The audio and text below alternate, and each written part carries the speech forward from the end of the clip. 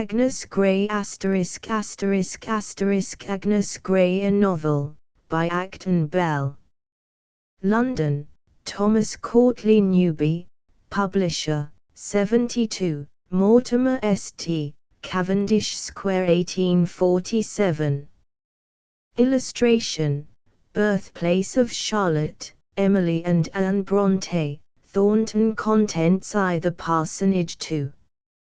First Lessons in the Art of Instruction 3. A few more lessons 4.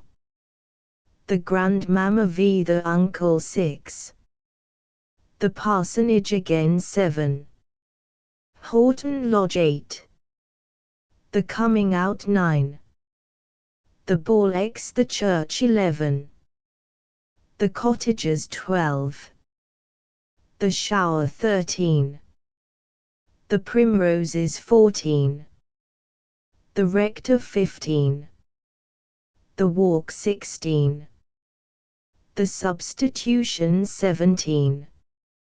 Confessions 18. Mirth and Mourning 19. The Letter XX. The Farewell XXI. The School XXII. The Visit 23. The Park XIV. The Sands XXV. Conclusion. Chapter I. The Parsonage. All true histories contain instruction, though, in some, the treasure may be hard to find, and when found, so trivial in quantity, that the dry, shriveled kernel scarcely compensates for the trouble of cracking the nut. Whether this be the case with my history or not, I am hardly competent to judge. I sometimes think it might prove useful to some, and entertaining to others, but the world may judge for itself. Shielded by my own obscurity, and by the lapse of years, and a few fictitious names, I do not fear to venture, and will candidly lay before the public what I would not disclose to the most intimate friend. My father was a clergyman of the north of England, who was deservedly respected by all who knew him, and, in his younger days, lived pretty comfortably on the joint income of a small incumbency and a snug little property of his own. My mother, who married him against the wishes of her friends, was a squire's daughter, and a woman of spirit. In vain it was represented to her, that if she became the poor parson's wife, she must relinquish her carriage and her lady's maid, and all the luxuries and elegancies of affluence, which to her were little less than the necessaries of life. A carriage and a lady's maid were great conveniences, but, thank heaven, she had feet to carry her, and hands to minister to her own necessities. An elegant house and spacious grounds were not to be despised, but she would rather live in a cottage with Richard Grey than in a palace with any other man in the world. Finding arguments of no avail, her father, at length, told the lovers they might marry if they pleased, but, in so doing, his daughter would forfeit every fraction of her fortune. He expected this would cool the ardor of both, but he was mistaken. My father knew too well my mother's superior worth not to be sensible that she was a valuable fortune in herself, and if she would but consent to embellish his humble hearth he should be happy to take her on any terms, while she, on her part, would rather labor with her own hands than be divided from the man she loved, whose happiness it would be her joy to make, and who was already one with her in heart and soul. So her fortune went to swell the purse of a wiser sister, who had married a rich nabob, and she, to the wonder and compassionate regret of all who knew her, went to bury herself in the homely village parsonage among the hills of. And yet, in spite of all this, and in spite of my mother's high spirit and my father's whims, I believe you might search all England through, and fail to find a happier couple.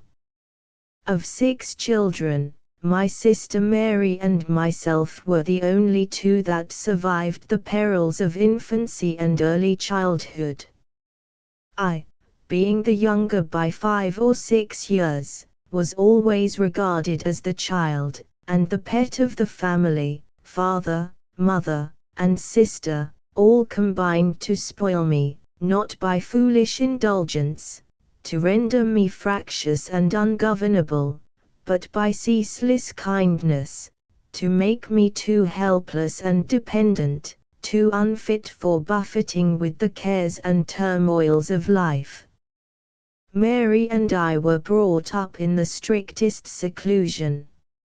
My mother, being at once highly accomplished, well informed, and fond of employment, took the whole charge of our education on herself, with the exception of Latin, which my father undertook to teach us, so that we never even went to school, and, as there was no society in the neighborhood, our only intercourse with the world consisted in a stately tea party, now and then, with the principal farmers and tradespeople of the vicinity, just to avoid being stigmatized as too proud to consort with our neighbors, and an annual visit to our paternal grandfathers, where himself, our kind grandmamma, a maiden aunt, and 2 or 3 elderly ladies and gentlemen, were the only persons we ever saw. Sometimes our mother would amuse us with stories and anecdotes of her younger days, which, while they entertained us amazingly, frequently awoke, in me, at least, a secret wish to see a little more of the world. I thought she must have been very happy, but she never seemed to regret past times. My father, however, whose temper was neither tranquil nor cheerful by nature, often unduly vexed himself with thinking of the sacrifices his dear wife had made for him, and troubled his head with revolving endless schemes for the augmentation of his little fortune, for her sake and ours. In vain my mother assured him she was quite satisfied, and if he would but lay by a little for the children, we should all have plenty, both for time present and to come, but saving was not my father's forte. He would not run in debt, at least, my mother took good care he should not, but while he had money he must spend it. He liked to see his house comfortable, and his wife and daughters well clothed, and well attended, and besides, he was charitably disposed, and liked to give to the poor, according to his means, or, as some might think, beyond them. At length, however, a kind friend suggested to him a means of doubling his private property at one stroke, and further increasing it, hereafter, to an untold amount.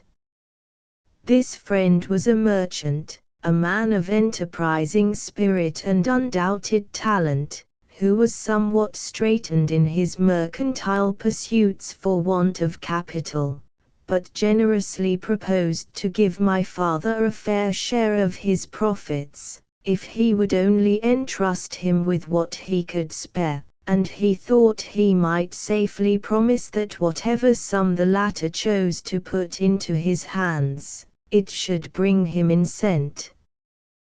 Per cent. The small patrimony was speedily sold, and the whole of its price was deposited in the hands of the friendly merchant, who as promptly proceeded to ship his cargo, and prepare for his voyage. My father was delighted, so were we all, with our brightening prospects.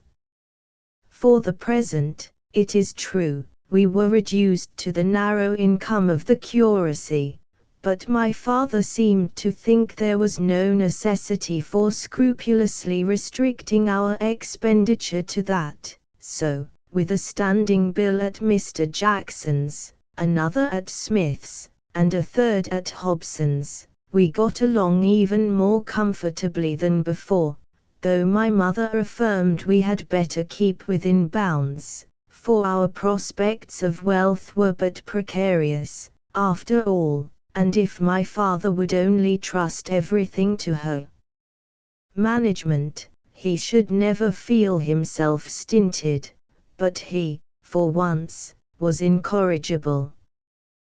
What happy hours Mary and I have passed while sitting at our work by the fire, or wandering on the heath-clad hills, or idling under the weeping birch, the only considerable tree in the garden, talking of future happiness to ourselves and our parents, of what we would do, and see, and possess, with no firmer foundation for our goodly superstructure than the riches that were expected to flow in upon us from the success of the worthy merchant's speculations. Our father was nearly as bad as ourselves, only that he affected not to be so much in earnest, expressing his bright hopes and sanguine expectations in jests and playful sallies, that always struck me as being exceedingly witty and pleasant.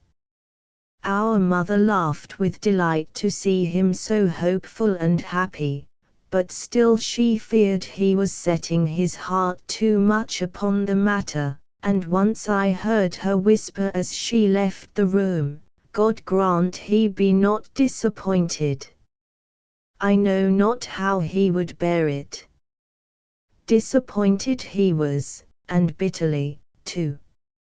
It came like a thunderclap on us all, that the vessel which contained our fortune had been wrecked, and gone to the bottom with all its stores, together with several of the crew, and the unfortunate merchant himself. I was grieved for him, I was grieved for the overthrow of all our air-built castles, but, with the elasticity of youth, I soon recovered the shock. The riches had charms, poverty had no terrors for an inexperienced girl like me. Indeed, to say the truth, there was something exhilarating in the idea of being driven to straits, and thrown upon our own resources. I only wished Papa, Mamma, and Mary were all of the same mind as myself, and then, instead of lamenting past calamities, we might all cheerfully set to work to remedy them, and the greater the difficulties, the harder our present privations, the greater should be our cheerfulness to endure the latter, and our vigor to contend against the former. Mary did not lament, but she brooded continually over the misfortune, and sank into a state of dejection from which no effort of mine could rouse her. I could not possibly bring her to regard the matter on its bright side as I did, and indeed I was so fearful of being charged with childish frivolity, or stupid insensibility, that I carefully kept most of my bright ideas and cheering notions to myself, well knowing they could not be appreciated. My mother thought only of consoling my father, and paying our debts and retrenching our expenditure by every available means, but my father was completely overwhelmed by the calamity. Health, strength, and spirits sank beneath the blow, and he never wholly recovered them. In vain my mother strove to cheer him, by appealing to his piety, to his courage, to his affection for herself and us.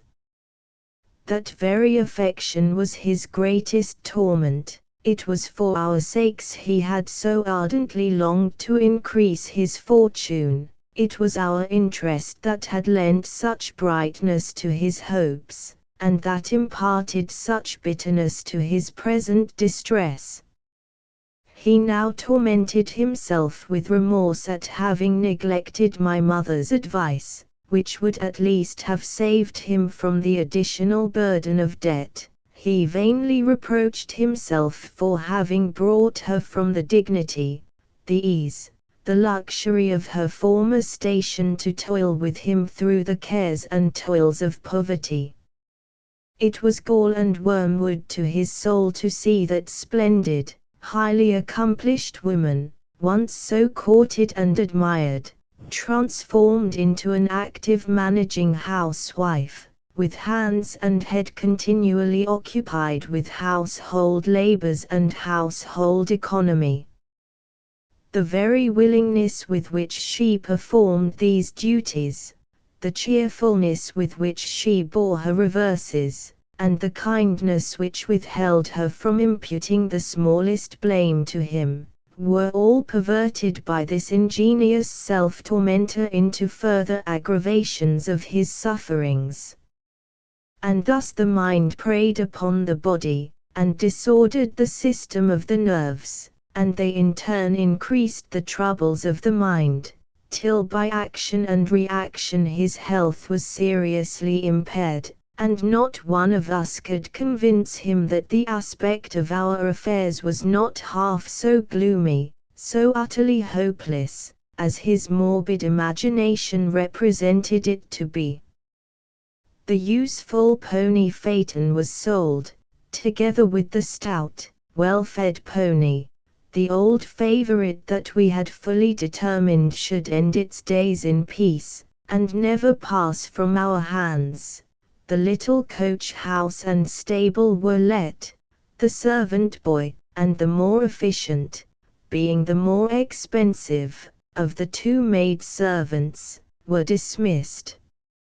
Our clothes were mended, turned, and donned to the utmost verge of decency. Our food, always plain, was now simplified to an unprecedented degree. Except my father's favorite dishes, our coals and candles were painfully economized, the pair of candles reduced to one, and that most sparingly used, the coals carefully husbanded in the half-empty grate, especially when my father was out on his parish duties, or confined to bed through illness. Then we sat with our feet on the fender, scraping the perishing embers together from time to time, and occasionally adding a slight scattering of the dust and fragments of coal, just to keep them alive. As for our carpets, they in time were worn threadbare, and patched and darned even to a greater extent than our garments. To save the expense of a gardener, Mary and I undertook to keep the garden in order, and all the cooking and household work that could not easily be managed by one servant girl, was done by my mother and sister, with a little occasional help from me, only a little, because, though a woman in my own estimation, I was still a child in theirs, and my mother, like most active, managing women, was not gifted with very active daughters, for this reason, that being so clever and diligent herself, she was never tempted to trust her affairs to a deputy, but, on the contrary, was willing to act and think for others as well as for number one, and whatever was the business in hand, she was apt to think that no one could do it so well as herself, so that whenever I offered to assist her, I received such an answer as, "No, love, you cannot indeed, there's nothing here you can do. Go and help your sister, or get her to take a walk with you. Tell her she must not sit so much, and stay so constantly in the house as she does, she may well look thin and dejected. Mary, Mama says I'm to help you, or get you to take a walk with me. She says you may well look thin and dejected, if you sit so constantly in the house. Help me you cannot, Agnes, and I cannot go out with you, I have far too much to do. Then let me help you. You cannot, indeed, dear child. Go and practice your music, or play with the kitten. There was always plenty of sewing on hand, but I had not been taught to cut out a single garment, and except plain hemming and seaming, there was little I could do, even in that line, for they both asserted that it was far easier to do the work themselves than to prepare it for me, and besides, they liked better to see me prosecuting my studies, or amusing myself. It was time enough for me to sit bending over my work, like a grave matron, when my favorite little pussy was become a steady old cat. Under such circumstances, although I was not many degrees more useful than the kitten, my idleness was not entirely without excuse. Through all our troubles, I never but once heard my mother complain of our want of money. As summer was coming on, she observed to Mary and me, "What a desirable thing it would be for your papa to spend a few weeks at a watering place. I am convinced the sea air and the change of scene would be of incalculable service to him. But then, you see, there's no money," she added, with a sigh. We both wished exceedingly that the thing might be done, and lamented greatly that it could not. "Well, well," said she, "it's no use complaining. Possibly something might be done to further the project after all. Mary, you are a beautiful drawer. What do you say to doing a few more pictures in your best style, and getting them framed, with the watercolored drawings you have already done, and trying to dispose of them to some liberal picture dealer, who has the sense to discern their merits? Mamma, I should be delighted if you think they could be sold, and for anything worthwhile. It's worthwhile trying, however, my dear.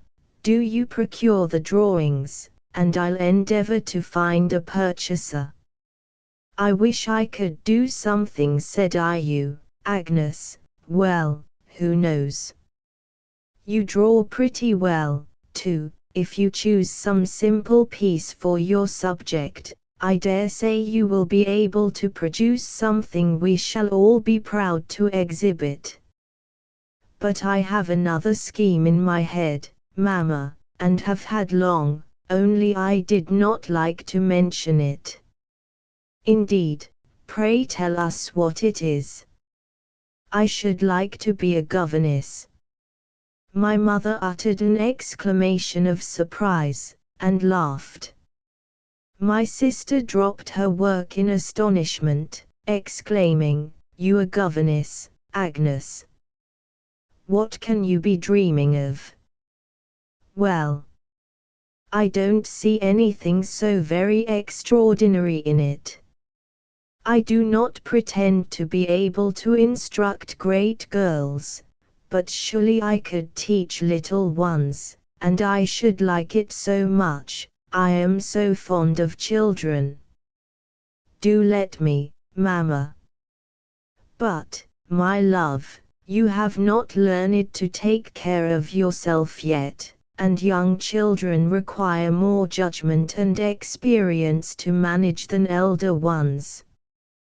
"But, Mamma, I am above 18, and quite able to take care of myself, and others too. You do not know half the wisdom and prudence I possess, because I have never been tried."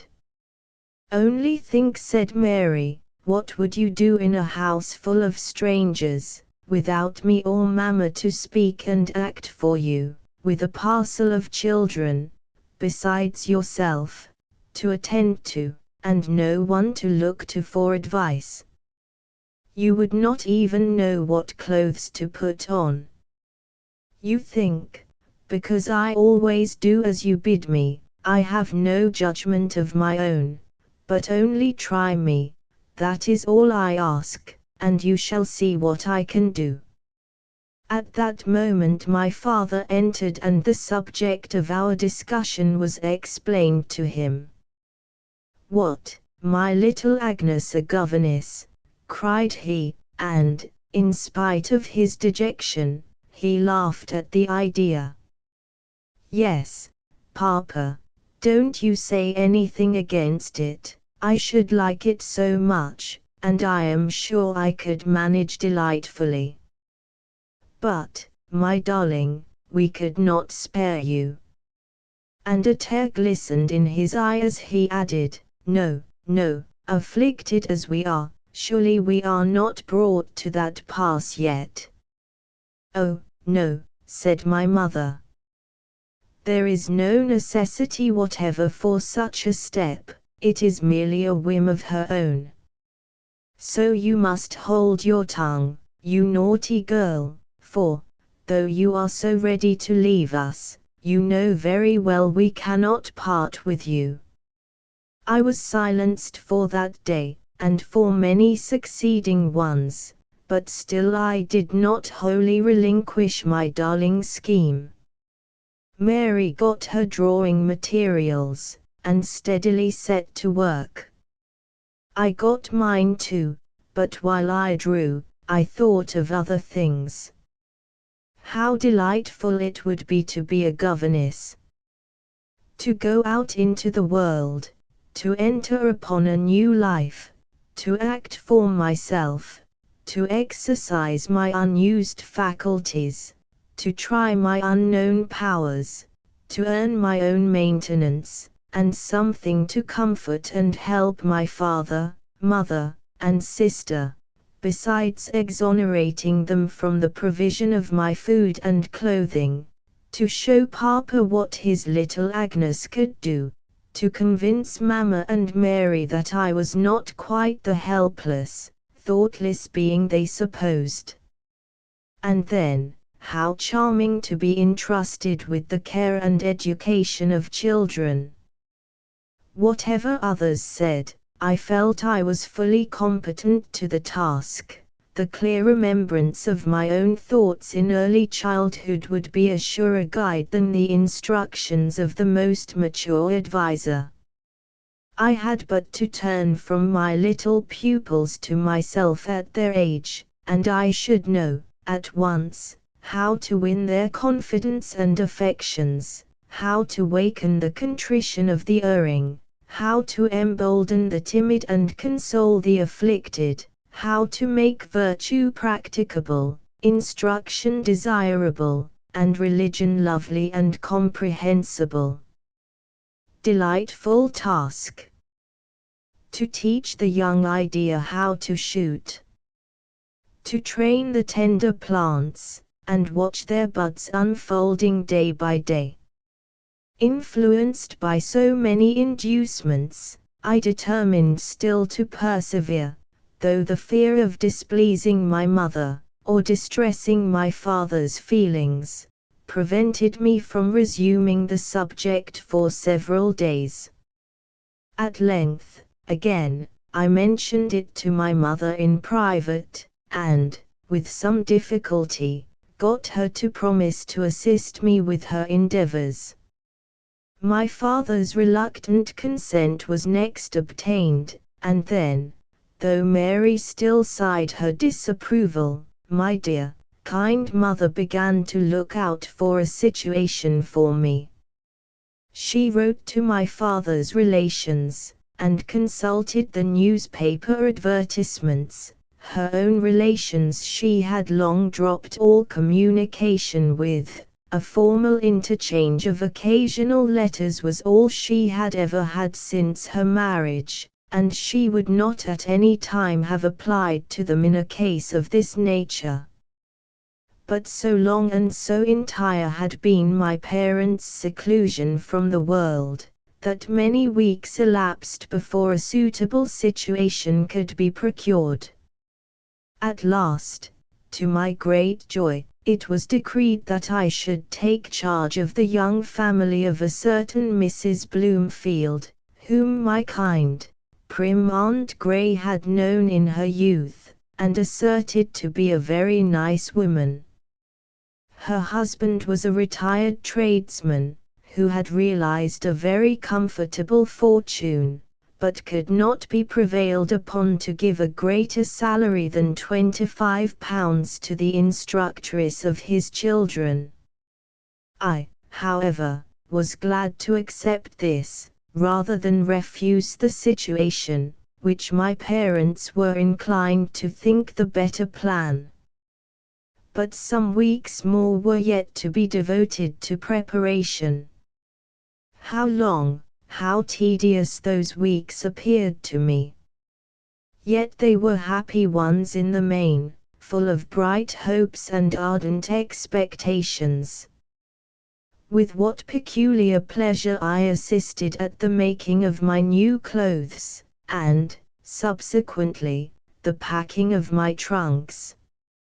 But there was a feeling of bitterness mingling with the latter occupation too, and when it was done, when all was ready for my departure on the morrow, and the last night at home approached, a sudden anguish seemed to swell my heart. My dear friends looked so sad, and spoke so very kindly, that I could scarcely keep my eyes from overflowing, but I still affected to be gay. I had taken my last ramble with Mary on the moors, my last walk in the garden, and round the house. I had fed, with her, our pet pigeons for the last time, the pretty creatures that we had tamed to peck their food from our hands. I had given a farewell stroke to all their silky backs as they crowded in my lap. I had tenderly kissed my own peculiar favorites, the pair of snow-white fantails. I had played my last tune on the old familiar piano, and sung my last song to Papa, not the last, I hoped, but the last for what appeared to me a very long time. And, perhaps, when I did these things again it would be with different feelings. Circumstances might be changed, and this house might never be my settled home again. My dear little friend, the kitten, would certainly be changed. She was already growing a fine cat, and when I returned, even for a hasty visit at Christmas, would, most likely, have forgotten both her playmate and her merry pranks. I had romped with her for the last time, and when I stroked her soft bright fur, while she lay purring herself to sleep in my lap, it was with a feeling of sadness I could not easily disguise.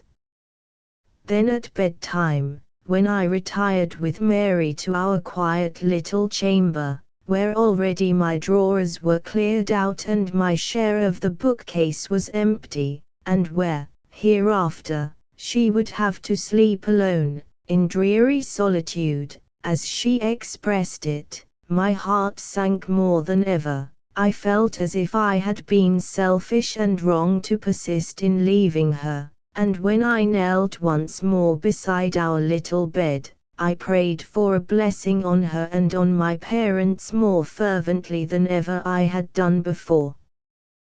To conceal my emotion, I buried my face in my hands, and they were presently bathed in tears.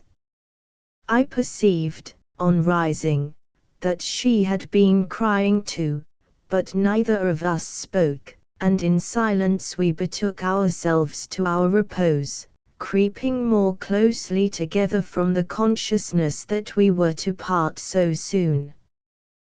But the morning brought a renewal of hope and spirits.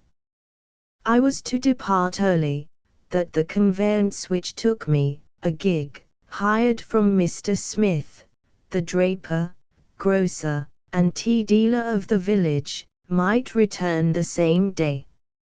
I rose, washed, dressed, swallowed a hasty breakfast, received the fond embraces of my father, mother, and sister, kissed the cat, to the great scandal of Sally, the maid, shook hands with her, mounted the gig, drew my veil over my face, and then, but not till then, burst into a flood of tears.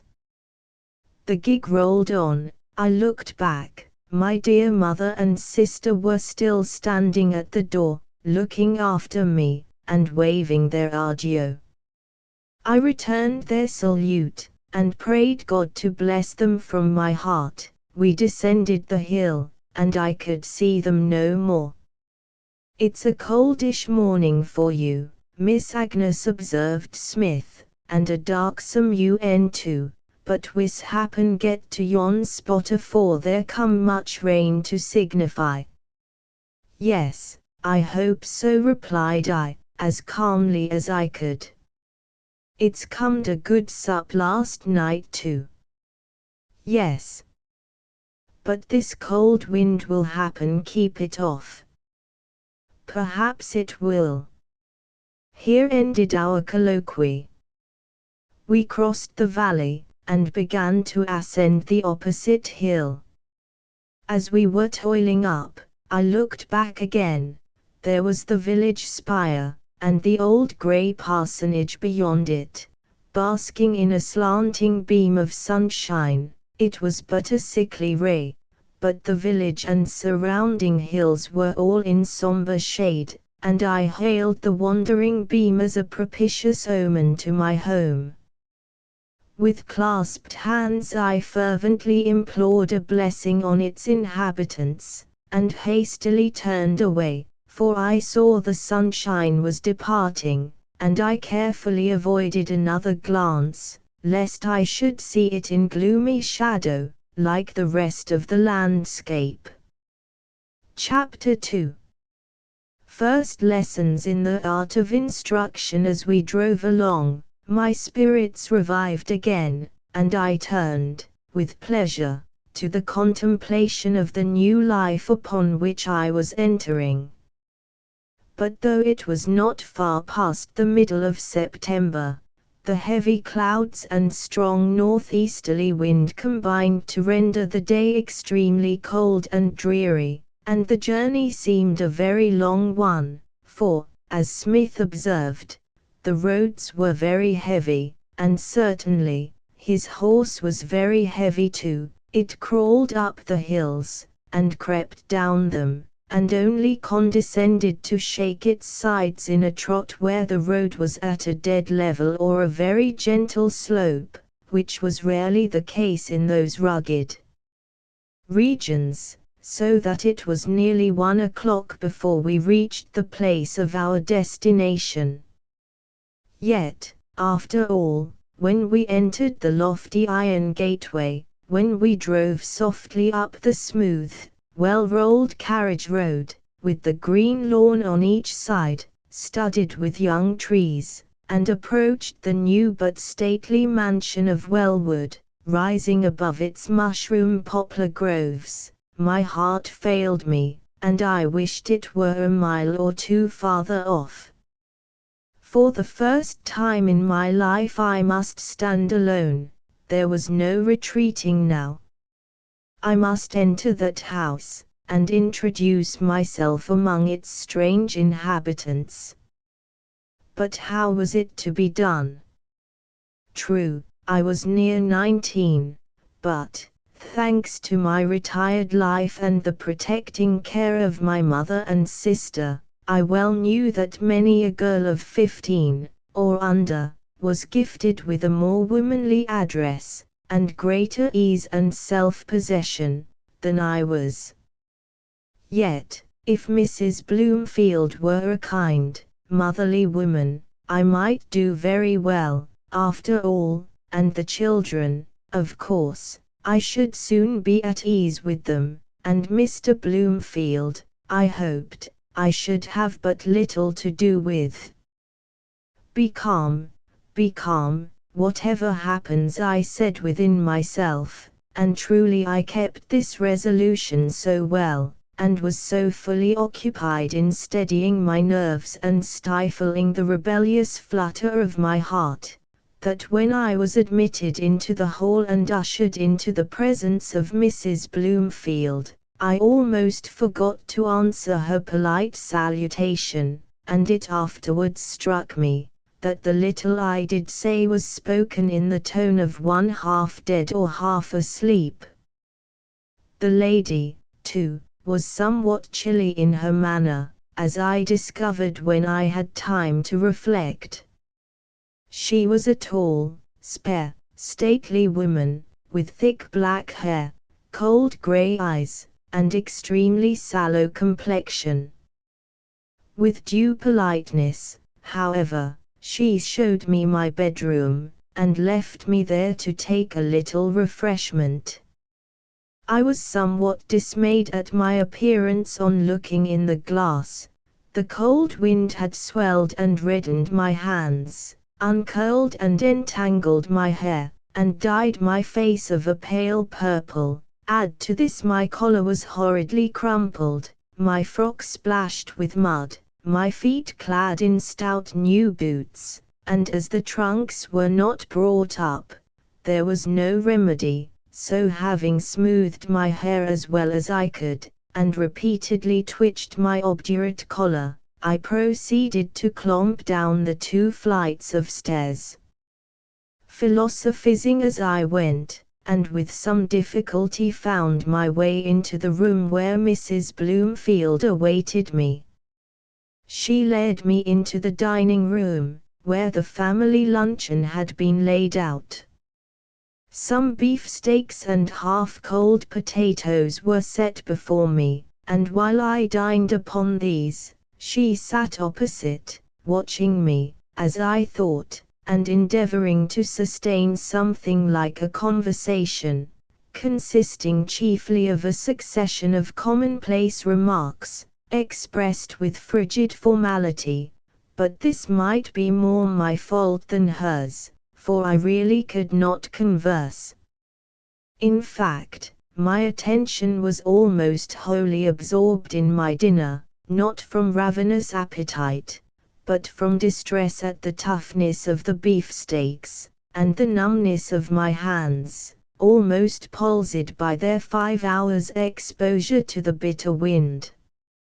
I would gladly have eaten the potatoes and let the meat alone, but having got a large piece of the latter onto my plate, I could not be so impolite as to leave it, so, after many awkward and unsuccessful attempts to cut it with the knife, or tear it with the fork, or pull it asunder between them, sensible that the awful lady was a spectator to the whole transaction, I at last desperately grasped the knife and fork in my fists, like a child of 2 years old, and fell to work with all the little strength I possessed. But this needed some apology. With a feeble attempt at a laugh, I said, "My hands are so benumbed with the cold that I can scarcely handle my knife and fork." "I dare say you would find it cold," replied she with a cool, immutable gravity that did not serve to reassure me. When the ceremony was concluded, she led me into the sitting room again, where she rang and sent for the children. "You will find them not very far advanced in their attainments," said she, "for I have had so little time to attend to their education myself, and we have thought them too young for a governess till now, but I think they are clever children, and very apt to learn, especially the little boy. He is, I think, the flower of the flock, a generous, noble-spirited boy, one to be led, but not driven, and remarkable for always speaking the truth. He seems to scorn deception. This was good news. His sister Mary Ann will require watching, continued she, but she is a very good girl upon the whole, though I wish her to be kept out of the nursery as much as possible, as she is now almost 6 years old, and might acquire bad habits from the nurses. I have ordered her crib to be placed in your room, and if you will be so kind as to overlook her washing and dressing, and take charge of her clothes, she need have nothing further to do with the nursery maid. I replied I was quite willing to do so, and at that moment my young pupils entered the apartment, with their 2 younger sisters. Master Tom Bloomfield was a well-grown boy of 7, with a somewhat wiry frame, flaxen hair, blue eyes, small turned-up nose, and fair complexion. Mary Ann was a tall girl too, somewhat dark like her mother, but with a round full face and a high color in her cheeks. The second sister was Fanny, a very pretty little girl. Mrs. Bloomfield assured me she was a remarkably gentle child, and required encouragement. She had not learned anything yet, but in a few days, she would be 4 years old, and then she might take her first lesson in the alphabet, and be promoted to the schoolroom. The remaining one was Harriet, a little broad, fat, merry, playful thing of scarcely 2, that I coveted more than all the rest, but with her I had nothing to do. I talked to my little pupils as well as I could, and tried to render myself agreeable, but with little success I fear, for their mother's presence kept me under an unpleasant restraint. They, however, were remarkably free from shyness. They seemed bold, lively children, and I hoped I should soon be on friendly terms with them, the little boy especially, of whom I had heard such a favorable character from his mamma. In Mary Ann there was a certain affected simper, and a craving for notice, that I was sorry to observe. But her brother claimed all my attention to himself. He stood bolt upright between me and the fire, with his hands behind his back, talking away like an orator, occasionally interrupting his discourse with a sharp reproof to his sisters when they made too much noise. "Oh, Tom, what a darling you are!" exclaimed his mother. "Come and kiss dear mamma, and then won't you show Miss Gray your schoolroom, and your nice new books?" "I won't kiss you, mamma, but I will show Miss Gray my schoolroom, and my new books." "And my schoolroom, and my new books," Tom said Mary Ann. "They're mine too." "They're mine," replied he decisively. "Come along, Miss Gray, I'll escort you." When the room and books had been shown, with some bickerings between the brother and sister that I did my utmost to appease or mitigate, Mary Ann brought me her doll, and began to be very loquacious on the subject of its fine clothes, its bed, its chest of drawers, and other appurtenances.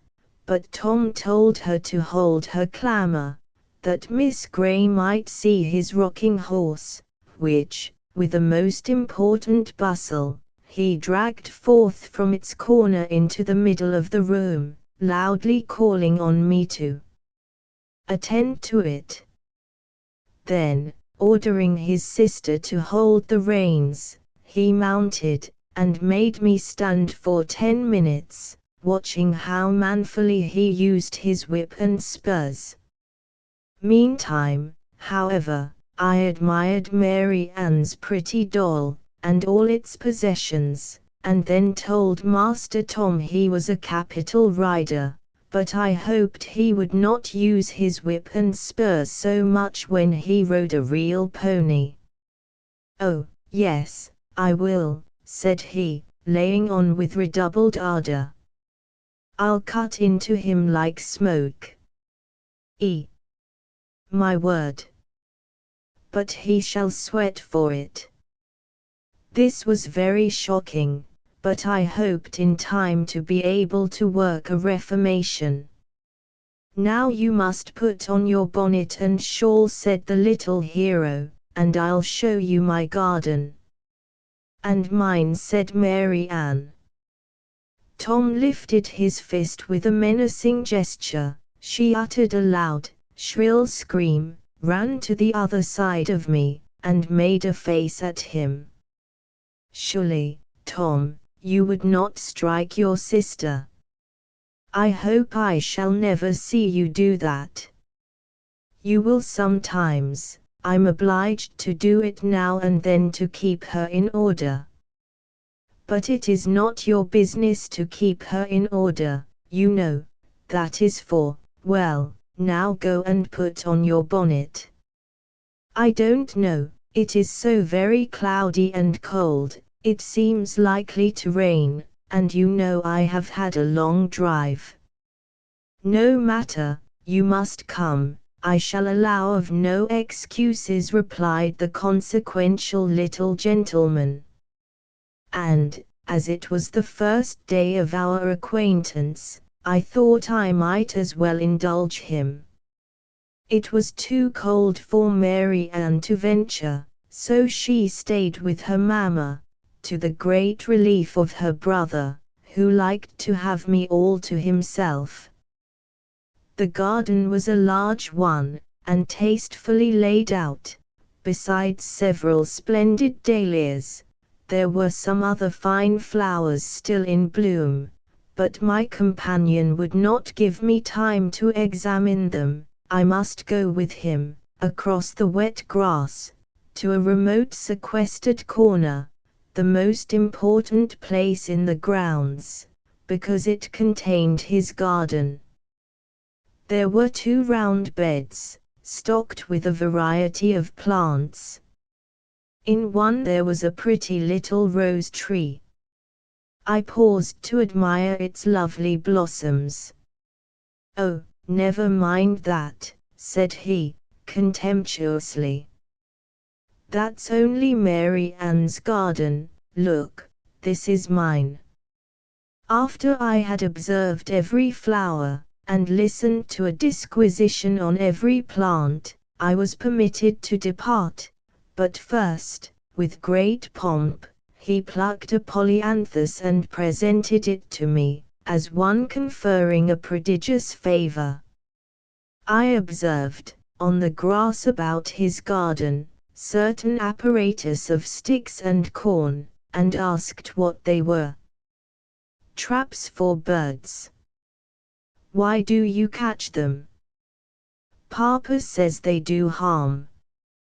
"And what do you do with them when you catch them?" "Different things.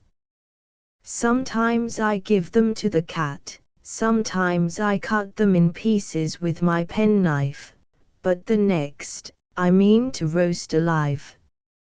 "And why do you mean to do such a horrible thing?" "For 2 reasons. First, to see how long it will live, and then, to see what it will taste like." "But don't you know it is extremely wicked to do such things?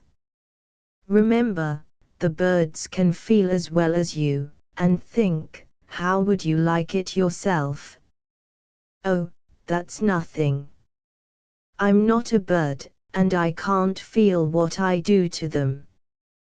"But you will have to feel it some time, Tom. You have heard where wicked people go to when they die, and if you don't leave off torturing innocent birds, remember, you will have to go there, and suffer just what you have made them suffer." "Oh, pooh! I shan't. Papa knows how I treat them, and he never blames me for it. He says it is just what he used to do when he was a boy. Last summer, he gave me a nest full of young sparrows, and he saw me pulling off their legs and wings, and heads, and never said anything, except that they were nasty things, and I must not let them soil my trousers, and Uncle Robson was there too, and he laughed, and said I was a fine boy. But what would your mamma say? Oh, she doesn't care. She says it's a pity to kill the pretty singing birds, but the naughty sparrows, and mice, and rats, I may do what I like with.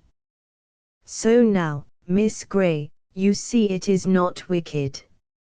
I still think it is, Tom, and perhaps your papa and mamma would think so too, if they thought much about it. However, I internally added, they may say what they please, but I am determined you shall do nothing of the kind, as long as I have power to prevent it. He next took me across the lawn to see his mole traps, and then into the stackyard to see his weasel traps, one of which, to his great joy, contained a dead weasel, and then into the stable to see, not the fine carriage horses, but a little rough colt, which he informed me had been bred on purpose for him, and he was to ride it as soon as it was properly trained. I tried to amuse the little fellow, and listened to all his chatter as complacently as I could, for I thought if he had any affections at all, I would endeavor to win them, and then, in time, I might be able to show him the error of his ways. But I looked in vain for that generous, noble spirit his mother talked of, though I could see he was not without a certain degree of quickness and penetration, when he chose to exert it. When we re-entered the house it was nearly tea time. Master Tom told me that, as Papa was from home, he and I and Mary Ann were to have tea with Mamma, for a treat, for, on such occasions, she always dined at luncheon time with them, instead of at 6 o'clock. Soon after tea, Mary Ann went to bed, but Tom favored us with his company and conversation till 8. After he was gone, Mrs. Bloomfield further enlightened me on the subject of her children's dispositions and acquirements, and on what they were to learn, and how they were to be managed, and cautioned me to mention their defects to no one but herself. My mother had warned me before to mention them as little as possible to her, for people did not like to be told of their children's faults, and so I concluded I was to keep silence on them altogether.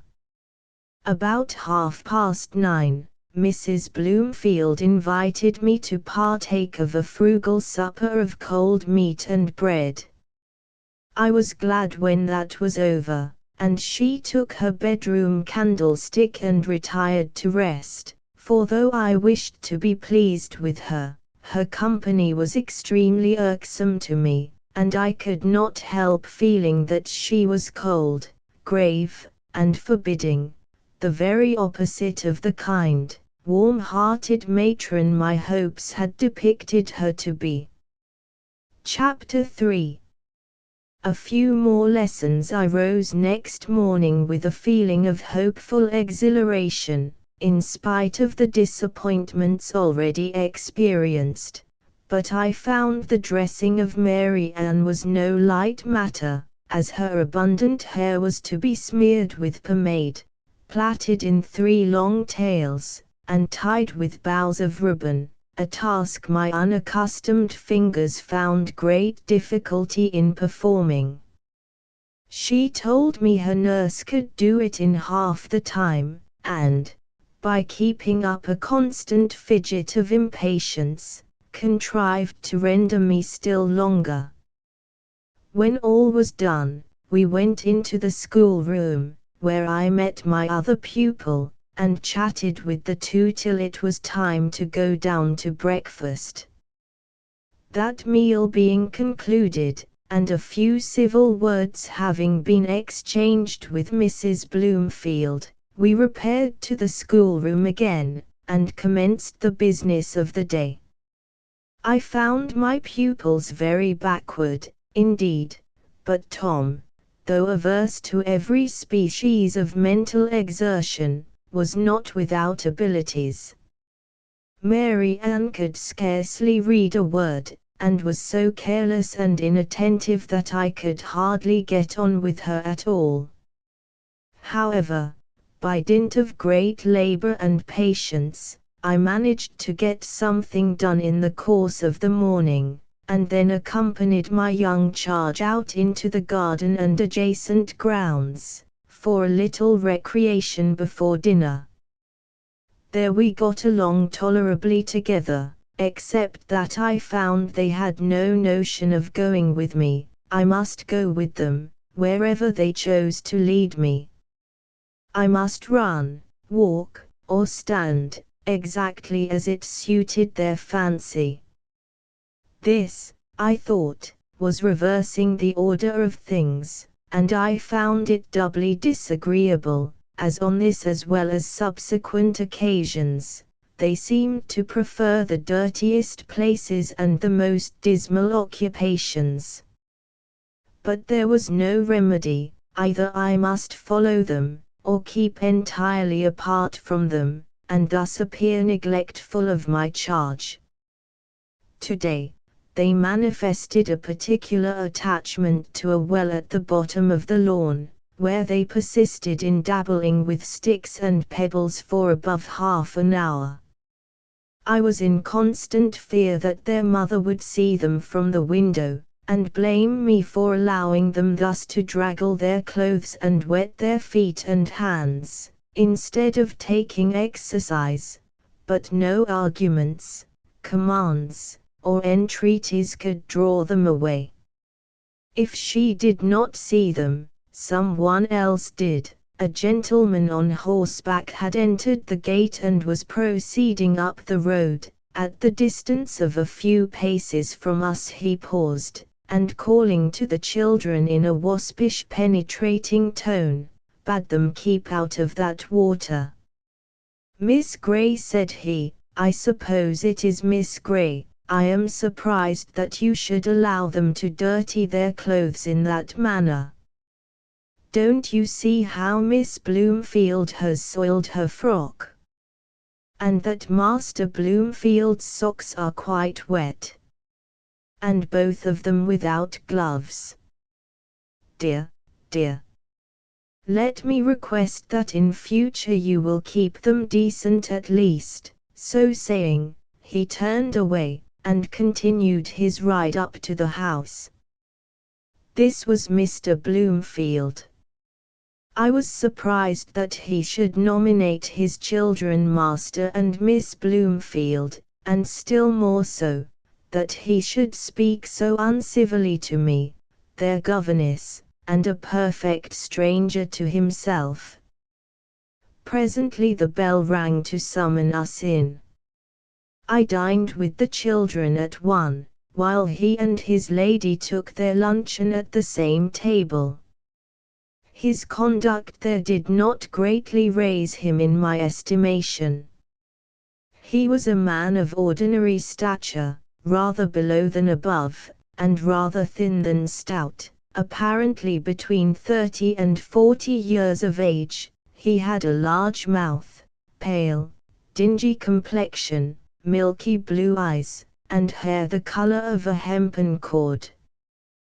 There was a roast leg of mutton before him. He helped Mrs. Bloomfield, the children, and me, desiring me to cut up the children's meat. Then, after twisting about the mutton in various directions, and eyeing it from different points, he pronounced it not fit to be eaten, and called for the cold beef. "What is the matter with the mutton, my dear?" asked his mate. "It is quite overdone. Don't you taste, Mrs. Bloomfield, that all the goodness is roasted out of it? And can't you see that all that nice, red gravy is completely dried away? Well, I think the beef will suit you." The beef was set before him, and he began to carve, but with the most rueful expressions of discontent. "What is the matter with the beef, Mr. Bloomfield? I'm sure I thought it was very nice." And so it was very nice. "A nicer joint could not be, but it is quite spoiled," replied he, dolefully. "How so? How so?" "Why, don't you see how it is cut? Dear, dear. It is quite shocking.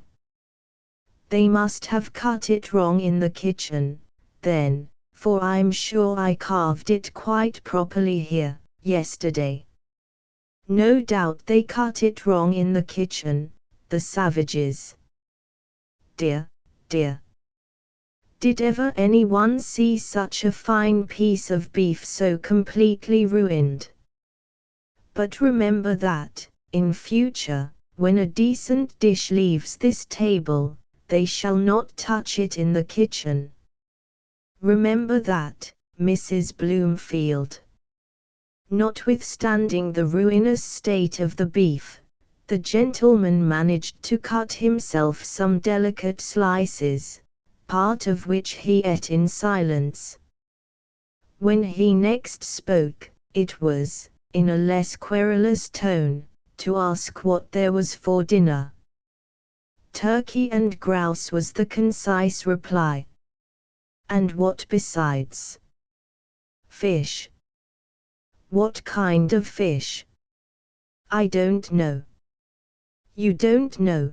cried he, looking solemnly up from his plate, and suspending his knife and fork in astonishment. "No, I told the cook to get some fish, I did not particularize what." "Well, that beats everything. A lady professes to keep house, and doesn't even know what fish is for dinner. Professes to order fish, and doesn't specify what. Perhaps, Mr. Bloomfield, you will order dinner yourself in future." Nothing more was said, and I was very glad to get out of the room with my pupils, for I never felt so ashamed and uncomfortable in my life for anything that was not my own fault. In the afternoon we applied to lessons again, then went out again, then had tea in the schoolroom, then I dressed Mary Ann for dessert, and when she and her brother had gone down to the dining room, I took the opportunity of beginning a letter to my dear friends at home, but the children came up before I had half completed it.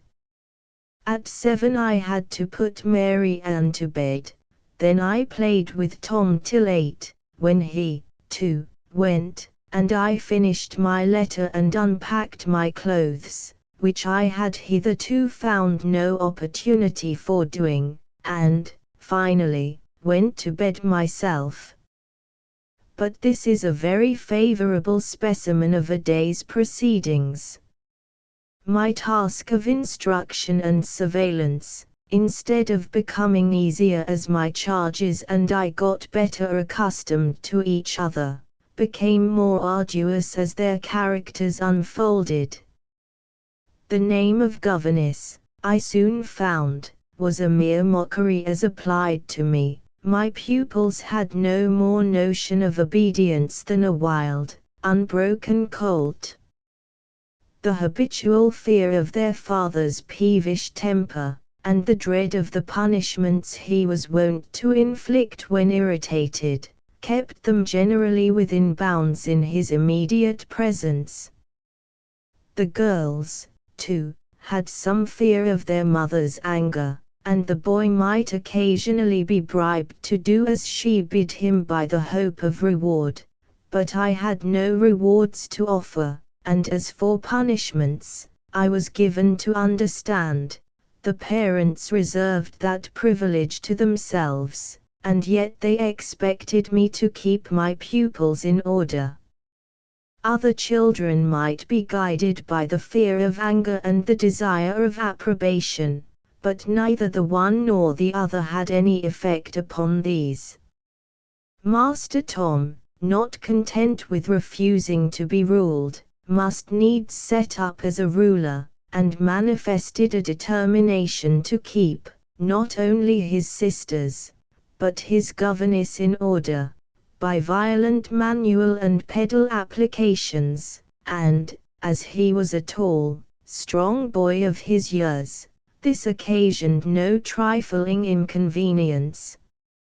A few sound boxes on the ear, on such occasions, might have settled the matter easily enough, but as, in that case, he might make up some story to his mother which she would be sure to believe, as she had such unshaken faith in his veracity, though I had already discovered it to be by no means unimpeachable, I determined to refrain from striking him, even in self-defense, and, in his most violent moods, my only resource was to throw him on his back and hold his hands and feet till the frenzy was somewhat abated.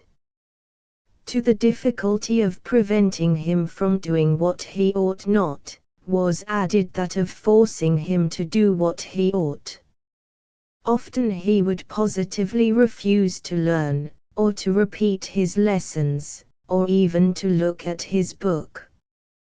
Here, again, a good birch rod might have been serviceable, but, as my powers were so limited, I must make the best use of what I had.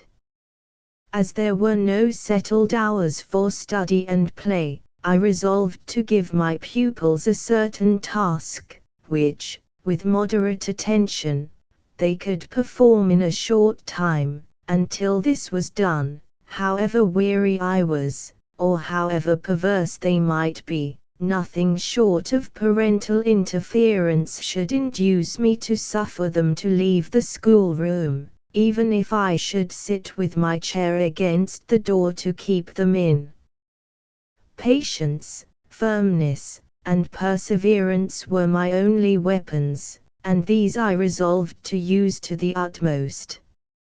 I determined always strictly to fulfill the threats and promises I made, and, to that end, I must be cautious to threaten and promise nothing that I could not perform. Then, I would carefully refrain from all useless irritability and indulgence of my own ill temper. When they behaved tolerably, I would be as kind and obliging as it was in my power to be, in order to make the widest possible distinction between good and bad conduct. I would reason with them, too, in the simplest and most effective manner. When I reproved them, or refused to gratify their wishes, after a glaring fault, it should be more in sorrow than in anger. Their little hymns and prayers I would make plain and clear to their understanding. When they said their prayers at night and asked pardon for their offenses, I would remind them of the sins of the past day, solemnly, but in perfect kindness, to avoid raising a spirit of opposition. Penitential hymns should be said by the naughty, cheerful ones by the comparatively good. And every kind of instruction I would convey to them, as much as possible, by entertaining discourse, apparently with no other object than their present amusement in view. By these means I hoped in time both to benefit the children and to gain the approbation of their parents, and also to convince my friends at home that I was not so wanting in skill and prudence as they supposed. I knew the difficulties I had to contend with were great, but I knew, at least I believed, unremitting patience and perseverance could overcome them, and night and morning I implored divine assistance to this end.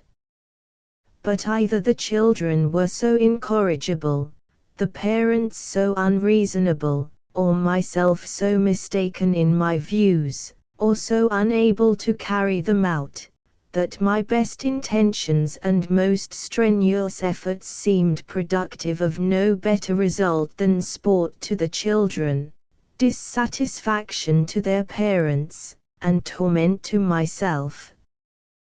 The task of instruction was as arduous for the body as the mind.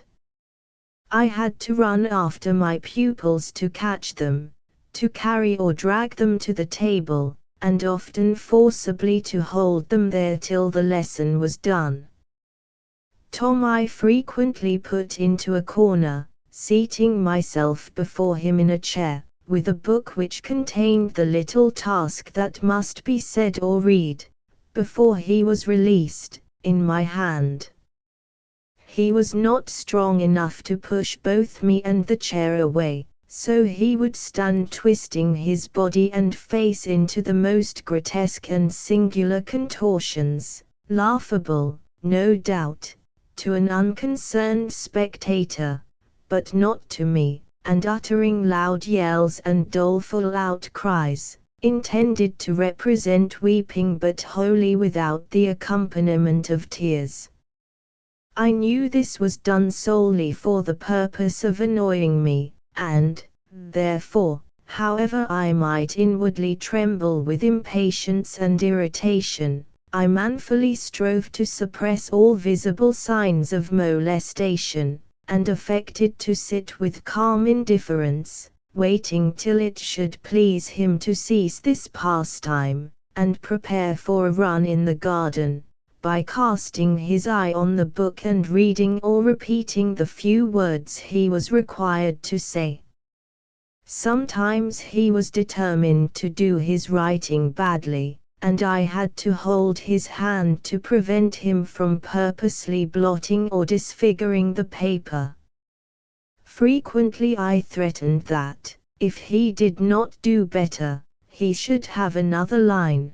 Then he would stubbornly refuse to write this line, and I, to save my word, had finally to resort to the expedient of holding his fingers upon the pen, and forcibly drawing his hand up and down, till, in spite of his resistance, the line was in some sort completed. Yet Tom was by no means the most unmanageable of my pupils. Sometimes, to my great joy, he would have the sense to see that his wisest policy was to finish his tasks, and go out and amuse himself till I and his sisters came to join him, which frequently was not at all, for Mary Ann seldom followed his example in this particular. She apparently preferred rolling on the floor to any other amusement. Down she would drop like a leaden weight, and when I, with great difficulty, had succeeded in rooting her thence, I had still to hold her up with one arm, while with the other I held the book from which she was to read or spell her lesson. As the dead weight of the big girl of 6 became too heavy for one arm to bear, I transferred it to the other, or, if both were weary of the burden, I carried her into a corner, and told her she might come out when she should find the use of her feet, and stand up, but she generally preferred lying there like a log till dinner or tea time, when, as I could not deprive her of her meals, she must be liberated, and would come crawling out with a grin of triumph on her round, red face. Often she would stubbornly refuse to pronounce some particular word in her lesson, and now I regret the lost labor I have had in striving to conquer her obstinacy. If I had passed it over as a matter of no consequence, It would have been better for both parties than vainly striving to overcome it as I did, but I thought it my absolute duty to crush this vicious tendency in the bud, and so it was. If I could have done it, and had my powers been less limited, I might have enforced obedience, but, as it was a trial of strength between her and me, in which she generally came off victorious, and every victory served to encourage and strengthen her for a future contest. In vain I argued, coaxed, entreated, threatened, scolded. In vain I kept her in from play, or, if obliged to take her out, refused to play with her, or to speak kindly or have anything to do with her. In vain I tried to set before her the advantages of doing as she was bid, and being loved, and kindly treated in consequence, and the disadvantages of persisting in her absurd perversity. Sometimes, when she would ask me to do something for her, I would answer, "Yes, I will, Mary Ann, if you will only say that word." Come.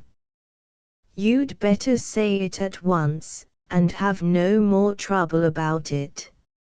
No, then, of course, I can do nothing for you. With me, at her age, or under, neglect and disgrace were the most dreadful of punishments, but on her they made no impression.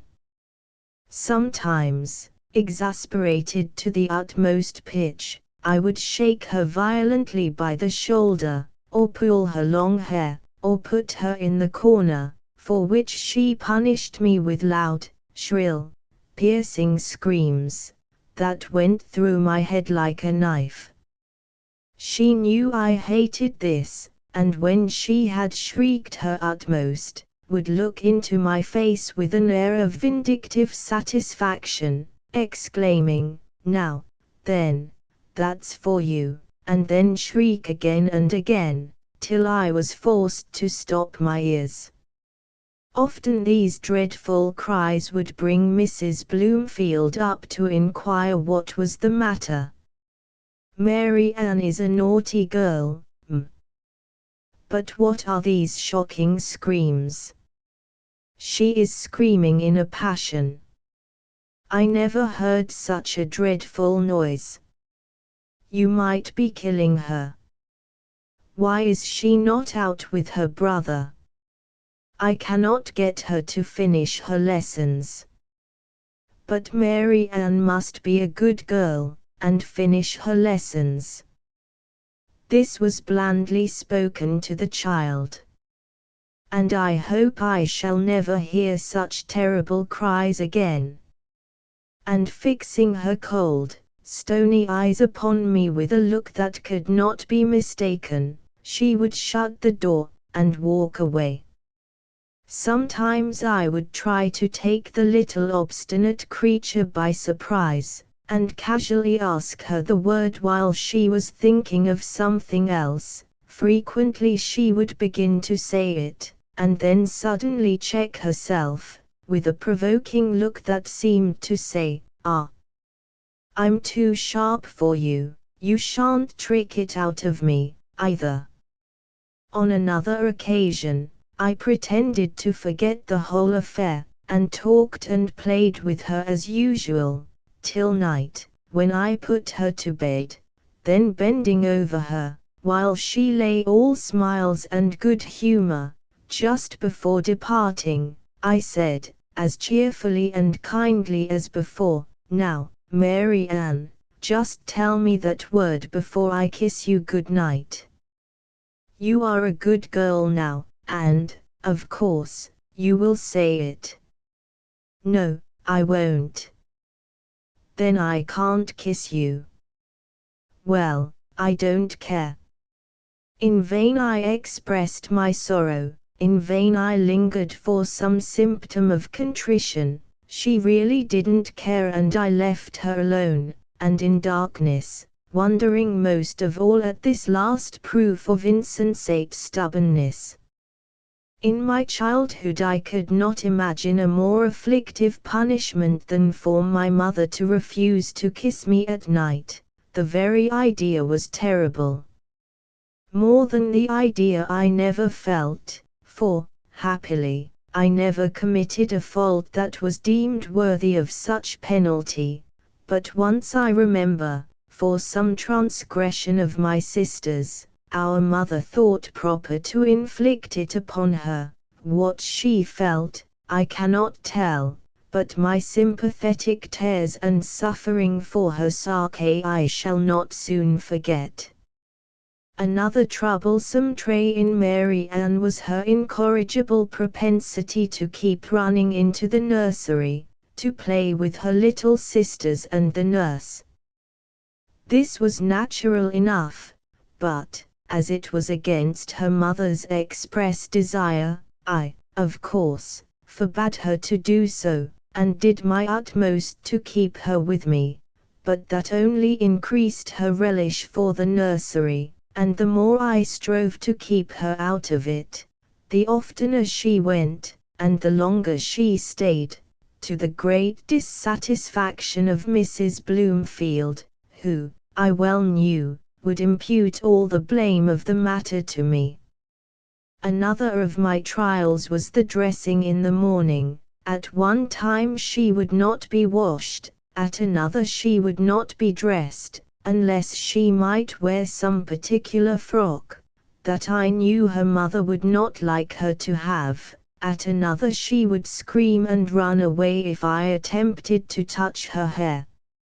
So that, frequently, when, after much trouble and toil, I had, at length, succeeded in bringing her down, the breakfast was nearly half over, and black looks from Mamma and testy observations from Papa spoken at me, if not to me, were sure to be my meed, for few things irritated the latter so much as want of punctuality at meal times. Then, among the minor annoyances, was my inability to satisfy Mrs. Bloomfield with her daughter's dress, and the child's hair was never fit to be seen. Sometimes, as a powerful reproach to me, she would perform the office of tire-woman herself, and then complain bitterly of the trouble it gave her.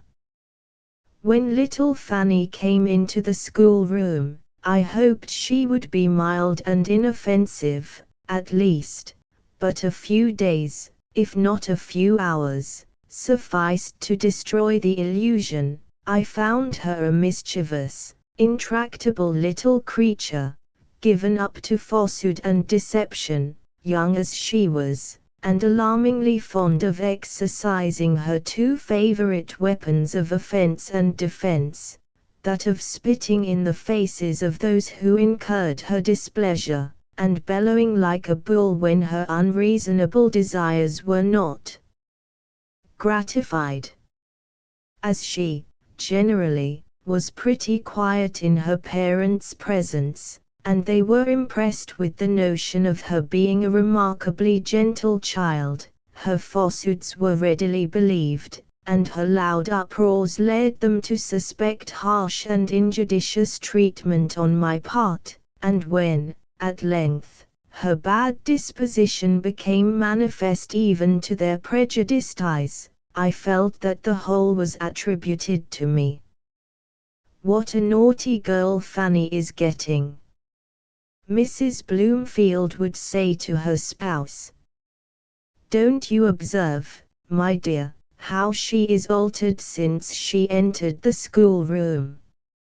She will soon be as bad as the other two, and, I am sorry to say, they have quite deteriorated of late."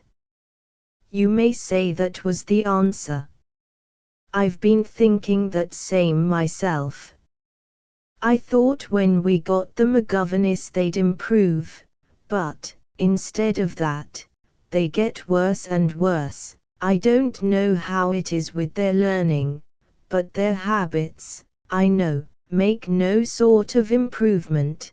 They get rougher, and dirtier, and more unseemly every day.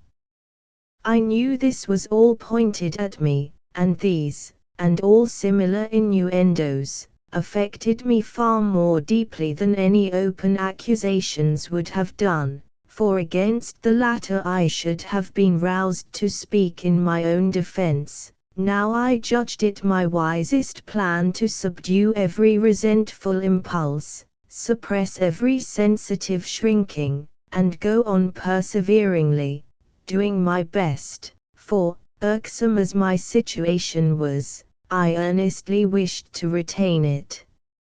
I thought, if I could struggle on with unremitting firmness and integrity, the children would in time become more humanized. Every month would contribute to make them some little wiser, and, consequently, more manageable, for a child of 9 or 10 as frantic and ungovernable as these at 6 and 7 would be a maniac.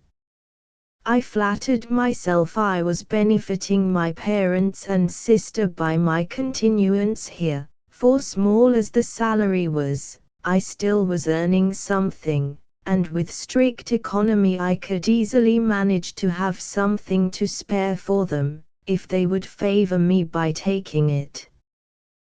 Then it was by my own will that I had got the place. I had brought all this tribulation on myself, and I was determined to bear it. Nay, more than that, I did not even regret the step I had taken. I longed to show my friends that, even now, I was competent to undertake the charge, and able to acquit myself honorably to the end, and if ever I felt it degrading to submit so quietly, or intolerable to toil so constantly, I would turn towards my home, and say within myself, they may crush, but they shall not subdue me. 'Tis of thee that I think, not of them. About Christmas I was allowed to visit home, but my holiday was only of a fortnight's duration, for said Mrs. Bloomfield, I thought, as you had seen your friends so lately, you would not care for a longer stay. I left her to think so still, but she little knew how long, how wearisome those 14 weeks of absence had been to me, how intensely I had longed for my holidays, how greatly I was disappointed at their curtailment. Yet she was not to blame in this. I had never told her my feelings, and she could not be expected to divine them. I had not been with her a full term, and she was justified in not allowing me a full vacation. Chapter 4. The Grandmamma. I spare my readers the account of my delight on coming home, my happiness while there, enjoying a brief space of rest and liberty in that dear, familiar place, among the loving and the loved, and my sorrow on being obliged to bid them, once more, a long adieu. I returned, however, with unabated vigor to my work, a more arduous task than anyone can imagine, who has not felt something like the misery of being charged with the care and direction of a set of mischievous, turbulent rebels, whom his utmost exertions cannot bind to their duty, while, at the same time, he is responsible for their conduct to a higher power, who exacts from him what cannot be achieved without the aid of the superior's more potent authority, which, either from indolence, or the fear of becoming unpopular with the said rebellious gang, the latter refuses to give. I can conceive few situations more harassing than that wherein, however you may long for success, however you may labor to fulfill your duty, your efforts are baffled and set at naught by those beneath you, and unjustly censured and misjudged by those above. I have not enumerated half the vexatious propensities of my pupils, or half the troubles resulting from my heavy responsibilities, for fear of trespassing too much upon the reader's patience, as, perhaps, I have already done. But my design in writing the few last pages was not to amuse, but to benefit those whom it might concern. He that has no interest in such matters will doubtless have skipped them over with a cursory glance, and, perhaps, a malediction against the prolixity of the writer. But if a parent has, therefrom, gathered any useful hint, or an unfortunate governess received thereby the slightest benefit, I am well rewarded for my pains. To avoid trouble and confusion, I have taken my pupils one by one, and discussed their various qualities, but this can give no adequate idea of being worried by the whole three together, when, as was often the case, all were determined to be naughty, and to tease Miss Gray, and put her in a passion. Sometimes, on such occasions, the thought has suddenly occurred to me, if they could see me now, meaning, of course, my friends at home, and the idea of how they would pity me has made me pity myself, so greatly that I have had the utmost difficulty to restrain my tears, but I have restrained them, till my little tormentors were gone to dessert, or cleared off to bed, my only prospects of deliverance, and then, in all the bliss of solitude, I have given myself up to the luxury of an unrestricted burst of weeping. But this was a weakness I did not often indulge. My employments were too numerous, my leisure moments too precious, to admit of much time being given to fruitless lamentations.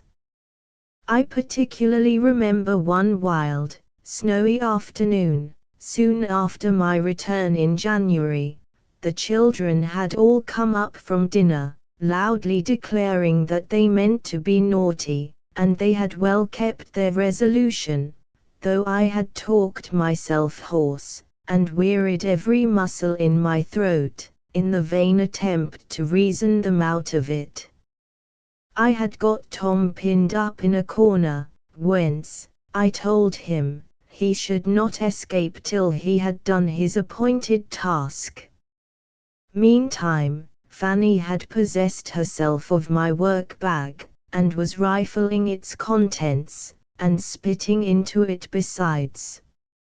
I told her to let it alone, but to no purpose, of course. "Burn it, Fanny," cried Tom, and this command she hastened to obey. I sprang to snatch it from the fire, and Tom darted to the door.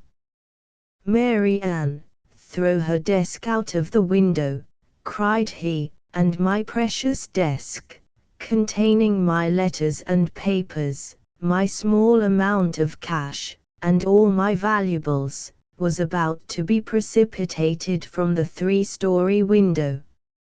I flew to rescue it. Meanwhile Tom had left the room, and was rushing down the stairs, followed by Fanny. Having secured my desk, I ran to catch them, and Mary Ann came scampering after. All three escaped me, and ran out of the house into the garden, where they plunged about in the snow, shouting and screaming in exultant glee. What must I do? If I followed them, I should probably be unable to capture one, and only drive them farther away. If I did not, how was I to get them in? And what would their parents think of me, if they saw or heard the children rioting, hatless, bonnetless, gloveless, and bootless, in the deep soft snow? While I stood in this perplexity, just without the door, trying, by grim looks and angry words, to awe them into subjection, I heard a voice behind me, in harshly piercing tones, exclaiming, "Miss Grey! Is it possible? What, in the devil's name, can you be thinking about?" "I can't get them in, sir," said I, turning round, and beholding Mr. Bloomfield, with his hair on end, and his pale blue eyes bolting from their sockets. "But I insist upon their being got in," cried he, approaching nearer, and looking perfectly ferocious. "Then, sir, you must call them yourself, if you please, for they won't listen to me," I replied, stepping back. "Come in with you, you filthy brats, or I'll horsewhip you every one," roared he, and the children instantly obeyed. "There, you see, they come at the first word."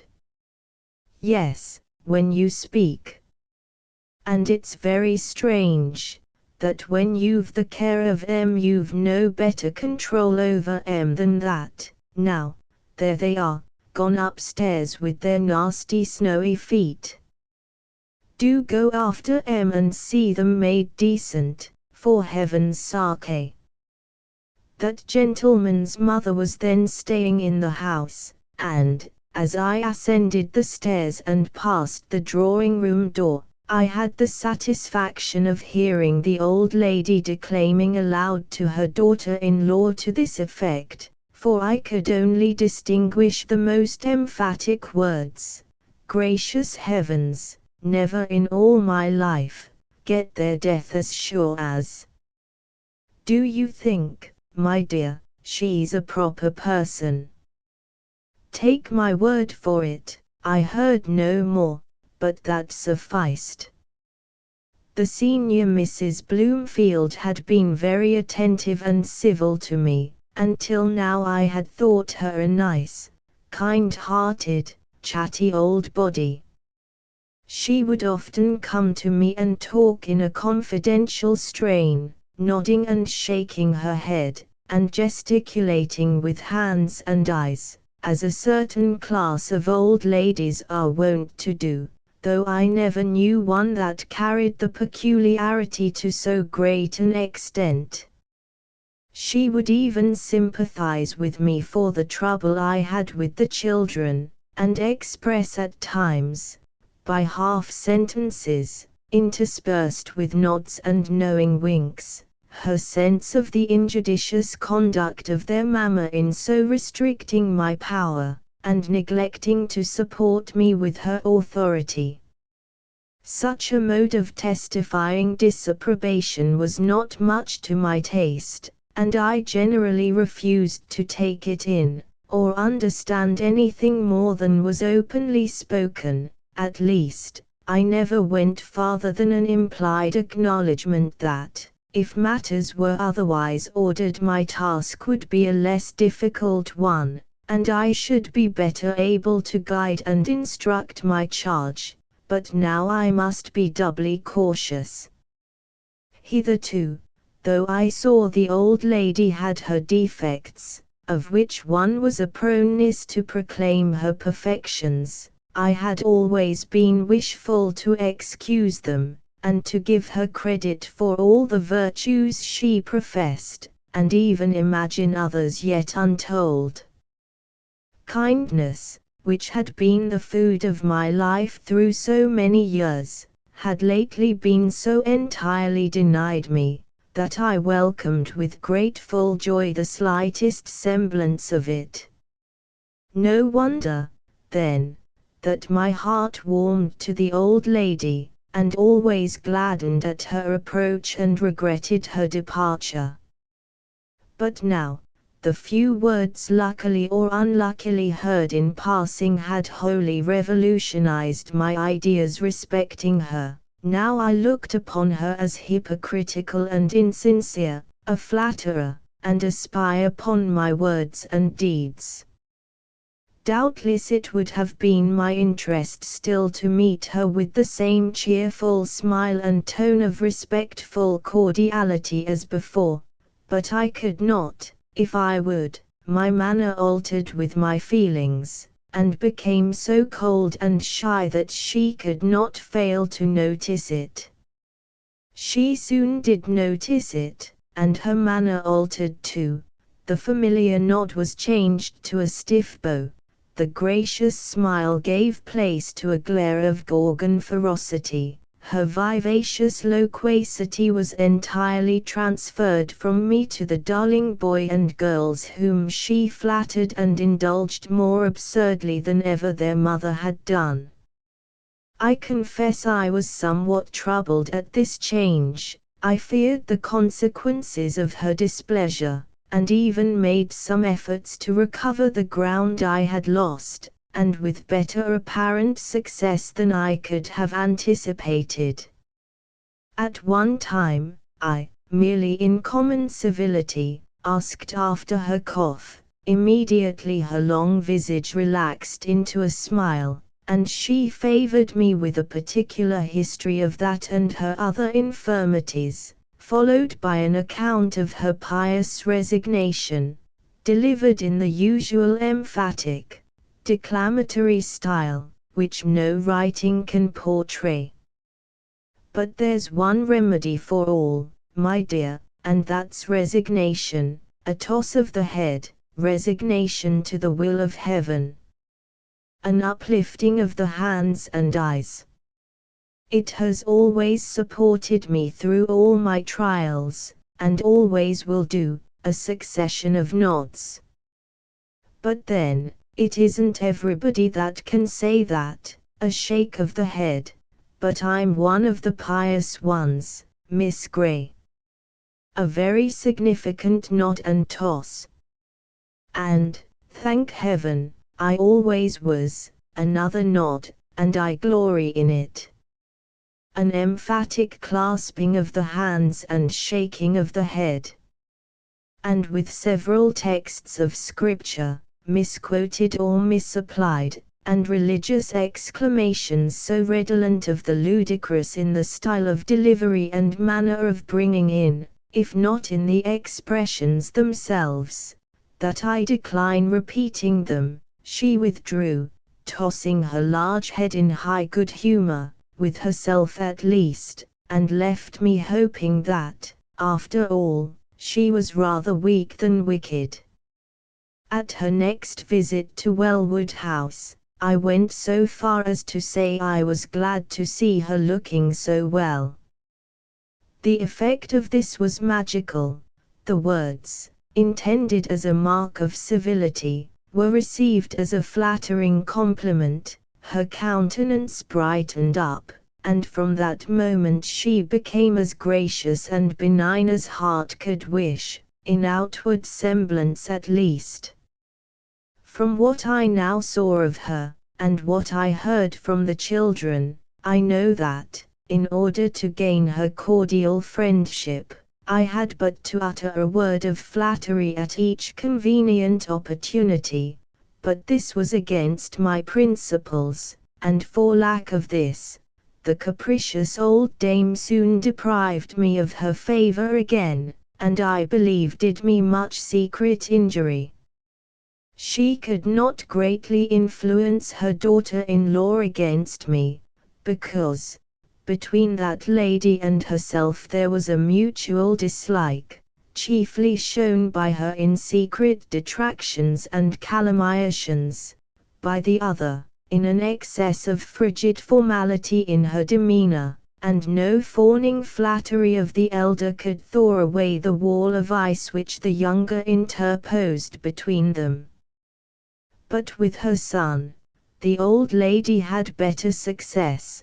He would listen to all she had to say, provided she could soothe his fretful temper, and refrain from irritating him by her own asperities, and I have reason to believe that she considerably strengthened his prejudice against me.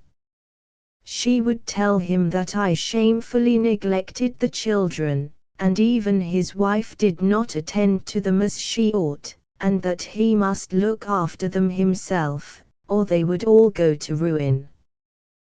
Thus urged, he would frequently give himself the trouble of watching them from the windows during their play. At times, he would follow them through the grounds, and too often came suddenly upon them while they were dabbling in the forbidden well, talking to the coachman in the stables, or reveling in the filth of the farmyard, and I, meanwhile, wearily standing by, having previously exhausted my energy in vain attempts to get them away. Often, too, he would unexpectedly pop his head into the schoolroom while the young people were at meals, and find them spilling their milk over the table and themselves, plunging their fingers into their own or each other's mugs, or quarreling over their victuals like a set of tiger's cubs.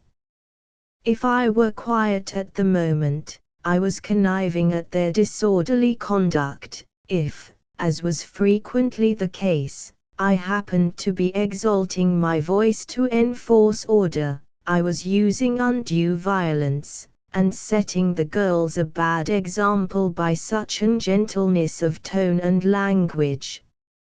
I remember one afternoon in spring, when, owing to the rain, they could not go out, but, by some amazing good fortune, they had all finished their lessons, and yet abstained from running down to tease their parents, a trick that annoyed me greatly, but which, on rainy days, I seldom could prevent their doing, because, below, they found novelty and amusement, especially when visitors were in the house, and their mother, though she bid me keep them in the schoolroom, would never chide them for leaving it, or trouble herself to send them back.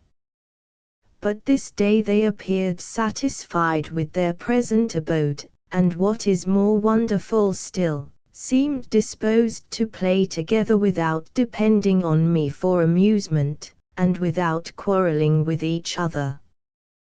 Their occupation was a somewhat puzzling one. They were all squatted together on the floor by the window, over a heap of broken toys and a quantity of birds' eggs, or rather eggshells, for the contents had luckily been abstracted.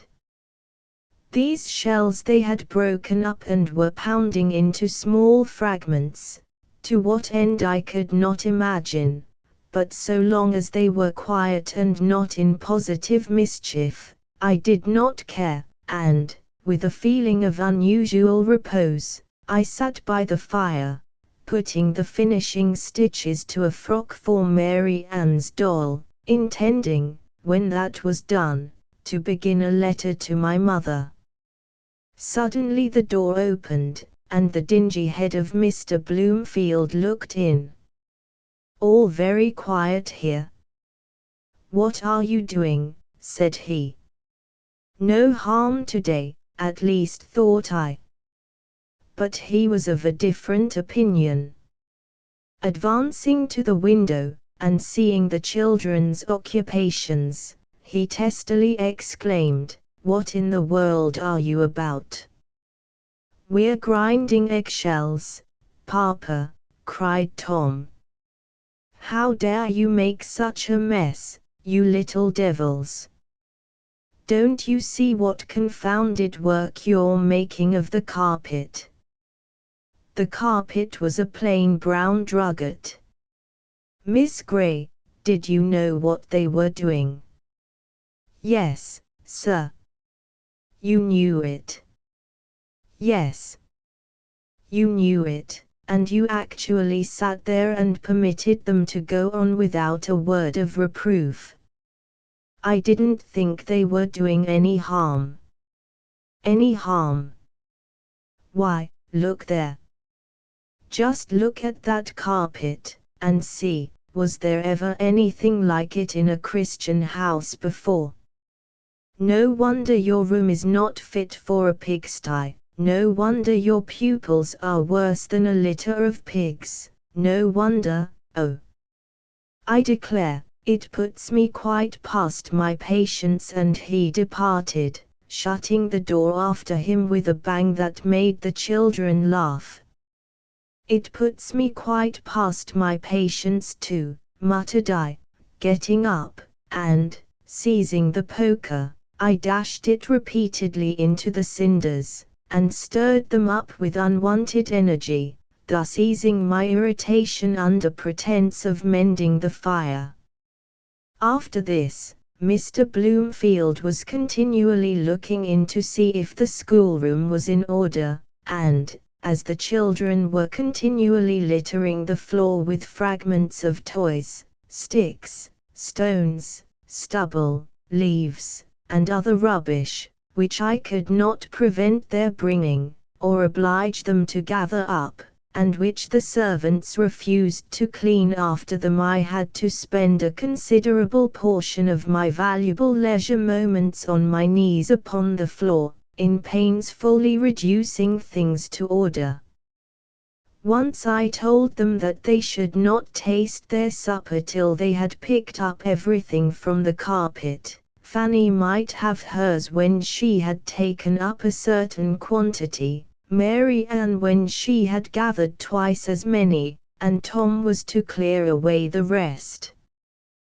Wonderful to state, the girls did their part, but Tom was in such a fury that he flew upon the table, scattered the bread and milk about the floor, struck his sisters, kicked the coals out of the coal pan, attempted to overthrow the table and chairs, and seemed inclined to make a Douglas larder of the whole contents of the room. But I seized upon him, and, sending Mary Ann to call her mamma, held him, in spite of kicks, blows, yells, and execrations, till Mrs. Bloomfield made her appearance. "What is the matter with my boy?" said she. And when the matter was explained to her, all she did was to send for the nursery maid to put the room in order, and bring Master Bloomfield his supper. "There now," cried Tom, triumphantly, looking up from his viands with his mouth almost too full for speech. "There now, Miss Gray, you see I've got my supper in spite of you, and I haven't picked up a single thing." The only person in the house who had any real sympathy for me was the nurse, for she had suffered like afflictions, though in a smaller degree, as she had not the task of teaching, nor was she so responsible for the conduct of her charge. "Oh, Miss Gray," she would say, "you have some trouble with them childer." "I have, indeed, Betty, and I dare say you know what it is." I do so. But I don't vex myself or as you do. And then, you see, I hit a slap sometimes, and them little uns, I gives a good whipping now and then. There's nothing else will do for as what they say. Howsoever, I've lost my place for it. Have you, Betty? I heard you were going to leave. Bless you, yes. Mrs. gave me warning 3 weeks in. She told me afore Christmas how it mud be, if I hit again, but I couldn't hold my hand off at nothing. I know not how you do, for Miss Mary Ann's worse by the half nor her sisters. Chapter V. The uncle. Besides the old lady, there was another relative of the family, whose visits were a great annoyance to me. This was Uncle Robson, Mrs. Bloomfield's brother, a tall, self-sufficient fellow, with dark hair and sallow complexion like his sister, a nose that seemed to disdain the earth, and little grey eyes, frequently half closed, with a mixture of real stupidity and affected contempt of all surrounding objects. He was a thick-set, strongly-built man, but he had found some means of compressing his waist into a remarkably small compass, and that, together with the unnatural stillness of his form, showed that the lofty-minded, manly Mr. Robson, the scorner of the female sex, was not above the foppery of stays. He seldom deigned to notice me, and, when he did, it was with a certain supercilious insolence of tone and manner that convinced me he was no gentleman, though it was intended to have a contrary effect. But it was not for that I disliked his coming, so much as for the harm he did the children, encouraging all their evil propensities, and undoing in a few minutes the little good it had taken me months of labor to achieve. Fanny and little Harriet he seldom condescended to notice, but Mary Ann was something of a favorite. He was continually encouraging her tendency to affectation, which I had done my utmost to crush, talking about her pretty face, and filling her head with all manner of conceited notions concerning her personal appearance, which I had instructed her to regard as dust in the balance compared with the cultivation of her mind and manners, and I never saw a child so susceptible of flattery as she was. Whatever was wrong, in either her or her brother, he would encourage by laughing at, if not by actually praising. People little know the injury they do to children by laughing at their faults, and making a pleasant jest of what their true friends have endeavored to teach them to hold in grave abhorrence.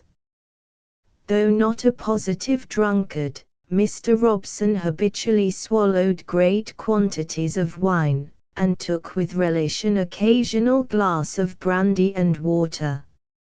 He taught his nephew to imitate him in this to the utmost of his ability, and to believe that the more wine and spirits he could take, and the better he liked them, the more he manifested his bold and manly spirit, and rose superior to his sisters.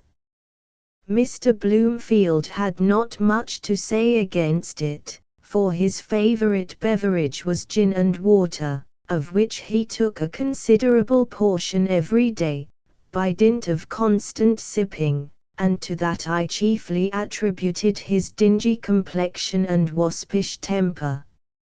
Mr. Robson likewise encouraged Tom's propensity to persecute the lower creation, both by precept and example. As he frequently came to course or shoot over his brother-in-law's grounds, he would bring his favorite dogs with him, and he treated them so brutally that, poor as I was, I would have given a sovereign any day to see one of them bite him, provided the animal could have done it with impunity. Sometimes, when in a very complacent mood, he would go bird's nesting with the children, a thing that irritated and annoyed me exceedingly, as, by frequent and persevering attempts, I flattered myself I had partly shown them the evil of this pastime, and hoped, in time, to bring them to some general sense of justice and humanity. But 10 minutes bird's nesting with Uncle Robson, or even a laugh from him at some relation of their former barbarities, was sufficient at once to destroy the effect of my whole elaborate course of reasoning and persuasion. Happily, however, during that spring, they never, but once, got anything but empty nests, or eggs, being too impatient to leave them till the birds were hatched.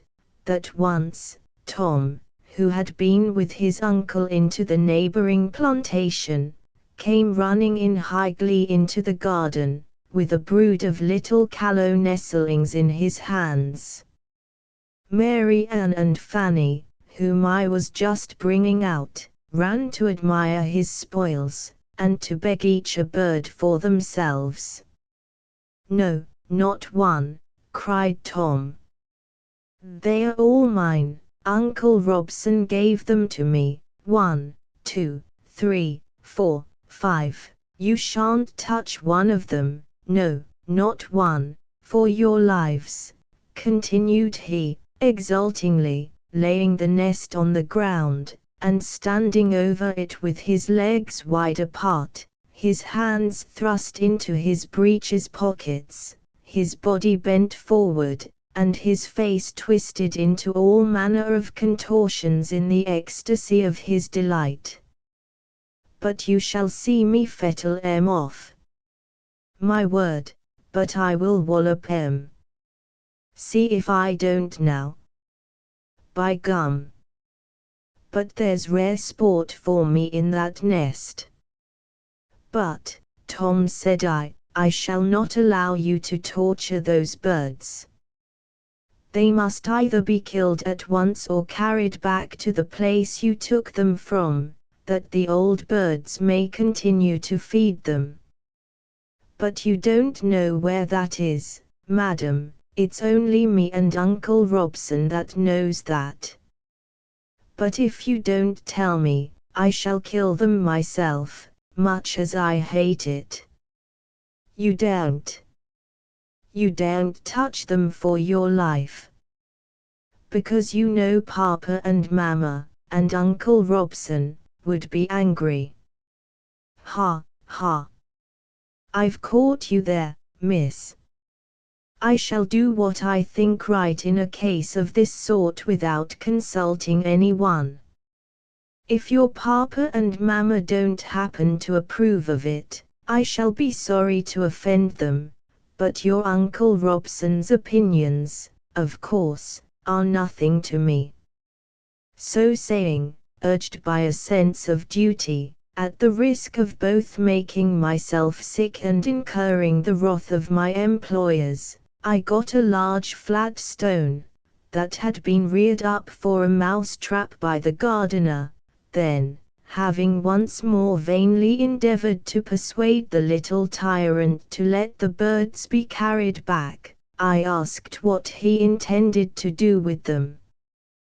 With fiendish glee he commenced a list of torments, and while he was busied in the relation, I dropped the stone upon his intended victims and crushed them flat beneath it.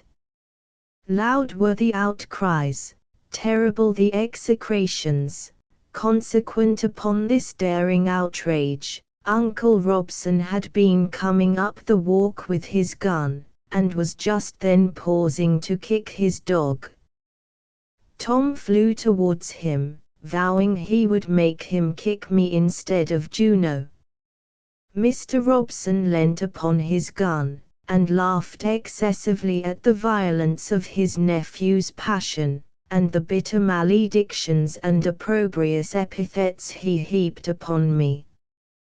"Well, you are a good UN," exclaimed he, at length, taking up his weapon and proceeding towards the house. "Damn, but the lad has some spunk in him, too. Curse me, if ever I saw a nobler little scoundrel than that. He's beyond petticoat government already, by God.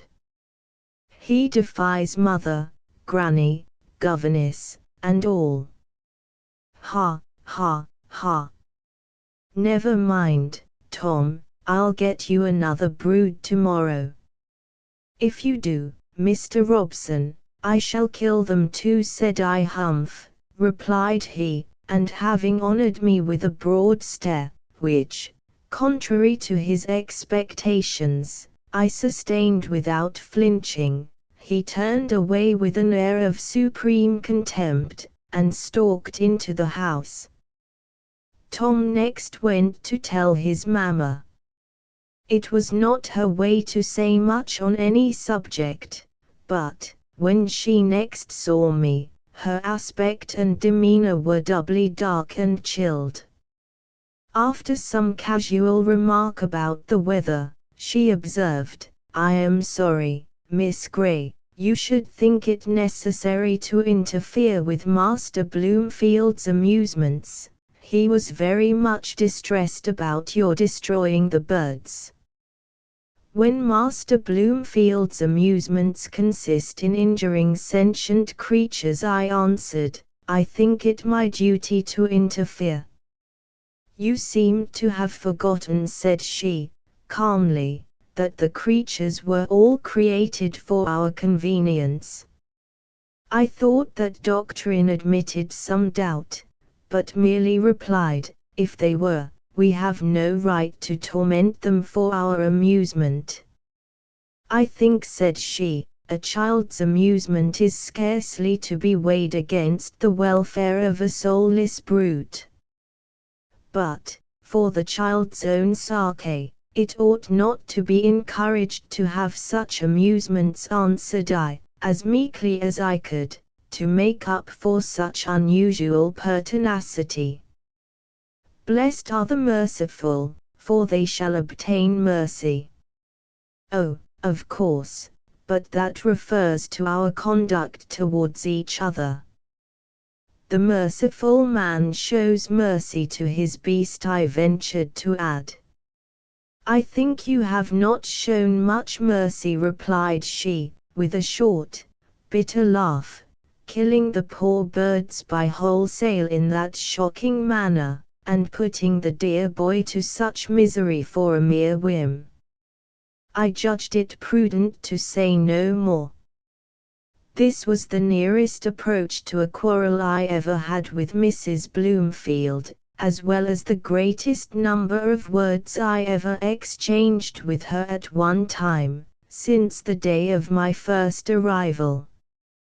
But Mr. Robson and old Mrs. Bloomfield were not the only guests whose coming to Wellwood House annoyed me. Every visitor disturbed me more or less, not so much because they neglected me, though I did feel their conduct strange and disagreeable in that respect, as because I found it impossible to keep my pupils away from them, as I was repeatedly desired to do.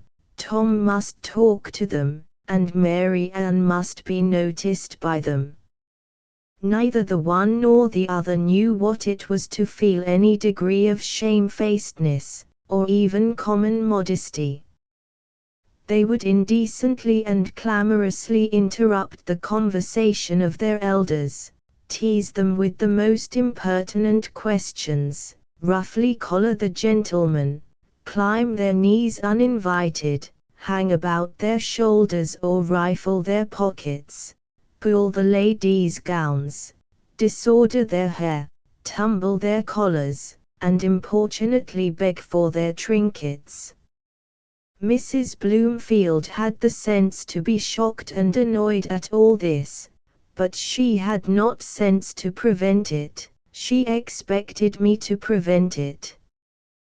But how could I, when the guests, with their fine clothes and new faces, continually flattered and indulged them, out of complaisance to their parents, how could I, with my homely garments, everyday face, and honest words, draw them away? I strained every nerve to do so. By striving to amuse them, I endeavored to attract them to my side, by the exertion of such authority as I possessed, and by such severity as I dared to use. I tried to deter them from tormenting the guests, and by reproaching their unmannerly conduct, to make them ashamed to repeat it. But they knew no shame. They scorned authority which had no terrors to back it, and as for kindness and affection, either they had no hearts, or such as they had were so strongly guarded, and so well concealed, that I, with all my efforts, had not yet discovered how to reach them. But soon my trials in this quarter came to a close, sooner than I either expected or desired, for one sweet evening towards the close of May, as I was rejoicing in the near approach of the holidays, and congratulating myself upon having made some progress with my pupils, as far as their learning went, at least, for I had instilled something into their heads, and I had, at length, brought them to be a very little, more rational about getting their lessons done in time to leave some space for recreation, instead of tormenting themselves and me all day long to no purpose. Mrs. Bloomfield sent for me, and calmly told me that after midsummer my services would be no longer required. She assured me that my character and general conduct were unexceptionable, but the children had made so little improvement since my arrival that Mr. Bloomfield and she felt it their duty to seek some other mode of instruction. Though superior to most children of their years in abilities, they were decidedly behind them in attainments, their manners were uncultivated, and their tempers unruly. And this she attributed to a want of sufficient firmness, and diligent, persevering care on my part.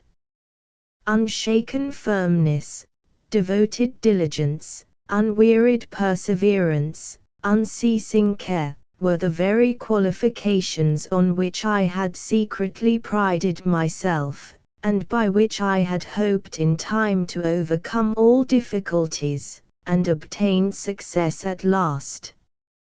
I wished to say something in my own justification, but in attempting to speak, I felt my voice falter, and rather than testify any emotion, or suffer the tears to overflow that were already gathering in my eyes, I chose to keep silence, and bear all like a self-convicted culprit.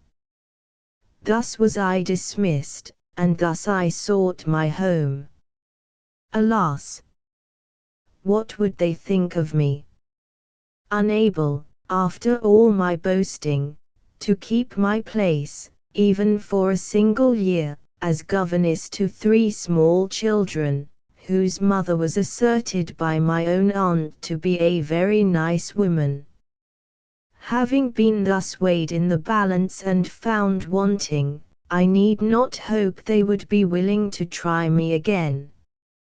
And this was an unwelcome thought, for vexed, harassed, disappointed as I had been, and greatly as I had learned to love and value my home, I was not yet weary of adventure, nor willing to relax my efforts. I knew that all parents were not like Mr. and Mrs. Bloomfield, and I was certain all children were not like theirs. The next family must be different, and any change must be for the better. I had been seasoned by adversity, and tutored by experience, and I longed to redeem my lost honor in the eyes of those whose opinion was more than that of all the world to me. Chapter 6. The parsonage again. For a few months I remained peaceably at home, in the quiet enjoyment of liberty and rest, and genuine friendship, from all of which I had fasted so long, and in the earnest prosecution of my studies, to recover what I had lost during my stay at Wellwood House, and to lay in new stores for future use. My father's health was still very infirm, but not materially worse than when I last saw him, and I was glad I had it in my power to cheer him by my return, and to amuse him with singing his favorite songs. No one triumphed over my failure, or said I had better have taken his or her advice, and quietly stayed at home. All were glad to have me back again, and lavished more kindness than ever upon me, to make up for the sufferings I had undergone, but not one would touch a shilling of what I had so cheerfully earned and so carefully saved, in the hope of sharing it with them. By dint of pinching here, and scraping there, our debts were already nearly paid. Mary had had good success with her drawings, but our father had insisted upon her likewise keeping all the produce of her industry to herself. All we could spare from the supply of our humble wardrobe and our little casual expenses, he directed us to put into the savings bank, saying, we knew not how soon we might be dependent on that alone for support, for he felt he had not long to be with us, and what would become of our mother and us when he was gone, God only knew. Dear Papa! If he had troubled himself less about the afflictions that threatened us in case of his death, I am convinced that dreaded event would not have taken place so soon. My mother would never suffer him to ponder on the subject if she could help it. "Oh, Richard," exclaimed she, on one occasion, "if you would but dismiss such gloomy subjects from your mind, you would live as long as any of us, at least you would live to see the girls married, and yourself a happy grandfather, with a canty old dame for your companion." My mother laughed, and so did my father, but his laugh soon perished in a dreary sigh. "They married, poor penniless things," said he, "who will take them I wonder?" "Why, nobody shall that isn't thankful for them. Wasn't I penniless when you took me? And you pretended, at least, to be vastly pleased with your acquisition. But it's no matter whether they get married or not, we can devise 1,000 honest ways of making a livelihood. And I wonder, Richard, you can think of bothering your head about our poverty in case of your death, as if that would be anything compared with the calamity of losing you, an affliction that you well know would swallow up all others, and which you ought to do your utmost to preserve us from, and there is nothing like a cheerful mind for keeping the body in health.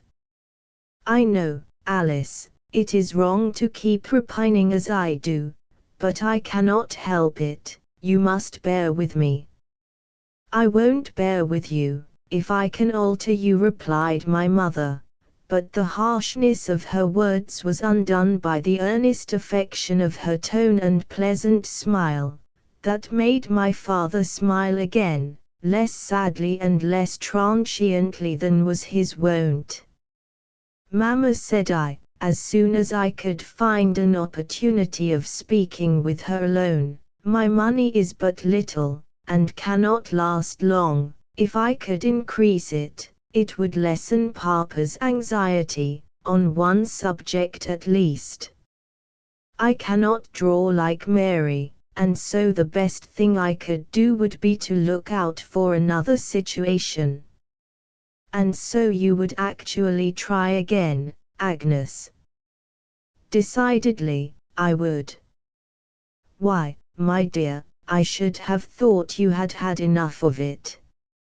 "I know," said I, "everybody is not like Mr. and Mrs. Bloomfield, some are worse," interrupted my mother.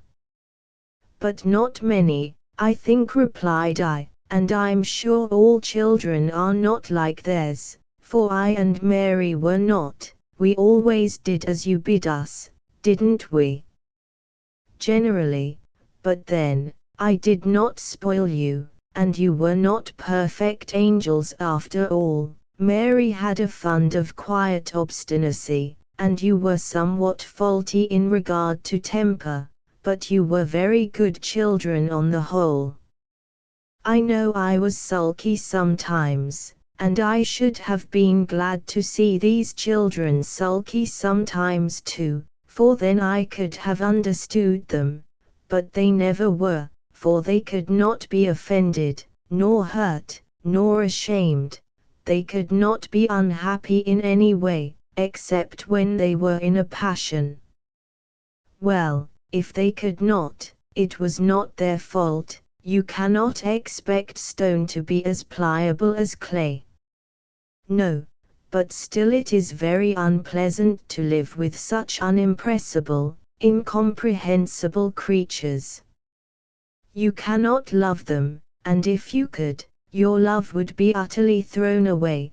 They could neither return it, nor value, nor understand it. But, however, even if I should stumble on such a family again, which is quite unlikely, I have all this experience to begin with, and I should manage better another time, and the end and aim of this preamble is, let me try again. Well, my girl, you are not easily discouraged, I see. I am glad of that. But, let me tell you, you are a good deal paler and thinner than when you first left home, and we cannot have you undermining your health to hoard up money either for yourself or others. Mary tells me I am changed too, and I don't much wonder at it, for I was in a constant state of agitation and anxiety all day long, but next time I am determined to take things coolly. After some further discussion, my mother promised once more to assist me, provided I would wait and be patient, and I left her to broach the matter to my father, when and how she deemed it most advisable, never doubting her ability to obtain his consent. Meantime, I searched, with great interest, the advertising columns of the newspapers, and wrote answers to every wanted a governess that appeared at all eligible, but all my letters, as well as the replies, when I got any, were dutifully shown to my mother, and she, to my chagrin, made me reject the situations one after another. These were low people, these were too exacting in their demands, and these too niggardly in their remuneration. Your talents are not such as every poor clergyman's daughter possesses, Agnes, she would say, and you must not throw them away. Remember, you promised to be patient. There is no need of hurry, you have plenty of time before you, and may have many chances yet. At length, she advised me to put an advertisement, myself, in the paper, stating my qualifications, and see music, singing, drawing, French, Latin, and German, said she, are no mean assemblage. Many will be glad to have so much in one instructor, and this time, you shall try your fortune in a somewhat higher family, in that of some genuine, thoroughbred gentleman, for such are far more likely to treat you with proper respect and consideration than those purse-proud tradespeople and arrogant upstarts. I have known several among the higher ranks who treated their governesses quite as one of the family, though some, I allow, are as insolent and exacting as anyone else can be, for there are bad and good in all classes. The advertisement was quickly written and dispatched. Of the two parties who answered it, but one would consent to give me £50, the sum my mother bade me name as the salary I should require, and here, I hesitated about engaging myself, as I feared the children would be too old, and their parents would require someone more showy, or more experienced, if not more accomplished than I. But my mother dissuaded me from declining it on that account. I should do vastly well, she said, if I would only throw aside my diffidence, and acquire a little more confidence in myself. I was just to give a plain, true statement of my acquirements and qualifications, and name what stipulations I chose to make, and then await the result. The only stipulation I ventured to propose was that I might be allowed 2 months' holidays during the year to visit my friends, at Midsummer and Christmas.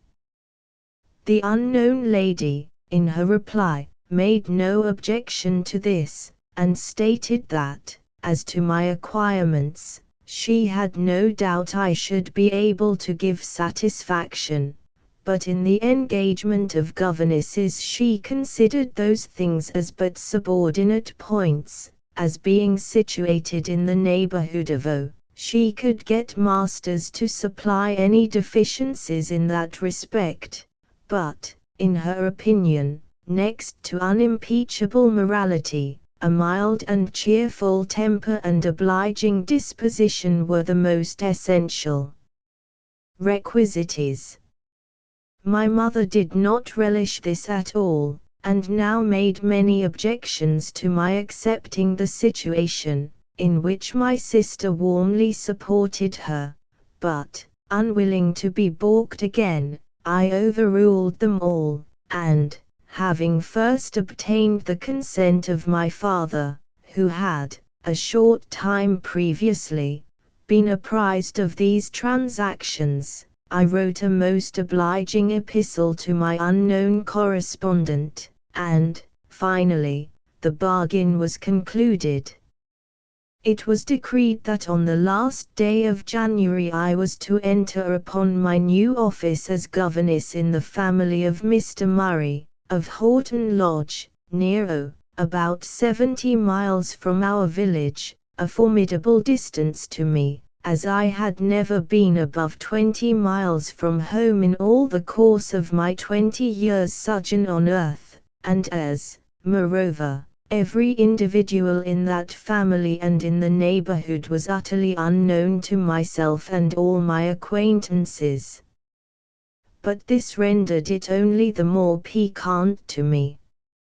I had now, in some measure, got rid of the mauvaise honte that had formerly oppressed me so much.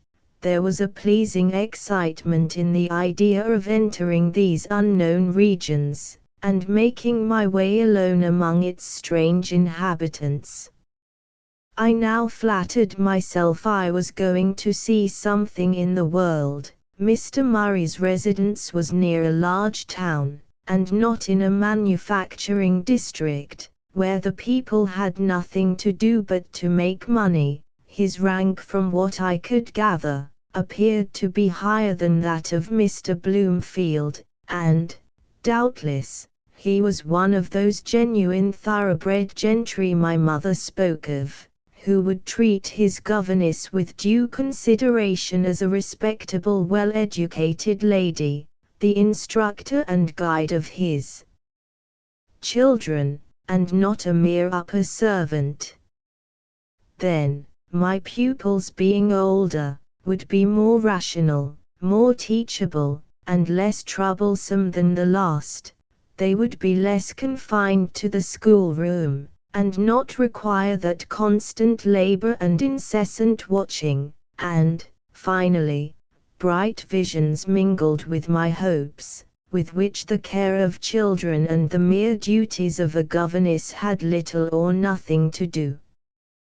Thus, the reader will see that I had no claim to be regarded as a martyr to filial piety, going forth to sacrifice peace and liberty for the sole purpose of laying up stores for the comfort and support of my parents, though certainly the comfort of my father, and the future support of my mother, had a large share in my calculations, and £50 appeared to me no ordinary sum.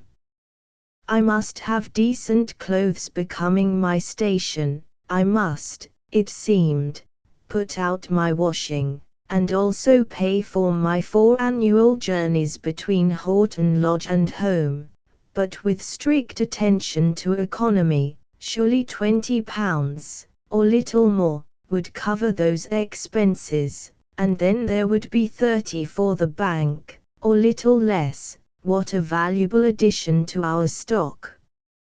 Oh, I must struggle to keep this situation, whatever it might be, both for my own honor among my friends and for the solid services I might render them by my continuance there. Chapter 7. Horton Lodge. The 31st of January was a wild, tempestuous day. There was a strong north wind, with a continual storm of snow drifting on the ground and whirling through the air.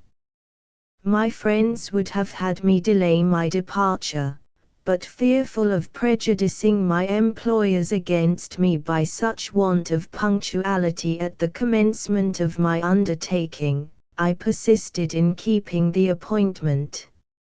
I will not inflict upon my readers an account of my leaving home on that dark winter morning, the fond farewells, the long, long journey to O, the solitary waitings in inns for coaches or trains, for there were some railways then, and, finally, the meeting at O, with Mr. Murray's servant, who had been sent with the phaeton to drive me from thence to Horton Lodge. I will just state that the heavy snow had thrown such impediments in the way of both horses and steam engines, that it was dark some hours before I reached my journey's end, and that a most bewildering storm came on at last, which made the few miles space between O and Horton Lodge a long and formidable passage. I sat resigned, with the cold, sharp snow drifting through my veil and filling my lap, seeing nothing, and wondering how the unfortunate horse and driver could make their way even as well as they did, and indeed it was but a toilsome, creeping style of progression, to say the best of it. At length we paused, and, at the call of the driver, someone unlatched and rolled back upon their creaking hinges what appeared to be the park gates.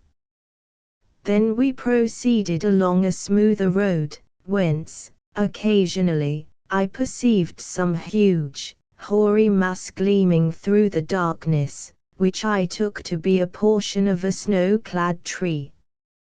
After a considerable time we paused again, before the stately portico of a large house with long windows descending to the ground. I rose with some difficulty from under the superincumbent snowdrift, and alighted from the carriage, expecting that a kind and hospitable reception would indemnify me for the toils and hardships of the day. A gentlemanly person in black opened the door, and admitted me into a spacious hall, lighted by an amber-colored lamp suspended from the ceiling. He led me through this, along a passage, and opening the door of a back room, told me that was the schoolroom. I entered, and found 2 young ladies and 2 young gentlemen, my future pupils, I supposed. After a formal greeting, the elder girl, who was trifling over a piece of canvas and a basket of German wools, asked if I should like to go upstairs. I replied in the affirmative, of course. "Matilda, take a candle, and show her her room," said she. Miss Matilda, a strapping hoyden of about 14, with a short frock and trousers, shrugged her shoulders and made a slight grimace, but took a candle and proceeded before me up the back stairs, a long, steep, double flight, and through a long, narrow passage, to a small but tolerably comfortable room. She then asked me if I would take some tea or coffee. I was about to answer no, but remembering that I had taken nothing since 7 o'clock that morning, and feeling faint in consequence, I said I would take a cup of tea. saying she would tell Brown. The young lady departed, and by the time I had divested myself of my heavy, wet cloak, shawl, bonnet, and a mincing damsel came to say the young ladies desired to know whether I would take my tea up there or in the schoolroom. Under the plea of fatigue I chose to take it there. She withdrew, and, after a while, returned again with a small tea tray, and placed it on the chest of drawers, which served as a dressing table. Having civilly thanked her, I asked at what time I should be expected to rise in the morning. The young ladies and gentlemen breakfast at 8:30, said she. They rise early, but, as they seldom do any lessons before breakfast, I should think it will do if you rise soon after 7. I desired her to be so kind as to call me at 7, and, promising to do so, she withdrew. Then, having broken my long fast on a cup of tea and a little thin bread and butter, I sat down beside the small, smouldering fire, and amused myself with a hearty fit of crying, after which, I said my prayers, and then, feeling considerably relieved, began to prepare for bed. Finding that none of my luggage was brought up, I instituted a search for the bell, and failing to discover any signs of such a convenience in any corner of the room, I took my candle and ventured through the long passage, and down the steep stairs, on a voyage of discovery. Meeting a well-dressed female on the way, I told her what I wanted, but not without considerable hesitation, as I was not quite sure whether it was one of the upper servants, or Mrs. Murray herself. It happened, however, to be the lady's maid.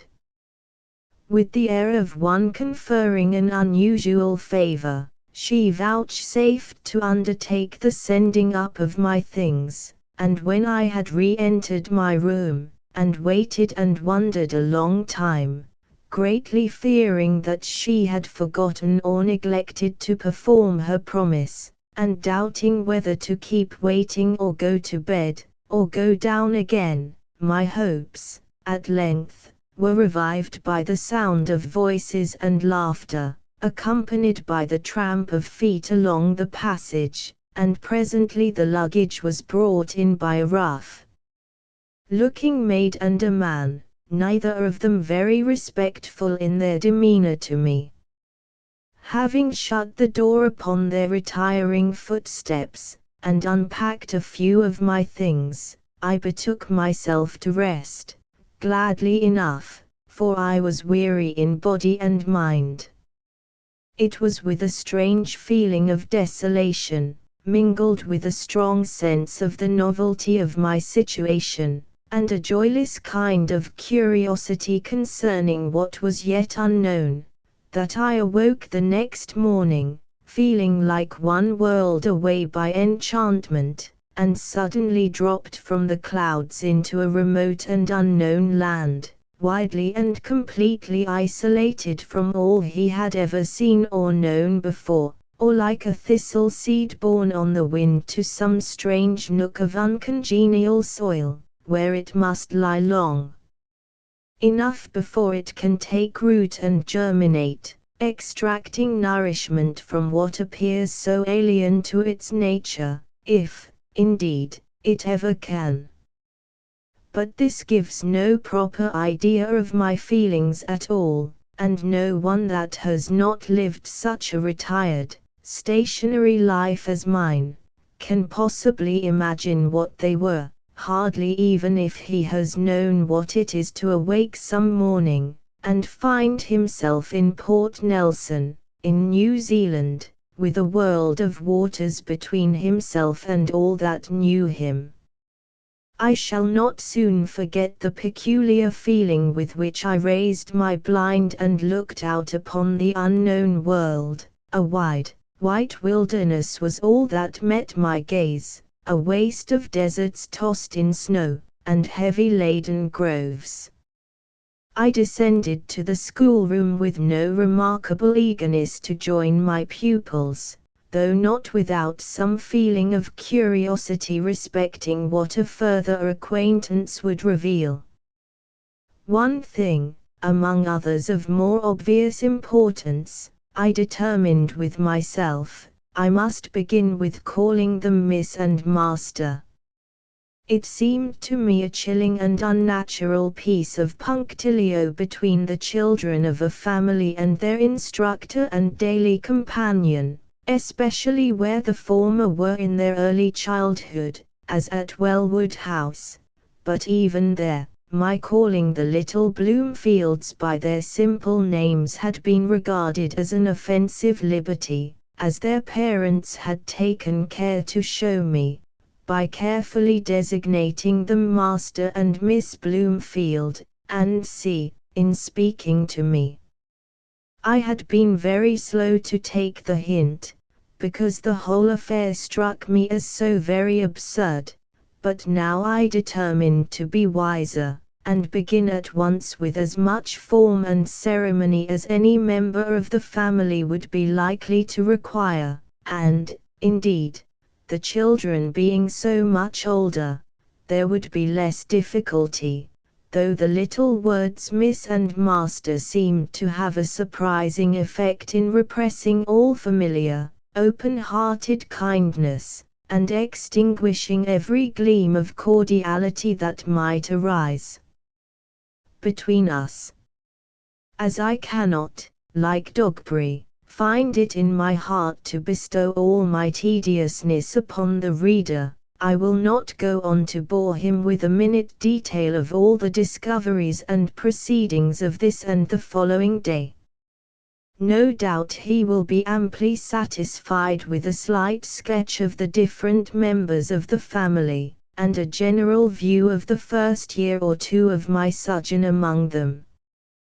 To begin with the head, Mr. Murray was, by all accounts, a blustering, roistering, country squire, a devoted fox hunter, a skilful horse jockey and farrier, an active, practical farmer, and a hearty bon vivant. By all accounts, I say, for, except on Sundays, when he went to church, I never saw him from month to month, unless, in crossing the hall or walking in the grounds, the figure of a tall, stout gentleman, with scarlet cheeks and crimson nose, happened to come across me, on which occasions, if he passed near enough to speak, an unceremonious nod, accompanied by a morning, Miss Grey or some such brief salutation, was usually vouchsafed.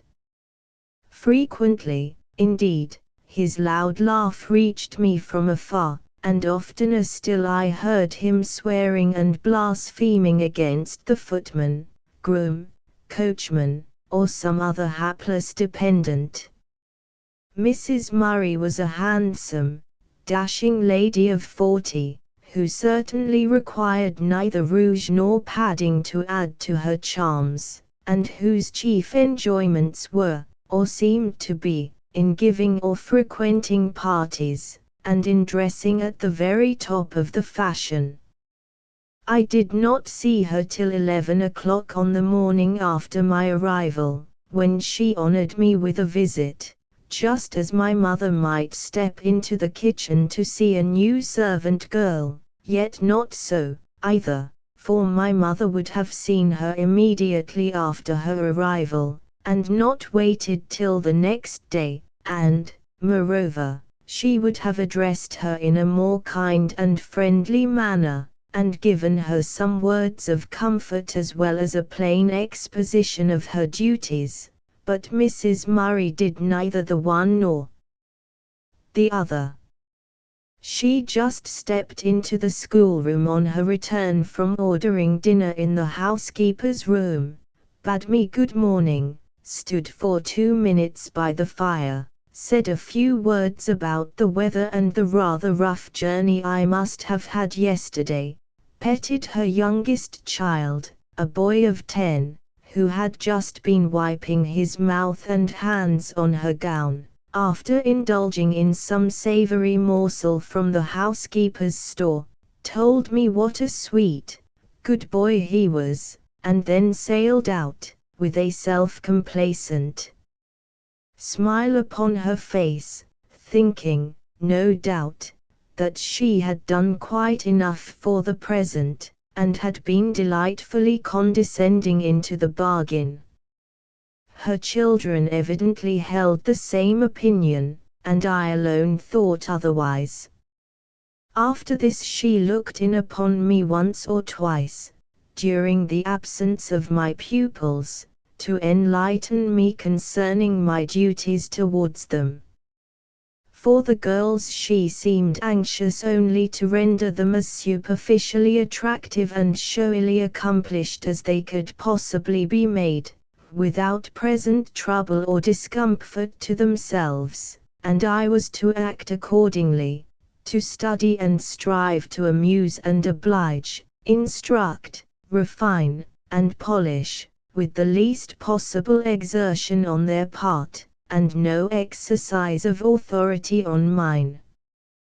With regard to the two boys, it was much the same, only instead of accomplishments, I was to get the greatest possible quantity of Latin grammar and Valpes Delectus into their heads, in order to fit them for school, the greatest possible quantity at least without trouble to themselves.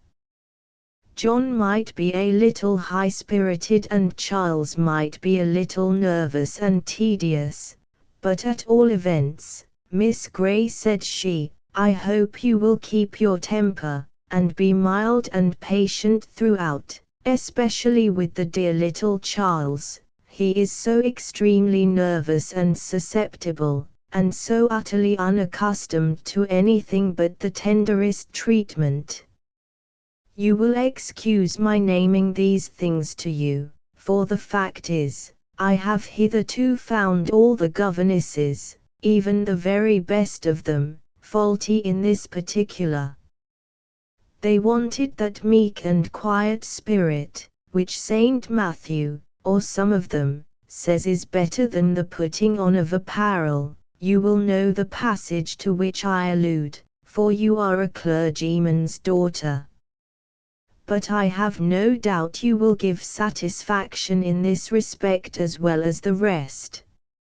And remember, on all occasions, when any of the young people do anything improper, if persuasion and gentle remonstrance will not do, let one of the others come and tell me, for I can speak to them more plainly than it would be proper for you to do. And make them as happy as you can, Miss Gray, and I dare say you will do very well. I observed that while Mrs. Murray was so extremely solicitous for the comfort and happiness of her children, and continually talking about it, she never once mentioned mine, though they were at home, surrounded by friends, and I an alien among strangers, and I did not yet know enough of the world, not to be considerably surprised at this anomaly.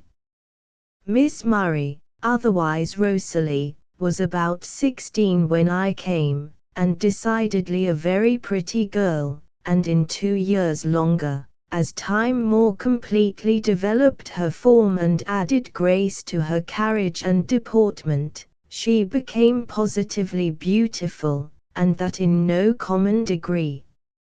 She was tall and slender, yet not thin, perfectly formed, exquisitely fair, though not without a brilliant, healthy bloom. Her hair, which she wore in a profusion of long ringlets, was of a very light brown inclining to yellow. Her eyes were pale blue, but so clear and bright that few would wish them darker. The rest of her features were small, not quite regular, and not remarkably otherwise, but altogether you could not hesitate to pronounce her a very lovely girl. I wish I could say as much for mind and disposition as I can for her form and face. Yet think not I have any dreadful disclosures to make. She was lively, light-hearted, and could be very agreeable with those who did not cross her will. Towards me, when I first came, she was cold and haughty, then insolent and overbearing, but, on a further acquaintance, she gradually laid aside her airs, and in time became as deeply attached to me as it was possible for her to be to one of my character and position, for she seldom lost sight, for above half an hour at a time, of the fact of my being a hireling and a poor curate's daughter. And yet, upon the whole, I believe she respected me more than she herself was aware of, because I was the only person in the house who steadily professed good principles, habitually spoke the truth, and generally endeavored to make inclination bow to duty, and this I say, not, of course, in commendation of myself, but to show the unfortunate state of the family to which my services were, for the present, devoted. There was no member of it in whom I regretted this sad want of principle so much as Miss Murray herself, not only because she had taken a fancy to me, but because there was so much of what was pleasant and prepossessing in herself, that, in spite of her failings, I really liked her, when she did not rouse my indignation, or ruffle my temper by too great a display of her faults. These, however, I would fain persuade myself were rather the effect of her education than her disposition. She had never been perfectly taught the distinction between right and wrong. She had, like her brothers and sisters, been suffered, from infancy, to tyrannies over nurses, governesses, and servants. She had not been taught to moderate her desires, to control her temper or bridle her will, or to sacrifice her own pleasure for the good of others. Her temper being naturally good, she was never violent or morose, but from constant indulgence, and habitual scorn of reason, she was often testy and capricious. Her mind had never been cultivated, her intellect, at best, was somewhat shallow. She possessed considerable vivacity, some quickness of perception, and some talent for music and the acquisition of languages, but till 15 she had troubled herself to acquire nothing. Then the love of display had roused her faculties, and induced her to apply herself, but only to the more showy accomplishments. And when I came it was the same, everything was neglected but French, German, music, singing, dancing, fancy work, and a little drawing, such drawing as might produce the greatest show with the smallest labor, and the principal parts of which were generally done by me. For music and singing, besides my occasional instructions, she had the attendance of the best master the country afforded, and in these accomplishments, as well as in dancing, she certainly attained great proficiency. To music, indeed, she devoted too much of her time, as, governess though I was, I frequently told her, but her mother thought that if she liked it, she could not give too much time to the acquisition of so attractive an art. Of fancy work I knew nothing but what I gathered from my pupil and my own observation, but no sooner was I initiated, than she made me useful in 20 different ways, All the tedious parts of her work were shifted onto my shoulders, such as stretching the frames, stitching in the canvas, sorting the wools and silks, putting in the grounds, counting the stitches, rectifying mistakes, and finishing the pieces she was tired of. At 16, Miss Murray was something of a romp, yet not more so than is natural and allowable for a girl of that age. But at 17, that propensity, like all other things, began to give way to the ruling passion, and soon was swallowed up in the all-absorbing ambition to attract and dazzle the other sex. But enough of her, now let us turn to her sister. Miss Matilda Murray was a veritable hoyden, of whom little need be said. She was about 2 years and a half younger than her sister, her features were larger, her complexion much darker. She might possibly make a handsome woman, but she was far too big-boned and awkward ever to be called a pretty girl, and at present she cared little about it. Rosalie knew all her charms, and thought them even greater than they were, and valued them more highly than she ought to have done. Had they been 3 times as great, Matilda thought she was well enough, but cared little about the matter. Still less did she care about the cultivation of her mind, and the acquisition of ornamental accomplishments. The manner in which she learned her lessons and practiced her music was calculated to drive any governess to despair. Short and easy as her tasks were, if done at all, they were slurred over, at any time and in any way, but generally at the least convenient times, and in the way least beneficial to herself, and least satisfactory to me. The short half-hour of practicing was horribly strummed through, she, meantime, unsparingly abusing me, either for interrupting her with corrections, or for not rectifying her mistakes before they were made, or something equally unreasonable. Once or twice, I ventured to remonstrate with her seriously for such irrational conduct, but on each of those occasions, I received such reprehensive expostulations from her mother, as convinced me that, if I wished to keep the situation, I must even let Miss Matilda go on in her own way. When her lessons were over, however, her ill humor was generally over too, while riding her spirited pony, or romping with the dogs or her brothers and sister, but especially with her dear brother John, she was as happy as a lark. As an animal, Matilda was all right, full of life, vigor, and activity. As an intelligent being, she was barbarously ignorant, indocile, careless and irrational, and, consequently, very distressing to one who had the task of cultivating her understanding, reforming her manners, and aiding her to acquire those ornamental attainments which, unlike her sister, she despised as much as the rest.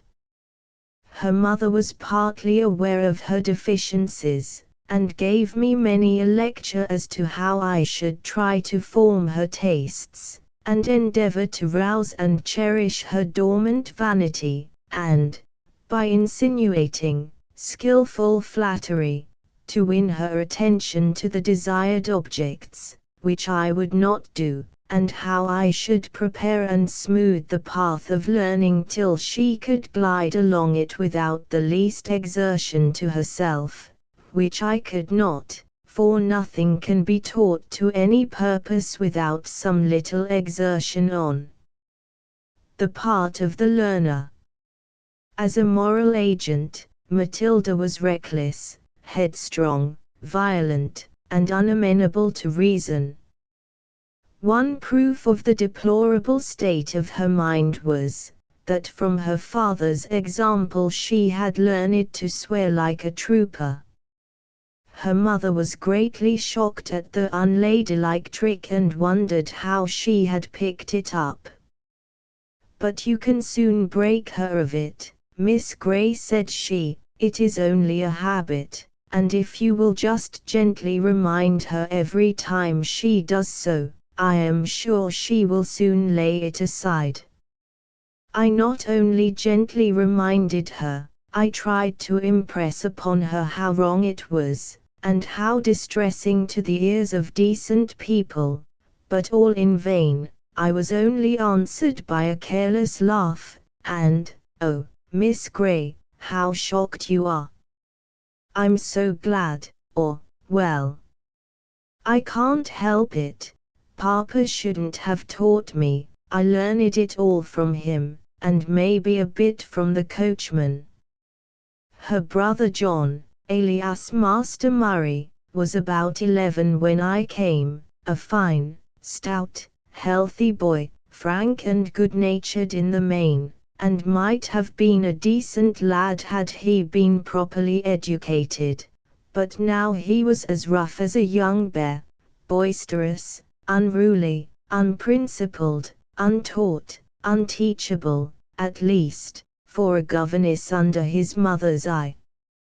His masters at school might be able to manage him better, for to school he was sent, greatly to my relief, in the course of a year, in a state, it is true, of scandalous ignorance as to Latin, as well as the more useful though more neglected things, and this, doubtless, would all be laid to the account of his education having been entrusted to an ignorant female teacher, who had presumed to take in hand what she was wholly incompetent to perform. I was not delivered from his brother till full 12 months after, when he also was dispatched in the same state of disgraceful ignorance as the former. Master Charles was his mother's peculiar darling. He was little more than a year younger than John, but much smaller, paler, and less active and robust, a pettish, cowardly, capricious, selfish little fellow, only active in doing mischief, and only clever in inventing falsehoods, not simply to hide his faults, but, in mere malicious wantonness, to bring odium upon others. In fact, Master Charles was a very great nuisance to me. It was a trial of patience to live with him peaceably. To watch over him was worse, and to teach him, or pretend to teach him, was inconceivable. At 10 years old, he could not read correctly the easiest line in the simplest book, and as, according to his mother's principle, he was to be told every word, before he had time to hesitate or examine its orthography, and never even to be informed, as a stimulant to exertion, that other boys were more forward than he. It is not surprising that he made but little progress during the 2 years I had charge of his education. His minute portions of Latin grammar, &c., were to be repeated over to him, till he chose to say he knew them, and then he was to be helped to say them. If he made mistakes in his little easy sums in arithmetic, they were to be shown him at once, and the sum done for him, instead of his being left to exercise his faculties in finding them out himself, so that, of course, he took no pains to avoid mistakes, but frequently set down his figures at random, without any calculation at all.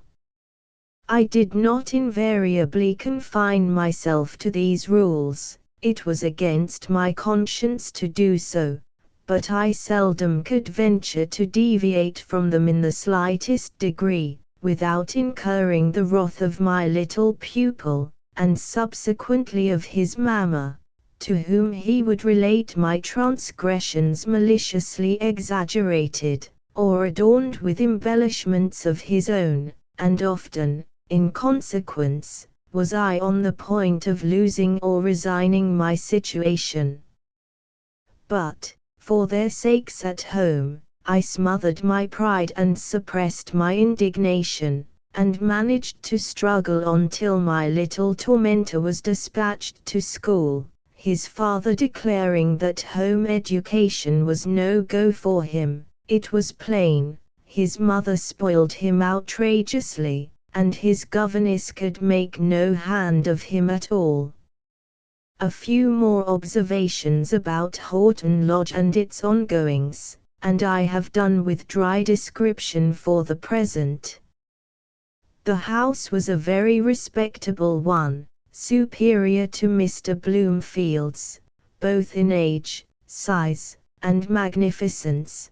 The garden was not so tastefully laid out, but instead of the smooth-shaven lawn, the young trees guarded by palings, the grove of upstart poplars, and the plantation of firs, there was a wide park, stocked with deer, and beautified by fine old trees. The surrounding country itself was pleasant, as far as fertile fields, flourishing trees, quiet green lanes, and smiling hedges with wild flowers scattered along their banks, could make it, but it was depressingly flat to one born and nurtured among the rugged hills of. We were situated nearly 2 miles from the village church, and, consequently, the family carriage was put in requisition every Sunday morning, and sometimes oftener. Mr. and Mrs. Murray generally thought it sufficient to show themselves at church once in the course of the day, but frequently the children preferred going a second time to wandering about the grounds all the day with nothing to do. If some of my pupils chose to walk and take me with them, it was well for me, for otherwise my position in the carriage was to be crushed into the corner farthest from the open window, and with my back to the horses, a position which invariably made me sick. And if I were not actually obliged to leave the church in the middle of the service, my devotions were disturbed with a feeling of languor and sickliness, and the tormenting fear of its becoming worse, and a depressing headache was generally my companion throughout the day, which would otherwise have been one of welcome rest, and holy, calm enjoyment. It's very odd, Miss Gray, that the carriage should always make you sick. It never makes me, remarked Miss Matilda. Nor me either, said her sister, but I dare say it would, if I sat where she does. Such a nasty, horrid place, Miss Gray. I wonder how you can bear it. I am obliged to bear it, since no choice is left me, I might have answered, but in tenderness for their feelings I only replied, oh, it is but a short way, and if I am not sick in church, I don't mind it. If I were called upon to give a description of the usual divisions and arrangements of the day, I should find it a very difficult matter. I had all my meals in the schoolroom with my pupils, at such times as suited their fancy. Sometimes they would ring for dinner before it was half cooked, sometimes they would keep it waiting on the table for above an hour, and then be out of humor because the potatoes were cold, and the gravy covered with cakes of solid fat. Sometimes they would have tea at 4, frequently they would storm at the servants because it was not in precisely at 5, and when these orders were obeyed, by way of encouragement to punctuality, they would keep it on the table till 7 or 8. Their hours of study were managed in much the same way, My judgment or convenience was never once consulted.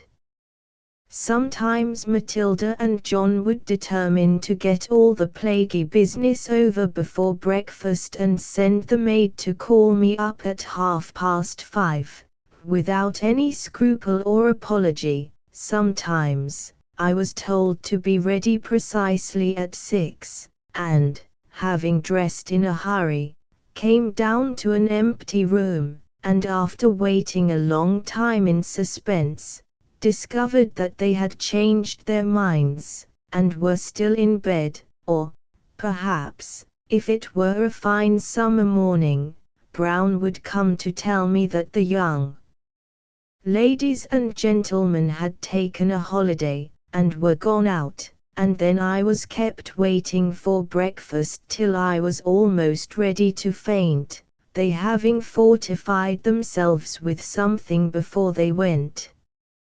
Often they would do their lessons in the open air, which I had nothing to say against, except that I frequently caught cold by sitting on the damp grass, or from exposure to the evening dew, or some insidious draught, which seemed to have no injurious effect on them.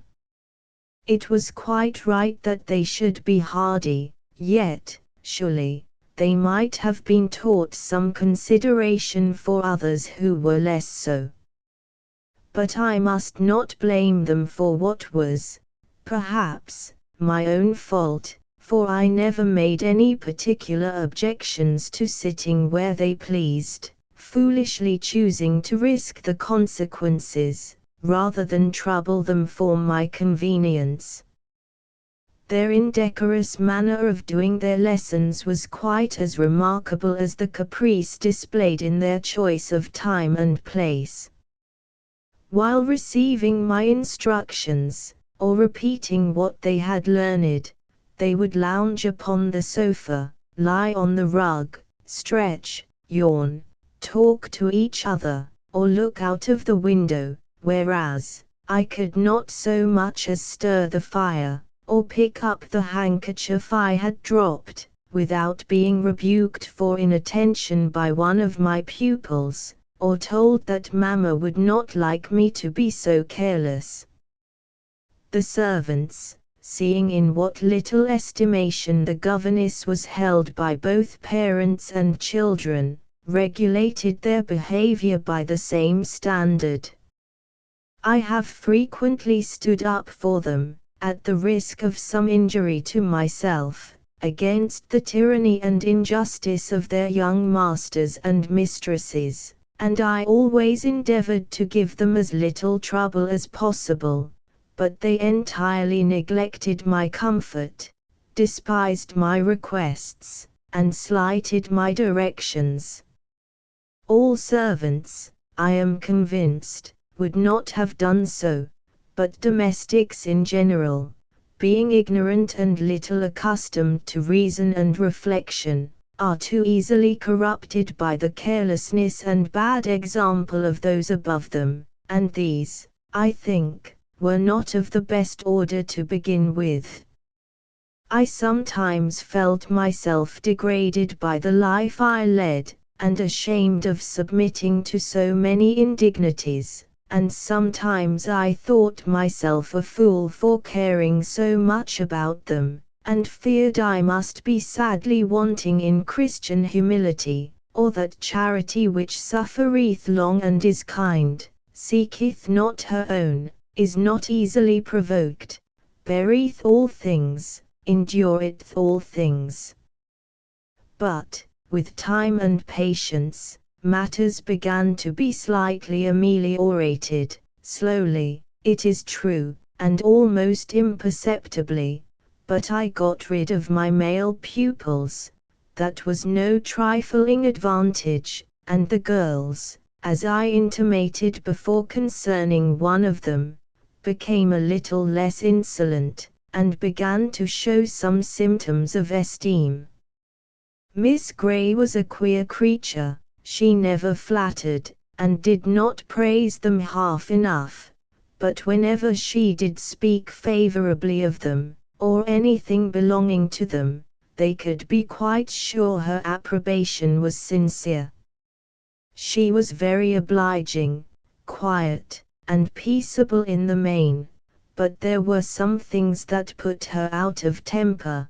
They did not much care for that, to be sure, but still it was better to keep her in tune, as when she was in a good humor she would talk to them, and be very agreeable and amusing sometimes, in her way, which was quite different to Mamma's, but still very well for a change. She had her own opinions on every subject, and kept steadily to them. Very tiresome opinions they often were, as she was always thinking of what was right and what was wrong, and had a strange reverence for matters connected with religion, and an unaccountable liking to good people. Chapter 8. The coming out at 18. Miss Murray was to emerge from the quiet obscurity of the schoolroom into the full blaze of the fashionable world, as much of it, at least, as could be had out of London, for her papa could not be persuaded to leave his rural pleasures and pursuits, even for a few weeks' residence in town. She was to make her debut on the 3rd of January, at a magnificent ball, which her mamma proposed to give to all the nobility and choice gentry of O, and its neighborhood for 20 miles round. Of course, she looked forward to it with the wildest impatience, and the most extravagant anticipations of delight. Miss Grey, said she, one evening, a month before the all-important day, as I was perusing a long and extremely interesting letter of my sister's, which I had just glanced at in the morning to see that it contained no very bad news, and kept till now, unable before to find a quiet moment for reading it. Miss Grey, do put away that dull, stupid letter, and listen to me. I'm sure my talk must be far more amusing than that. She seated herself on the low stool at my feet, and I, suppressing a sigh of vexation, began to fold up the epistle. You should tell the good people at home not to bore you with such long letters, said she, and, above all, do bid them write on proper note paper, and not on those great vulgar sheets. You should see the charming little ladylike notes Mamma writes to her friends. The good people at home, replied I, know very well that the longer their letters are, the better I like them. I should be very sorry to receive a charming little ladylike note from any of them, and I thought you were too much of a lady yourself, Miss Murray, to talk about the vulgarity of writing on a large sheet of paper. Well, I only said it to tease you. But now I want to talk about the ball, and to tell you that you positively must put off your holidays till it is over. Why so? I shall not be present at the ball. No, but you will see the rooms decked out before it begins, and hear the music, and, above all, see me in my splendid new dress. I shall be so charming, you'll be ready to worship me. You really must stay. I should like to see you very much, but I shall have many opportunities of seeing you equally charming, on the occasion of some of the numberless balls and parties that are to be, and I cannot disappoint my friends by postponing my return so long. Oh, never mind your friends. Tell them we won't let you go. But, to say the truth, it would be a disappointment to myself. I long to see them as much as they to see me, perhaps more. Well, but it is such a short time. Nearly a fortnight by my computation, and, besides, I cannot bear the thoughts of a Christmas spent from home, and, moreover, my sister is going to be married. Is she? When? Not till next month, but I want to be there to assist her in making preparations, and to make the best of her company while we have her. Why didn't you tell me before? I've only got the news in this letter, which you stigmatize as dull and stupid, and won't let me read. To whom is she to be married? To Mr. Richardson, the vicar of a neighboring parish. Is he rich? No, only comfortable. Is he handsome? No, only decent. Young? No, only middling. Oh, mercy, what a wretch! What sort of a house is it?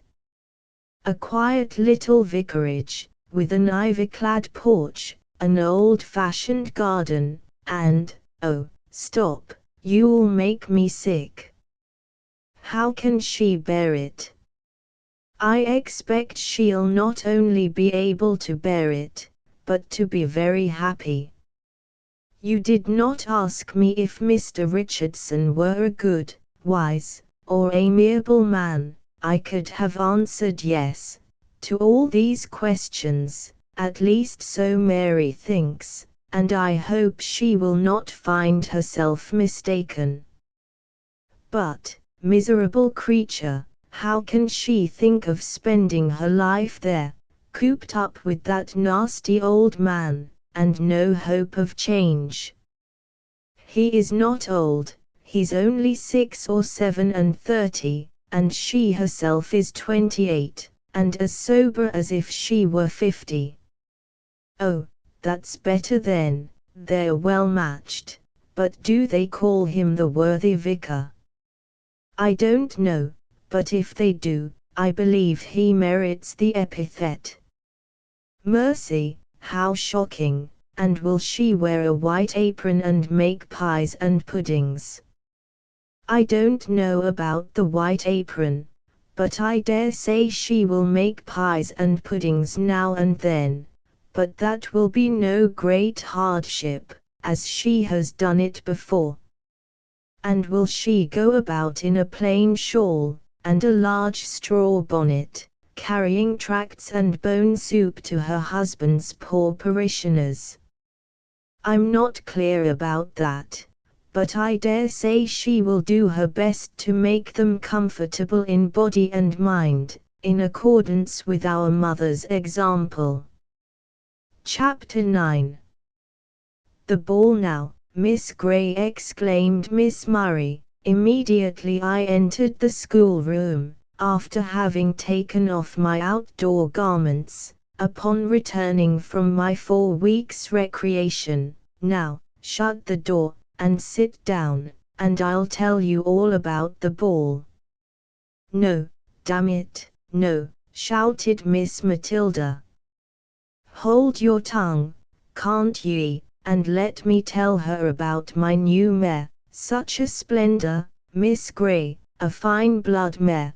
Do be quiet, Matilda, and let me tell my news first. No, no, Rosalie, you'll be such a damned long time over it. She shall hear me first, I'll be hanged if she doesn't. I'm sorry to hear, Miss Matilda, that you've not got rid of that shocking habit yet. Well, I can't help it, but I'll never say a wicked word again, if you'll only listen to me, and tell Rosalie to hold her confounded tongue. Rosalie remonstrated, and I thought I should have been torn in pieces between them, but Miss Matilda having the loudest voice, her sister at length gave in, and suffered her to tell her story first. So I was doomed to hear a long account of her splendid mare, its breeding and pedigree, its paces, its action, its spirit, and see, and of her own amazing skill and courage in riding it, concluding with an assertion that she could clear a 5-barred gate like winking that Papa said she might hunt. The next time the hounds met, and Mamma had ordered a bright scarlet hunting habit for her. "Oh, Matilda, what stories you are telling!" exclaimed her sister. "Well," answered she, no whit abashed, "I know I could clear a 5-barred gate, if I tried, and Papa will say I may hunt, and Mamma will order the habit when I ask it." "Well, now get along," replied Miss Murray, "and do, dear Matilda, try to be a little more ladylike. Miss Gray, I wish you would tell her not to use such shocking words. She will call her horse a mare, it is so inconceivably shocking. And then she uses such dreadful expressions in describing it, she must have learned it from the grooms. It nearly puts me into fits when she begins. I learned it from Papa, you ass, and his jolly friends," said the young lady, vigorously cracking a hunting whip, which she habitually carried in her hand. "I'm as good judge of horse flesh as the best of 'em." "Well, now get along, you shocking girl. I really shall take a fit if you go on in such a way. And now, Miss Gray, attend to me, I'm going to tell you about the ball. You must be dying to hear about it, I know. Oh, such a ball! You never saw or heard, or read, or dreamt of anything like it in all your life.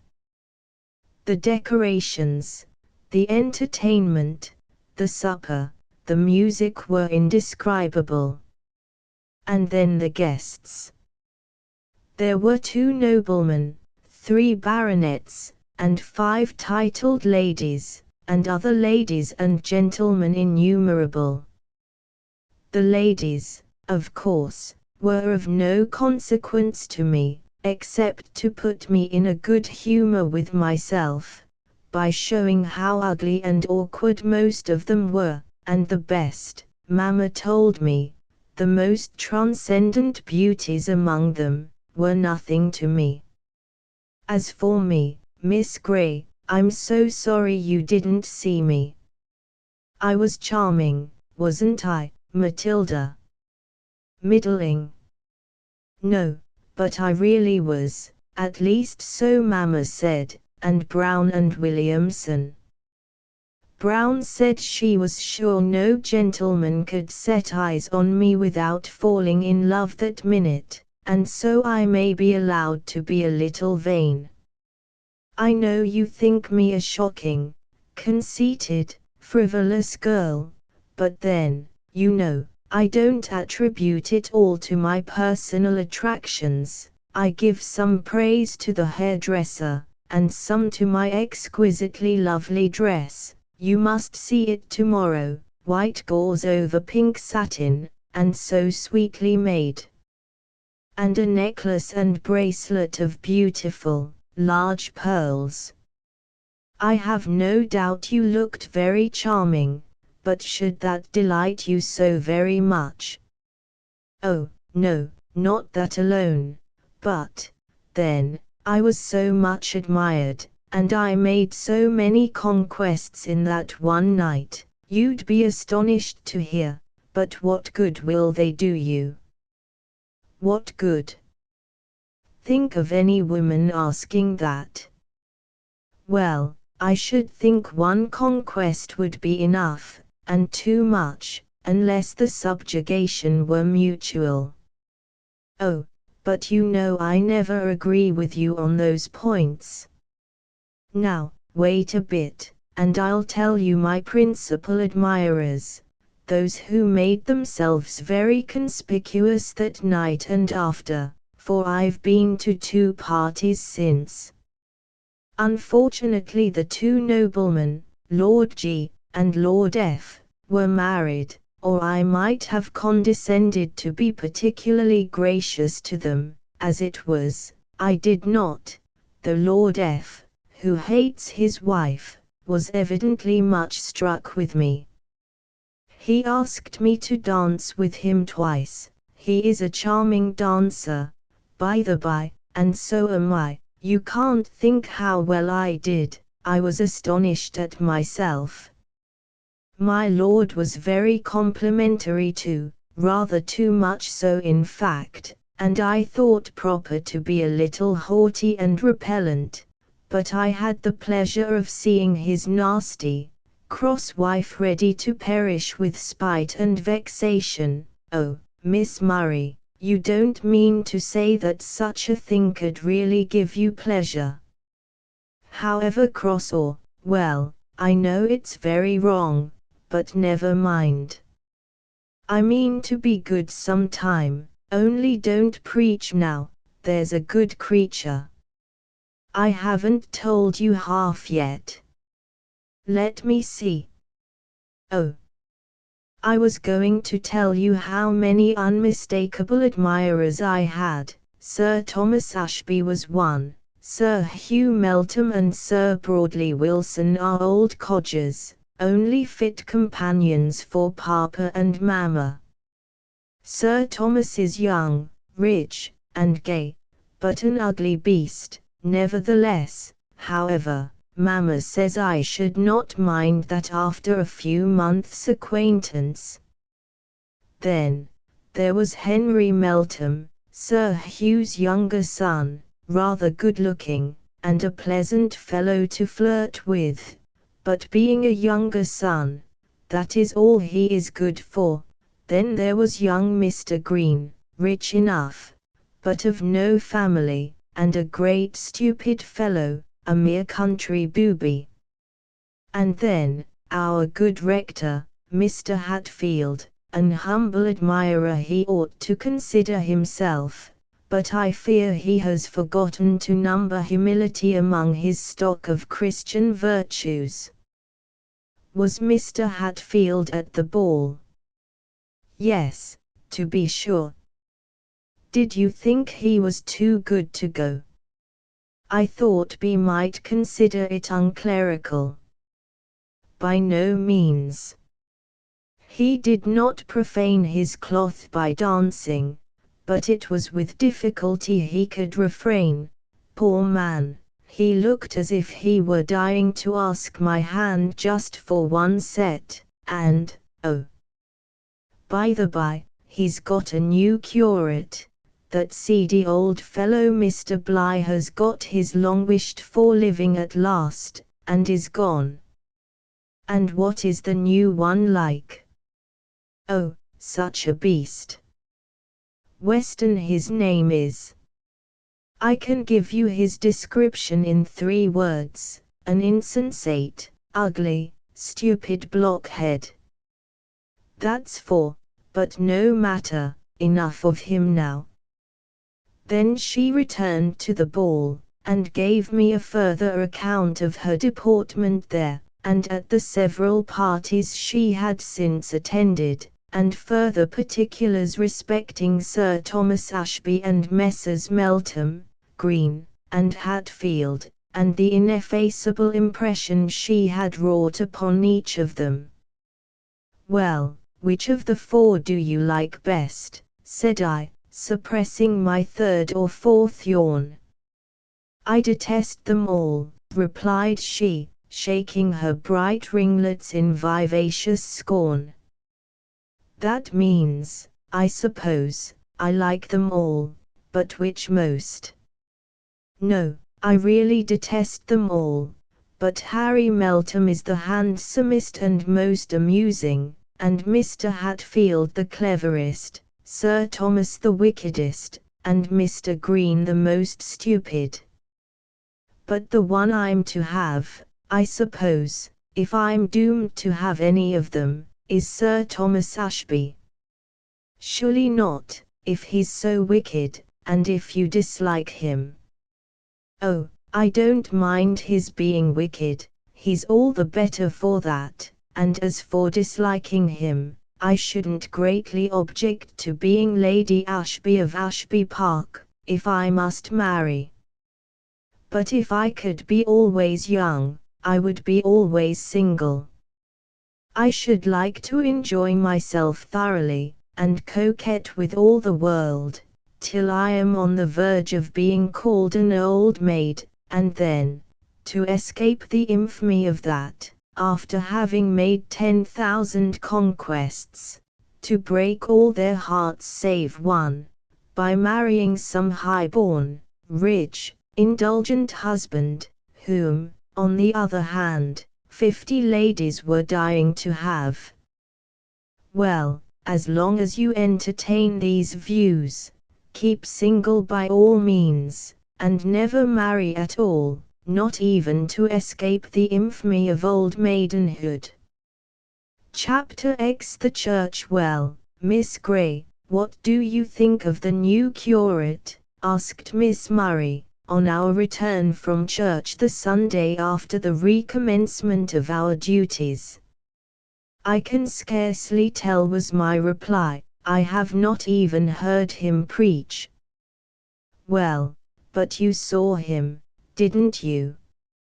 Yes, but I cannot pretend to judge of a man's character by a single cursory glance at his face. But isn't he ugly? He did not strike me as being particularly so. I don't dislike that cast of countenance, but the only thing I particularly noticed about him was his style of reading, which appeared to me good, infinitely better, at least, than Mr. Hatfield's. He read the lessons as if he were bent on giving full effect to every passage. It seemed as if the most careless person could not have helped attending, nor the most ignorant have failed to understand, and the prayers he read as if he were not reading at all, but praying earnestly and sincerely from his own heart. Oh, yes, that's all he is good for. He can plod through the service well enough, but he has not a single idea beyond it. How do you know? Oh, I know perfectly well. I am an excellent judge in such matters. Did you see how he went out of church? Stumping along, as if there were nobody there but himself, never looking to the right hand or the left, and evidently thinking of nothing but just getting out of the church, and, perhaps, home to his dinner. His great stupid head could contain no other idea. I suppose you would have had him cast a glance into the squire's pew, said I, laughing at the vehemence of her hostility. Indeed, I should have been highly indignant if he had dared to do such a thing, replied she, haughtily tossing her head. Then, after a moment's reflection, she added, well, well, I suppose he's good enough for his place, but I'm glad I'm not dependent on him for amusement, that's all. Did you see how Mr. Hatfield hurried out to get a bow from me, and be in time to put us into the carriage?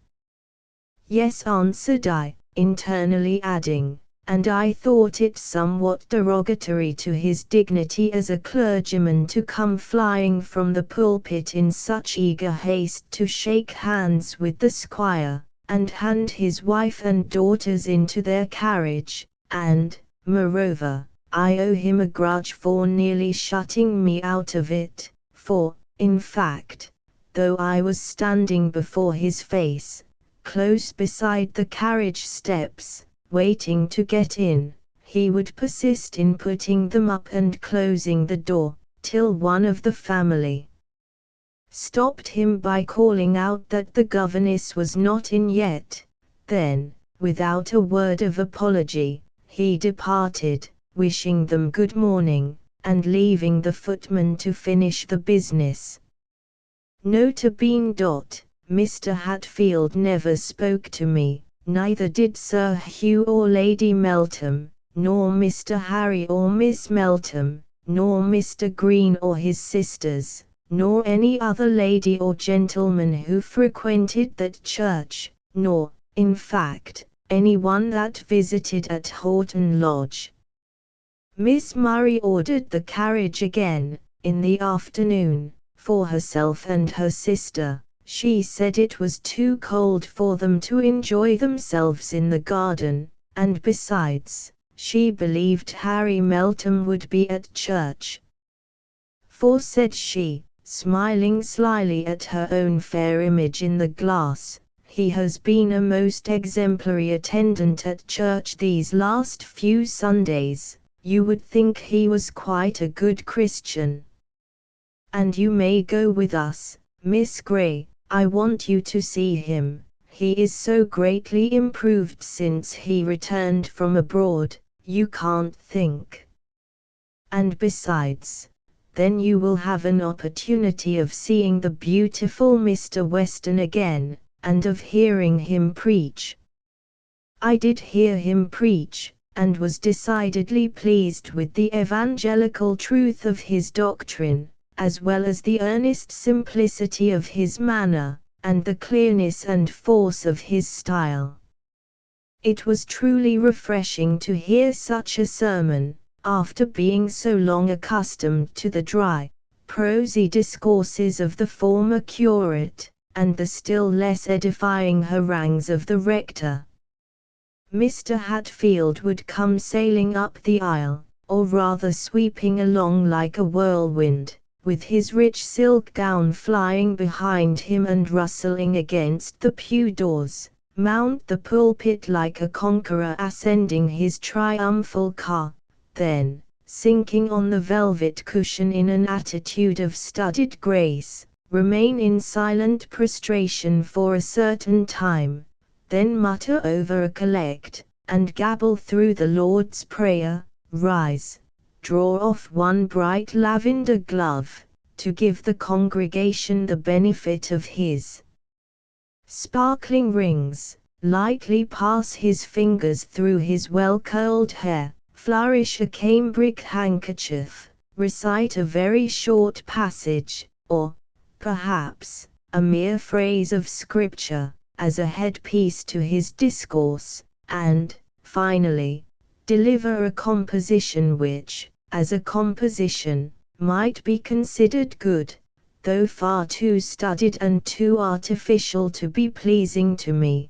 The propositions were well laid down, the arguments logically conducted, and yet, it was sometimes hard to listen quietly throughout, without some slight demonstrations of disapproval or impatience.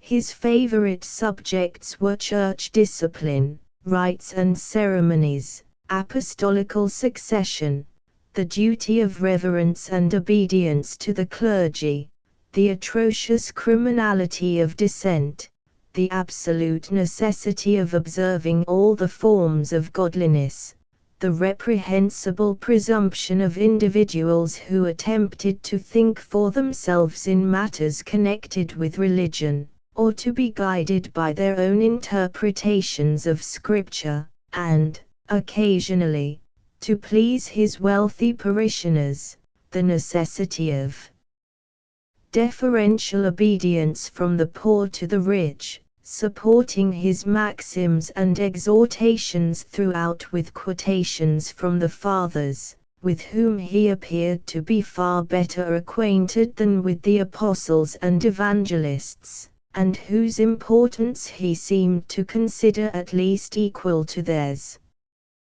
But now and then he gave us a sermon of a different order, what some would call a very good one, but sunless and severe, representing the deity as a terrible taskmaster rather than a benevolent father.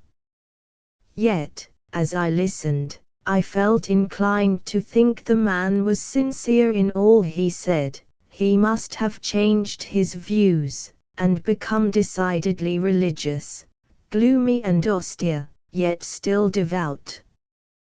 but such illusions were usually dissipated, on coming out of church, by hearing his voice in jocund colloquy with some of the Meltums or Greens, or, perhaps, the Murrays themselves, probably laughing at his own sermon, and hoping that he had given the rascally people something to think about, perchance, exulting in the thought that old Betty Holmes would now lay aside the sinful indulgence of her pipe, which had been her daily solace for upwards of 30 years, that George Higgins would be frightened out of his Sabbath evening walks, and Thomas Jackson would be sorely troubled in his conscience, and shaken in his sure and certain hope of a joyful resurrection at the last day. Thus, I could not but conclude that Mr. Hatfield was one of those who bind heavy burdens, and grievous to be borne, and lay them upon men's shoulders, while they themselves will not move them with one of their fingers, and who make the word of God of none effect by their traditions, teaching for doctrines the commandments of men. I was well pleased to observe that the new curate resembled him, as far as I could see, in none of these particulars. "Well, Miss Grey, what do you think of him now?" said Miss Murray, as we took our places in the carriage after service. "No harm still," replied I. "No harm," repeated she in amazement. "What do you mean?" "I mean, I think no worse of him than I did before." "No worse? I should think not indeed, quite the contrary." "Is he not greatly improved?" "Oh, yes, very much indeed," replied I, for I had now discovered that it was Harry Meltham she meant, not Mr. Weston. That gentleman had eagerly come forward to speak to the young ladies, a thing he would hardly have ventured to do had their mother been present. He had likewise politely handed them into the carriage. He had not attempted to shut me out, like Mr. Hatfield, neither, of course, had he offered me his assistance. I should not have accepted it, if he had. But as long as the door remained open he had stood smirking and chatting with them, and then lifted his hat and departed to his own abode, but I had scarcely noticed him all the time. My companions, however, had been more observant, and, as we rolled along, they discussed between them not only his looks, words, and actions, but every feature of his face, and every article of his apparel. "You shan't have him all to yourself," Rosalie said Miss Matilda at the close of this discussion. "I like him, I know he'd make a nice, jolly companion for me." "Well, you're quite welcome to him," Matilda replied her sister, in a tone of affected indifference. "And I'm sure," continued the other, "he admires me quite as much as he does you, doesn't he, Miss Grey?" "I don't know, I'm not acquainted with his sentiments." "Well, but he does though." "My dear Matilda, nobody will ever admire you till you get rid of your rough, awkward manners." "Oh, stuff!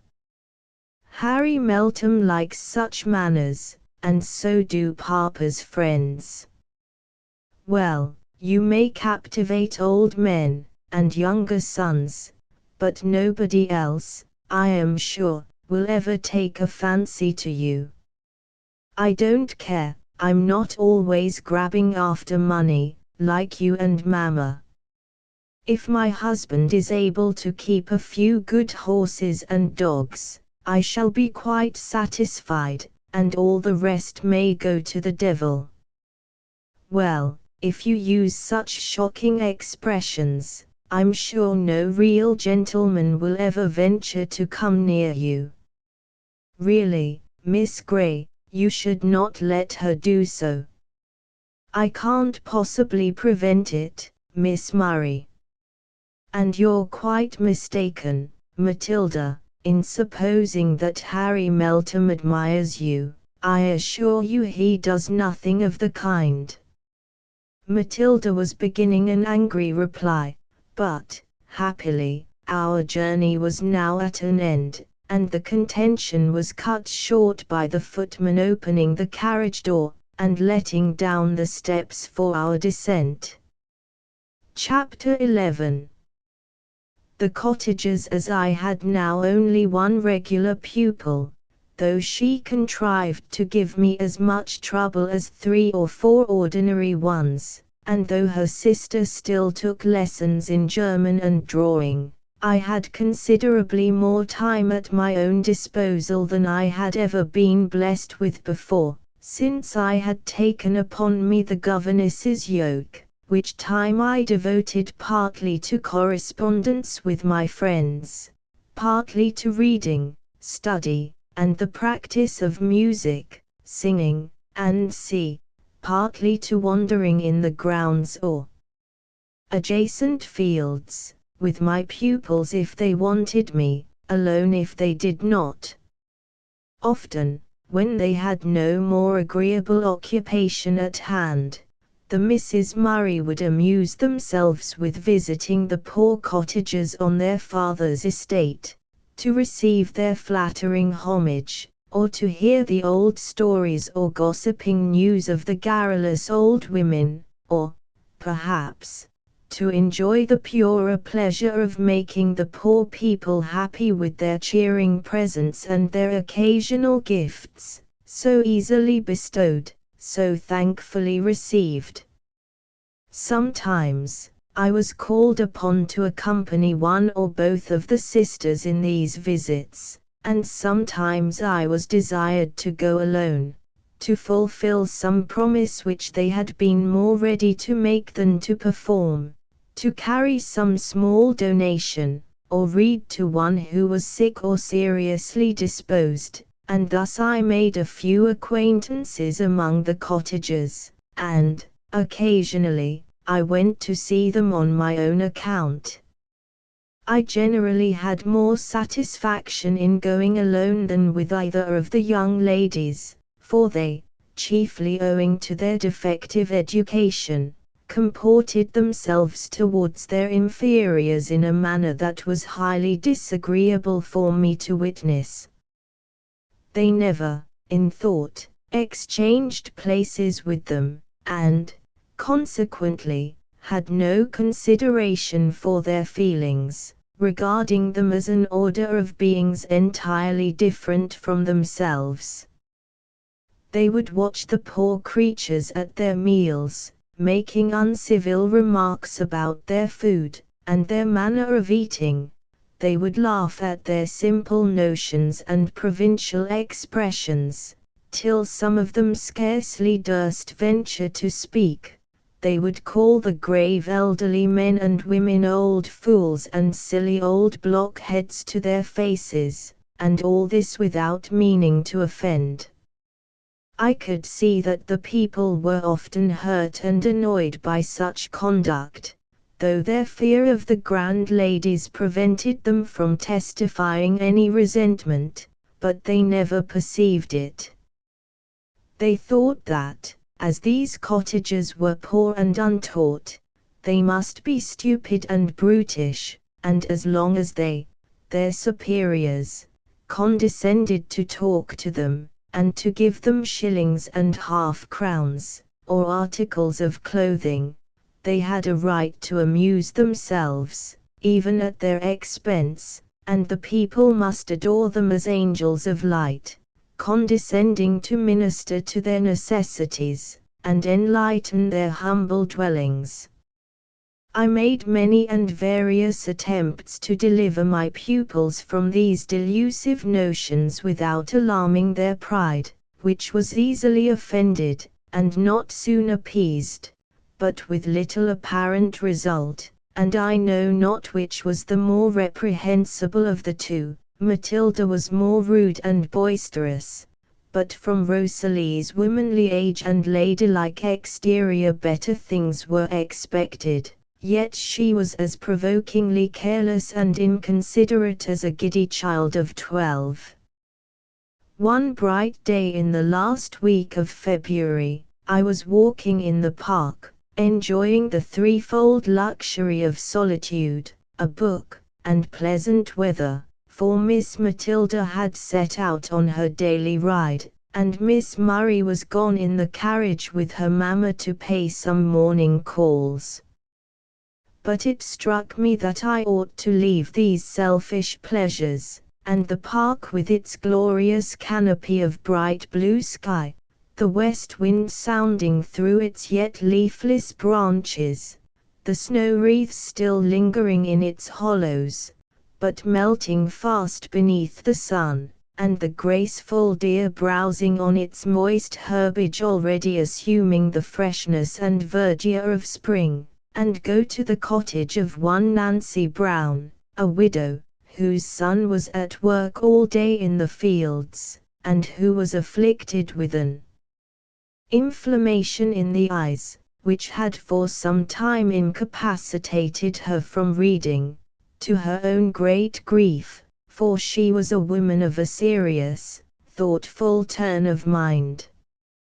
I accordingly went, and found her alone, as usual, in her little, close, dark cottage, redolent of smoke and confined air, but as tidy and clean as she could make it.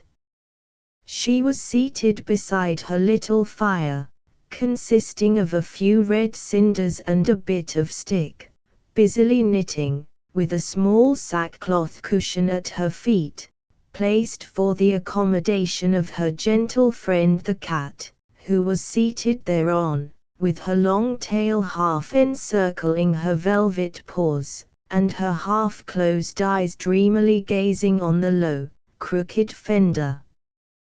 "Well, Nancy, how are you today?" "Why, middling, miss, I missel, my eyes is no better, but I'm a deal easier I my mind nor I have been," replied she, rising to welcome me with a contented smile, which I was glad to see, for Nancy had been somewhat afflicted with religious melancholy. I congratulated her upon the change. She agreed that it was a great blessing, and expressed herself right down thankful for it, adding, "If it please God to spare my sight, and make me so as I can read my Bible again, I think I shall be as happy as a queen."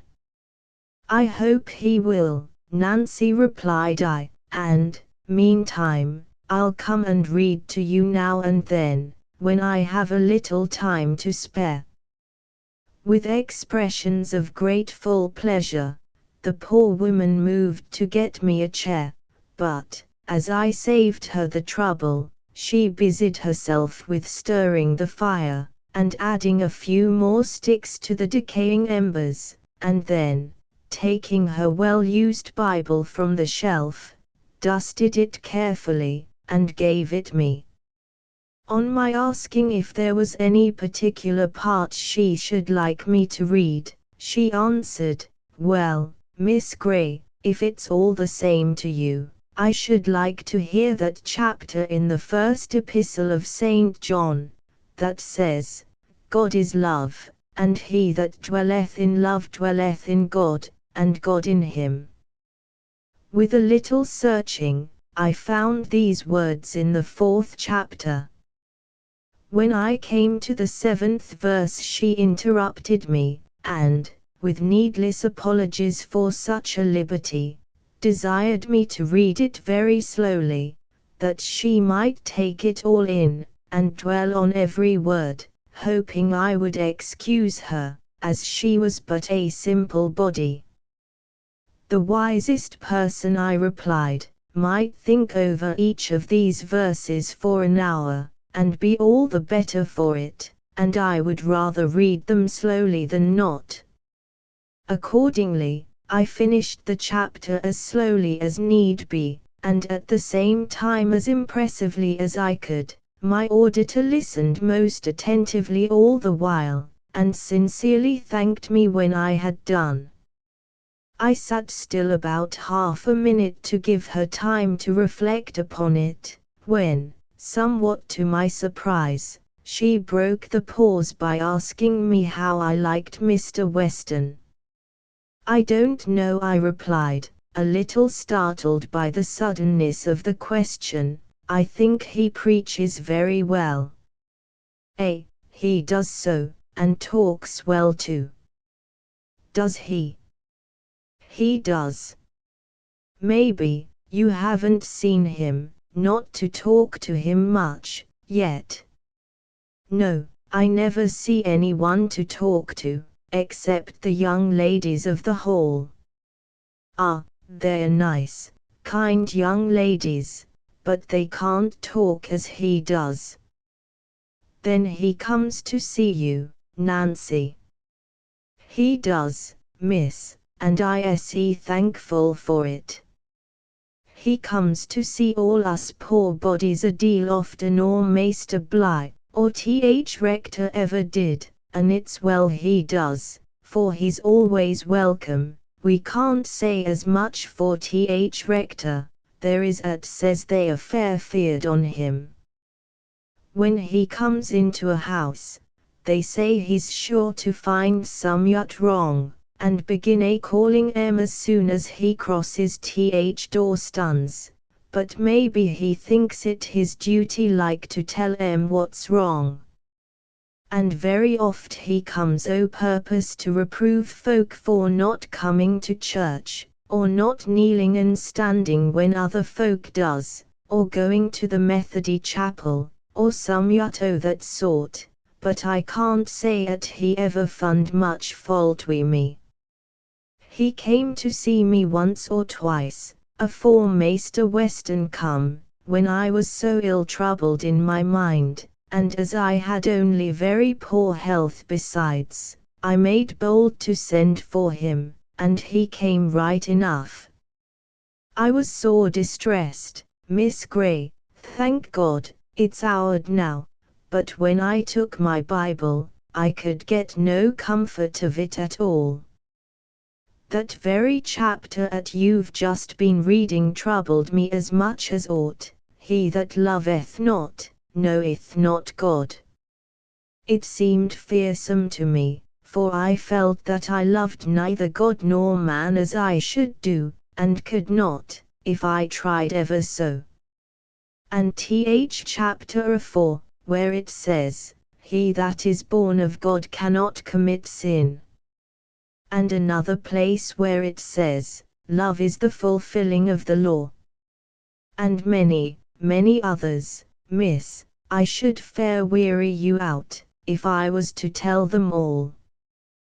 But all seemed to condemn me, and to show me that I was not in the right way, and as I knew not how to get into it, I sent our Bill to beg Maester Hatfield to be as kind as look in on me some day, and when he came, I told him all my troubles. And what did he say, Nancy? Why, miss, he seemed to scorn me.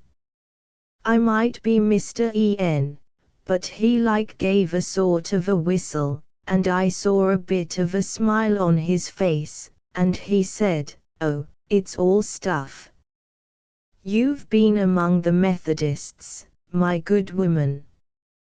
But I told him I'd never been near the Methodies. And then he said, "Well," says he, "you must come to church, where you'll hear the scriptures properly explained, instead of sitting poring over your Bible at home." But I told him I always used coming to church when I had my health, but this very cold winter weather I hardly durst venture so far, and me so bad wi' rheumatic and all. But he says, "It'll do your rheumatize good to hobble to church, there's nothing like exercise for the rheumatize." You can walk about the house well enough, why can't you walk to church? The fact is, says he, you're getting too fond of your ease. It's always easy to find excuses for shirking one's duty. But then, you know, Miss Gray, it wasn't so. However, I told him I'd try. But please, sir, says I, if I do go to church, what the better shall I be? I want to have my sins blotted out, and to feel that they are remembered no more against me, and that the love of God is shed abroad in my heart. And if I can get no good by reading my Bible and saying my prayers at home, what good shall I get by going to church? The church, says he, is the place appointed by God for His worship. It's your duty to go there as often as you can. If you want comfort, you must seek it in the path of duty, and a deal more he said, but I cannot remember all his fine words. However, it all came to this, that I was to come to church as oft as ever I could, and bring my prayer book with me, and read up all the sponsors after the clerk, and stand, and kneel, and sit, and do all as I should, and take the Lord's Supper at every opportunity, and hearken his sermons, and Master Bligh's, and it you'd be all right. If I went on doing my duty, I should get a blessing at last. But if you get no comfort that way, says he, it's all up. Then, sir, says I, should you think I'm a reprobate? Why, says he says, if you do your best to get to heaven and can't manage it, you must be one of those that seek to enter in at the strait gate and shall not be able. And then he asked me if I'd seen any of the ladies OTH Hall about that morning, so I told him where I had seen the young misses go on Moss Lane, and he kicked my poor cat right across floor, and went after em as gay as a lark, but I was very sad. That last word o' his fair sunk into my heart, and lay there like a lump o' lead, till I was weary to bear it. Howsoever, I followed his advice. I thought he meant it all for best, though he had a queer way with him. But you know, miss, he's rich and young, and such like cannot right understand the thoughts of a poor old woman such as me. But, howsoever, I did my best to do all as he bade me. But maybe I'm plaguing you, miss, wi' my chatter. Oh, no, Nancy. Go on, and tell me all. Well, my rheumatiz got better. I know not whether we going to church or not, but one frosty Sunday I got this cold i' my eyes. Inflammation didn't come on all at once like, but bit by bit. But I wasn't going to tell you about my eyes, I was talking about my trouble o' mind, and to tell the truth, Miss Gray, I don't think it was anyways eased by coming to church, naught to speak on, at least, I like got my health better, but that didn't mend my soul. I hearkened and hearkened the ministers, and read at my prayer book, but it was all like sounding brass and a tinkling cymbal. The sermons I couldn't understand, and prayer book only served to show me how wicked I was, that I could read such good words and never be no better for it, and often feel it a sore labor and a heavy task beside, instead of a blessing and a privilege as all good Christians does. It seemed like as all were barren and dark to me. And then, them dreadful words, many shall seek to enter in, and shall not be able. They like as they fair dried up my spirit. But one Sunday, when Maester Hatfield gave out about the sacrament, I noticed where he said, "If there be any of you that cannot quiet his own conscience, but requireth further comfort or counsel, let him come to me, or some other discreet and learned minister of God's word, and open his grief." So next Sunday morning, afore service, I just looked into the vestry, and began talking to Th Rector again. I hardly could fashion to take such a liberty, but I thought when my soul was at stake I shouldn't stick at a trifle. But he said he hadn't time to attend to me then. "And, indeed," says he, "I've nothing to say to you but what I've said before. Take the sacrament, of course, and go on doing your duty, and if that won't serve you, nothing will. So don't bother me any more." So then, I went away. But I heard Maester Weston was there, miss. This was his first Sunday at Horton, you know, and he was Ith vestry in his surplice, helping Th Rector on with his gown. Yes, Nancy. And I heard him ask Maester Hatfield who I was, and he says, "Oh, she's a canting old fool." And I was very ill grieved, Miss Grey, but I went to my seat, and I tried to do my duty as aforetime, but I got no peace. And I even took the sacrament, but I felt as though I were eating and drinking to my own damnation all th time. So I went home, sorely troubled. But next day, afore I'd gotten fettled up, for indeed, miss, I'd no heart to sweeping and fettling, and washing pots, so I sat me down ith muck, who should come in but Maester Weston. I started siding stuff then, and sweeping and doing, and I expected he'd begin calling me for my idle ways, as Maester Hatfield would a done, but I was Mr. En, he only bid me good morning in a quiet decent way.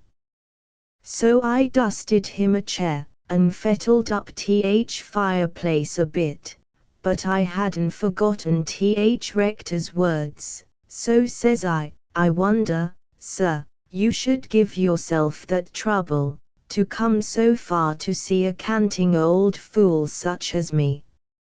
He seemed taken aback at that, but he would fain persuade me that the rector was only in jest, and when that wouldn't do, he says, "Well, Nancy, you shouldn't think so much about it." Mr. Hatfield was a little out of humour just then. You know we're none of us perfect, even Moses spoke unadvisedly with his lips.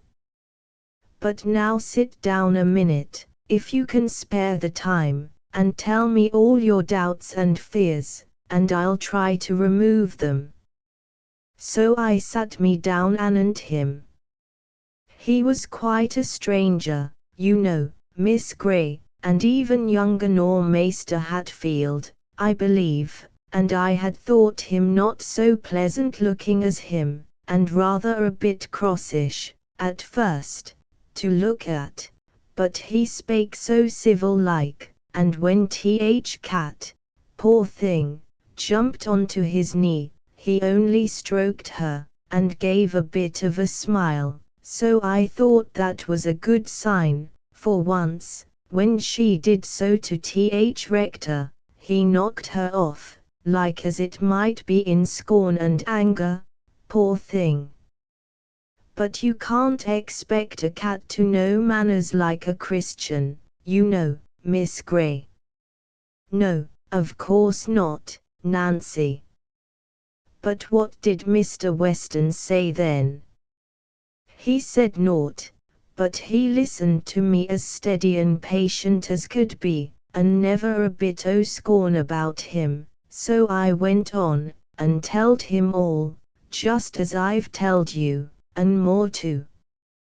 Well, says he, Mr. Hatfield was quite right in telling you to persevere in doing your duty, but in advising you to go to church and attend to the service, and so on, he didn't mean that was the whole of a Christian's duty. He only thought you might there learn what more was to be done, and be led to take delight in those exercises, instead of finding them a task and a burden. And if you had asked him to explain those words that trouble you so much, I think he would have told you, that if many shall seek to enter in at the strait gate and shall not be able, it is their own sins that hinder them, just as a man with a large sack on his back might wish to pass through a narrow doorway, and find it impossible to do so unless he would leave his sack behind him. But you, Nancy, I dare say, have no sins that you would not gladly throw aside, if you knew how. Indeed, sir, you speak truth, said I. Well, says he, you know the first and great commandment, and the second, which is like unto it, on which two commandments hang all the law and the prophets. You say you cannot love God, but it strikes me that if you rightly consider who and what He is, you cannot help it. He is your Father, your best friend. Every blessing, everything good, pleasant, or useful, comes from Him, and everything evil, everything you have reason to hate, to shun, or to fear, comes from Satan, His enemy as well as ours. And for this cause was God manifest in the flesh, that He might destroy the works of the devil. In one word, God is love, and the more of love we have within us, the nearer we are to Him and the more of His Spirit we possess. Well, sir, I said, if I can always think on these things, I think I might well love God, but how can I love my neighbors, when they vex me, and be so contrary and sinful as some on 'em is? It may seem a hard matter, says he, to love our neighbors, who have so much of what is evil about them, and whose faults so often awaken the evil that lingers within ourselves. But remember that He made them, and He loves them, and whosoever loveth Him that begat, loveth Him that is begotten also.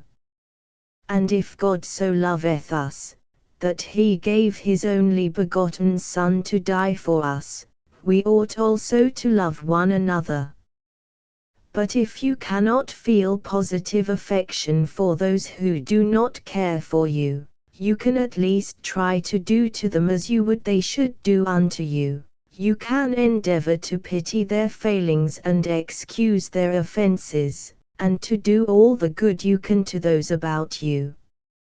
And if you accustom yourself to this, Nancy, the very effort itself will make you love them in some degree, to say nothing of the goodwill your kindness would beget in them, though they might have little else that is good about them.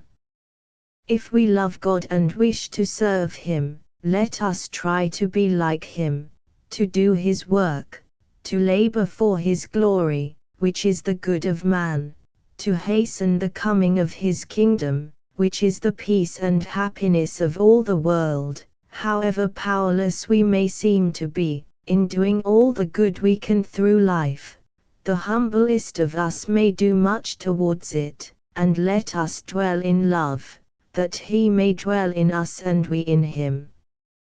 The more happiness we bestow, the more we shall receive, even here, and the greater will be our reward in heaven when we rest from our labors. I believe, miss, them is his very words, for I've thought 'em o'er many a time. And then he took that Bible, and read bits here and there, and explained 'em as clear as the day, and it seemed like as a new light broke in on my soul, and I felt fair aglow about my heart, and only wished poor Bill and all the world could ha' been there, and heard it all, and rejoiced wi' me. After he was gone, Hannah Rogers, one o' th neighbours, came in and wanted me to help her to wash. I telled her I couldn't just then, for I hadn't set on th potatoes for th dinner, nor washed up th breakfast stuff yet. So then she began calling me for my nasty idle ways. I was a little bit vexed at first, but I never said nothing wrong to her. I only telled her like all in a quiet way, 'at I'd had th new parson to see me, but I'd get done as quick as ever I could, and then come and help her. So then she softened down, and my heart like as it warmed towards her, and in a bit we was very good friends. And so it is, Miss Grey, a soft answer turneth away wrath, but grievous words stir up anger. It isn't only in them you speak to, but in yourself. Very true, Nancy, if we could always remember it. If we could. And did Mr. Weston ever come to see you again? Yes, many a time. And since my eyes has been so bad, he's sat and read to me by the half-hour together, but you know, miss, he has other folks to see, and other things to do, God bless him. And that next Sunday he preached such a sermon. His text was, "Come unto me all ye that labor and are heavy laden, and I will give you rest," and them two blessed verses that follows. You wasn't there, miss, you was with your friends then, but it made me so happy. And I am happy now, thank God. And I take a pleasure, now, in doing little bits o' jobs for my neighbours, such as a poor old body 'at's half blind can do, and they take it kindly of me, just as he said. You see, miss, I'm knitting a pair o' stockings now, they are for Thomas Jackson, he's a queerish old body, and we've had many about at threeping, one anent t'other, and at times we've differed sorely. So I thought I couldn't do better nor knit him a pair o' warm stockings, and I've felt to like him a deal better, poor old man, sin' I began. It's turned out just as Maister Weston said. Well, I'm very glad to see you so happy, Nancy, and so wise, but I must go now. I shall be wanted at the Hall, said I, and bidding her goodbye, I departed, promising to come again when I had time, and feeling nearly as happy as herself. At another time I went to read to a poor labourer who was in the last stage of consumption. The young ladies had been to see him, and somehow a promise of reading had been extracted from them, but it was too much trouble, so they begged me to do it instead. I went, willingly enough, and there too I was gratified with the praises of Mr. Weston, both from the sick man and his wife. The former told me that he derived great comfort and benefit from the visits of the new parson, who frequently came to see him, and was another guess sort of man to Mr. Hatfield, who, before the other's arrival at Horton, had now and then paid him a visit, on which occasions he would always insist upon having the cottage door kept open, to admit the fresh air for his own convenience, without considering how it might injure the sufferer, and having opened his prayer book and hastily read over a part of the service for the sick, would hurry away again, if he did not stay to administer some harsh rebuke to the afflicted wife, or to make some thoughtless, not to say heartless, observation, rather calculated to increase than diminish the troubles of the suffering pair. Whereas, said the man, Maester Weston, you'll pray with me quite in a different fashion, and talk to me as kind as oat, and oft read to me too, and sit beside me just like a brother. Just for all the world, exclaimed his wife, and about 3 weeks in, when he seed how poor Jem shivered wi' cold, and what pitiful fires we kept, he axed if where stock of coals was nearly done. I telled him it was, and we was ill set to get more, but you know, mum, I didn't think o' him helping us, but, howsoever, he sent us a sack o' coals next day, and we've had good fires ever sin', and a great blessing it is, this winter time. But that's his way, Miss Grey, when he comes into a poor body's house seeing sick folk, he like notices what they most stand I need on, and if he thinks they can't readily get it the sell, he never says nowt about it, but just gets it for 'em. And it isn't everybody at you do that, at has as little as he has, for you know, mum, he's nowt at all to live on but what he gets for rector, and that's little enough they say. I remembered then, with a species of exultation, that he had frequently been styled a vulgar brute by the amiable Miss Murray, because he wore a silver watch, and clothes not quite so bright and fresh as Mr. Hatfield's. In returning to the lodge I felt very happy, and thanked God that I had now something to think about, something to dwell on as a relief from the weary monotony, the lonely drudgery, of my present life, for I was lonely.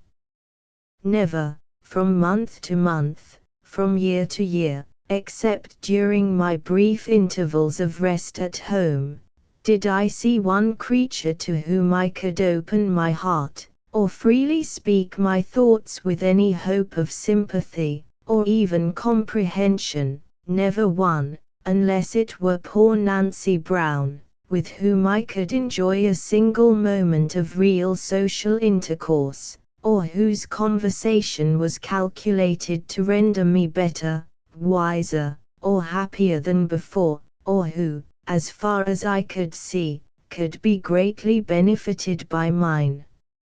My only companions had been unamiable children, and ignorant, wrong-headed girls, from whose fatiguing folly, unbroken solitude was often a relief most earnestly desired and dearly prized. But to be restricted to such associates was a serious evil, both in its immediate effects and the consequences that were likely to ensue. Never a new idea or stirring thought came to me from without, and such as rose within me were, for the most part, miserably crushed at once, or doomed to sicken or fade away, because they could not see the light. Habitual associates are known to exercise a great influence over each other's minds and manners. Those whose actions are forever before our eyes, whose words are ever in our ears, will naturally lead us, albeit against our will, slowly, gradually, imperceptibly, perhaps, to act and speak as they do. I will not presume to say how far this irresistible power of assimilation extends, but if one civilized man were doomed to pass a dozen years amid a race of intractable savages, unless he had power to improve them, I greatly question whether, at the close of that period, he would not have become, at least, a barbarian himself. And I, as I could not make my young companions better, feared exceedingly that they would make me worse, would gradually bring my feelings, habits, capacities, to the level of their own, without, however, imparting to me their light-heartedness and cheerful vivacity. Already, I seemed to feel my intellect deteriorating, my heart petrifying, my soul contracting, and I trembled lest my very moral perceptions should become deadened, my distinctions of right and wrong confounded, and all my better faculties be sunk, at last, beneath the baneful influence of such a mode of life. The gross vapors of earth were gathering around me, and closing in upon my inward heaven, and thus it was that Mr. Weston rose at length upon me, appearing like the morning star in my horizon, to save me from the fear of utter darkness, and I rejoiced that I had now a subject for contemplation that was above me, not beneath. I was glad to see that all the world was not made up of Bloomfields, Murrays, Hatfields, Ashbys, and C. And that human excellence was not a mere dream of the imagination. When we hear a little good and no harm of a person, it is easy and pleasant to imagine more. In short, it is needless to analyze all my thoughts. But Sunday was now become a day of peculiar delight to me. I was now almost broken into the back corner in the carriage, for I liked to hear him, and I liked to see him, too, though I knew he was not handsome, or even what is called agreeable, in outward aspect, but, certainly, he was not ugly. In stature he was a very little, above the middle size. The outline of his face would be pronounced too square for beauty, but to me it announced decision of character. His dark brown hair was not carefully curled, like Mr. Hatfield's, but simply brushed aside over a broad white forehead. The eyebrows, I suppose, were too projecting, but from under those dark brows there gleamed an eye of singular power, brown in color, not large, and somewhat deep-set, but strikingly brilliant, and full of expression.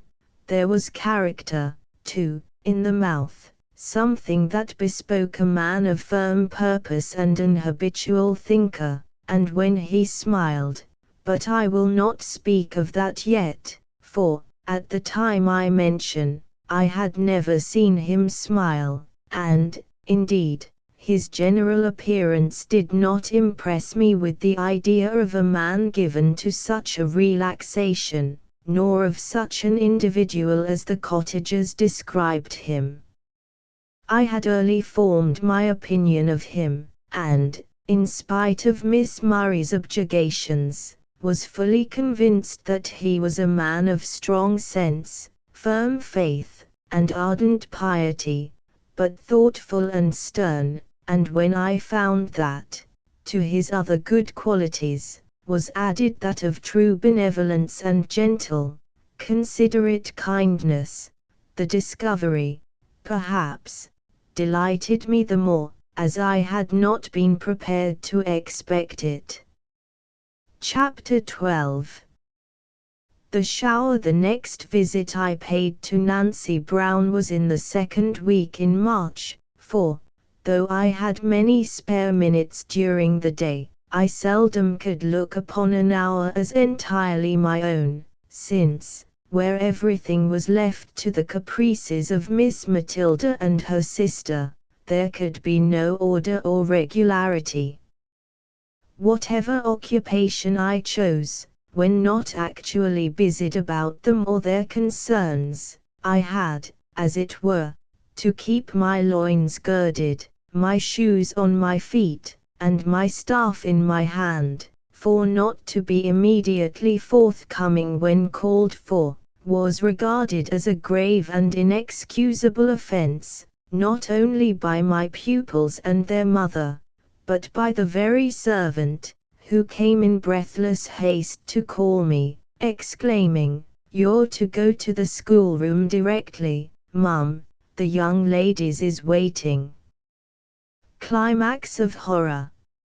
Actually waiting for their governess. But this time I was pretty sure of an hour or two to myself, for Matilda was preparing for a long ride, and Rosalie was dressing for a dinner party at Lady Ashby's, so I took the opportunity of repairing to the widow's cottage, where I found her in some anxiety about her cat, which had been absent all day. I comforted her with as many anecdotes of that animal's roving propensities as I could recollect.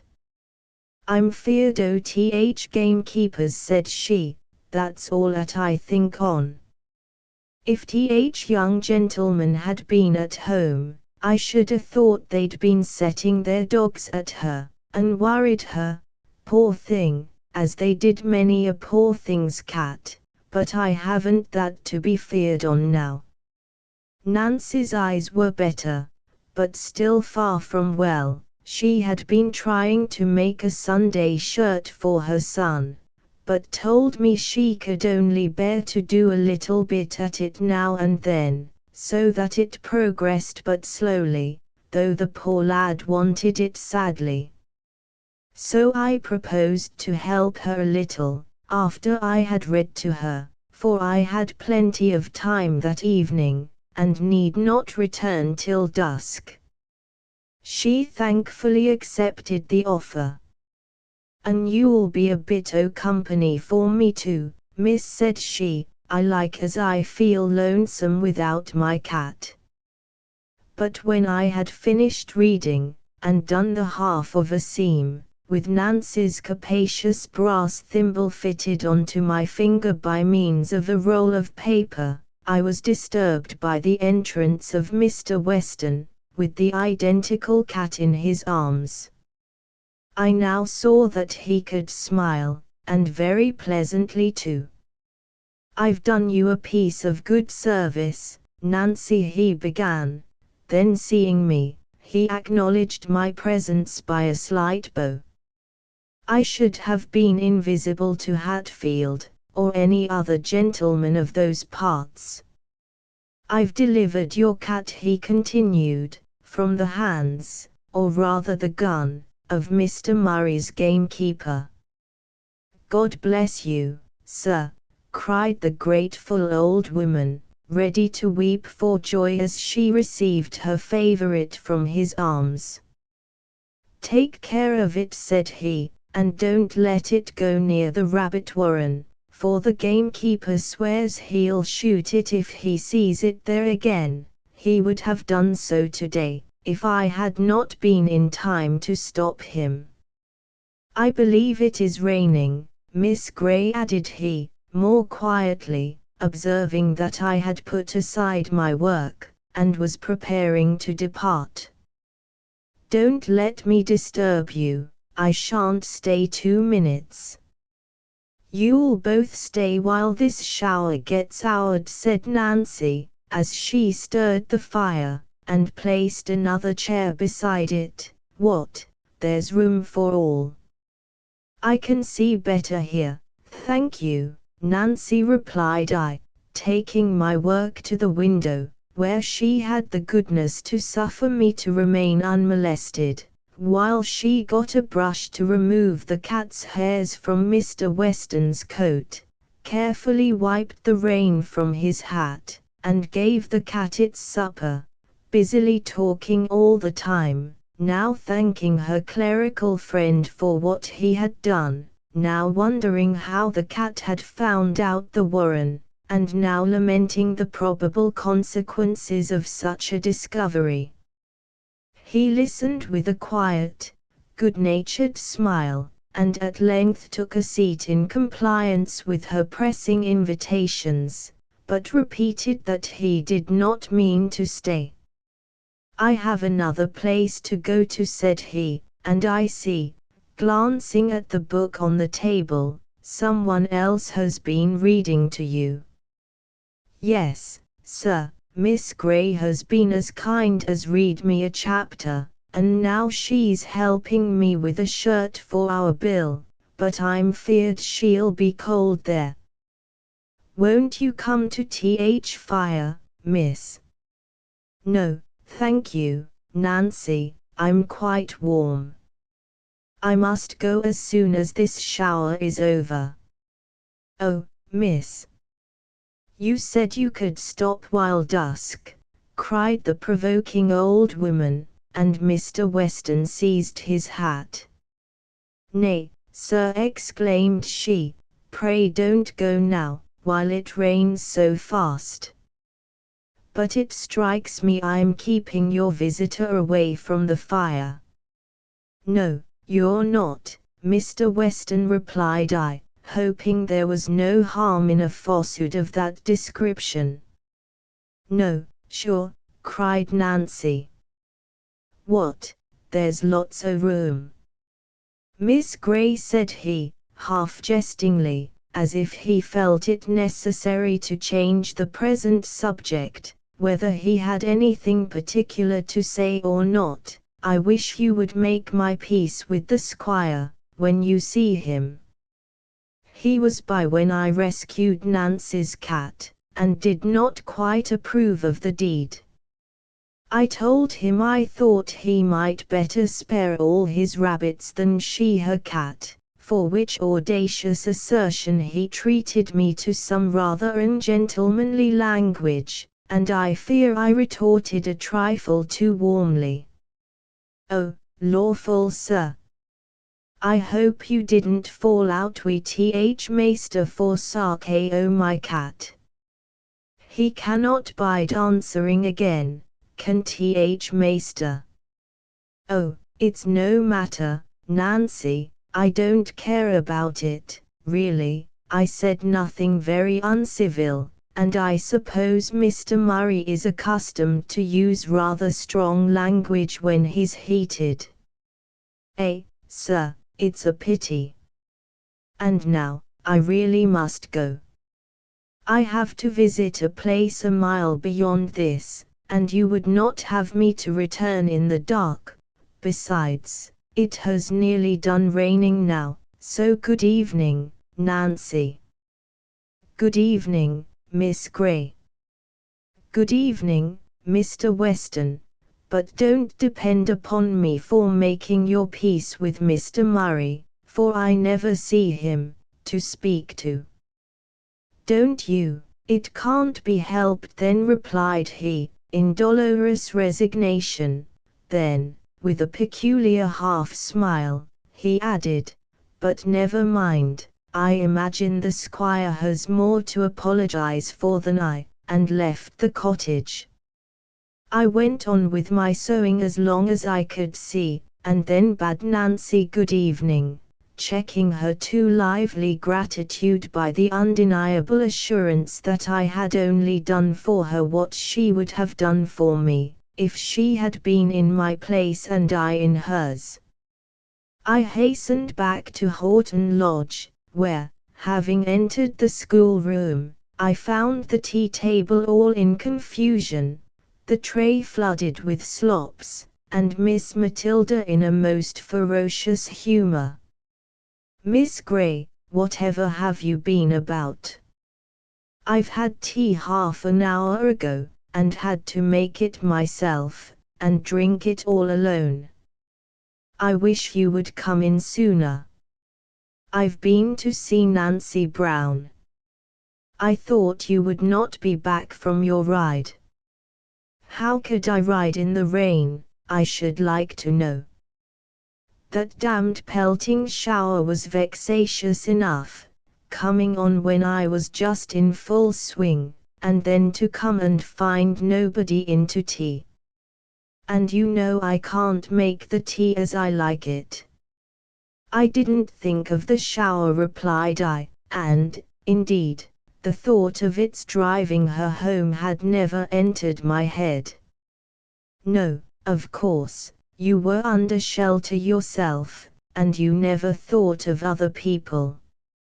I bore her coarse reproaches with astonishing equanimity, even with cheerfulness, for I was sensible that I had done more good to Nancy Brown than harm to her, and perhaps some other thoughts assisted to keep up my spirits, and impart a relish to the cup of cold, overdrawn tea, and a charm to the otherwise unsightly table, and, I had almost said, to Miss Matilda's unamiable face. But she soon betook herself to the stables, and left me to the quiet enjoyment of my solitary meal. Chapter 13. The Primroses. Miss Murray now always went twice to church, for she so loved admiration that she could not bear to lose a single opportunity of obtaining it, and she was so sure of it wherever she showed herself, that, whether Harry Meltham and Mr. Green were there or not, there was certain to be somebody present who would not be insensible to her charms, besides the rector, whose official capacity generally obliged him to attend. Usually, also, if the weather permitted, both she and her sister would walk home, Matilda, because she hated the confinement of the carriage, she, because she disliked the privacy of it, and enjoyed the company that generally enlivened the first mile of the journey in walking from the church to Mr. Green's park gates, near which commenced the private road to Horton Lodge, which lay in the opposite direction, while the highway conducted in a straightforward course to the still more distant mansion of Sir Hugh Meltham. Thus there was always a chance of being accompanied, so far, either by Harry Meltham, with or without Miss Meltham, or Mr. Green, with perhaps one or both of his sisters, and any gentlemen visitors they might have. Whether I walked with the young ladies or rode with their parents, depended upon their own capricious will. If they chose to take me, I went. If, for reasons best known to themselves, they chose to go alone, I took my seat in the carriage. I liked walking better, but a sense of reluctance to obtrude my presence on anyone who did not desire it, always kept me passive on these and similar occasions, and I never inquired into the causes of their varying whims. Indeed, this was the best policy, for to submit and oblige was the governess's part, to consult their own pleasure was that of the pupils. But when I did walk, the first half of journey was generally a great nuisance to me. As none of the before-mentioned ladies and gentlemen ever noticed me, it was disagreeable to walk beside them, as if listening to what they said, or wishing to be thought one of them, while they talked over me, or across, and if their eyes, in speaking, chanced to fall on me, it seemed as if they looked on vacancy, as if they either did not see me, or were very desirous to make it appear so. It was disagreeable, too, to walk behind, and thus appear to acknowledge my own inferiority, for, in truth, I considered myself pretty nearly as good as the best of them, and wished them to know that I did so, and not to imagine that I looked upon myself as a mere domestic, who knew her own place too well to walk beside such fine ladies and gentlemen as they were, though her young ladies might choose to have her with them, and even condescend to converse with her when no better company were at hand. Thus, I am almost ashamed to confess it, but indeed I gave myself no little trouble in my endeavors, if I did keep up with them, to appear perfectly unconscious or regardless of their presence, as if I were wholly absorbed in my own reflections, or the contemplation of surrounding objects, or, if I lingered behind, it was some bird or insect, some tree or flower, that attracted my attention, and having duly examined that, I would pursue my walk alone, at a leisurely pace, until my pupils had bidden adieu to their companions and turned off into the quiet private road.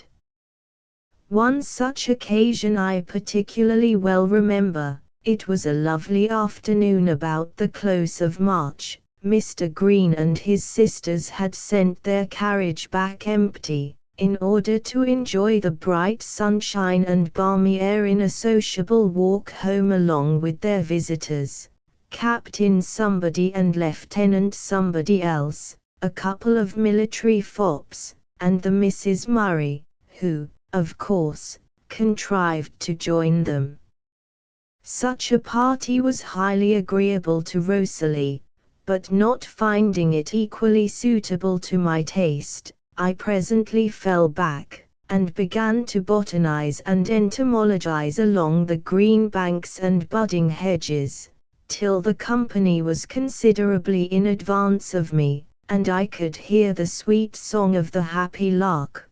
Then my spirit of misanthropy began to melt away beneath the soft, pure air and genial sunshine, but sad thoughts of early childhood, and yearnings for departed joys, or for a brighter future lot, arose instead.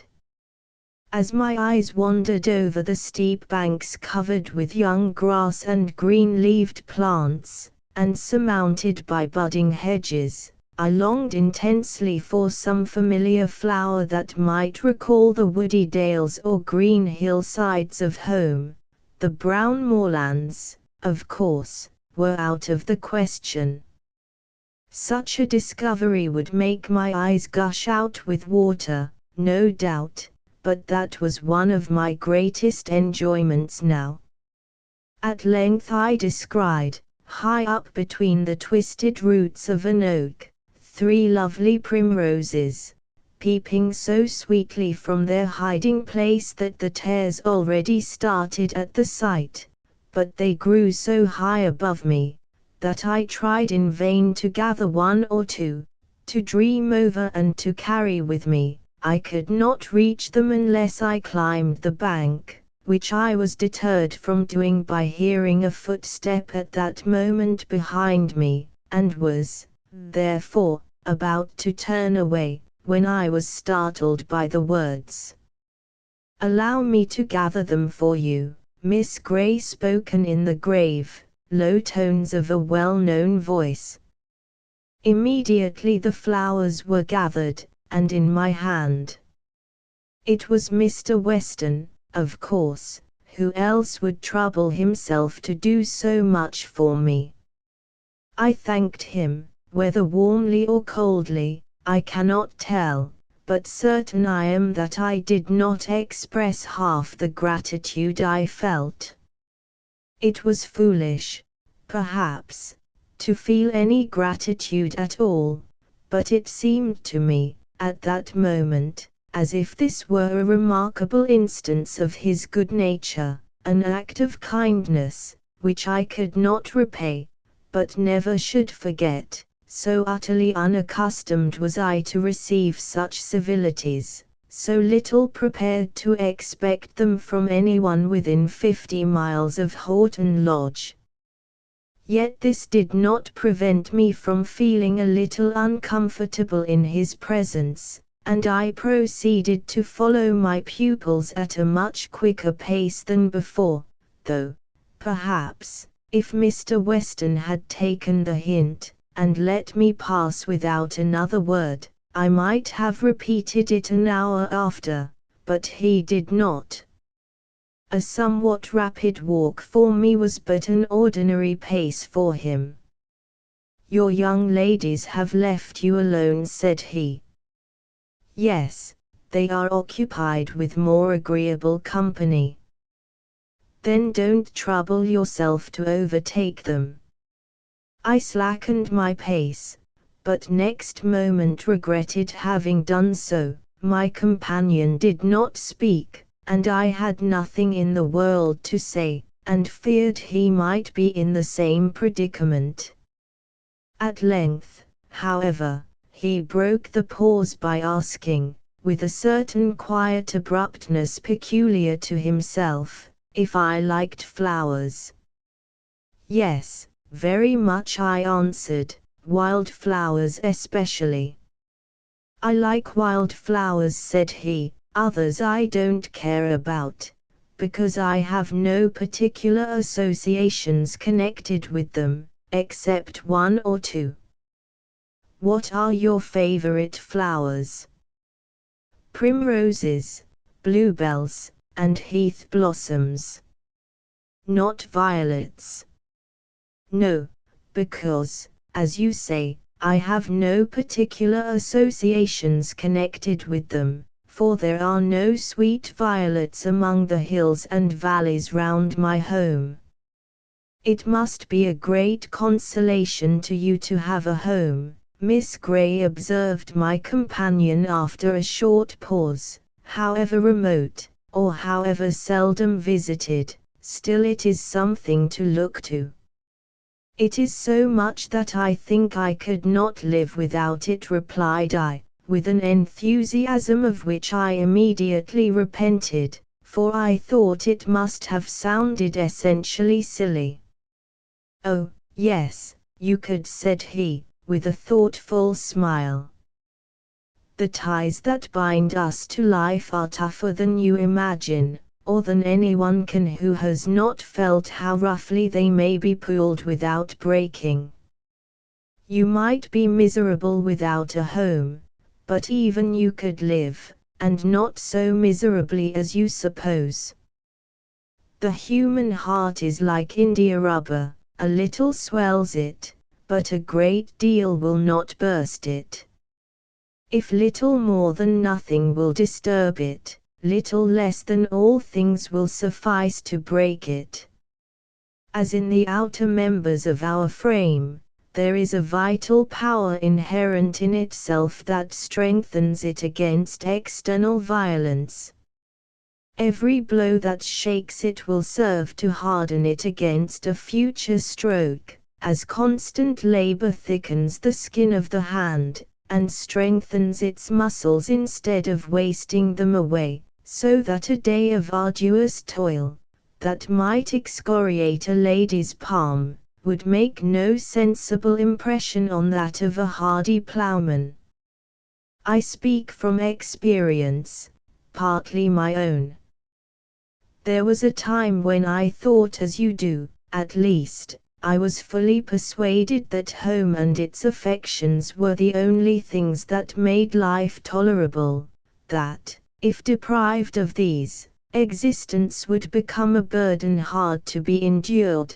But now I have no home, unless you would dignify my 2 hired rooms at Horton by such a name, and not 12 months ago I lost the last and dearest of my early friends, and yet, not only I live, but I am not wholly destitute of hope and comfort, even for this life.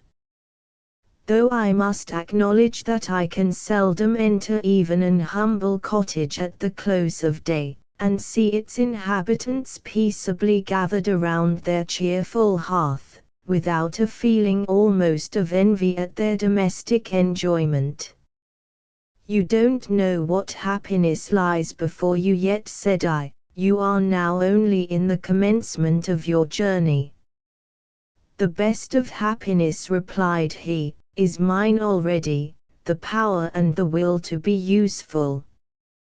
We now approached a stile communicating with a footpath that conducted to a farmhouse, where, I suppose, Mr. Weston purposed to make himself useful, for he presently took leave of me, crossed the stile, and traversed the path with his usual firm, elastic tread, leaving me to ponder his words as I continued my course alone. I had heard before that he had lost his mother not many months before he came. She then was the last and dearest of his early friends, and he had no home.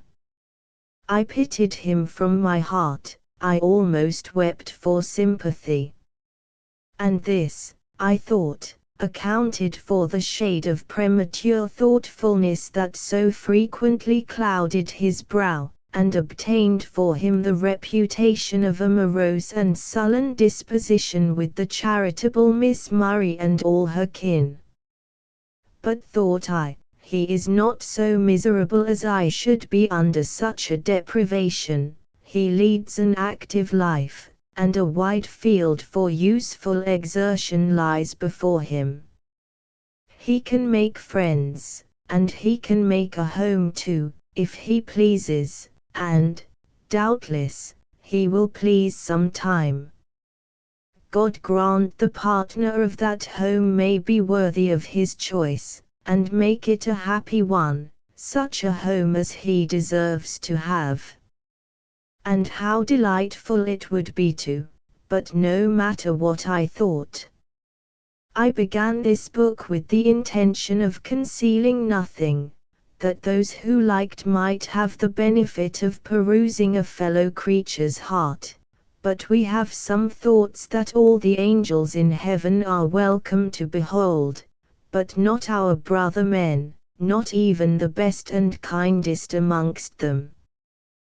By this time the Greens had taken themselves to their own abode, and the Murrays had turned down the private road, whither I hastened to follow them. I found the two girls warm in an animated discussion on the respective merits of the two young officers, but on seeing me Rosalie broke off in the middle of a sentence to exclaim, with malicious glee, "Oh ho, Miss Grey, you're come at last, are you? No wonder you lingered so long behind, and no wonder you always stand up so vigorously for Mr. Weston when I abuse him. Aha! I see it all now. Now, come, Miss Murray, don't be foolish," said I, attempting a good-natured laugh. "You know such nonsense can make no impression on me." But she still went on talking such intolerable stuff, her sister helping her with appropriate fiction coined for the occasion, that I thought it necessary to say something in my own justification. "What folly all this is!" I exclaimed. "If Mr. Weston's road happened to be the same as mine for a few yards, and if he chose to exchange a word or two in passing, what is there so remarkable in that? I assure you, I never spoke to him before, except once." Where, and when?" cried they eagerly. "In Nancy's cottage." "Aha, you've met him there, have you?" exclaimed Rosalie, with exultant laughter. "Ah, now, Matilda, I've found out why she's so fond of going to Nancy Brown's. She goes there to flirt with Mr. Weston. Really, that is not worth contradicting. I only saw him there once, I tell you, and how could I know he was coming?"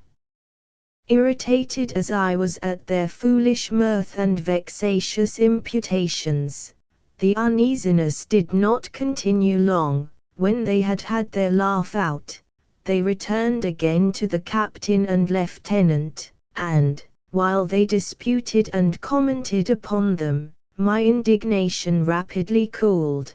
The cause of it was quickly forgotten, and I turned my thoughts into a pleasanter channel. Thus we proceeded up the park, and entered the hall, and as I ascended the stairs to my own chamber, I had but one thought within me. My heart was filled to overflowing with one single earnest wish. Having entered the room, and shut the door, I fell upon my knees and offered up a fervent but not impetuous prayer.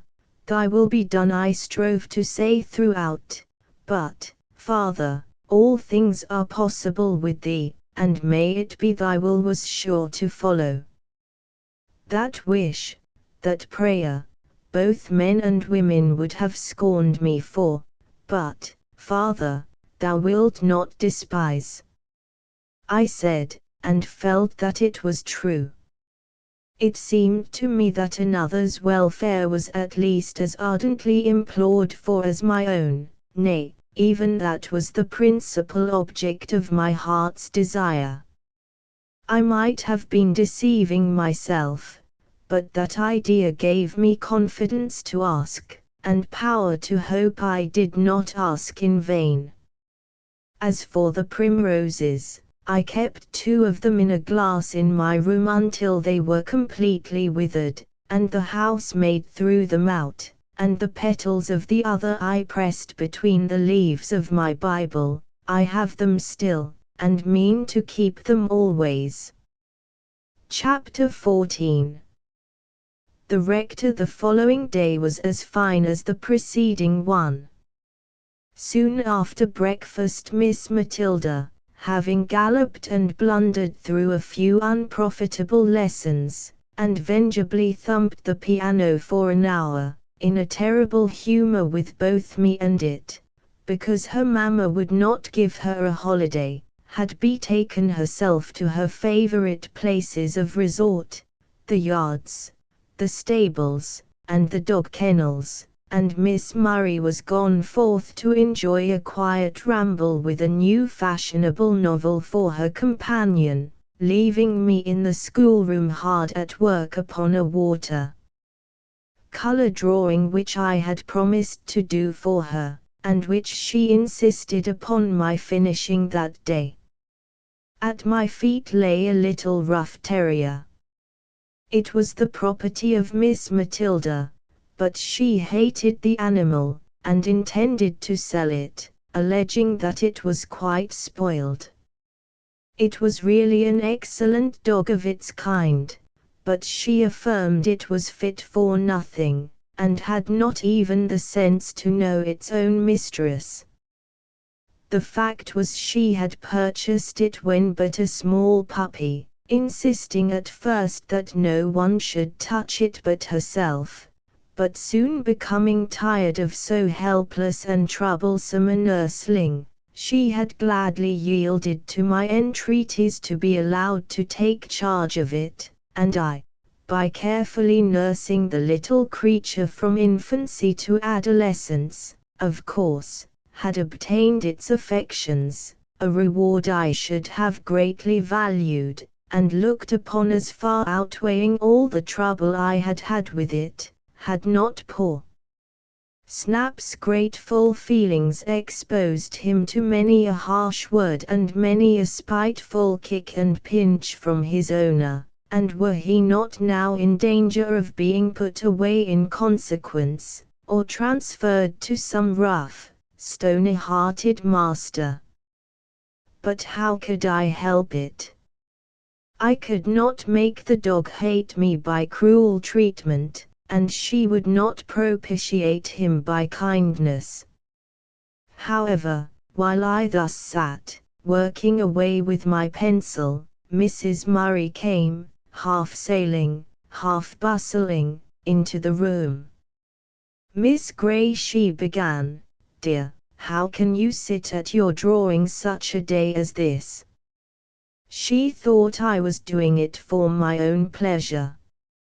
"I wonder you don't put on your bonnet and go out with the young ladies. I think, Miss Murray is reading, and Miss Matilda is amusing herself with her dogs. If you would try to amuse Miss Matilda yourself a little more, I think she would not be driven to seek amusement in the companionship of dogs and horses and grooms, so much as she is. And if you would be a little more cheerful and conversable with Miss Murray, she would not so often go wandering in the fields with a book in her hand."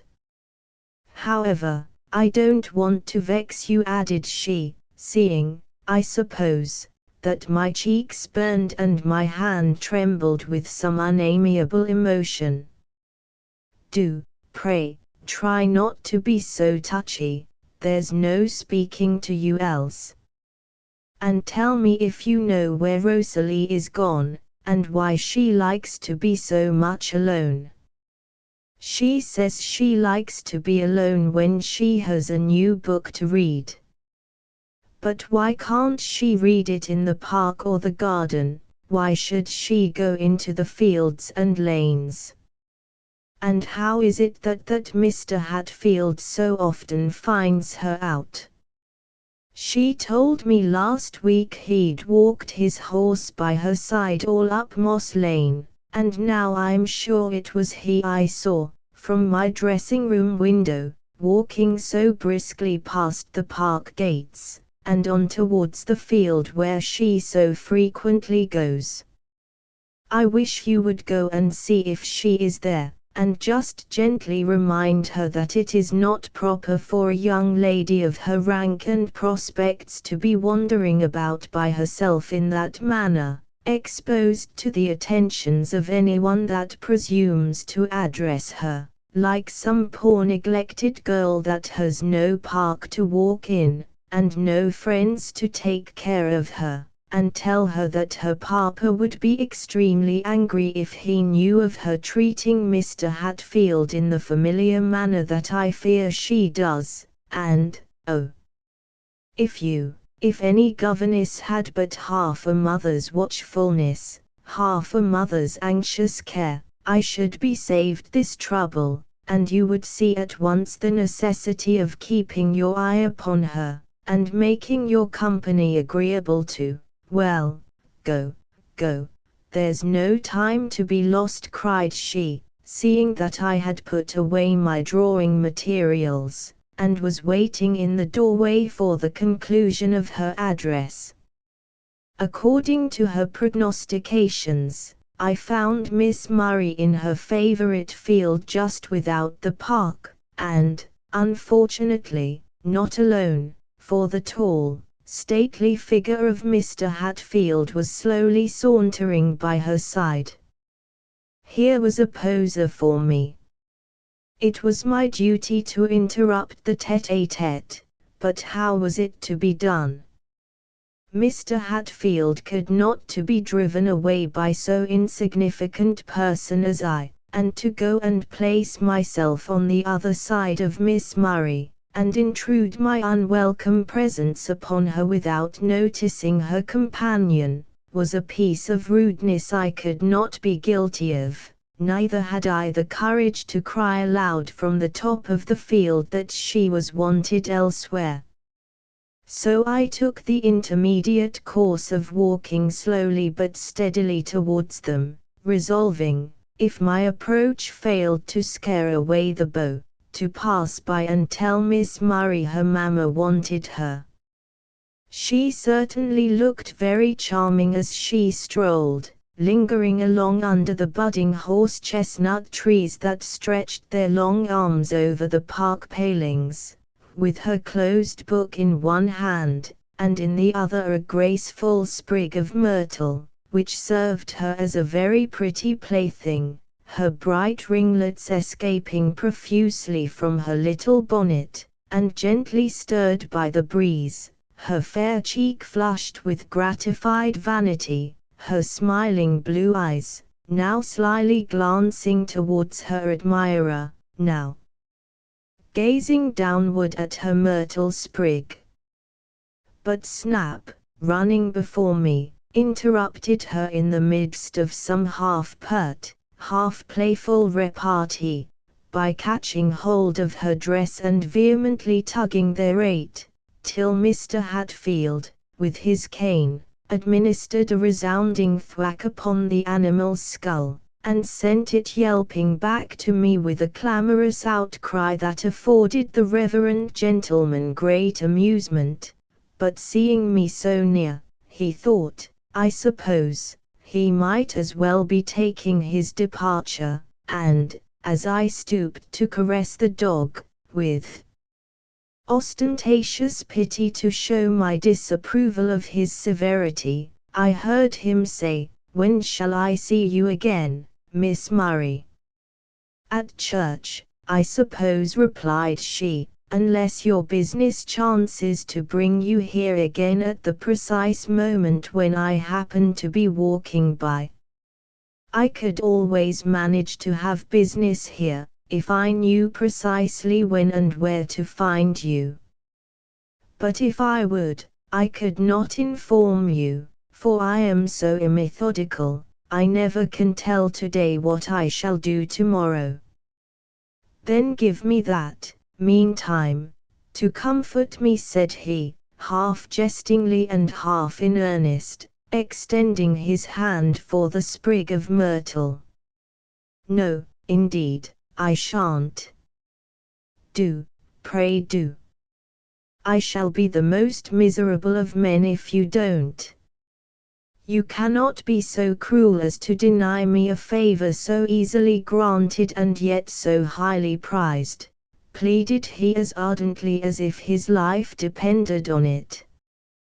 By this time I stood within a very few yards of them, impatiently waiting his departure. "There then, take it and go," said Rosalie. He joyfully received the gift, murmured something that made her blush and toss her head, but with a little laugh that showed her displeasure was entirely affected, and then with a courteous salutation withdrew. "Did you ever see such a man, Miss Grey?" said she, turning to me. "I'm so glad you came.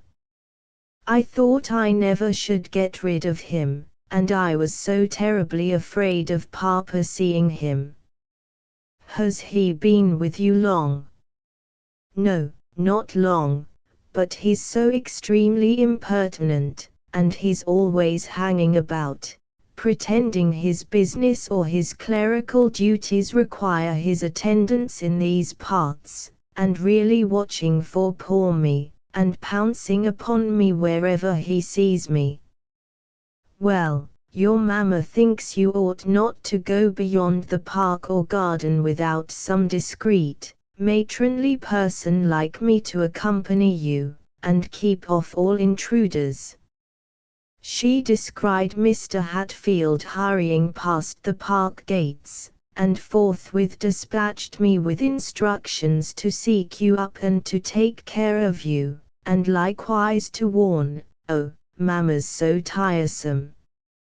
As if I couldn't take care of myself. She bothered me before about Mr. Hatfield, and I told her she might trust me. I never should forget my rank and station for the most delightful man that ever breathed. I wish he would go down on his knees tomorrow, and implore me to be his wife, that I might just show her how mistaken she is in supposing that I could ever. Oh, it provokes me so. To think that I could be such a fool as to fall in love. It is quite beneath the dignity of a woman to do such a thing. Love. I detest the word.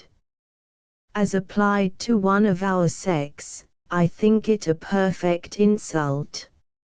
A preference I might acknowledge, but never for one like poor Mr. Hatfield, who has not 700 a year to bless himself with. I like to talk to him, because he's so clever and amusing. I wish Sir Thomas Ashby were half as nice. Besides, I must have somebody to flirt with, and no one else has the sense to come here. And when we go out, Mamma won't let me flirt with anybody but Sir Thomas, if he's there, and if he's not there, I'm bound hand and foot, for fear somebody should go and make up some exaggerated story, and put it into his head that I'm engaged, or likely to be engaged, to somebody else, or, what is more probable, for fear his nasty old mother should see or hear of my ongoings, and conclude that I'm not a fit wife for her excellent son, as if the said son were not the greatest scamp in Christendom, and as if any woman of common decency were not a world too good for him. Is it really so, Miss Murray, and does your mamma know it, and yet wish you to marry him? To be sure, she does. She knows more against him than I do, I believe. She keeps it from me lest I should be discouraged, not knowing how little I care about such things. For it's no great matter, really. He'll be all right when he's married, as mamma says, and reformed rakes make the best husbands, everybody knows. I only wish he were not so ugly, that's all I think about. But then there's no choice here in the country, and Papa will not let us go to London, but I should think Mr. Hatfield would be far better. And so he would, if he were Lord of Ashby Park, there's not a doubt of it, but the fact is, I must have Ashby Park, whoever shares it with me. But Mr. Hatfield thinks you like him all this time. You don't consider how bitterly he will be disappointed when he finds himself mistaken. No, indeed. It will be a proper punishment for his presumption, for ever daring to think I could like him. I should enjoy nothing so much as lifting the veil from his eyes. The sooner you do it the better then. No, I tell you, I like to amuse myself with him. Besides, he doesn't really think I like him. I take good care of that. You don't know how cleverly I manage. He may presume to think he can induce me to like him, for which I shall punish him as he deserves. Well, mind you don't give too much reason for such presumption. That's all, replied I. But all my exhortations were in vain, they only made her somewhat more solicitous to disguise her wishes and her thoughts from me. She talked no more to me about the rector, but I could see that her mind, if not her heart, was fixed upon him still, and that she was intent upon obtaining another interview, for though, in compliance with her mother's request, I was now constituted the companion of her rambles for a time, she still persisted in wandering in the fields and lanes that lay in the nearest proximity to the road, and, whether she talked to me or read the book she carried in her hand, she kept continually pausing to look round her, or gaze up the road to see if anyone was coming, and if a horseman trotted by, I could tell by her unqualified abuse of the poor equestrian, whoever he might be, that she hated him because he was not Mr. Hatfield. Surely, thought I, she is not so indifferent to him as she believes herself to be, or would have others to believe her. And her mother's anxiety is not so wholly causeless as she affirms. 3 days passed away, and he did not make his appearance. On the afternoon of the 4th, as we were walking beside the park palings in the memorable field, each furnished with a book, for I always took care to provide myself with something to be doing when she did not require me to talk, she suddenly interrupted my studies by exclaiming, "Oh, Miss Gray, do be so kind as to go and see Mark Wood, and take his wife £half-a-crown from me. I should have given or sent it a week ago, but quite forgot." "There," said she, throwing me her purse, and speaking very fast, "never mind getting it out now, but take the purse and give them what you like. I would go with you, but I want to finish this volume." I'll come and meet you when I've done it. Be quick, will you? And, oh, wait, hadn't you better read to him a bit? Run to the house and get some sort of a good book. Anything will do. I did as I was desired, but, suspecting something from her hurried manner and the suddenness of the request, I just glanced back before I quitted the field, and there was Mr. Hatfield about to enter at the gate below. By sending me to the house for a book, she had just prevented my meeting him on the road. Never mind, thought I, there'll be no great harm done. Poor Mark will be glad of the half-crown, and perhaps of the good book too, and if the rector does steal Miss Rosalie's heart, it will only humble her pride a little, and if they do get married at last, it will only save her from a worse fate, and she will be quite a good enough partner for him, and he for her. Mark Wood was the consumptive labourer whom I mentioned before. He was now rapidly wearing away. Miss Murray, by her liberality, obtained literally the blessing of him that was ready to perish, for though the half-crown could be of very little service to him, he was glad of it for the sake of his wife and children, so soon to be widowed and fatherless. After I had sat a few minutes, and read a little for the comfort and edification of himself and his afflicted wife, I left them, but I had not proceeded 50 yards before I encountered Mr. Weston, apparently on his way to the same abode. He greeted me in his usual quiet, unaffected way, stopped to inquire about the condition of the sick man and his family, and with a sort of unconscious, brotherly disregard to ceremony took from my hand the book out of which I had been reading, turned over its pages, made a few brief but very sensible remarks, and restored it, then told me about some poor sufferer he had just been visiting, talked a little about Nancy Brown, made a few observations upon my little rough friend the terrier, that was frisking at his feet, and finally upon the beauty of the weather, and departed. I have omitted to give a detail of his words, from a notion that they would not interest the reader as they did me, and not because I have forgotten them. No, I remember them well, for I thought them over and over again in the course of that day and many succeeding ones, I know not how often, and recalled every intonation of his deep, clear voice, every flash of his quick, brown eye, and every gleam of his pleasant, but too transient smile. Such a confession will look very absurd, I fear, but no matter, I have written it, and they that read it will not know the writer.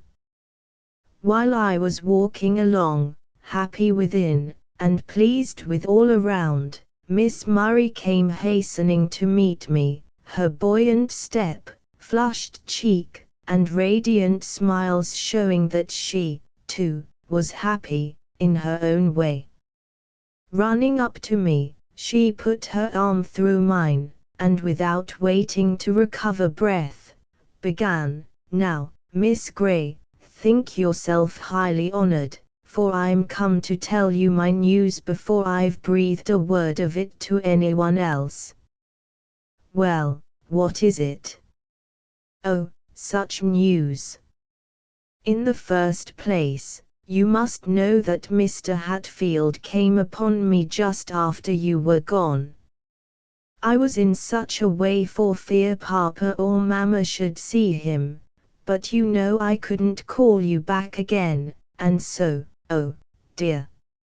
I can't tell you all about it now, for there's Matilda, I see, in the park, and I must go and open my budget to her. But, however, Hatfield was most uncommonly audacious, unspeakably complimentary, and unprecedentedly tender. Tried to be so, at least. He didn't succeed very well in that, because it's not his vein. I'll tell you all he said another time. But what did you say? I'm more interested in that. I'll tell you that, too, at some future period. I happened to be in a very good humor just then, but, though I was complaisant and gracious enough, I took care not to compromise myself in any possible way. But, however, the conceited wretch chose to interpret my amiability of temper his own way, and at length presumed upon my indulgence so far. What do you think? He actually made me an offer. And you? I proudly drew myself up, and with the greatest coolness expressed my astonishment at such an occurrence, and hoped he had seen nothing in my conduct to justify his expectations. You should have seen how his countenance fell. He went perfectly white in the face. I assured him that I esteemed him and all that, but could not possibly accede to his proposals, and if I did, Papa and Mamma could never be brought to give their consent. But if they could, said he, would yours be wanting? Certainly, Mr. Hatfield, I replied, with a cool decision which quelled all hope at once. Oh, if you had seen how dreadfully mortified he was, how crushed to the earth by his disappointment. Really, I almost pitied him myself. One more desperate attempt, however, he made.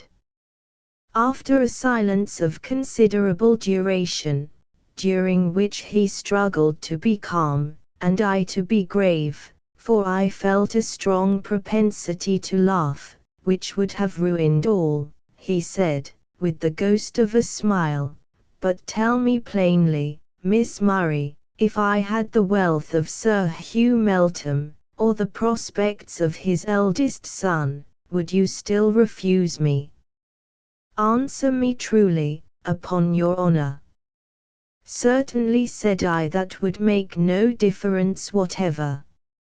It was a great lie, but he looked so confident in his own attractions still, that I determined not to leave him one stone upon another. He looked me full in the face, but I kept my countenance so well that he could not imagine I was saying anything more than the actual truth. Then it's all over, I suppose, he said, looking as if he could have died on the spot with vexation and the intensity of his despair. But he was angry as well as disappointed. There was he, suffering so unspeakably, and there was I, the pitiless cause of it all, so utterly impenetrable to all the artillery of his looks and words, so calmly cold and proud. He could not but feel some resentment, and with singular bitterness he began, I certainly did not expect this, Miss Murray. I might say something about your past conduct, and the hopes you have led me to foster, but I forbear, on condition, no conditions, Mr. Hatfield, said I, now truly indignant at his insolence. Then let me beg it as a favor, he replied, lowering his voice at once, and taking a humbler tone, let me entreat that you will not mention this affair to anyone whatever. If you will keep silence about it, there need be no unpleasantness on either side, nothing, I mean, beyond what is quite unavoidable. For my own feelings I will endeavor to keep to myself. If I cannot annihilate them, I will try to forgive, if I cannot forget the cause of my sufferings. I will not suppose, Miss Murray, that you know how deeply you have injured me. I would not have you aware of it, but if, in addition to the injury you have already done me, pardon me, but, whether innocently or not, you have done it, and if you add to it by giving publicity to this unfortunate affair, or naming it at all, you will find that I too can speak, and though you scorned my love, you will hardly scorn my— He stopped, but he bit his bloodless lip, and looked so terribly fierce that I was quite frightened. However, my pride upheld me still, and I answered disdainfully, I do not know what motive you suppose I could have for naming it to anyone, Mr. Hatfield, but if I were disposed to do so, you would not deter me by threats, and it is scarcely the part of a gentleman to attempt it. Pardon me, Miss Murray, said he, I have loved you so intensely, I do still adore you so deeply, that I would not willingly offend you, but though I never have loved, and never can love any woman as I have loved you, it is equally certain that I never was so ill-treated by any. On the contrary, I have always found your sex the kindest and most tender and obliging of God's creation, till now. Think of the conceited fellow saying that. And the novelty and harshness of the lesson you have taught me today, and the bitterness of being disappointed in the only quarter on which the happiness of my life depended, must excuse any appearance of asperity. If my presence is disagreeable to you, Miss Murray, he said, for I was looking about me to show how little I cared for him, so he thought I was tired of him, I suppose, if my presence is disagreeable to you, Miss Murray, you have only to promise me the favor I named, and I will relieve you at once. There are many ladies, some even in this parish, who would be delighted to accept what you have so scornfully trampled under your feet. They would be naturally inclined to hate one whose surpassing loveliness has so completely estranged my heart from them and blinded me to their attractions, and a single hint of the truth from me to one of these would be sufficient to raise such a talk against you as would seriously injure your prospects, and diminish your chance of success with any other gentleman you or your mamma might design to entangle. What do you mean, sir? Said I, ready to stamp with passion. I mean that this affair from beginning to end appears to me like a case of arrant flirtation, to say the least of it, such a case as you would find it rather inconvenient to have blazoned through the world, especially with the additions and exaggerations of your female rivals, who would be too glad to publish the matter, if I only gave them a handle to it. But I promise you, on the faith of a gentleman, that no word or syllable that could tend to your prejudice shall ever escape my lips, provided you will. Well, I won't mention it, said I. You may rely upon my silence, if that can afford you any consolation. You promise it? Yes, I answered, for I wanted to get rid of him now. Farewell, then, said he, in a most doleful, heart-sick tone, and with a look where pride vainly struggled against despair. He turned and went away, longing, no doubt, to get home, that he might shut himself up in his study and cry, if he doesn't burst into tears before he gets there. But you have broken your promise already, said I, truly horrified at her perfidy. Oh, it's only to you, I know you won't repeat it. Certainly, I shall not. But you say you are going to tell your sister, and she will tell your brothers when they come home, and Brown immediately, if you do not tell her yourself, and Brown will blazon it, or be the means of blazoning it, throughout the country. No, indeed, she won't. We shall not tell her at all, unless it be under the promise of the strictest secrecy. But how can you expect her to keep her promises better than her more enlightened mistress? Well, well, she shan't hear it then, said Miss Murray, somewhat snappishly. But you will tell your mamma, of course, pursued I, and she will tell your papa. Of course I shall tell mamma. That is the very thing that pleases me so much. I shall now be able to convince her how mistaken she was in her fears about me. Oh, that's it, is it? I was wondering what it was that delighted you so much. Yes, and another thing is, that I've humbled Mr. Hatfield so charmingly, and another, why, you must allow me some share of female vanity. I don't pretend to be without that most essential attribute of our sex, and if you had seen poor Hatfield's intense eagerness in making his ardent declaration and his flattering proposal, and his agony of mind, that no effort of pride could conceal, on being refused, you would have allowed I had some cause to be gratified. The greater his agony, I should think, the less your cause for gratification. Oh, nonsense, cried the young lady, shaking herself with vexation. You either can't understand me, or you won't. If I had not confidence in your magnanimity, I should think you envied me. But you will, perhaps, comprehend this cause of pleasure, which is as great as any, namely, that I am delighted with myself for my prudence, my self-command, my heartlessness, if you please.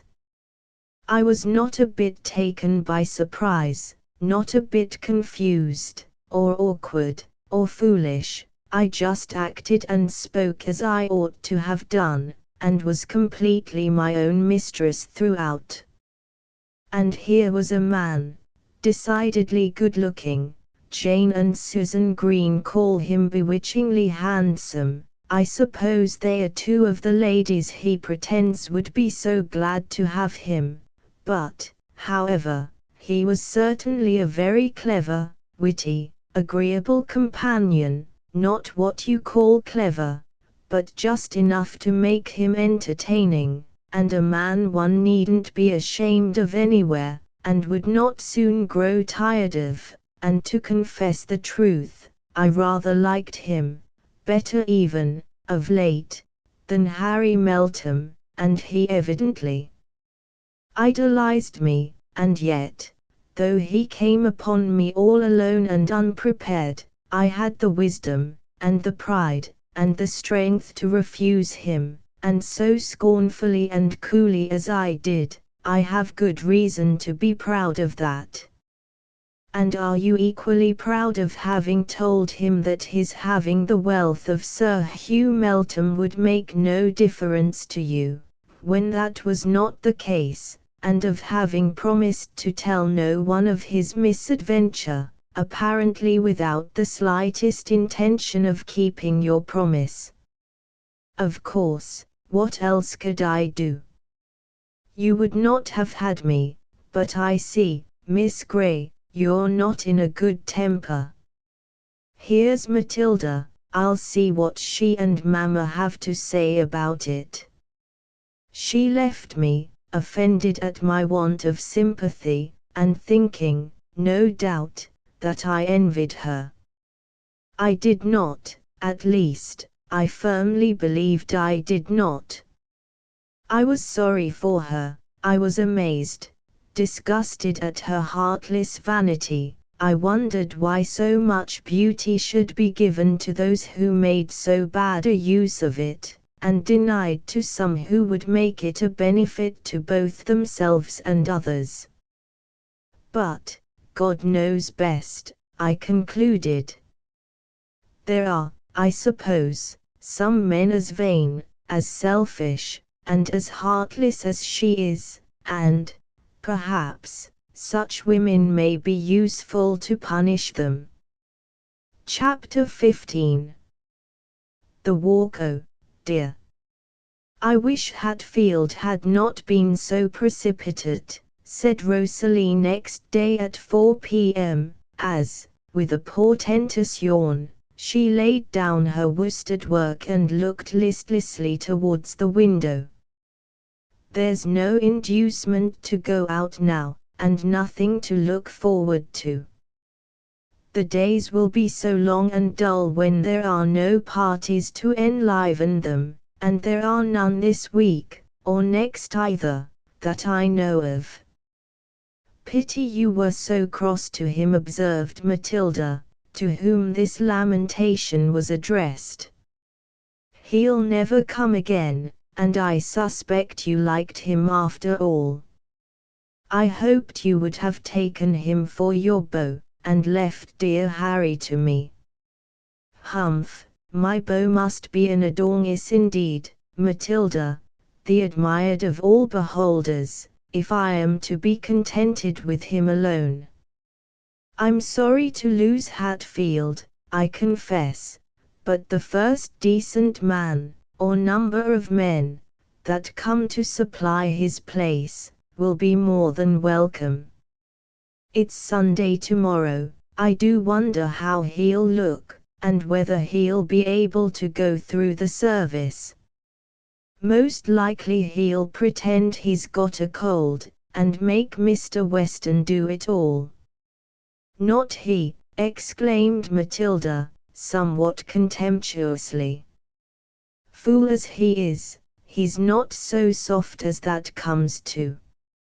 Her sister was slightly offended, but the event proved Matilda was right. The disappointed lover performed his pastoral duties as usual.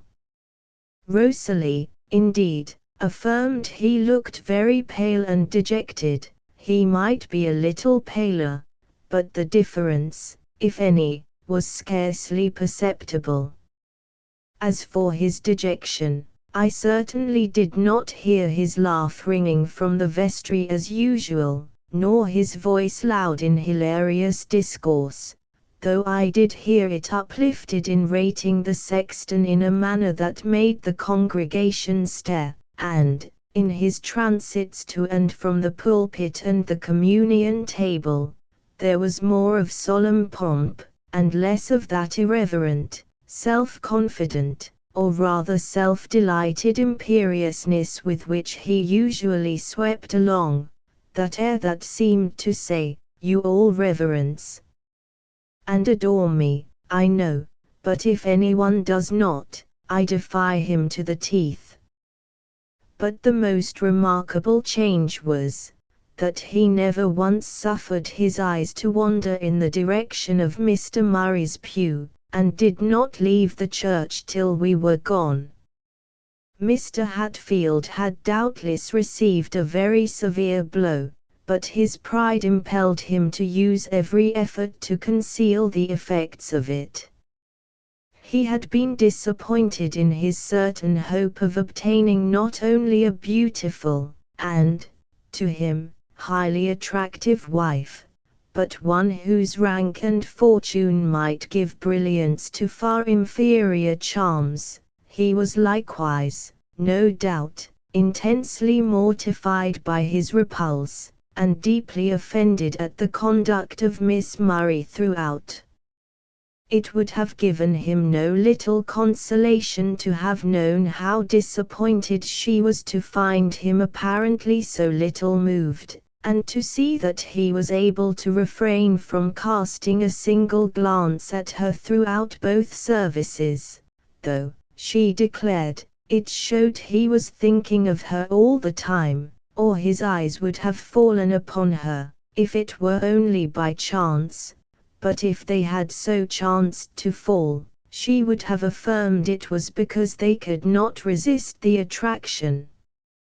It might have pleased him, too, in some degree, to have seen how dull and dissatisfied she was throughout that week, the greater part of it, at least, for lack of her usual source of excitement, and how often she regretted having used him up so soon, like a child that, having devoured its plum cake too hastily, sits sucking its fingers, and vainly lamenting its greediness.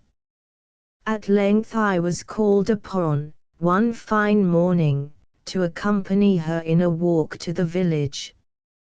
Ostensibly she went to get some shades of Berlin wool, at a tolerably respectable shop that was chiefly supported by the ladies of the vicinity. Really, I trust there is no breach of charity in supposing that she went with the idea of meeting either with the rector himself, or some other admirer by the way, for as we went along, she kept wondering what Hatfield would do or say, if we met him and see. As we passed Mr. Green's park gates, she wondered whether he was at home, great stupid blockhead. As Lady Meltham's carriage passed us, she wondered what Mr. Harry was doing this fine day, and then began to abuse his elder brother for being such a fool as to get married and go and live in London. Why, said I thought you wanted to live in London yourself. Yes, because it's so dull here, but then he makes it still duller by taking himself off, and if he were not married I might have him instead of that odious Sir Thomas. Then, observing the prints of a horse's feet on the somewhat miry road, she wondered whether it was a gentleman's horse and finally concluded it was, for the impressions were too small to have been made by a great clumsy cart horse, and then she wondered who the rider could be and whether we should meet him coming back, for she was sure he had only passed that morning, and lastly, when we entered the village and saw only a few of its humble inhabitants moving about, she wondered why the stupid people couldn't keep in their houses. She was sure she didn't want to see their ugly faces, and dirty, vulgar clothes. It wasn't for that she came to Horton. Amid all this, I confess, I wondered, too, in secret, whether we should meet, or catch a glimpse of somebody else, and as we passed his lodgings, I even went so far as to wonder whether he was at the window. On entering the shop, Miss Murray desired me to stand in the doorway while she transacted her business, and tell her if anyone passed. But alas! There was no one visible besides the villagers, except Jane and Susan Green coming down the single street, apparently returning from a walk. Stupid things, muttered she, as she came out after having concluded her bargain. Why couldn't they have their dolt of a brother with them? Even he would be better than nothing. She greeted them, however, with a cheerful smile, and protestations of pleasure at the happy meeting equal to their own. They placed themselves one on each side of her, and all three walked away chatting and laughing as young ladies do when they get together, if they be but on tolerably intimate terms.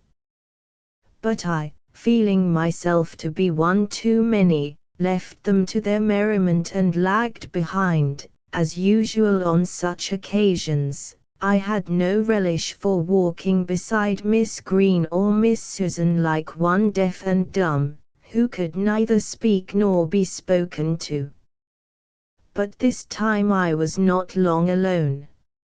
It struck me, first, as very odd, that just as I was thinking about Mr. Weston he should come up and accost me, but afterwards, on due reflection, I thought there was nothing odd about it, unless it were the fact of his speaking to me, for on such a morning and so near his own abode, it was natural enough that he should be about, and as for my thinking of him, I had been doing that, with little intermission, ever since we set out on our journey, so there was nothing remarkable in that.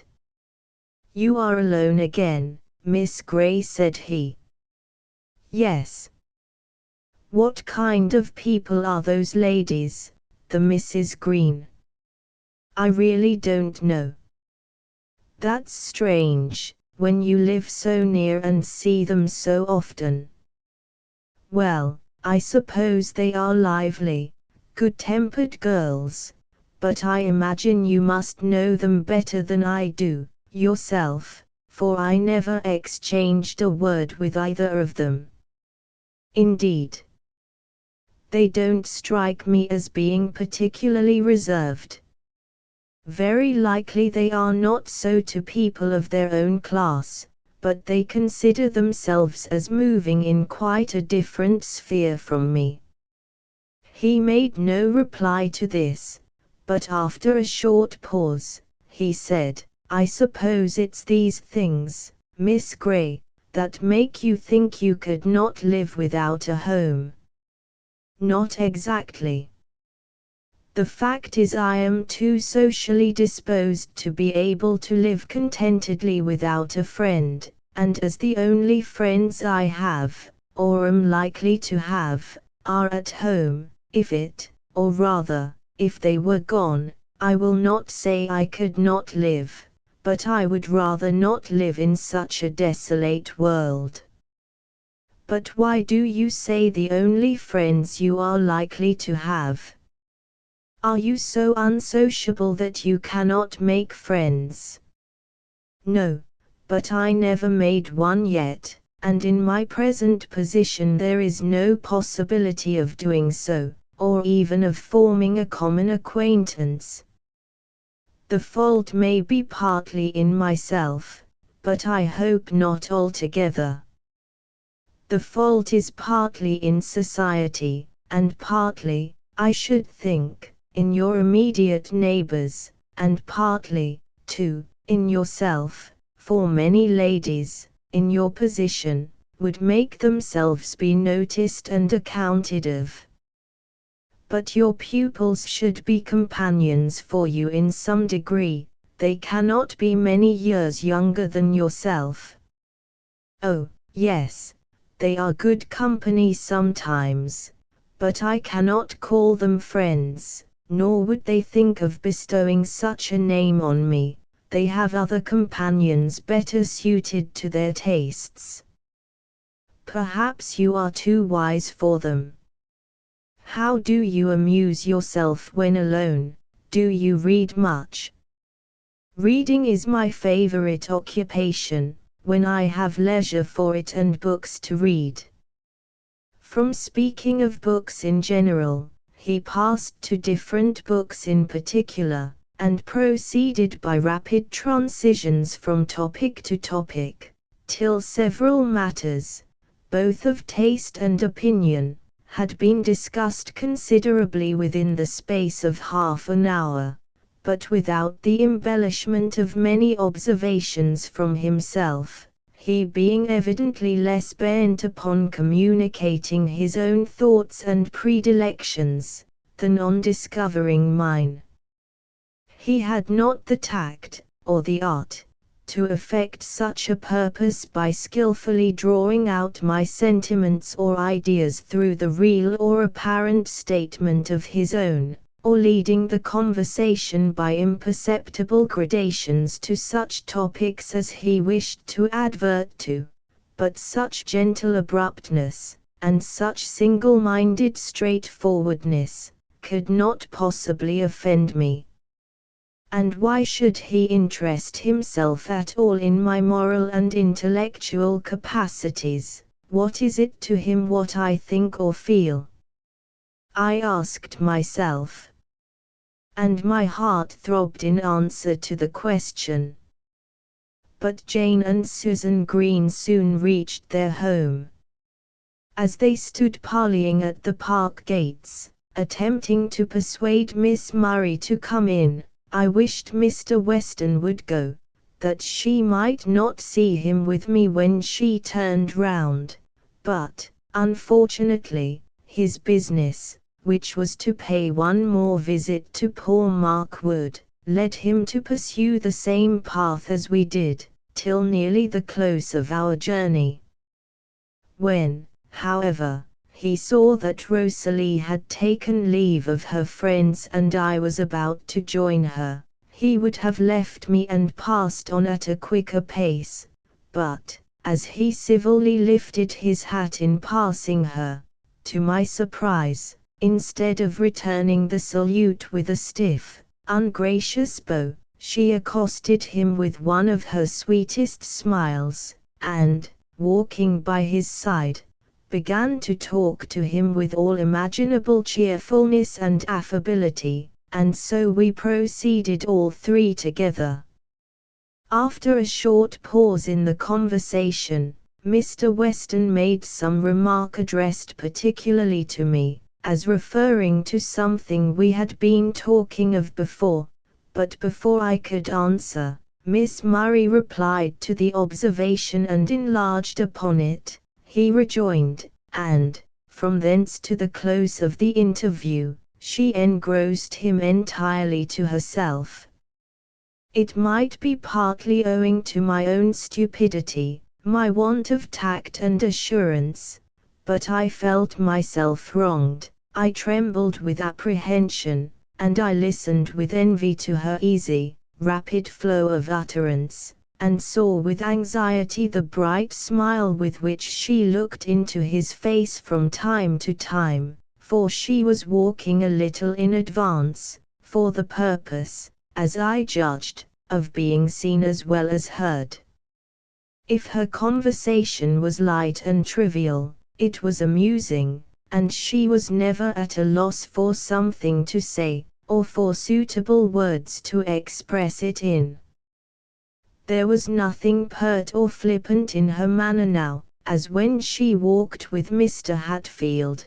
There was only a gentle, playful kind of vivacity, which I thought must be peculiarly pleasing to a man of Mr. Weston's disposition and temperament. When he was gone she began to laugh, and muttered to herself, "I thought I could do it." "Do what?" I asked. "Fix that man." "What in the world do you mean?" "I mean that he will go home and dream of me. I have shot him through the heart." "How do you know?" "By many infallible proofs, more especially the look he gave me when he went away. It was not an impudent look, I exonerate him from that, it was a look of reverential, tender adoration." "Ha, ha! He's not quite such a stupid blockhead as I thought him." I made no answer, for my heart was in my throat, or something like it, and I could not trust myself to speak. "Oh God, avert it!" I cried, internally, for his sake, not for mine. Miss Murray made several trivial observations as we passed up the park, to which, in spite of my reluctance to let one glimpse of my feelings appear, I could only answer by monosyllables. Whether she intended to torment me, or merely to amuse herself, I could not tell, and did not much care, but I thought of the poor man and his one lamb, and the rich man with his 1,000 flocks, and I dreaded I knew not what for Mr. Weston, independently of my own blighted hopes. Right glad was I to get into the house, and find myself alone once more in my own room. My first impulse was to sink into the chair beside the bed, and laying my head on the pillow, to seek relief in a passionate burst of tears. There was an imperative craving for such an indulgence, but, alas! I must restrain and swallow back my feelings still. There was the bell, the odious bell for the schoolroom dinner, and I must go down with a calm face, and smile, and laugh, and talk nonsense, yes, and eat, too, if possible, as if all was right, and I was just returned from a pleasant walk. Chapter 16. The substitution next Sunday was one of the gloomiest of April days, a day of thick, dark clouds, and heavy showers. None of the Murrays were disposed to attend church in the afternoon, excepting Rosalie. She was bent upon going as usual, so she ordered the carriage, and I went with her, nothing loath, of course, for at church I might look without fear of scorn or censure upon a form and face more pleasing to me than the most beautiful of God's creations. I might listen without disturbance to a voice more charming than the sweetest music to my ears. I might seem to hold communion with that soul in which I felt so deeply interested, and imbibe its purest thoughts and holiest aspirations, with no alloy to such felicity except the secret reproaches of my conscience, which would too often whisper that I was deceiving my own self, and mocking God with the service of a heart more bent upon the creature than the Creator. Sometimes, such thoughts would give me trouble enough, but sometimes I could quiet them with thinking, it is not the man, it is his goodness that I love. Whatsoever things are pure, whatsoever things are lovely, whatsoever things are honest and of good report, think on these things. We do well to worship God in his works, and I know none of them in which so many of his attributes, so much of his own spirit shines, as in this his faithful servant, whom to know and not to appreciate, were obtuse insensibility in me, who have so little else to occupy my heart. Almost immediately after the conclusion of the service, Miss Murray left the church. We had to stand in the porch, for it was raining, and the carriage was not yet come. I wondered at her coming forth so hastily, for neither young Meltham nor Squire Green was there, but I soon found it was to secure an interview with Mr. Weston as he came out, which he presently did. Having saluted us both, he would have passed on, but she detained him, first with observations upon the disagreeable weather, and then with asking if he would be so kind as to come some time tomorrow to see the granddaughter of the old woman who kept the porter's lodge, for the girl was ill of a fever, and wished to see him. He promised to do so. "And at what time will you be most likely to come, Mr. Weston?" "The old woman will like to know when to expect you. You know such people think more about having their cottages in order when decent people come to see them than we are apt to suppose." Here was a wonderful instance of consideration from the thoughtless Miss Murray. Mr. Weston named an hour in the morning at which he would endeavour to be there. By this time the carriage was ready, and the footman was waiting, with an open umbrella, to escort Miss Murray through the churchyard. I was about to follow, but Mr. Weston had an umbrella too, and offered me the benefit of its shelter, for it was raining heavily. "No, thank you, I don't mind the rain," I said. I always lacked common sense when taken by surprise. "But you don't like it, I suppose. An umbrella will do you no harm at any rate," he replied, with a smile that showed he was not offended, as a man of worse temper or less penetration would have been at such a refusal of his aid. I could not deny the truth of his assertion, and so went with him to the carriage. He even offered me his hand on getting in, an unnecessary piece of civility, but I accepted that too, for fear of giving offense. One glance he gave, one little smile at parting. It was but for a moment, but therein I read, or thought I read, a meaning that kindled in my heart a brighter flame of hope than had ever yet arisen. "I would have sent the footman back for you, Miss Gray, if you'd waited a moment. You needn't have taken Mr. Weston's umbrella," observed Rosalie, with a very unamiable cloud upon her pretty face. "I would have come without an umbrella, but Mr. Weston offered me the benefit of his, and I could not have refused it more than I did without offending him," replied I, smiling placidly, for my inward happiness made that amusing, which would have wounded me at another time. The carriage was now in motion.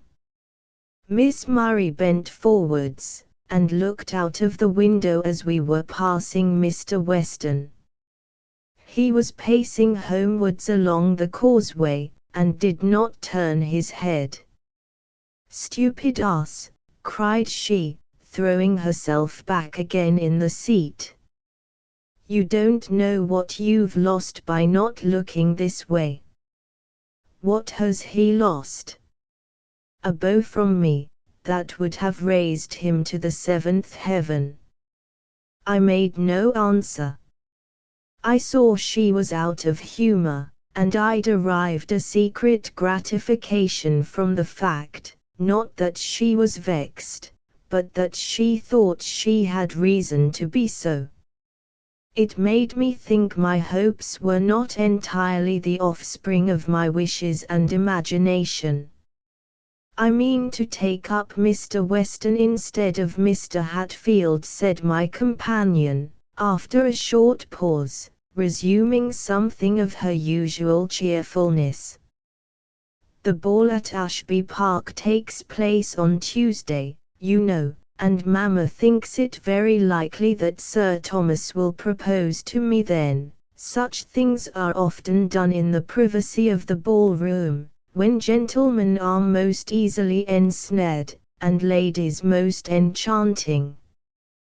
But if I am to be married so soon, I must make the best of the present time. I am determined Hatfield shall not be the only man who shall lay his heart at my feet, and implore me to accept the worthless gift in vain." "If you mean Mr. Weston to be one of your victims," said I, with affected indifference, "you will have to make such overtures yourself that you will find it difficult to draw back when he asks you to fulfill the expectations you have raised." "I don't suppose he will ask me to marry him, nor should I desire it. That would be rather too much presumption, but I intend him to feel my power." "He has felt it already, indeed, but he shall acknowledge it too, and what visionary hopes he may have, he must keep to himself, and only amuse me with the result of them, for a time." "Oh, that some kind spirit would whisper those words in his ear!" I inwardly exclaimed. I was far too indignant to hazard a reply to her observation aloud, and nothing more was said about Mr. Weston that day, by me or in my hearing. But next morning, soon after breakfast, Miss Murray came into the schoolroom, where her sister was employed at her studies, or rather her lessons, for studies they were not, and said, "Matilda, I want you to take a walk with me about 11 o'clock." "Oh, I can't, Rosalie. I have to give orders about my new bridle and saddle cloth, and speak to the rat catcher about his dogs. Miss Gray must go with you." "No, I want you," said Rosalie, and calling her sister to the window, she whispered an explanation in her ear, upon which the latter consented to go. I remembered that 11 was the hour at which Mr. Weston proposed to come to the porter's lodge, and remembering that, I beheld the whole contrivance. Accordingly, at dinner, I was entertained with a long account of how Mr. Weston had overtaken them as they were walking along the road, and how they had had a long walk and talk with him, and really found him quite an agreeable companion, and how he must have been, and evidently was, delighted with them and their amazing condescension, and see. Chapter 17. Confessions. As I am in the way of confessions, I may as well acknowledge that, about this time, I paid more attention to dress than ever I had done before. This is not saying much, for hitherto I had been a little neglectful in that particular, but now, also, it was no uncommon thing to spend as much as 2 minutes in the contemplation of my own image in the glass, though I never could derive any consolation from such a study. I could discover no beauty in those marked features, that pale hollow cheek, and ordinary dark brown hair. There might be intellect in the forehead, there might be expression in the dark grey eyes, but what of that? A low Grecian brow, and large black eyes devoid of sentiment would be esteemed far preferable. It is foolish to wish for beauty. Sensible people never either desire it for themselves or care about it in others. If the mind be but well cultivated, and the heart well disposed, no one ever cares for the exterior.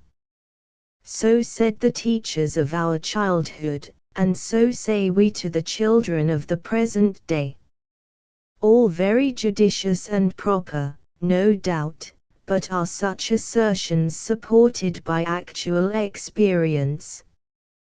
We are naturally disposed to love what gives us pleasure, and what more pleasing than a beautiful face, when we know no harm of the possessor at least. A little girl loves her bird. Why? Because it lives and feels, because it is helpless and harmless. A toad, likewise, lives and feels, and is equally helpless and harmless, but though she would not hurt a toad, she cannot love it like the bird, with its graceful form, soft feathers, and bright, speaking eyes.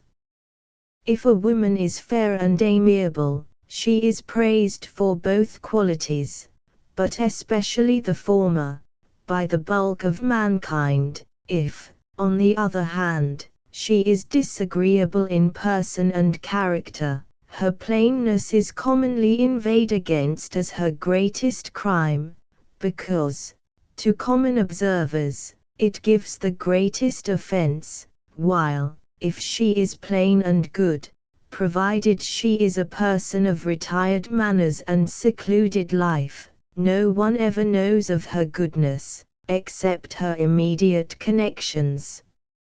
Others, on the contrary, are disposed to form unfavorable opinions of her mind and disposition, if it be but to excuse themselves for their instinctive dislike of one so unfavored by nature, and vice versa with her whose angel form conceals a vicious heart, or sheds a false, deceitful charm over defects and foibles that would not be tolerated in another.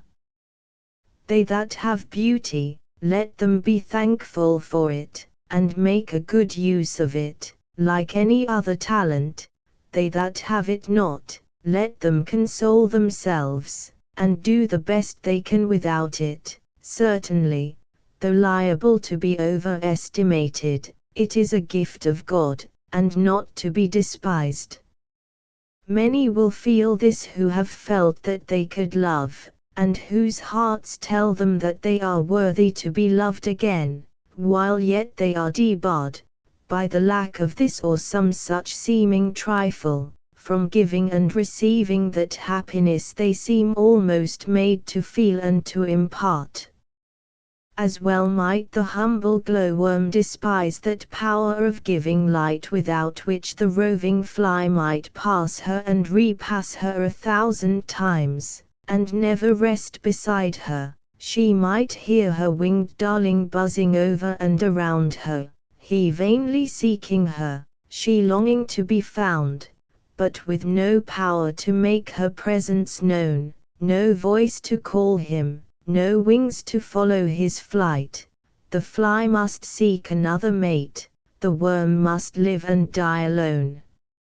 Such were some of my reflections about this period.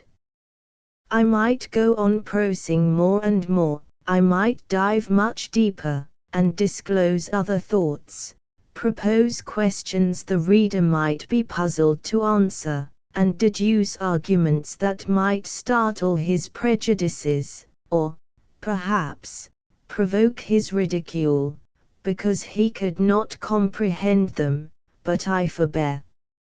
Now, therefore, let us return to Miss Murray. She accompanied her mamma to the ball on Tuesday, of course splendidly attired, and delighted with her prospects and her charms. As Ashby Park was nearly 10 miles distant from Horton Lodge, they had to set out pretty early, and I intended to have spent the evening with Nancy Brown, whom I had not seen for a long time, but my kind pupil took care I should spend it neither there nor anywhere else beyond the limits of the schoolroom, by giving me a piece of music to copy, which kept me closely occupied till bedtime. About 11 next morning, as soon as she had left her room, she came to tell me her news.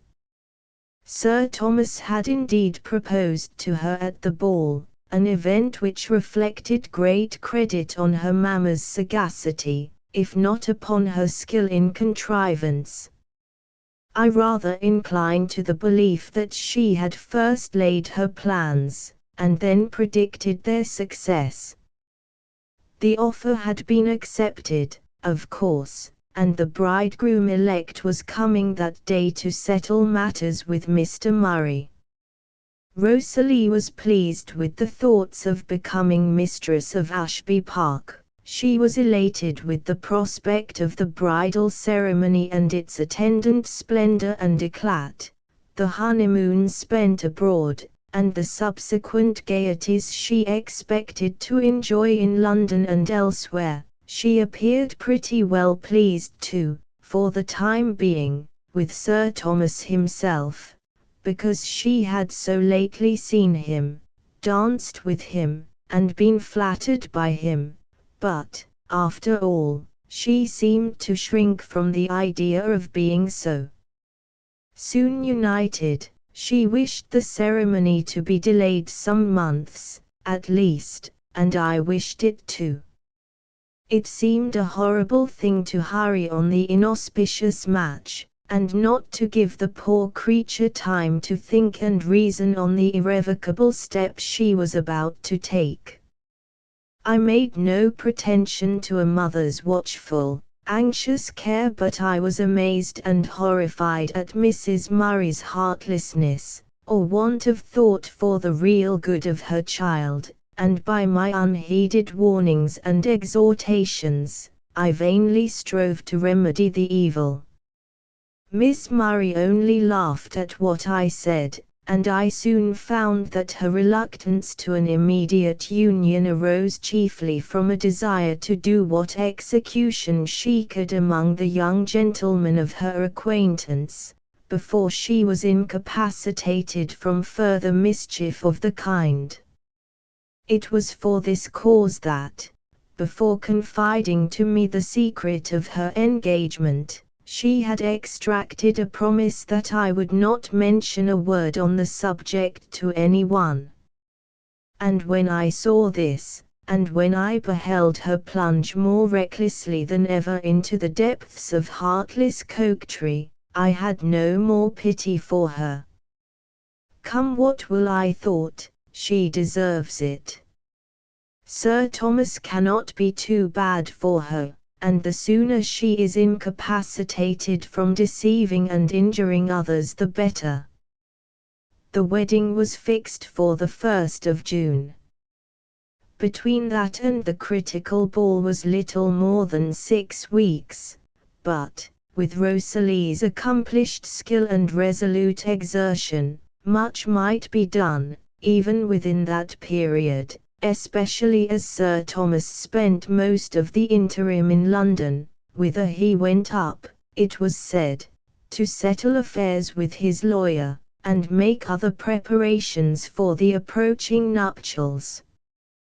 He endeavoured to supply the want of his presence by a pretty constant fire of billets dows, but these did not attract the neighbours' attention, and open their eyes, as personal visits would have done, and old Lady Ashby's haughty, sour spirit of reserve withheld her from spreading the news, while her indifferent health prevented her coming to visit her future daughter-in-law, so that, altogether, this affair was kept far closer than such things usually are. Rosalie would sometimes show her lover's epistles to me, to convince me what a kind, devoted husband he would make. She showed me the letters of another individual, too, the unfortunate Mr. Green, who had not the courage, or, as she expressed it, the spunk to plead his cause in person, but whom one denial would not satisfy, he must write again and again. He would not have done so if he could have seen the grimaces his fair idol made over his moving appeals to her feelings, and heard her scornful laughter, and the opprobrious epithets she heaped upon him for his perseverance. "Why don't you tell him, at once, that you are engaged?" I asked. "Oh, I don't want him to know that," replied she. "If he knew it, his sisters and everybody would know it, and then there would be an end of my ahem. And, besides, if I told him that, he would think my engagement was the only obstacle, and that I would have him if I were free, which I could not bear that any man should think, and he, of all others, at least. Besides, I don't care for his letters," she added, contemptuously. "He may write as often as he pleases, and look as great a calf as he likes when I meet him, it only amuses me." Meantime, young Melton was pretty frequent in his visits to the house or transits past it, and, judging by Matilda's execrations and reproaches, her sister paid more attention to him than civility required. In other words, she carried on as animated a flirtation as the presence of her parents would admit. She made some attempts to bring Mr. Hatfield once more to her feet, but finding them unsuccessful, she repaid his haughty indifference with still loftier scorn, and spoke of him with as much disdain and detestation as she had formerly done of his curate. But, amid all this, she never for a moment lost sight of Mr. Weston. She embraced every opportunity of meeting him, tried every art to fascinate him, and pursued him with as much perseverance as if she really loved him and no other, and the happiness of her life depended upon eliciting a return of affection. Such conduct was completely beyond my comprehension. Had I seen it depicted in a novel, I should have thought it unnatural. Had I heard it described by others, I should have deemed it a mistake or an exaggeration. But when I saw it with my own eyes, and suffered from it too, I could only conclude that excessive vanity, like drunkenness, hardens the heart, enslaves the faculties, and perverts the feelings, and that dogs are not the only creatures which, when gorged to the throat, will yet gloat over what they cannot devour, and grudge the smallest morsel to a starving brother. She now became extremely beneficent to the poor cottagers. Her acquaintance among them was more widely extended, her visits to their humble dwellings were more frequent and excursive than they had ever been before. Hereby, she earned among them the reputation of a condescending and very charitable young lady, and their encomiums were sure to be repeated to Mr. Weston, whom also she had thus a daily chance of meeting in one or other of their abodes, or in her transits to and fro, and often, likewise, she could gather, through their gossip, to what places he was likely to go at such and such a time, whether to baptize a child, or to visit the aged, the sick, the sad, or the dying, and most skillfully she laid her plans accordingly. In these excursions she would sometimes go with her sister, whom, by some means, she had persuaded or bribed to enter into her schemes, sometimes alone, never, now, with me, so that I was debarred the pleasure of seeing Mr. Weston, or hearing his voice even in conversation with another, which would certainly have been a very great pleasure, however hurtful or however fraught with pain. I could not even see him at church, for Miss Murray, under some trivial pretext, chose to take possession of that corner in the family pew which had been mine ever since I came, and, unless I had the presumption to station myself between Mr. and Mrs. Murray, I must sit with my back to the pulpit, which I accordingly did. Now, also, I never walked home with my pupils.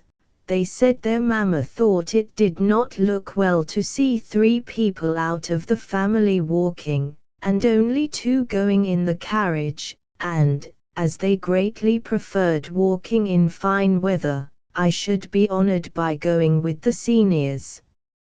And besides, said they, you can't walk as fast as we do, you know you're always lagging behind. I knew these were false excuses, but I made no objections, and never contradicted such assertions, well knowing the motives which dictated them. And in the afternoons, during those 6 memorable weeks, I never went to church at all.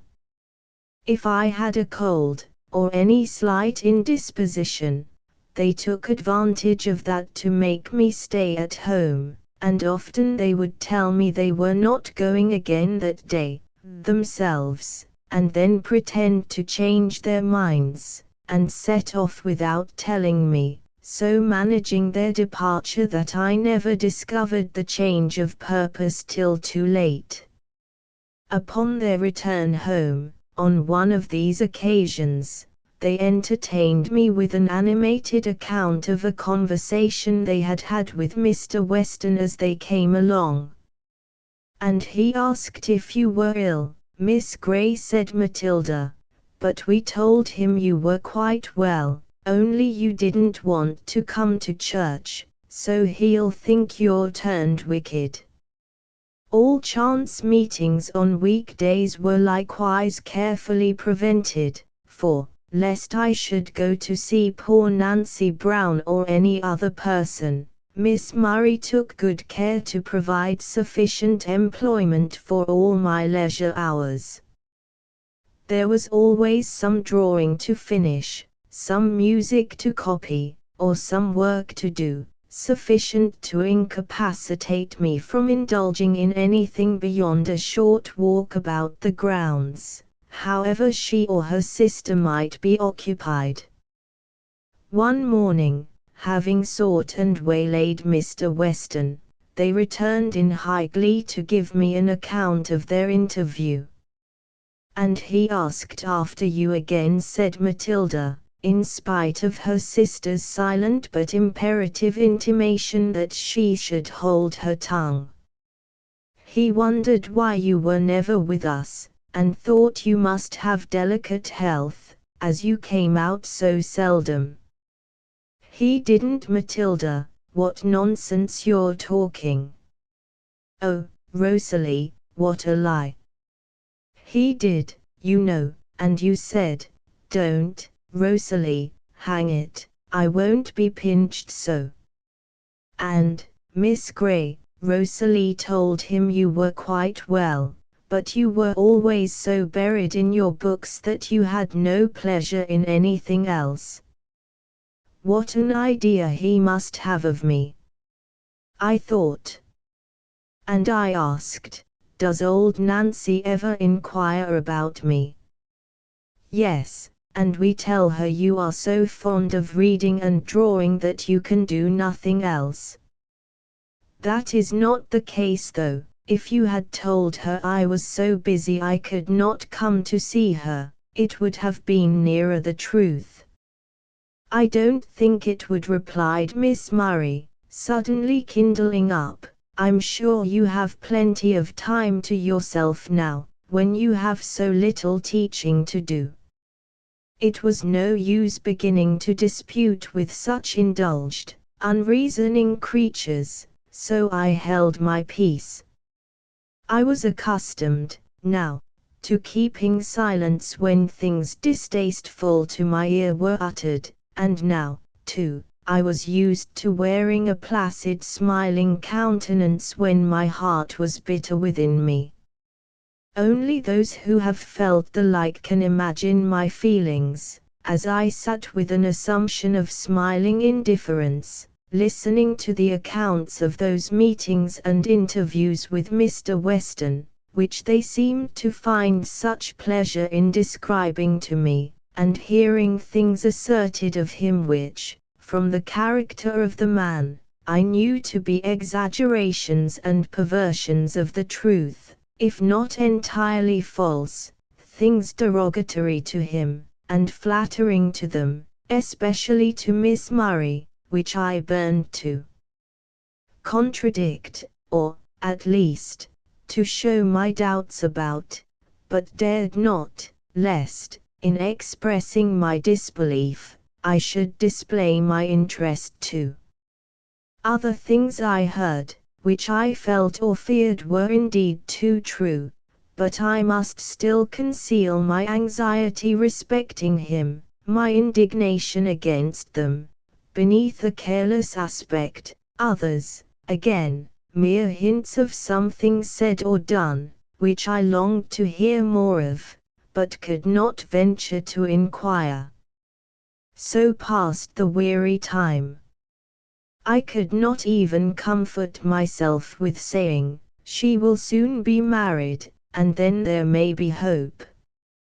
Soon after her marriage the holidays would come, and when I returned from home, most likely, Mr. Weston would be gone, for I was told that he and the rector could not agree, the rector's fault, of course, and he was about to remove to another place. No, besides my hope in God, my only consolation was in thinking that, though he know it not, I was more worthy of his love than Rosalie Murray, charming and engaging as she was, for I could appreciate his excellence, which she could not. I would devote my life to the promotion of his happiness. She would destroy his happiness for the momentary gratification of her own vanity. Oh, if he could but know the difference! I would earnestly exclaim. But no. I would not have him see my heart, yet, if he could but know her hollowness, her worthless, heartless frivolity, he would then be safe, and I should be almost happy, though I might never see him more. I fear, by this time, the reader is well nigh disgusted with the folly and weakness I have so freely laid before him. I never disclosed it then, and would not have done so had my own sister or my mother been with me in the house. I was a close and resolute dissembler, in this one case at least. My prayers, my tears, my wishes, fears, and lamentations, were witnessed by myself and heaven alone. When we are harassed by sorrows or anxieties, or long oppressed by any powerful feelings which we must keep to ourselves, for which we can obtain and seek no sympathy from any living creature, and which yet we cannot, or will not wholly crush, we often naturally seek relief in poetry, and often find it, too, whether in the effusions of others, which seem to harmonize with our existing case, or in our own attempts to give utterance to those thoughts and feelings in strains less musical, perchance, but more appropriate, and therefore more penetrating and sympathetic, and, for the time, more soothing, or more powerful to rouse and to unburden the oppressed and swollen heart. Before this time, at Wellwood House and here, when suffering from homesick melancholy, I had sought relief twice or thrice at this secret source of consolation, and now I flew to it again, with greater avidity than ever, because I seemed to need it more. I still preserve those relics of past sufferings and experience, like pillars of witness set up in traveling through the vale of life, to mark particular occurrences. The footsteps are obliterated now, the face of the country may be changed, but the pillar is still there, to remind me how all things were when it was reared. Lest the reader should be curious to see any of these effusions, I will favor him with one short specimen. Cold and languid as the lines may seem, it was almost a passion of grief to which they owed their being. Oh, they have robbed me of the hope my spirit held so dear, they will not let me hear that voice my soul delights to hear. They will not let me see that face I so delight to see, and they have taken all thy smiles, and all thy love from me. Well, let them seize on all they can, one treasure still is mine, a heart that loves to think on thee, and feels the worth of thine. Yes, at least, they could not deprive me of that, I could think of him day and night, and I could feel that he was worthy to be thought of. Nobody knew him as I did, nobody could appreciate him as I did, nobody could love him as I could, if I might, but there was the evil. What business had I to think so much of one that never thought of me? Was it not foolish? Was it not wrong? Yet, if I found such deep delight in thinking of him, and if I kept those thoughts to myself, and troubled no one else with them, where was the harm of it? I would ask myself. And such reasoning prevented me from making any sufficient effort to shake off my fetters. But, if those thoughts brought delight, it was a painful, troubled pleasure, too near akin to anguish, and one that did me more injury than I was aware of. It was an indulgence that a person of more wisdom or more experience would doubtless have denied herself. And yet, how dreary to turn my eyes from the contemplation of that bright object and force them to dwell on the dull, grey, desolate prospect around, the joyless, hopeless, solitary path that lay before me. It was wrong to be so joyless, so desponding. I should have made God my friend, and to do His will the pleasure and the business of my life. But faith was weak, and passion was too strong. In this time of trouble I had two other causes of affliction. The first may seem a trifle, but it cost me many a tear, snap, my little dumb, rough-visaged, but bright-eyed, warm-hearted companion, the only thing I had to love me, was taken away, and delivered over to the tender mercies of the village rat-catcher, a man notorious for his brutal treatment of his canine slaves. The other was serious enough. My letters from home gave intimation that my father's health was worse. No boding fears were expressed, but I was grown timid and despondent, and could not help fearing that some dreadful calamity awaited us there. I seemed to see the black clouds gathering round my native hills, and to hear the angry muttering of a storm that was about to burst, and desolate our hearth. Chapter 18. Mirth and mourning. The 1st of June arrived at last, and Rosalie Murray was transmuted into Lady Ashby. Most splendidly beautiful she looked in her bridal costume. Upon her return from church, after the ceremony, she came flying into the schoolroom, flushed with excitement, and laughing, half in mirth, and half in reckless desperation, as it seemed to me. "Now, Miss Grey, I'm Lady Ashby," she exclaimed. "It's done, my fate is sealed, there's no drawing back now. I'm come to receive your congratulations and bid you goodbye, and then I'm off for Paris, Rome, Naples, Switzerland, London. Oh, dear! What a deal I shall see and hear before I come back again. But don't forget me." "I shan't forget you, though I've been a naughty girl." "Come, why don't you congratulate me?" "I cannot congratulate you," I replied, "till I know whether this change is really for the better, but I sincerely hope it is, and I wish you true happiness and the best of blessings. Well, goodbye, the carriage is waiting, and they're calling me." She gave me a hasty kiss, and was hurrying away, but, suddenly returning, embraced me with more affection than I thought her capable of evincing, and departed with tears in her eyes. Poor girl! I really loved her then, and forgave her from my heart all the injuries she had done me, and others also. She had not half known it, I was sure, and I prayed God to pardon her too.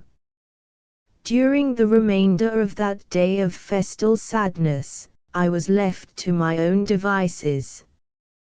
Being too much unhinged for any steady occupation, I wandered about with a book in my hand for several hours, more thinking than reading, for I had many things to think about. In the evening, I made use of my liberty to go and see my old friend Nancy once again, to apologize for my long absence, which must have seemed so neglectful and unkind, by telling her how busy I had been, and to talk, or read, or work for her, whichever might be most acceptable, and also, of course, to tell her the news of this important day, and perhaps to obtain a little information from her in return, respecting Mr. Weston's expected departure. But of this she seemed to know nothing, and I hoped, as she did, that it was all a false report. She was very glad to see me, but, happily, her eyes were now so nearly well that she was almost independent of my services. She was deeply interested in the wedding, but while I amused her with the details of the festive day, the splendors of the bridal party and of the bride herself, she often sighed and shook her head, and wished good might come of it. She seemed, like me, to regard it rather as a theme for sorrow than rejoicing. I sat a long time talking to her about that and other things, but no one came. Shall I confess that I sometimes looked towards the door with a half-expectant wish to see it open and give entrance to Mr. Weston, as had happened once before? And that, returning through the lanes and fields, I often paused to look round me, and walked more slowly than was at all necessary, for, though a fine evening, it was not a hot one, and, finally, felt a sense of emptiness and disappointment at having reached the house without meeting or even catching a distant glimpse of any one, except a few laborers returning from their work. Sunday, however, was approaching. I should see him then, for now that Miss Murray was gone, I could have my old corner again. I should see him, and by look, speech, and manner, I might judge whether the circumstance of her marriage had very much afflicted him. Happily I could perceive no shadow of a difference. He wore the same aspect as he had worn 2 months ago, voice, look, manner, all alike unchanged. There was the same keen-sighted, unclouded truthfulness in his discourse, the same forcible clearness in his style, the same earnest simplicity in all he said and did, that made itself, not marked by the eye and ear, but felt upon the hearts of his audience. I walked home with Miss Matilda, but he did not join us. Matilda was now sadly at a loss for amusement, and woefully in want of a companion, her brothers at school, her sister married and gone, she too young to be admitted into society, for which, from Rosalie's example, she was in some degree beginning to acquire a taste at least for the company of certain classes of gentlemen. At this dull time of year, no hunting going on, no shooting even, for, though she might not join in that, it was something to see her father or the gamekeeper go out with the dogs, and to talk with them on their return, about the different birds they had bagged. Now, also, she was denied the solace which the companionship of the coachman, grooms, horses, greyhounds, and pointers might have afforded, for her mother having, notwithstanding the disadvantages of a country life, so satisfactorily disposed of her elder daughter. The pride of her heart had begun seriously to turn her attention to the younger, and, being truly alarmed at the roughness of her manners, and thinking it high time to work a reform, had been roused at length to exert her authority, and prohibited entirely the yards, stables, kennels, and coach-house. Of course, she was not implicitly obeyed, but, indulgent as she had hitherto been, when once her spirit was roused, Her temper was not so gentle as she required that of her governesses to be, and her will was not to be thwarted with impunity. After many a scene of contention between mother and daughter, many a violent outbreak which I was ashamed to witness, in which the father's authority was often called in to confirm with oaths and threats the mother's slighted prohibitions, for even he could see that Tilly, though she would have made a fine lad, was not quite what a young lady ought to be. Matilda at length found that her easiest plan was to keep clear of the forbidden regions, unless she could now and then steal a visit without her watchful mother's knowledge.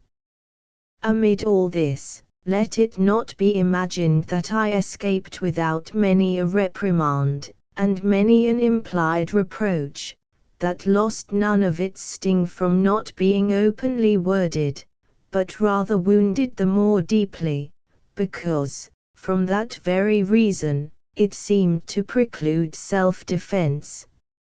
Frequently, I was told to amuse Miss Matilda with other things, and to remind her of her mother's precepts and prohibitions. I did so to the best of my power, but she would not be amused against her will, and could not against her taste, and though I went beyond mere reminding, such gentle remonstrances as I could use were utterly ineffectual. Dear Miss Gray, it is the strangest thing. I suppose you can't help it, if it's not in your nature, but I wonder you can't win the confidence of that girl, and make your society at least as agreeable to her as that of Robert or Joseph. They can talk the best about the things in which she is most interested, I replied. Well, that is a strange confession, however, to come from her governess. Who is to form a young lady's tastes, I wonder, if the governess doesn't do it? I have known governesses who have so completely identified themselves with the reputation of their young ladies for elegance and propriety in mind and manners, that they would blush to speak a word against them, and to hear the slightest blame imputed to their pupils was worse than to be censured in their own persons, and I really think it very natural, for my part. Do you? Yes, of course. The young lady's proficiency and elegance is of more consequence to the governess than her own, as well as to the world. If she wishes to prosper in her vocation, she must devote all her energies to her business. All her ideas and all her ambition will tend to the accomplishment of that one object. When we wish to decide upon the merits of a governess, we naturally look at the young ladies she professes to have educated, and judge accordingly. The judicious governess knows this. She knows that, while she lives in obscurity herself, her pupils' virtues and defects will be open to every eye, and that, unless she loses sight of herself in their cultivation, she need not hope for success. You see, Miss Gray, it is just the same as any other trade or profession. They that wish to prosper must devote themselves body and soul to their calling, and if they begin to yield to indolence or self-indulgence they are speedily distanced by wiser competitors. There is little to choose between a person that ruins her pupils by neglect, and one that corrupts them by her example. You will excuse my dropping these little hints. You know it is all for your own good. Many ladies would speak to you much more strongly, and many would not trouble themselves to speak at all, but quietly look out for a substitute. That, of course, would be the easiest plan, but I know the advantages of a place like this to a person in your situation, and I have no desire to part with you, as I am sure you would do very well if you will only think of these things and try to exert yourself a little more. Then, I am convinced, you would soon acquire that delicate tact which alone is wanting to give you a proper influence over the mind of your pupil. I was about to give the lady some idea of the fallacy of her expectations, but she sailed away as soon as she had concluded her speech. Having said what she wished, it was no part of her plan to await my answer. It was my business to hear, and not to speak. However, as I have said, Matilda at length yielded in some degree to her mother's authority. Pity it had not been exerted before, and being thus deprived of almost every source of amusement, there was nothing for it but to take long rides with the groom and long walks with the governess, and to visit the cottages and farmhouses on her father's estate, to kill time in chatting with the old men and women that inhabited them. In one of these walks, it was our chance to meet Mr. Weston. This was what I had long desired, but now, for a moment, I wished either he or I were away. I felt my heart throb so violently that I dreaded lest some outward signs of emotion should appear, but I think he hardly glanced at me, and I was soon calm enough. After a brief salutation to both, he asked Matilda if she had lately heard from her sister. Yes, replied she. She was at Paris when she wrote, and very well, and very happy. She spoke the last word emphatically, and with a glance impertinently sly. He did not seem to notice it, but replied, with equal emphasis, and very seriously, I hope she will continue to be so.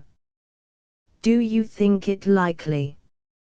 I ventured to inquire, for Matilda had started off in pursuit of her dog, that was chasing a leveret.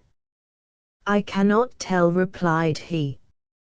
Sir Thomas may be a better man than I suppose, but, from all I have heard and seen, it seems a pity that one so young and gay, and interesting, to express many things by one word, whose greatest, if not her only fault, appears to be thoughtlessness, no trifling fault to be sure, since it renders the possessor liable to almost every other, and exposes him to so many temptations, but it seems a pity that she should be thrown away on such a man. It was her mother's wish, I suppose. Yes, and her own too, I think, for she always laughed at my attempts to dissuade her from the step. You did attempt it. Then, at least, you will have the satisfaction of knowing that it is no fault of yours, if any harm should come of it. As for Mrs. Murray, I don't know how she can justify her conduct. If I had sufficient acquaintance with her, I'd ask her. It seems unnatural, but some people think rank and wealth the chief good, and, if they can secure that for their children, they think they have done their duty. True, but is it not strange that persons of experience, who have been married themselves, should judge so falsely? Matilda now came panting back, with the lacerated body of the young hare in her hand. Was it your intention to kill that hare, or to save it, Miss Murray? Asked Mr. Weston, apparently puzzled at her gleeful countenance. I pretended to want to save it, she answered, honestly enough, as it was so glaringly out of season, but I was better pleased to see it lulled. However, you can both witness that I couldn't help it. Prince was determined to have her, and he clutched her by the back, and killed her in a minute. Wasn't it a noble chase? Very, for a young lady after a leveret. There was a quiet sarcasm in the tone of his reply which was not lost upon her. She shrugged her shoulders, and, turning away with a significant humph, asked me how I had enjoyed the fun. I replied that I saw no fun in the matter, but admitted that I had not observed the transaction very narrowly. Didn't you see how it doubled, just like an old hare, and didn't you hear it scream? I'm happy to say I did not. It cried out just like a child. Poor little thing. What will you do with it? Come along, I shall leave it in the first house we come to. I don't want to take it home, for fear Papa should scold me for letting the dog kill it. Mr. Weston was now gone, and we too went on our way, but as we returned, after having deposited the hare in a farmhouse, and demolished some spice cake and currant wine in exchange, we met him returning also from the execution of his mission, whatever it might be. He carried in his hand a cluster of beautiful bluebells, which he offered to me, observing, with a smile, that though he had seen so little of me for the last 2 months, he had not forgotten that bluebells were numbered among my favorite flowers. It was done as a simple act of goodwill, without compliment or remarkable courtesy, or any look that could be construed into reverential, tender adoration, vide Rosalie Murray, but still, it was something to find my unimportant saying so well remembered. It was something that he had noticed so accurately the time I had ceased to be visible. I was told, said he, that you were a perfect bookworm, Miss Gray, so completely absorbed in your studies that you were lost to every other pleasure. Yes, and it's quite true, cried Matilda. No, Mr. Weston, don't believe it, it's a scandalous libel.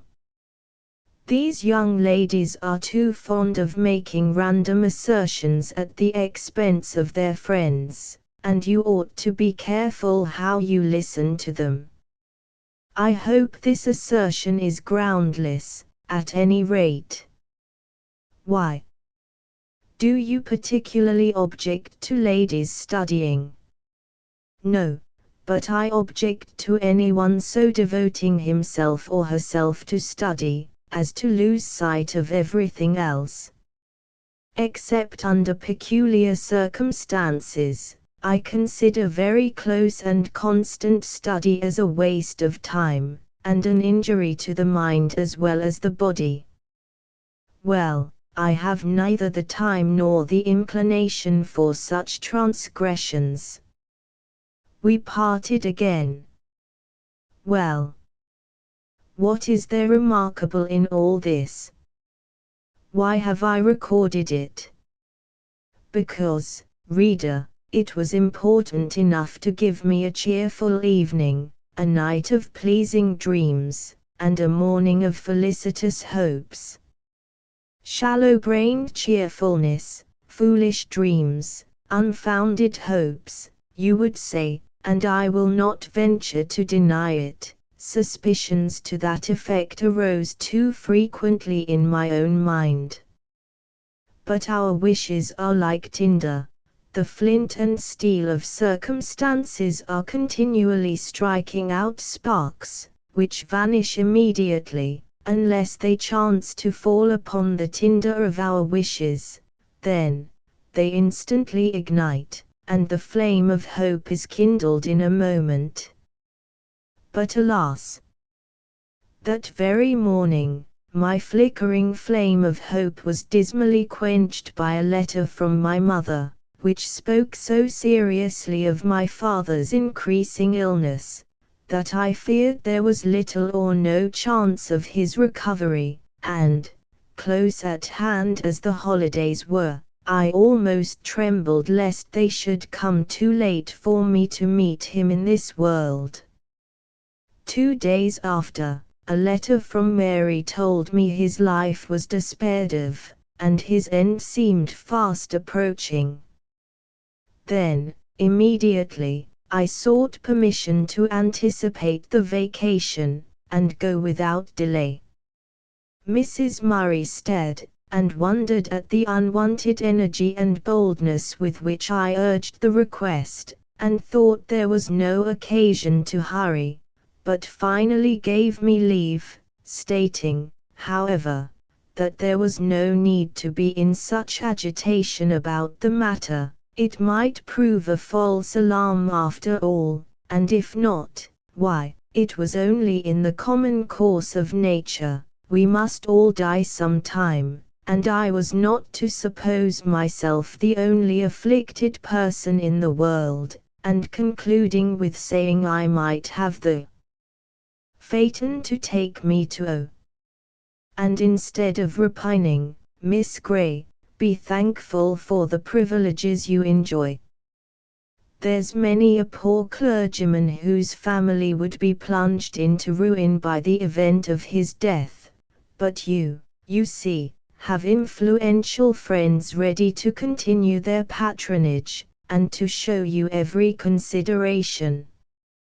I thanked her for her consideration and flew to my room to make some hurried preparations for my departure. My bonnet and shawl being on, and a few things hastily crammed into my largest trunk, I descended. But I might have done the work more leisurely, for no one else was in a hurry, and I had still a considerable time to wait for the phaeton.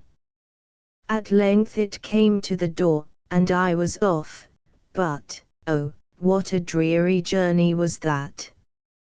How utterly different from my former passages homewards! Being too late for the last coach I had to hire a cab for 10 miles, and then a car to take me over the rugged hills. It was 10:30 before I reached home. They were not in bed. My mother and sister both met me in the passage, sad, silent, pale. I was so much shocked and terror-stricken that I could not speak, to ask the information I so much longed yet dreaded to obtain. "Agnes," said my mother, struggling to repress some strong emotion. "Oh, Agnes," cried Mary, and burst into tears. "How is he?" I asked, gasping for the answer. "Dead." It was the reply I had anticipated, but the shock seemed none the less tremendous. Chapter 19. The letter my father's mortal remains had been consigned to the tomb, and we, with sad faces and somber garments, sat lingering over the frugal breakfast table, revolving plans for our future life. My mother's strong mind had not given way beneath even this affliction. Her spirit, though crushed, was not broken.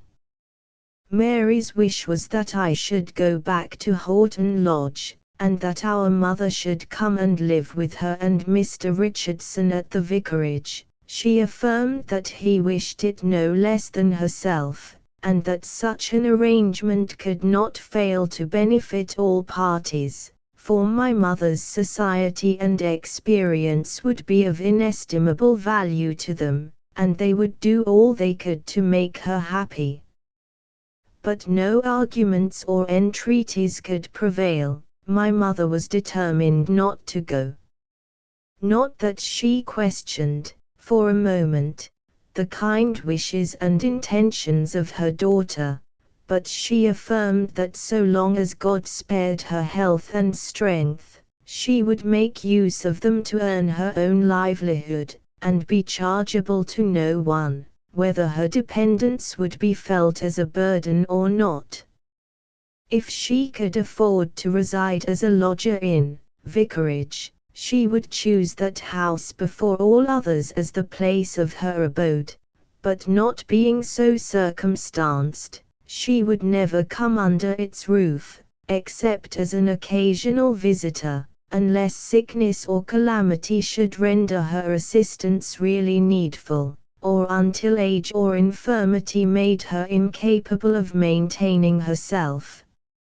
"No, Mary," said she, "if Richardson and you have anything to spare, you must lay it aside for your family, and Agnes and I must gather honey for ourselves. Thanks to my having had daughters to educate, I have not forgotten my accomplishments. God willing, I will check this vain repining," she said, while the tears coursed one another down her cheeks in spite of her efforts, but she wiped them away, and resolutely shaking back her head, continued, "I will exert myself, and look out for a small house, commodiously situated in some populous but healthy district, where we will take a few young ladies to board and educate, if we can get them, and as many day pupils as will come, or as we can manage to instruct. Your father's relations and old friends will be able to send us some pupils, or to assist us with their recommendations, no doubt. I shall not apply to my own. What say you to it, Agnes? Will you be willing to leave your present situation and try?" "Quite willing, mamma, and the money I have saved will do to furnish the house. It shall be taken from the bank directly. When it is wanted, we must get the house, and settle on preliminaries first." Mary offered to lend the little she possessed, but my mother declined it, saying that we must begin on an economical plan, and she hoped that the whole or part of mine, added to what we could get by the sale of the furniture, and what little our dear papa had contrived to lay aside for her since the debts were paid, would be sufficient to last us till Christmas, when, it was hoped, something would accrue from our united labors. It was finally settled that this should be our plan, and that inquiries and preparations should immediately be set on foot, and while my mother busied herself with these, I should return to Horton Lodge at the close of my 4 weeks' vacation, and give notice for my final departure when things were in train for the speedy commencement of our school. We were discussing these affairs on the morning I have mentioned, about a fortnight after my father's death, when a letter was brought in for my mother, on beholding which the color mounted to her face, lately pale enough with anxious watchings and excessive sorrow. "From my father," murmured she, as she hastily tore off the cover. It was many years since she had heard from any of her own relations before. Naturally wondering what the letter might contain, I watched her countenance while she read it, and was somewhat surprised to see her bite her lip and knit her brows as if in anger. When she had done, she somewhat irreverently cast it on the table, saying with a scornful smile, "Your grandpapa has been so kind as to write to me.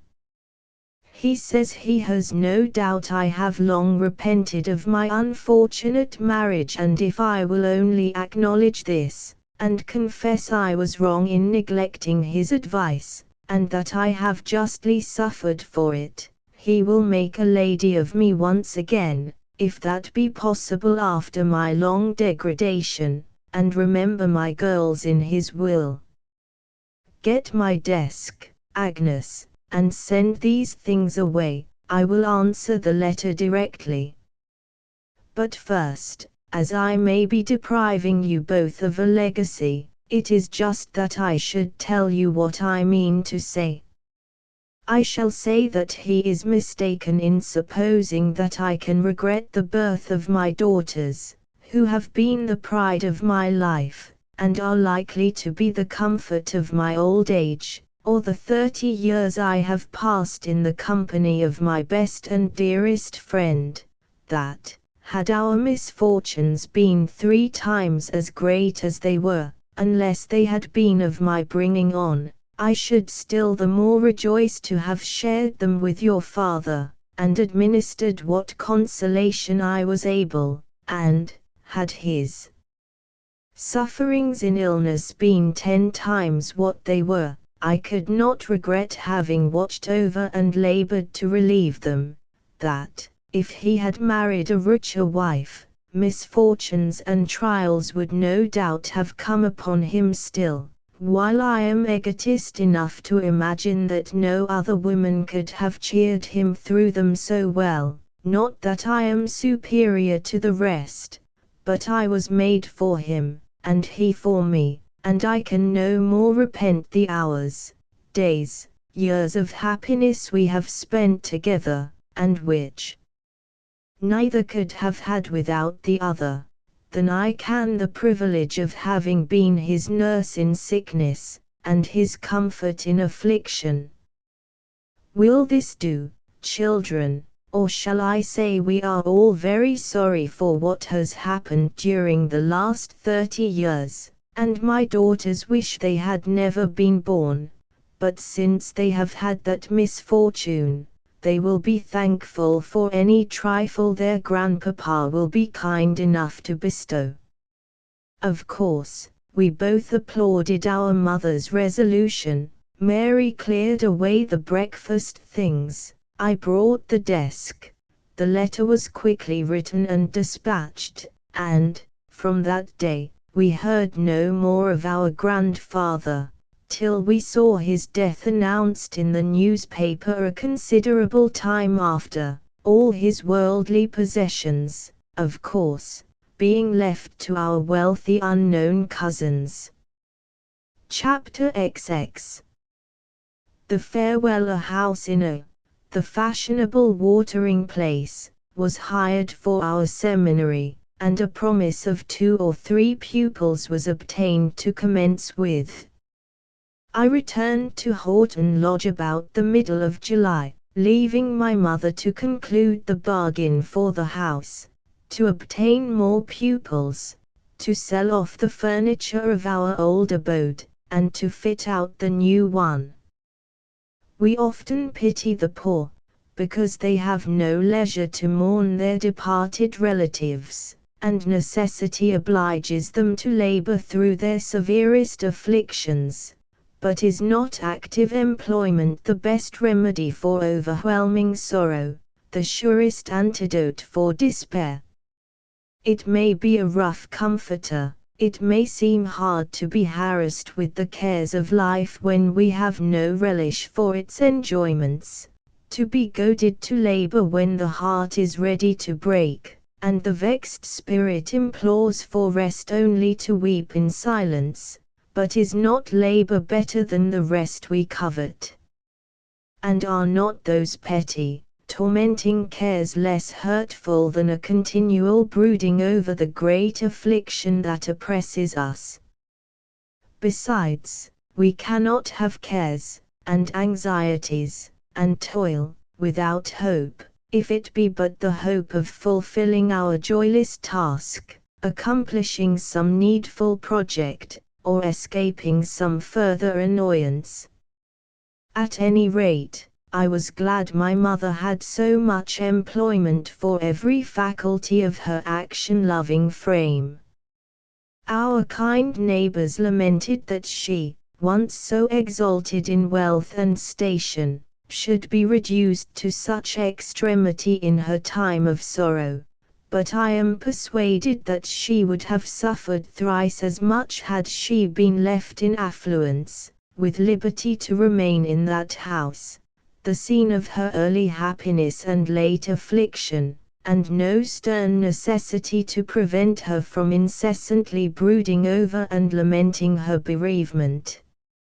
I will not dilate upon the feelings with which I left the old house, the well-known garden, the little village church, then doubly dear to me, because my father, who, for 30 years, had taught and prayed within its walls, lay slumbering now beneath its flags, and the old bare hills, delightful in their very desolation, with the narrow vales between, smiling in greenwood and sparkling water, the house where I was born, the scene of all my early associations, the place where throughout life my earthly affections had been centered, and left them to return no more. True, I was going back to Horton Lodge, where, amid many evils, one source of pleasure yet remained, but it was pleasure mingled with excessive pain, and my stay, alas, was limited to 6 weeks. And even of that precious time, day after day slipped by and I did not see him, except at church. I never saw him for a fortnight after my return. It seemed a long time to me, and, as I was often out with my rambling pupil, of course hopes would keep rising, and disappointments would ensue, and then, I would say to my own heart, here is a convincing proof, if you would but have the sense to see it, or the candor to acknowledge it, that he does not care for you.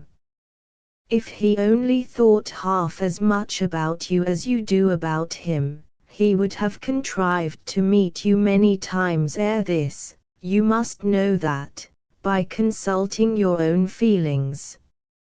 Therefore, have done with this nonsense. You have no ground for hope.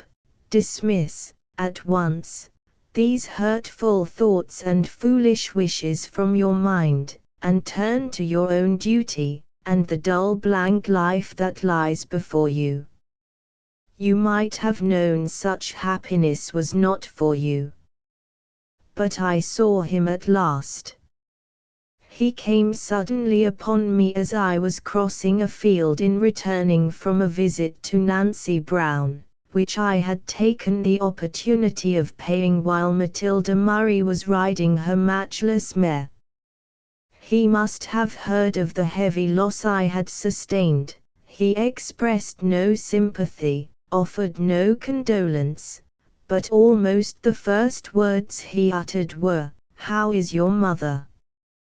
And this was no matter of course question, for I never told him that I had a mother. He must have learned the fact from others, if he knew it at all, and, besides, there was sincere goodwill, and even deep, touching, unobtrusive sympathy in the tone and manner of the inquiry. I thanked him with due civility, and told him she was as well as could be expected. "What will she do?" was the next question. Many would have deemed it an impertinent one, and given an evasive reply, but such an idea never entered my head, and I gave a brief but plain statement of my mother's plans and prospects. "Then you will leave this place shortly," said he. "Yes, in a month." He paused a minute, as if in thought. When he spoke again, I hoped it would be to express his concern at my departure, but it was only to say, "I should think you will be willing enough to go." "Yes, for some things," I replied. "For some things only. I wonder what should make you regret it." I was annoyed at this in some degree, because it embarrassed me. I had only one reason for regretting it, and that was a profound secret, which he had no business to trouble me about. Why, said I, why should you suppose that I dislike the place? You told me so yourself, was the decisive reply.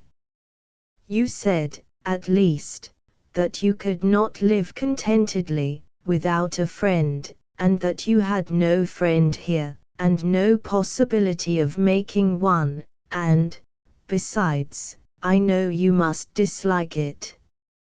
But if you remember rightly, I said, or meant to say, I could not live contentedly without a friend in the world. I was not so unreasonable as to require one always near me. I think I could be happy in a house full of enemies, but no, that sentence must not be continued. I paused, and hastily added, and, besides, we cannot well leave a place where we have lived for 2 or 3 years, without some feeling of regret. Will you regret to part with Miss Murray, your sole remaining pupil and companion? I dare say I shall in some degree. It was not without sorrow I parted with her sister. I can imagine that. Well, Miss Matilda is quite as good, better in one respect. What is that? She's honest. And the other is not. I should not call her dishonest, but it must be confessed she's a little artful. Artful is she. I saw she was giddy and vain, and now he added, after a pause, I can well believe she was artful too, but so excessively so as to assume an aspect of extreme simplicity and unguarded openness. Yes, continued he, musingly, that accounts for some little things that puzzled me a trifle before. After that, he turned the conversation to more general subjects. He did not leave me till we had nearly reached the park gates. He had certainly stepped a little out of his way to accompany me so far, for he now went back and disappeared down Moss Lane, the entrance of which we had passed some time before. Assuredly I did not regret this circumstance. If sorrow had any place in my heart, it was that he was gone at last, that he was no longer walking by my side, and that short interval of delightful intercourse was at an end. He had not breathed a word of love, or dropped one hint of tenderness or affection, and yet I had been supremely happy. To be near him, to hear him talk as he did talk, and to feel that he thought me worthy to be so spoken to, capable of understanding and duly appreciating such discourse, was enough. Yes, Edward Weston, I could indeed be happy in a house full of enemies, if I had but one friend, who truly, deeply, and faithfully loved me, and if that friend were you.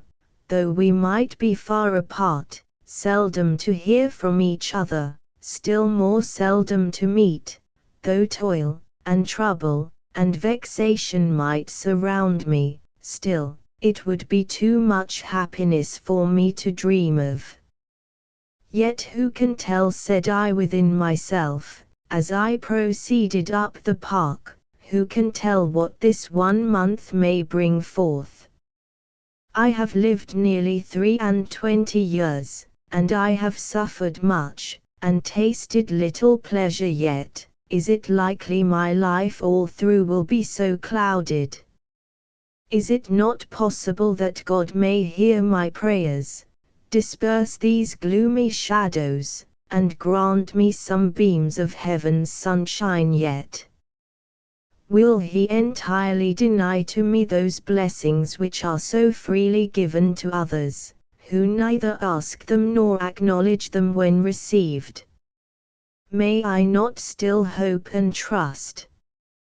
I did hope and trust for a while, but, alas, alas! The time ebbed away, 1 week followed another, and, excepting one distant glimpse and 2 transient meetings, during which scarcely anything was said, while I was walking with Miss Matilda, I saw nothing of him, except, of course, at church. And now, the last Sunday was come, and the last service. I was often on the point of melting into tears during the sermon. The last I was to hear from him, the best I should hear from anyone, I was well assured. It was over, the congregation were departing, and I must follow. I had then seen him, and heard his voice, too, probably for the last time. In the churchyard, Matilda was pounced upon by the 2 Misses Green. They had many inquiries to make about her sister, and I know not what besides. I only wished they would have done, that we might hasten back to Horton Lodge. I longed to seek the retirement of my own room, or some sequestered nook in the grounds, that I might deliver myself up to my feelings, to weep my last farewell, and lament my false hopes and vain delusions.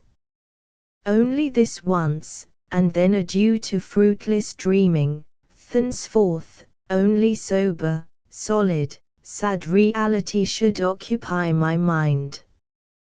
But while I thus resolved, a low voice close beside me said, "I suppose you are going this week, Miss Gray?" "Yes," I replied. I was very much startled, and had I been at all hysterically inclined, I certainly should have committed myself in some way then. Thank God, I was not.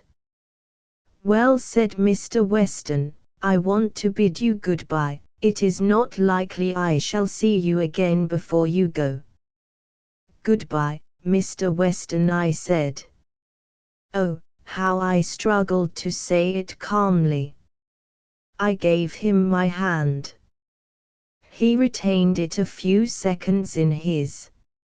"It is possible we may meet again," said he. "Will it be of any consequence to you whether we do or not?" "Yes, I should be very glad to see you again." I could say no less. He kindly pressed my hand, and went. Now, I was happy again, though more inclined to burst into tears than ever.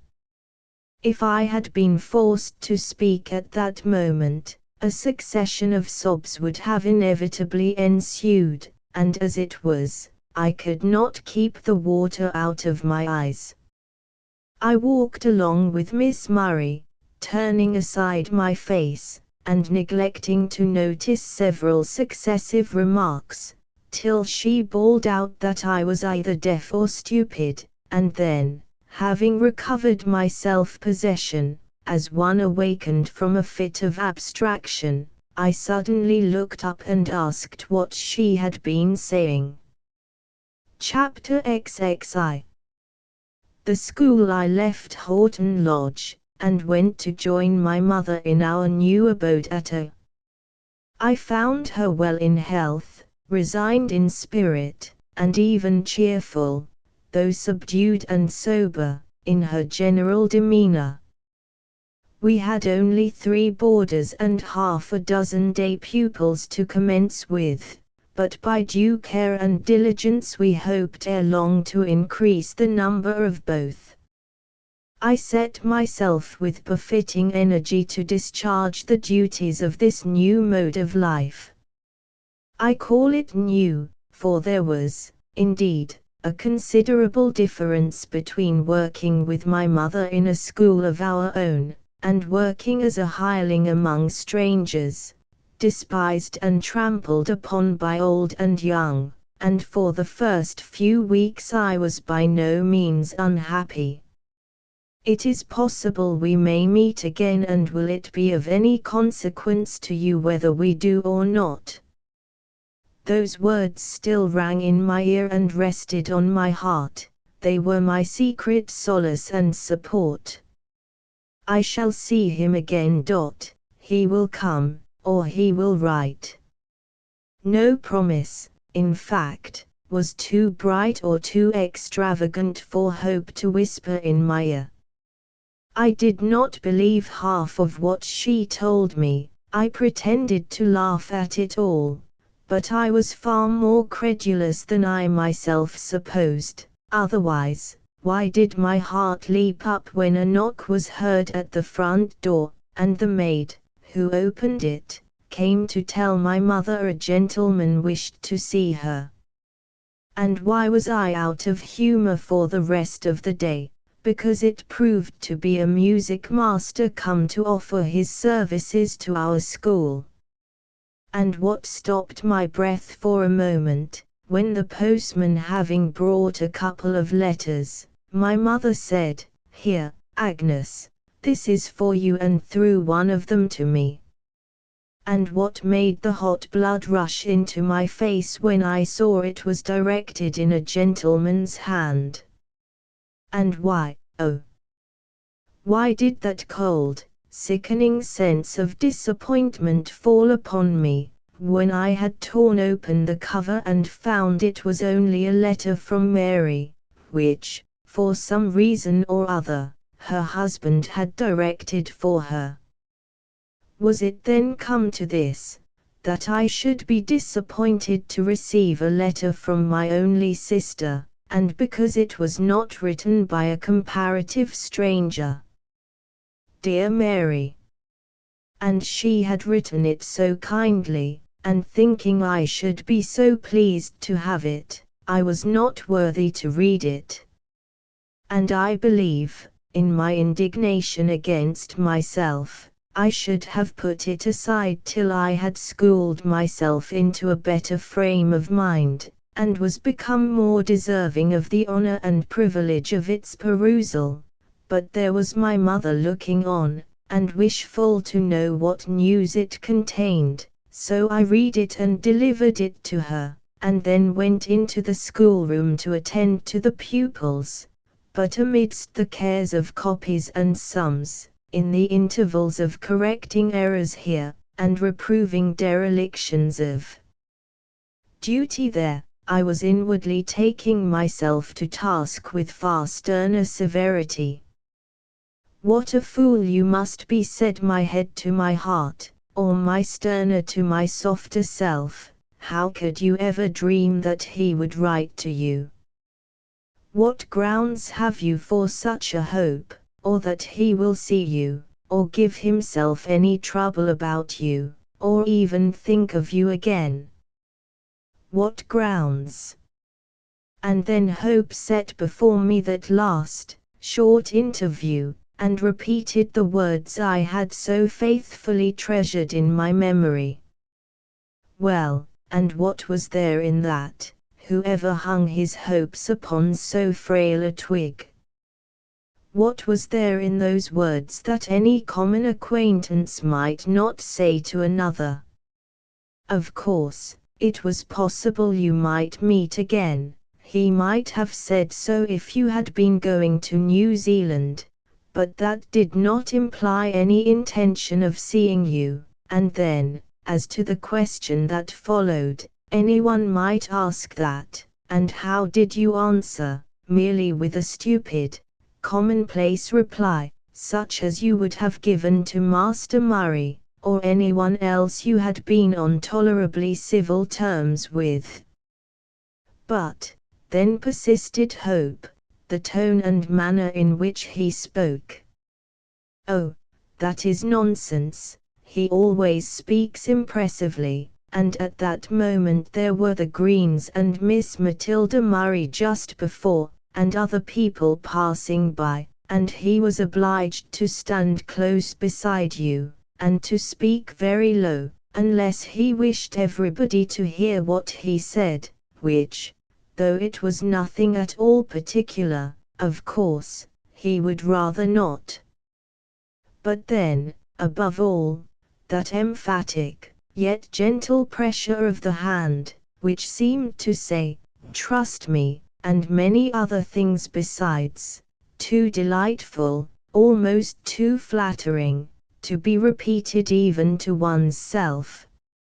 Egregious folly, too absurd to require contradiction, mere inventions of the imagination, which you ought to be ashamed of.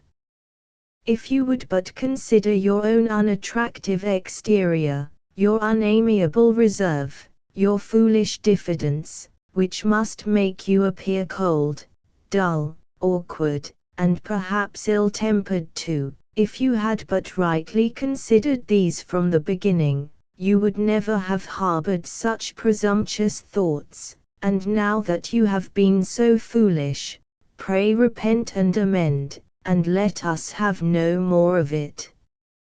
I cannot say that I implicitly obeyed my own injunctions, but such reasoning as this became more and more effective as time wore on, and nothing was seen or heard of Mr. Weston, until, at last, I gave up hoping, for even my heart acknowledged it was all in vain.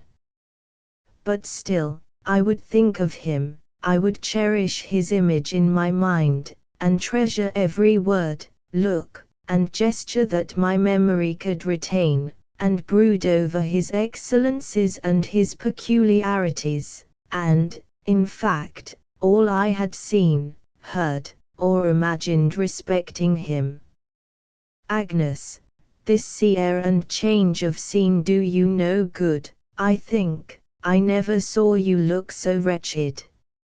It must be that you sit too much, and allow the cares of the schoolroom to worry you.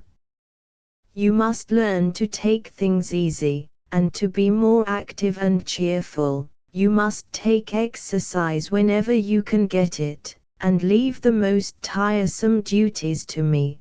They will only serve to exercise my patience, and, perhaps, try my temper a little.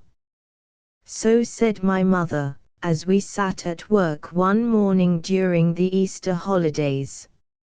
I assured her that my employments were not at all oppressive, that I was well, or, if there was anything amiss, it would be gone as soon as the trying months of spring were over. When summer came I should be as strong and hearty as she could wish to see me, but inwardly her observation startled me. I knew my strength was declining, my appetite had failed, and I was grown listless and desponding, and if, indeed, he could never care for me, and I could never see him more, if I was forbidden to minister to his happiness, forbidden, forever, to taste the joys of love, to bless, and to be blessed, then, life must be a burden, and if my heavenly Father would call me away, I should be glad to rest. But it would not do to die and leave my mother. Selfish, unworthy daughter, to forget her for a moment.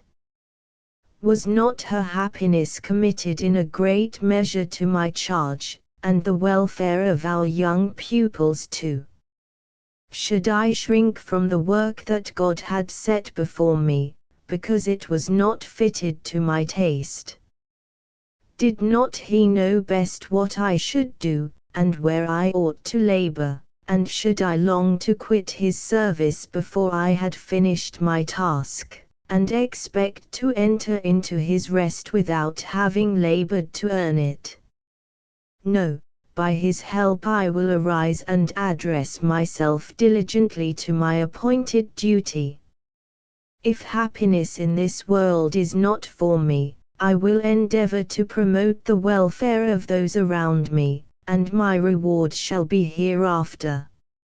So said I in my heart, and from that hour I only permitted my thoughts to wander to Edward Weston, or at least to dwell upon him now and then, as a treat for rare occasions, and, whether it was really the approach of summer or the effect of these good resolutions, or the lapse of time, or altogether, tranquility of mind was soon restored, and bodily health and vigor began likewise, slowly, but surely, to return.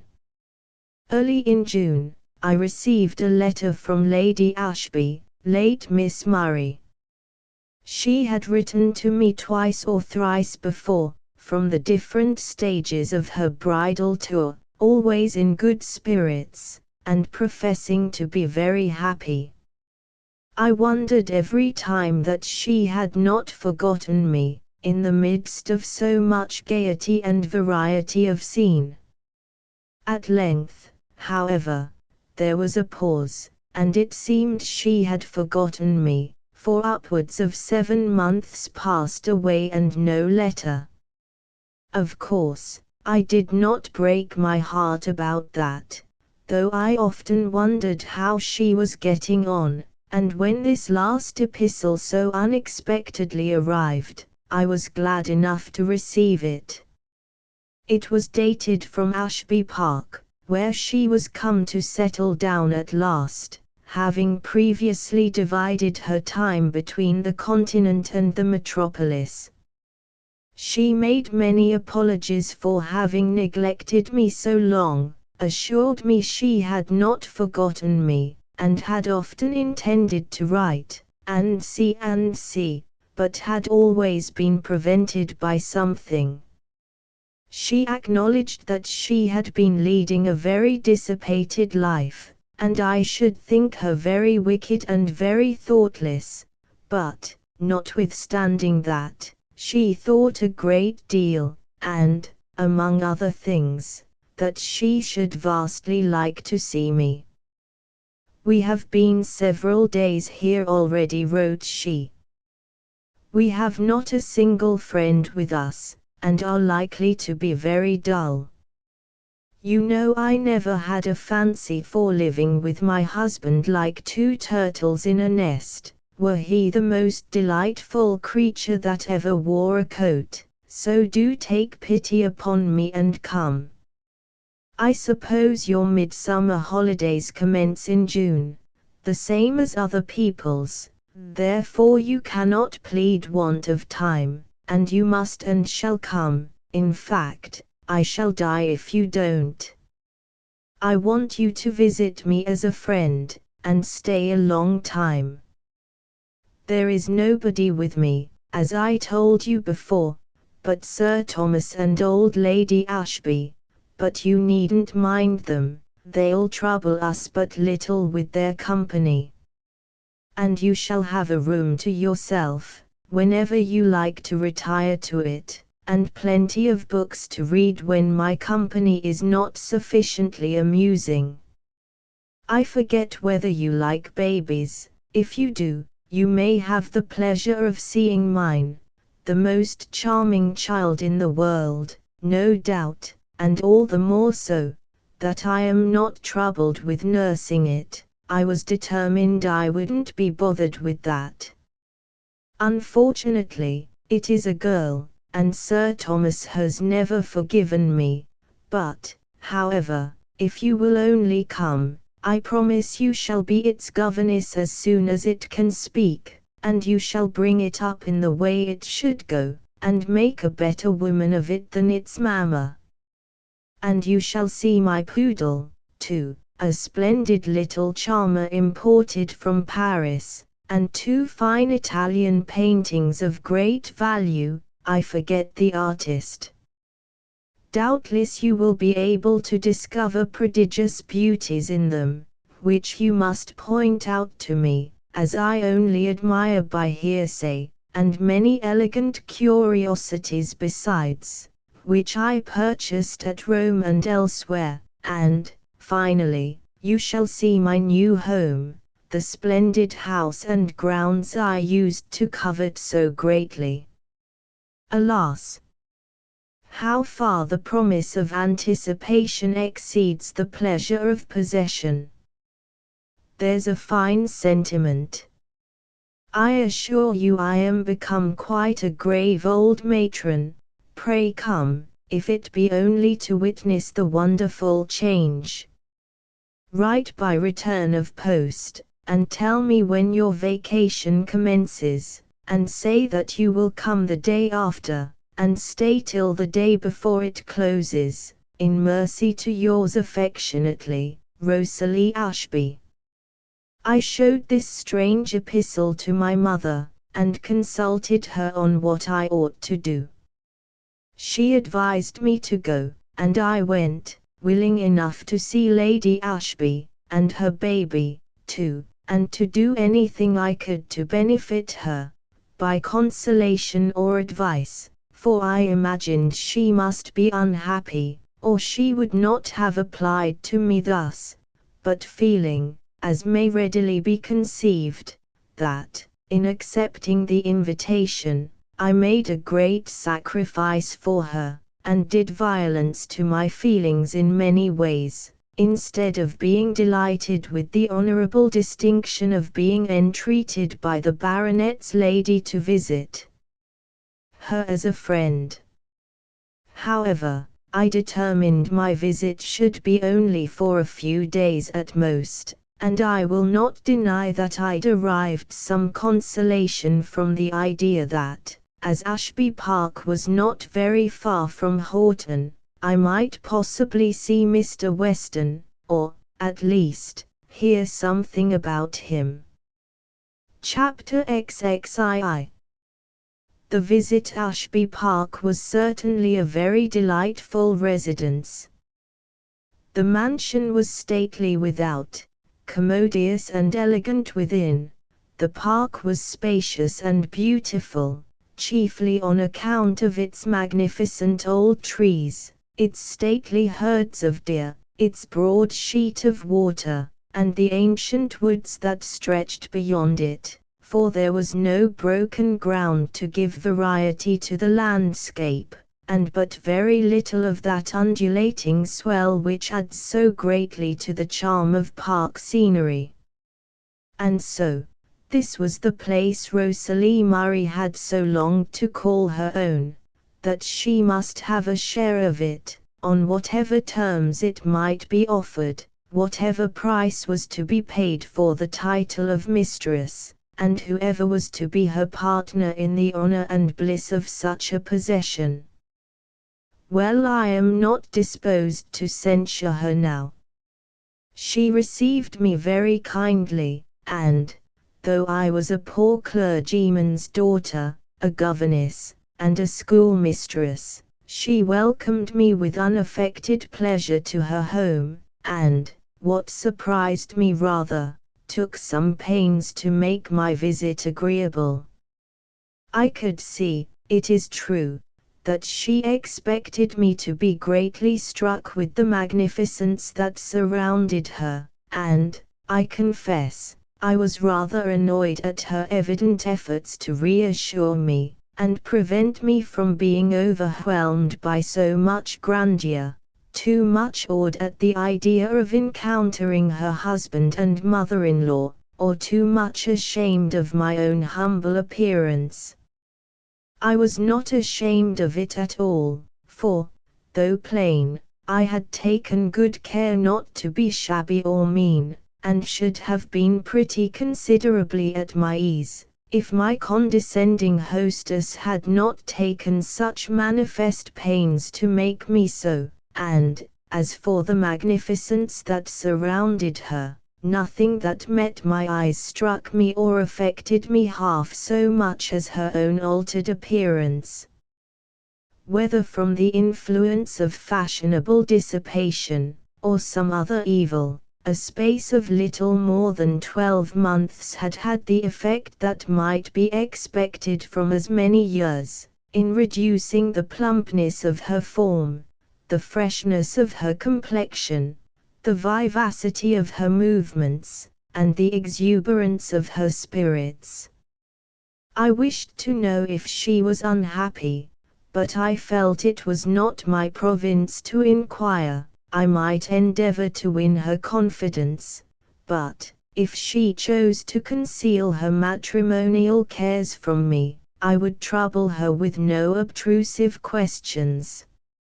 I, therefore, at first, confined myself to a few general inquiries about her health and welfare, and a few commendations on the beauty of the park, and of the little girl that should have been a boy, a small delicate infant of 7 or 8 weeks old, whom its mother seemed to regard with no remarkable degree of interest or affection, though full as much as I expected her to show.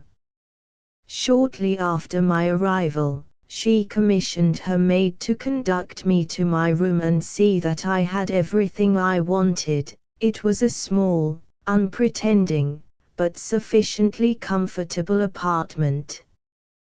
When I descended thence, having divested myself of all travelling encumbrances, and arranged my toilet with due consideration for the feelings of my lady hostess, she conducted me herself to the room I was to occupy when I chose to be alone, or when she was engaged with visitors, or obliged to be with her mother-in-law, or otherwise prevented, as she said, from enjoying the pleasure of my society.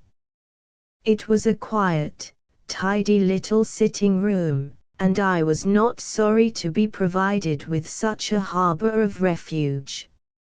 And sometimes, said she, I will show you the library. I never examined its shelves, but, I dare say, it is full of wise books, and you may go and burrow among them whenever you please.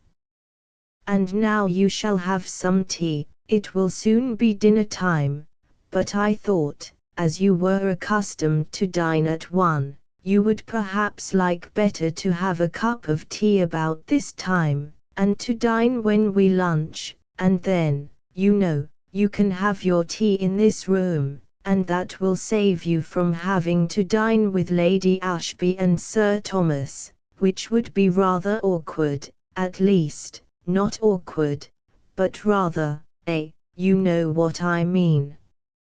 I thought you mightn't like it so well, especially as we may have other ladies and gentlemen to dine with us occasionally.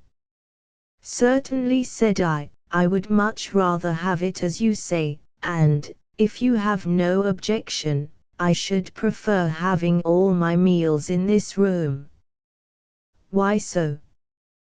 Because, I imagine, it would be more agreeable to Lady Ashby and Sir Thomas. Nothing of the kind. At any rate, it would be more agreeable to me. She made some faint objections, but soon conceded, and I could see that the proposal was a considerable relief to her. Now, come into the drawing-room, said she. There's the dressing bell, but I won't go yet. It's no use dressing when there's no one to see you, and I want to have a little discourse. The drawing-room was certainly an imposing apartment, and very elegantly furnished, but I saw its young mistress glance towards me as we entered, as if to notice how I was impressed by the spectacle, and accordingly I determined to preserve an aspect of stony indifference, as if I saw nothing at all remarkable. But this was only for a moment. Immediately conscience whispered, why should I disappoint her to save my pride? No, rather let me sacrifice my pride to give her a little innocent gratification. And I honestly looked round, and told her it was a noble room, and very tastefully furnished. She said little, but I saw she was pleased. She showed me her fat French poodle, that lay curled up on a silk cushion, and the 2 fine Italian paintings, which, however, she would not give me time to examine, but, saying I must look at them some other day, insisted upon my admiring the little jeweled watch she had purchased in Geneva, and then she took me round the room to point out sundry articles of virtu she had brought from Italy, an elegant little timepiece, and several busts, small graceful figures, and vases, all beautifully carved in white marble. She spoke of these with animation, and heard my admiring comments with a smile of pleasure, that soon, however, vanished, and was followed by a melancholy sigh, as if in consideration of the insufficiency of all such baubles to the happiness of the human heart, and their woeful inability to supply its insatiate demands. Then, stretching herself upon a couch, she motioned me to a capacious easy-chair that stood opposite, not before the fire, but before a wide-open window, for it was summer, be it remembered, a sweet, warm evening in the latter half of June. I sat for a moment in silence, enjoying the still, pure air, and the delightful prospect of the park that lay before me, rich in verdure and foliage, and basking in yellow sunshine, relieved by the long shadows of declining day. But I must take advantage of this pause. I had inquiries to make, and, like the substance of a lady's postscript, the most important must come last. So I began with asking after Mr. and Mrs. Murray, and Miss Matilda and the young gentleman.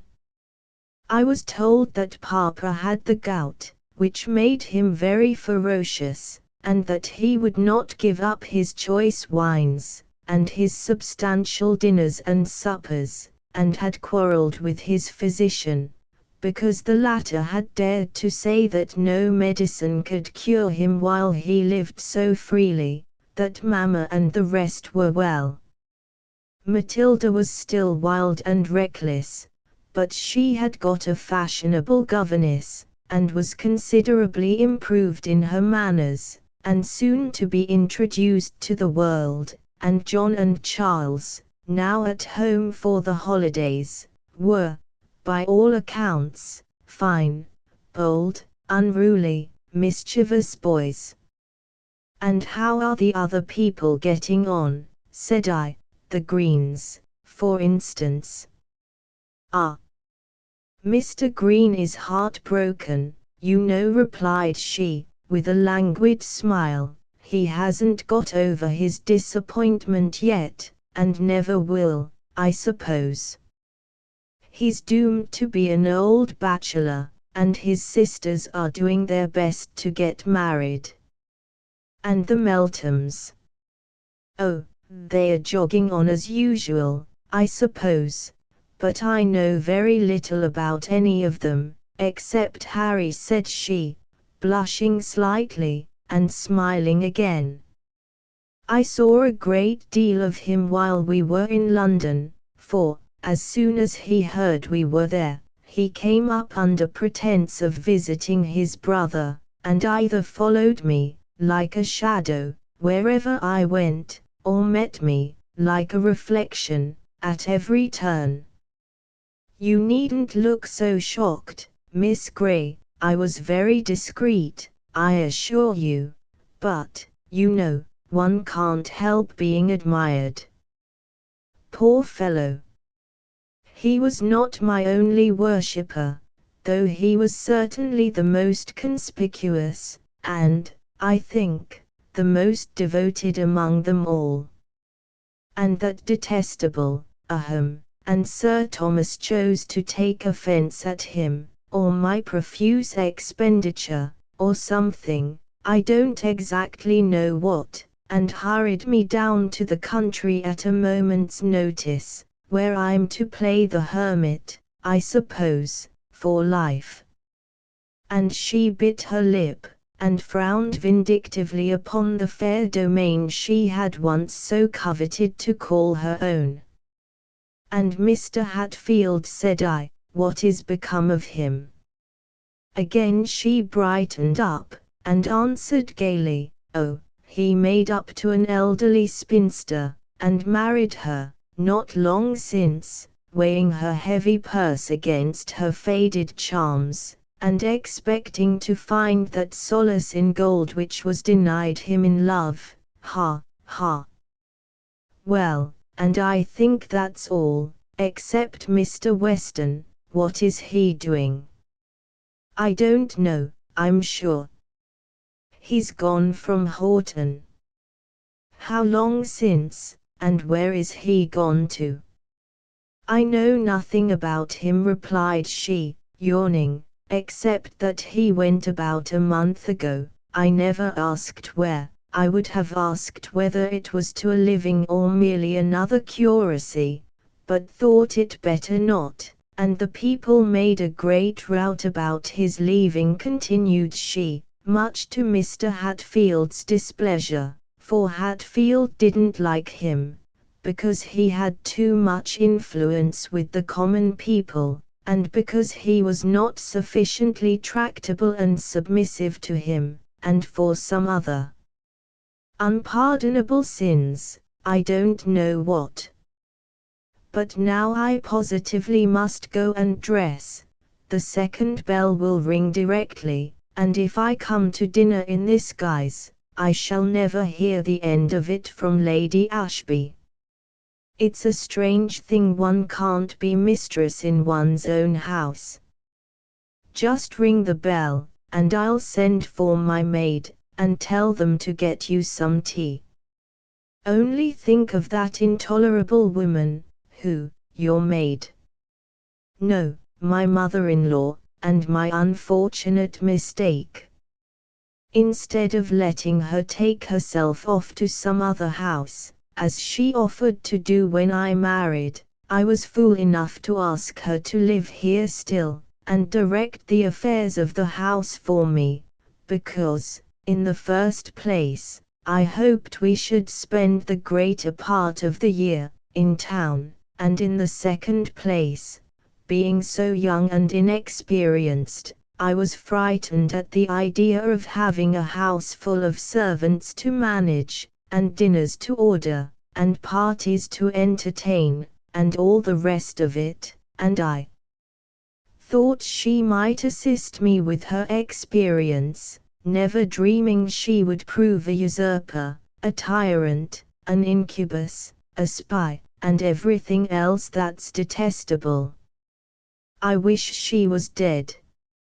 She then turned to give her orders to the footman, who had been standing bolt upright within the door for the last half-minute, and had heard the latter part of her animadversions, and, of course, made his own reflections upon them, notwithstanding the inflexible, wooden countenance he thought proper to preserve in the drawing-room. On my remarking afterwards that he must have heard her, she replied, "Oh, no matter. I never care about the footmen, they are mere automatons, it's nothing to them what their superiors say or do, they won't dare to repeat it, and as to what they think, if they presume to think at all, of course, nobody cares for that. It would be a pretty thing indeed, if we were to be tongue-tied by our servants." So saying, she ran off to make her hasty toilet, leaving me to pilot my way back to my sitting-room, where, in due time, I was served with a cup of tea. After that, I sat musing on Lady Ashby's past and present condition, and on what little information I had obtained respecting Mr. Weston, and the small chance there was of ever seeing or hearing anything more of him throughout my quiet, drab-color life, which, henceforth, seemed to offer no alternative between positive rainy days, and days of dull grey clouds without downfall. At length, however, I began to weary of my thoughts, and to wish I knew where to find the library my hostess had spoken of, and to wonder whether I was to remain there doing nothing till bedtime.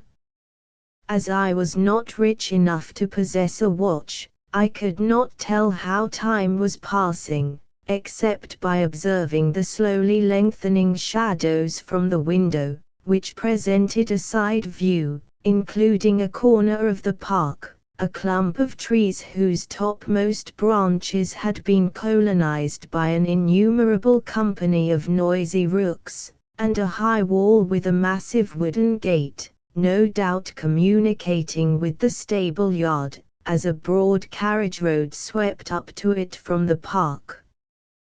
The shadow of this wall soon took possession of the whole of the ground as far as I could see, forcing the golden sunlight to retreat inch by inch, and at last take refuge in the very tops of the trees. Ere long, even they were left in shadow, the shadow of the distant hills, or of the earth itself, and, in sympathy for the busy citizens of the rookery, I regretted to see their habitation, so lately bathed in glorious light, reduced to the sombre, work-a-day hue of the lower world, or of my own world within. For a moment, such birds as soared above the rest might still receive the luster on their wings, which imparted to their sable plumage the hue and brilliance of deep red gold. At last, that too departed. Twilight came stealing on, the rooks became more quiet, I became more weary, and wished I were going home tomorrow. At length it grew dark, and I was thinking of ringing for a candle, and betaking myself to bed, when my hostess appeared, with many apologies for having neglected me so long, and laying all the blame upon that nasty old woman as she called her mother-in-law.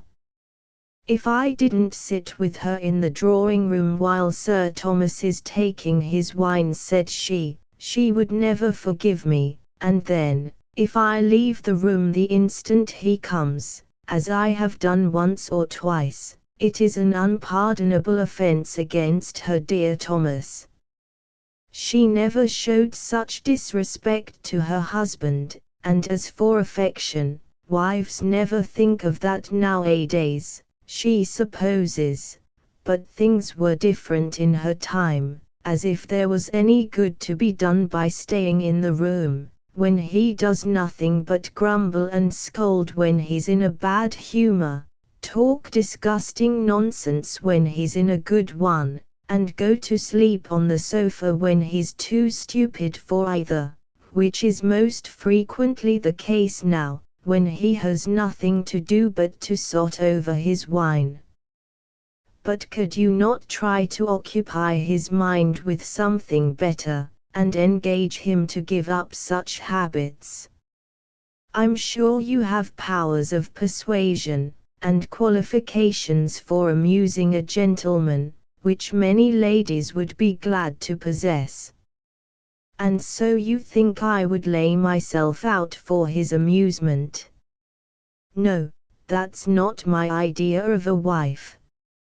It's the husband's part to please the wife, not hers to please him, and if he isn't satisfied with her as she is, and thankful to possess her too, he isn't worthy of her, that's all. And as for persuasion, I assure you I shan't trouble myself with that. I've enough to do to bear with him as he is, without attempting to work a reform. But I'm sorry I left you so long alone, Miss Gray. How have you passed the time? Chiefly in watching the rooks. Mercy, how dull you must have been. I really must show you the library, and you must ring for everything you want, just as you would in an inn, and make yourself comfortable. I have selfish reasons for wishing to make you happy, because I want you to stay with me, and not fulfill your horrid threat of running away in a day or two. Well, Don't let me keep you out of the drawing room any longer tonight, for at present I am tired and wish to go to bed. Chapter 23. The park. I came down a little before 8 next morning, as I knew by the striking of a distant clock. There was no appearance of breakfast. I waited above an hour before it came, still vainly longing for access to the library, and, after that lonely repast was concluded, I waited again about an hour and a half in great suspense and discomfort, uncertain what to do. At length Lady Ashby came to bid me good morning. She informed me she had only just breakfasted, and now wanted me to take an early walk with her in the park.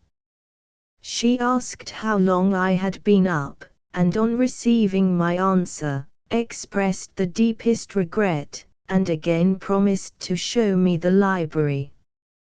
I suggested she had better do so at once, and then there would be no further trouble either with remembering or forgetting.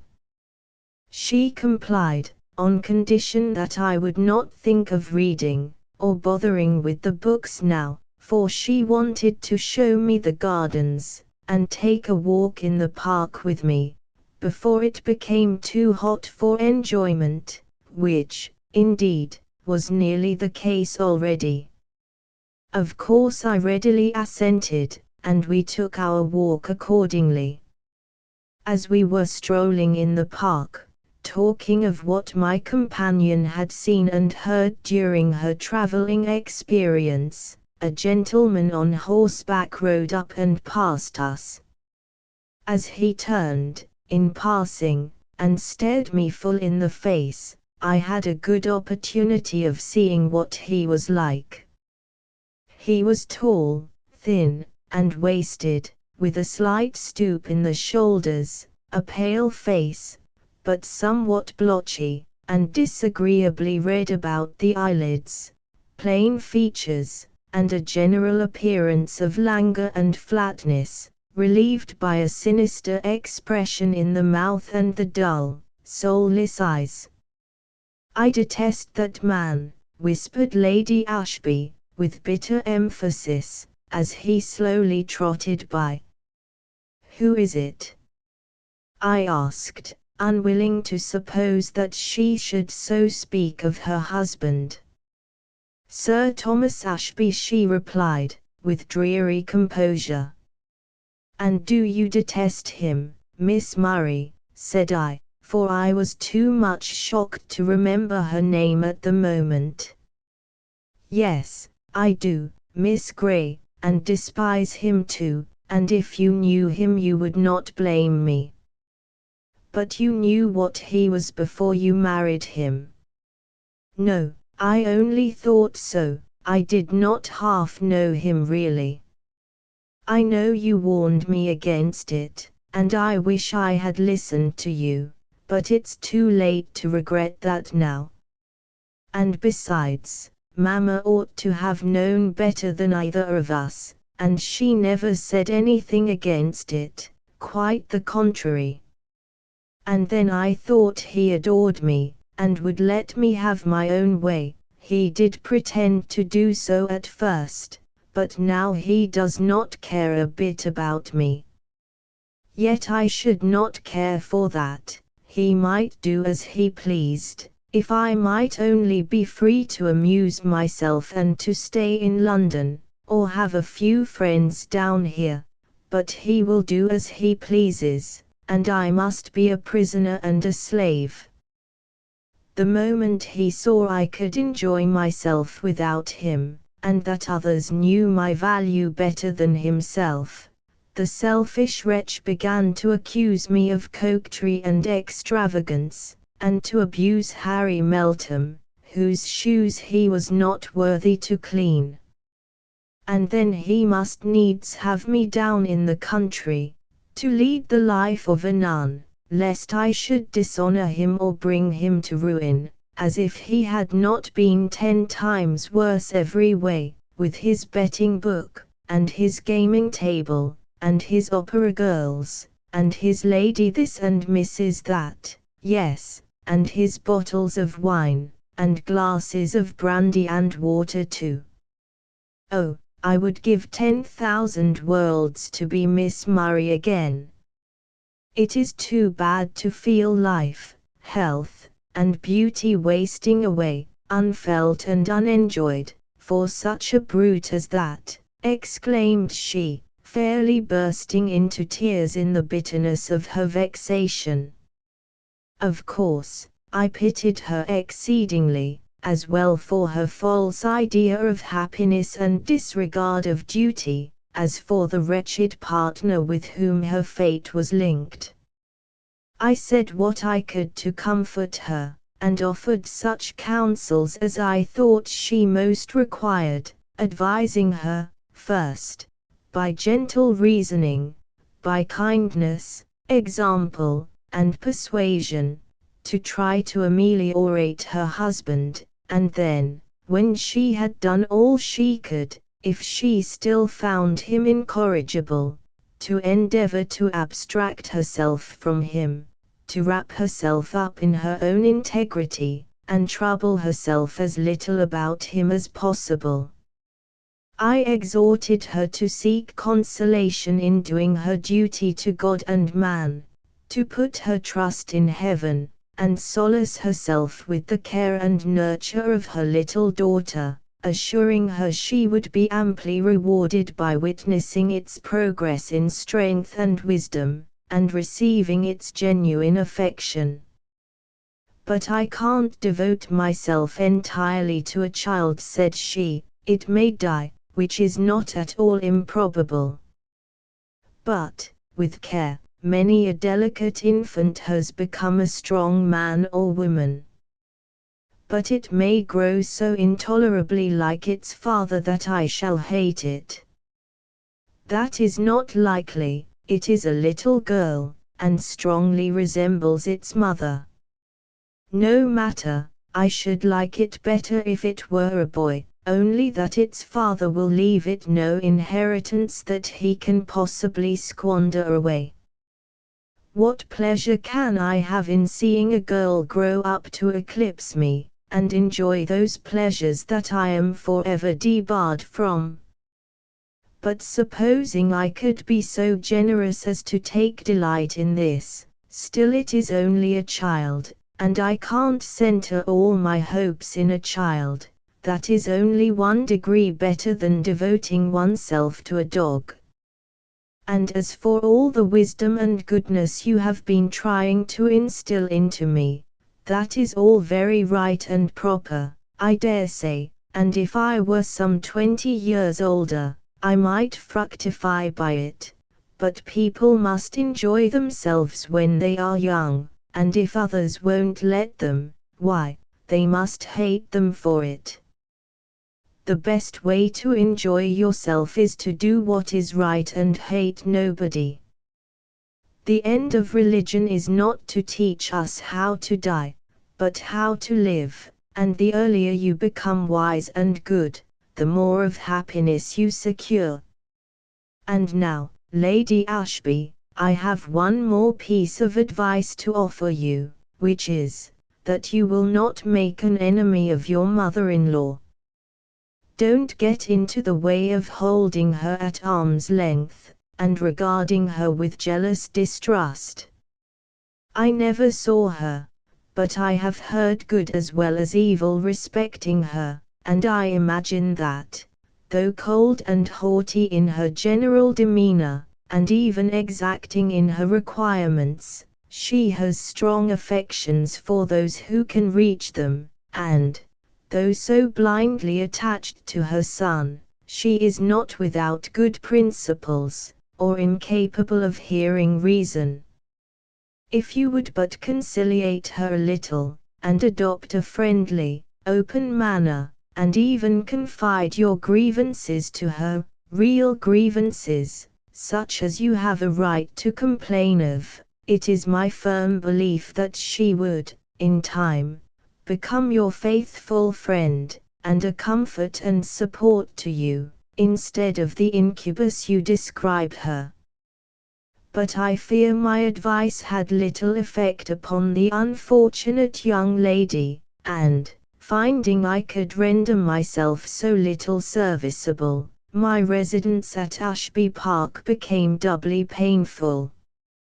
But still, I must stay out that day and the following one, as I had promised to do so, though, resisting all entreaties and inducements to prolong my visit further, I insisted upon departing the next morning, affirming that my mother would be lonely without me, and that she impatiently expected my return.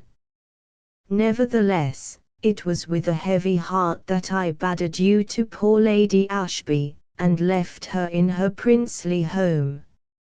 It was no slight additional proof of her unhappiness, that she should so cling to the consolation of my presence, and earnestly desire the company of one whose general tastes and ideas were so little congenial to her own, whom she had completely forgotten in her hour of prosperity, and whose presence would be rather a nuisance than a pleasure, if she could but have half her heart's desire. Chapter XV. The Sands-our school was not situated in the heart of the town. On entering from the northwest there is a row of respectable-looking houses, on each side of the broad, white road, with narrow slips of garden ground before them, Venetian blinds to the windows, and a flight of steps leading to each trim, brass-handled door. In one of the largest of these habitations dwelled my mother and I, with such young ladies as our friends and the public chose to commit to our charge. Consequently, we were a considerable distance from the sea, and divided from it by a labyrinth of streets and houses. But the sea was my delight, and I would often gladly pierce the town to obtain the pleasure of a walk beside it, whether with the pupils, or alone with my mother during the vacations. It was delightful to me at all times and seasons, but especially in the wild commotion of a rough sea breeze, and in the brilliant freshness of a summer morning. I awoke early on the third morning after my return from Ashby Park. The sun was shining through the blind, and I thought how pleasant it would be to pass through the quiet town and take a solitary ramble on the sands while half the world was in bed. I was not long in forming the resolution, nor slow to act upon it. Of course I would not disturb my mother, so I stole noiselessly downstairs, and quietly unfastened the door. I was dressed and out, when the church clock struck 6:15. There was a feeling of freshness and vigor in the very streets, and when I got free of the town, when my foot was on the sands and my face towards the broad, bright bay, no language can describe the effect of the deep, clear azure of the sky and ocean, the bright morning sunshine on the semicircular barrier of craggy cliffs surmounted by green swelling hills, and on the smooth, white sands, and the low rocks out at sea, looking, with their clothing of weeds and moss, like little grass-grown islands, and above all, on the brilliant, sparkling waves. And then, the unspeakable purity and freshness of the air. There was just enough heat to enhance the value of the breeze, and just enough wind to keep the whole sea in motion, to make the waves come bounding to the shore, foaming and sparkling, as if wild with glee. Nothing else was stirring, no living creature was visible besides myself. My footsteps were the first to press the firm, unbroken sands, Nothing before had trampled them since last night's flowing tide had obliterated the deepest marks of yesterday, and left them fair and even, except where the subsiding water had left behind it the traces of dimpled pools and little running streams. Refreshed, delighted, invigorated, I walked along, forgetting all my cares, feeling as if I had wings to my feet, and could go at least 40 miles without fatigue, and experiencing a sense of exhilaration to which I had been an entire stranger since the days of early youth. About 6:30, however, the grooms began to come down to air their masters' horses, first one, and then another, till there were some dozen horses and 5 or 6 riders, but that need not trouble me, for they would not come as far as the low rocks which I was now approaching. When I had reached these, and walked over the moist, slippery seaweed, at the risk of floundering into one of the numerous pools of clear, salt water that lay between them, to a little mossy promontory with the sea splashing round it, I looked back again to see who next was stirring. Still, there were only the early grooms with their horses, and one gentleman with a little dark speck of a dog running before him, and one water cart coming out of the town to get water for the baths. In another minute or two, the distant bathing machines would begin to move, and then the elderly gentlemen of regular habits and sober Quaker ladies would be coming to take their salutary morning walks. But however interesting such a scene might be, I could not wait to witness it, for the sun and the sea so dazzled my eyes in that direction, that I could but afford one glance, and then I turned again to delight myself with the sight and the sound of the sea, dashing against my promontory, with no prodigious force, for the swell was broken by the tangled seaweed and the unseen rocks beneath, otherwise I should soon have been deluged with spray. But the tide was coming in, the water was rising, the gulfs and lakes were filling, the straits were widening, it was time to seek some safer footing, so I walked, skipped, and stumbled back to the smooth, white sands, and resolved to proceed to a certain bold projection in the cliffs, and then return. Presently, I heard a snuffling sound behind me, and then a dog came frisking and wriggling to my feet. It was my own Snap, the little dark, wire-haired terrier. When I spoke his name, he leapt up in my face and yelled for joy.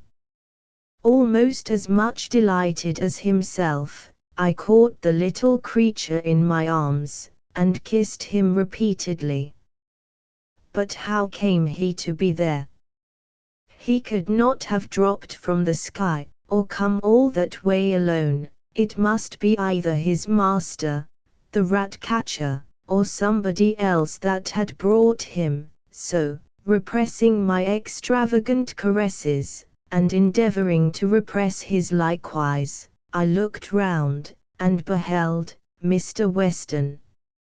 "Your dog remembers you well, Miss Gray," said he, warmly grasping the hand I offered him without clearly knowing what I was about.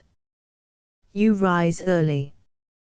"Not often so early as this," I replied, with amazing composure, considering all the circumstances of the case. "How far do you purpose to extend your walk?" "I was thinking of returning. It must be almost time, I think." He consulted his watch, a gold one now, and told me it was only 5 minutes past 7. "But, doubtless, you have had a long enough walk," said he, turning towards the town, to which I now proceeded leisurely to retrace my steps, and he walked beside me. "In what part of the town do you live?" asked he. I never could discover. Never could discover. Had he endeavored to do so then? I told him the place of our abode. He asked how we prospered in our affairs. I told him we were doing very well, that we had had a considerable addition to our pupils after the Christmas vacation, and expected a still further increase at the close of this. "You must be an accomplished instructor," he observed. "No, it is my mother," I replied. "She manages things so well, and is so active, and clever, and kind." "I should like to know your mother. Will you introduce me to her some time, if I call?" "Yes, willingly." "And will you allow me the privilege of an old friend, of looking in upon you now and then?" "Yes, I suppose so." This was a very foolish answer, but the truth was, I considered that I had no right to invite anyone to my mother's house without her knowledge, and if I had said, "Yes, if my mother does not object," it would appear as if by his question I understood more than was expected, so, supposing she would not, I added, "I suppose so, but of course I should have said something more sensible and more polite, if I had had my wits about me." We continued our walk for a minute in silence, which, however, was shortly relieved, no small relief to me, by Mr. Weston commenting upon the brightness of the morning and the beauty of the bay, and then upon the advantages possessed over many other fashionable places of resort. "You don't ask what brings me to said he. "You can't suppose I'm rich enough to come for my own pleasure. I heard you had left Horton. You didn't hear, then, that I had got the living of F was a village about 2 miles distant from "No," said I, "we live so completely out of the world, even here, that news seldom reaches me through any quarter, except through the medium of the Gazette. But I hope you like your new parish, and that I may congratulate you on the acquisition." "I expect to like my parish better a year or two hence, when I have worked certain reforms I have set my heart upon, or, at least, progressed some steps towards such an achievement. But you may congratulate me now, for I find it very agreeable to have a parish all to myself, with nobody to interfere with me, to thwart my plans or cripple my exertions, and besides, I have a respectable house in a rather pleasant neighborhood, and £300 a year, and, in fact, I have nothing but solitude to complain of, and nothing but a companion to wish for." He looked at me as he concluded, and the flash of his dark eyes seemed to set my face on fire, greatly to my own discomfiture, for to evince confusion at such a juncture was intolerable.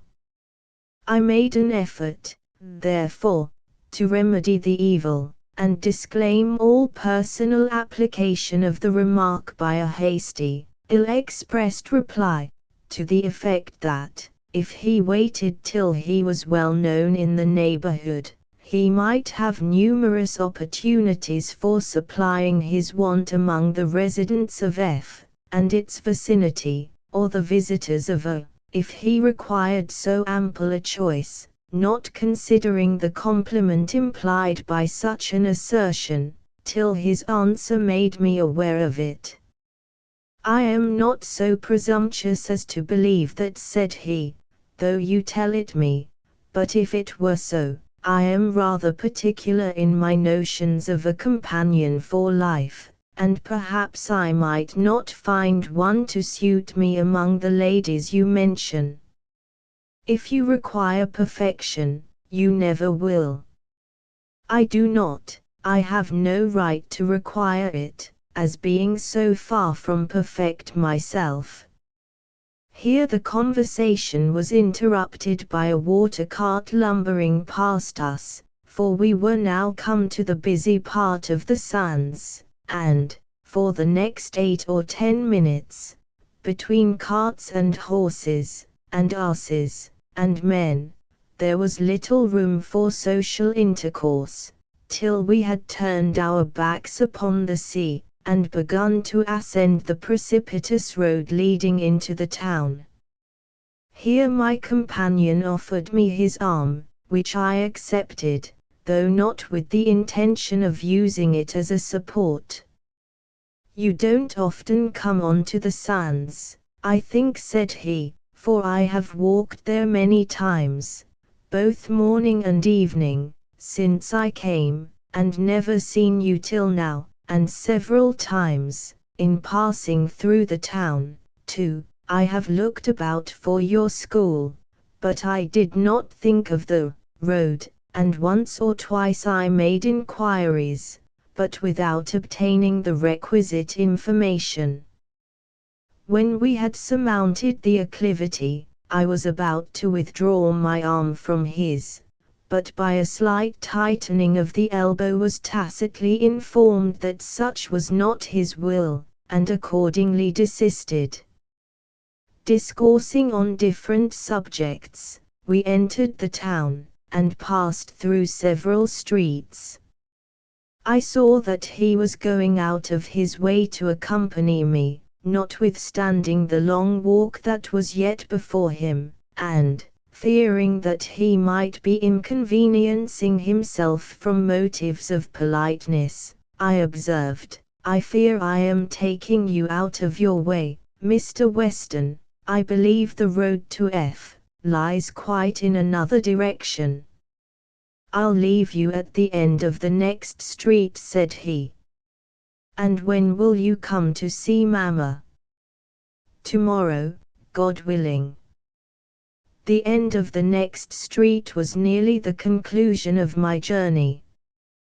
He stopped there, however, bid me good morning, and called Snap, who seemed a little doubtful whether to follow his old mistress or his new master, but trotted away upon being summoned by the latter.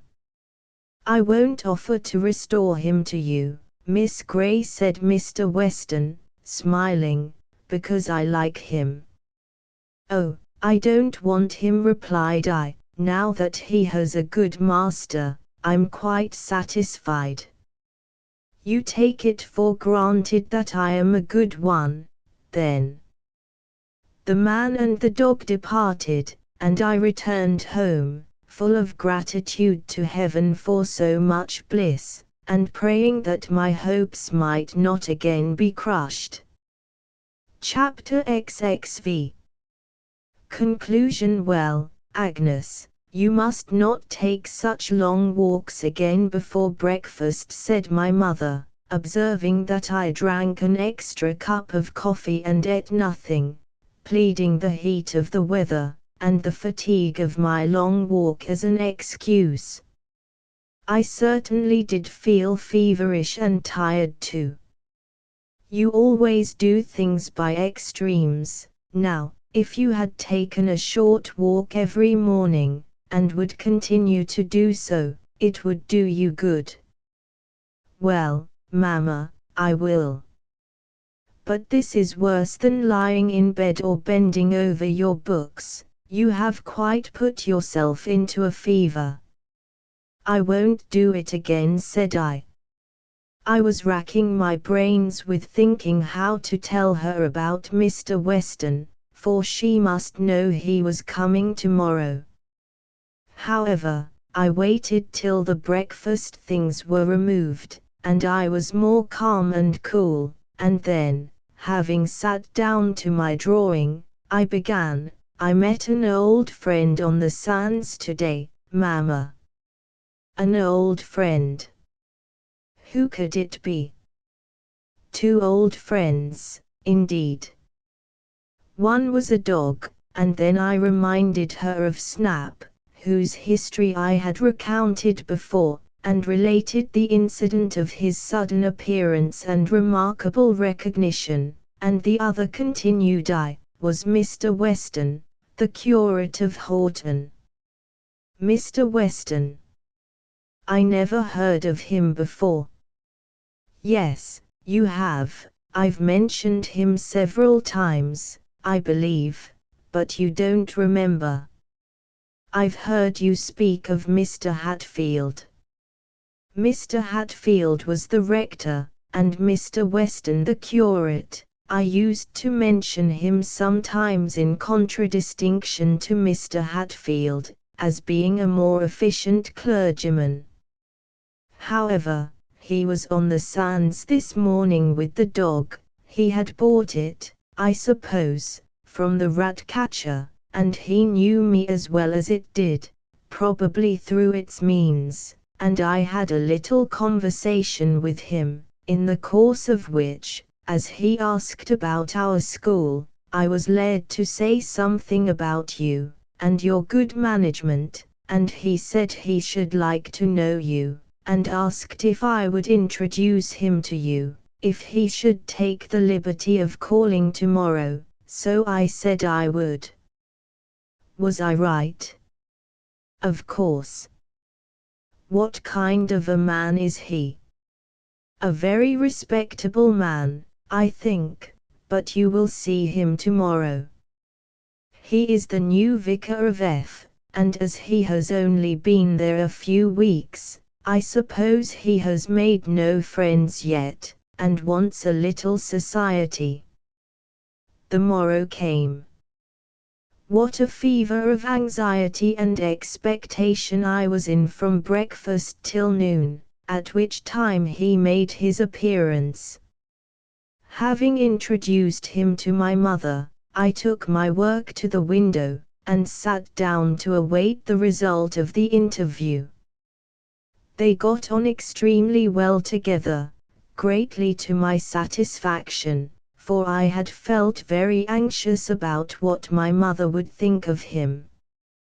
He did not stay long that time, but when he rose to take leave, she said she should be happy to see him, whenever he might find it convenient to call again, and when he was gone, I was gratified by hearing her say, "Well, I think he's a very sensible man." "But why did you sit back there, Agnes," she added, "and talk so little?" "Because you talked so well, Mamma. I thought you required no assistance from me, and, besides, he was your visitor, not mine." After that, he often called upon us, several times in the course of a week. He generally addressed most of his conversation to my mother, and no wonder, for she could converse.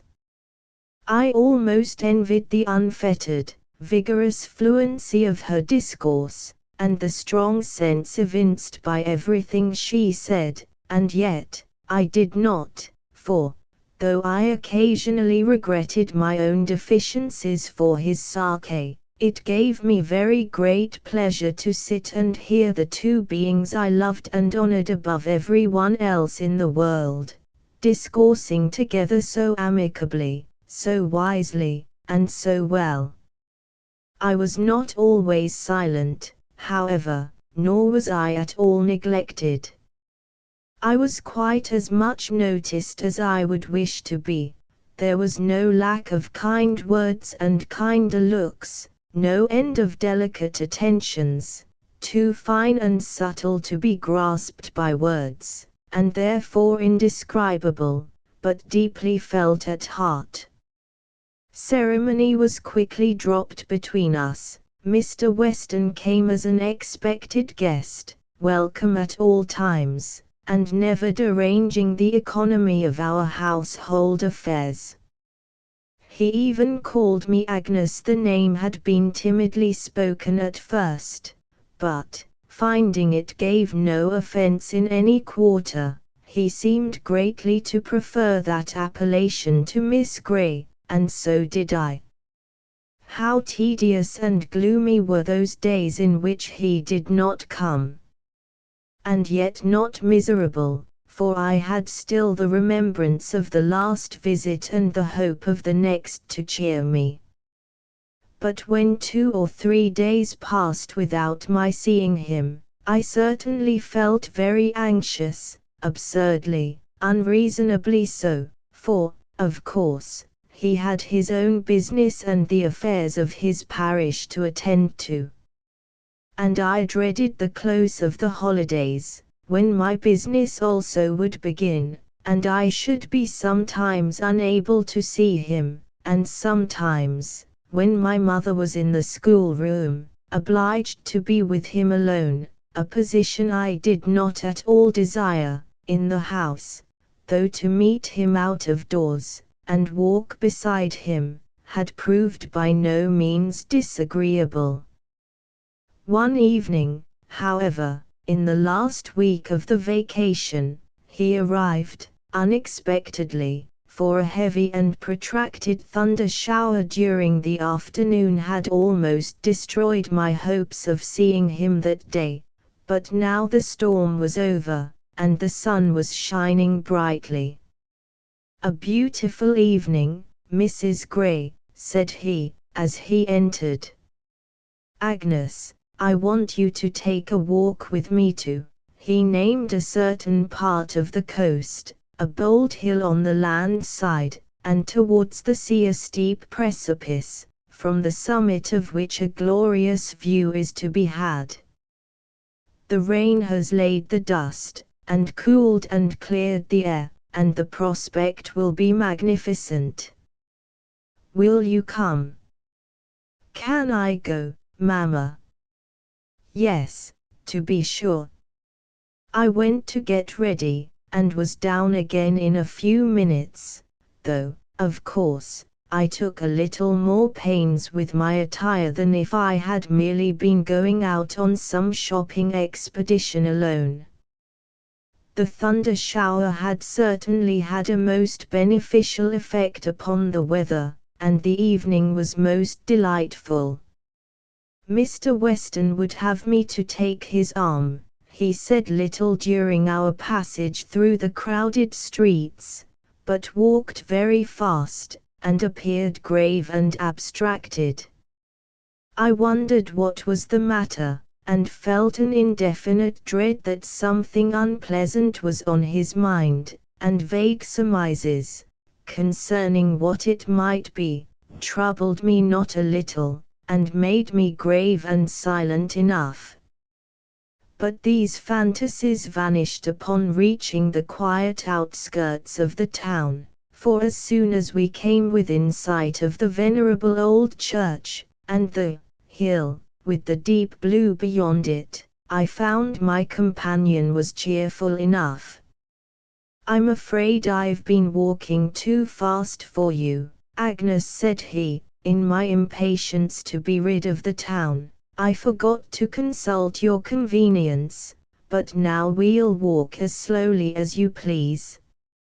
I see, by those light clouds in the west, there will be a brilliant sunset, and we shall be in time to witness its effect upon the sea, at the most moderate rate of progression." When we had got about halfway up the hill, we fell into silence again, which, as usual, he was the first to break.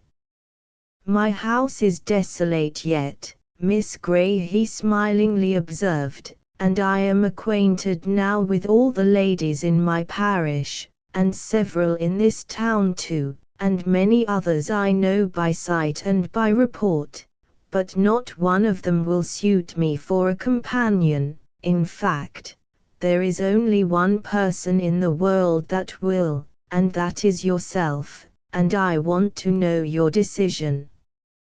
Are you in earnest, Mr. Weston? In earnest? How could you think I should jest on such a subject?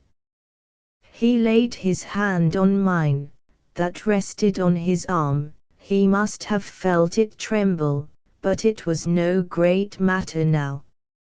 I hope I have not been too precipitate, he said, in a serious tone.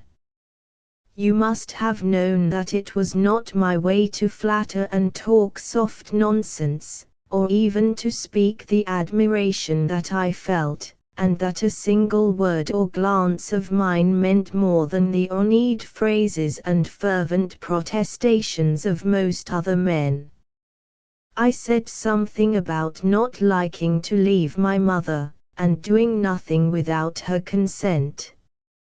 I settled everything with Mrs. Gray, while you were putting on your bonnet, replied he. She said I might have her consent, if I could obtain yours, and I asked her, in case I should be so happy, to come and live with us, for I was sure you would like it better. But she refused, saying she could now afford to employ an assistant, and would continue the school till she could purchase an annuity sufficient to maintain her in comfortable lodgings, and, meantime, she would spend her vacations alternately with us and your sister, and should be quite contented if you were happy. And so now I have overruled your objections on her account. Have you any other? No, none. You love me then, said he, fervently pressing my hand.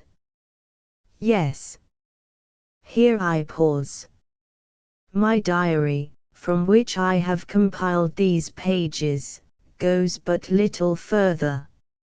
I could go on for years, but I will content myself with adding, that I shall never forget that glorious summer evening, and always remember with delight that steep hill, and the edge of the precipice where we stood together, watching the splendid sunset mirrored in the restless world of waters at our feet, with hearts filled with gratitude to heaven, and happiness, and love, almost too full for speech. A few weeks after that, when my mother had supplied herself with an assistant, I became the wife of Edward Weston, and never have found cause to repent it, and am certain that I never shall. We have had trials, and we know that we must have them again, but we bear them well together, and endeavor to fortify ourselves and each other against the final separation, that greatest of all afflictions to the survivor. But, if we keep in mind the glorious heaven beyond, where both may meet again, and sin and sorrow are unknown, surely that too may be borne, and, meantime, we endeavor to live to the glory of Him who has scattered so many blessings in our path.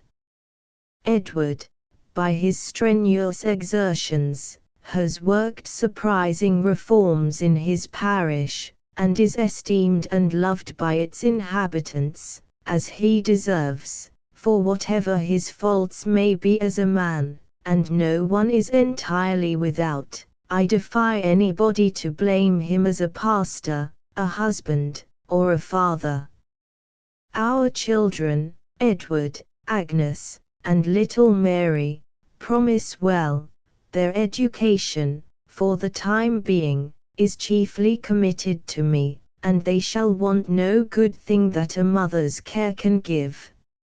Our modest income is amply sufficient for our requirements, and by practicing the economy we learnt in harder times, and never attempting to imitate our richer neighbors, we manage not only to enjoy comfort and contentment ourselves, but to have every year something to lay by for our children, and something to give to those who need it. And now I think I have said sufficient. Spottiswoode and Company Limited, Printers, London. Colchester and Eton. ****** End of the Project Gutenberg ebook Agnes Gray ***** Updated editions will replace the previous one, the old editions will be renamed. Creating the works from print editions not protected by U.S. copyright law means that no one owns a United States copyright in these works, so the Foundation, and you, can copy and distribute it in the United States without permission and without paying copyright royalties. Special rules, set forth in the general terms of use part of this license, apply to copying and distributing Project Gutenberg trademark symbol electronic works to protect the Project Gutenberg trademark symbol concept and trademark. Project Gutenberg is a registered trademark, and may not be used if you charge for an ebook, except by following the terms of the trademark license, including paying royalties for use of the Project Gutenberg trademark. If you do not charge anything for copies of this ebook, complying with the trademark license is very easy. You may use this ebook for nearly any purpose such as creation of derivative works, reports, performances and research. Project Gutenberg ebooks may be modified and printed and given away. You may do practically anything in the United States with ebooks not protected by U.S. copyright law. Redistribution is subject to the trademark license, especially commercial redistribution. Start. Full license. The full Project Gutenberg license. Please read this before you distribute or use this work to protect the Project Gutenberg trademark symbol mission of promoting the free distribution of electronic works. By using or distributing this work, or any other work associated in any way with the phrase Project Gutenberg, you agree to comply with all the terms of the full Project Gutenberg trademark symbol license available with this file or online at www.gutenberg.org/license. Section 1. General Terms of Use and Redistributing Project Gutenberg Trademark Symbol Electronic Works 1.0.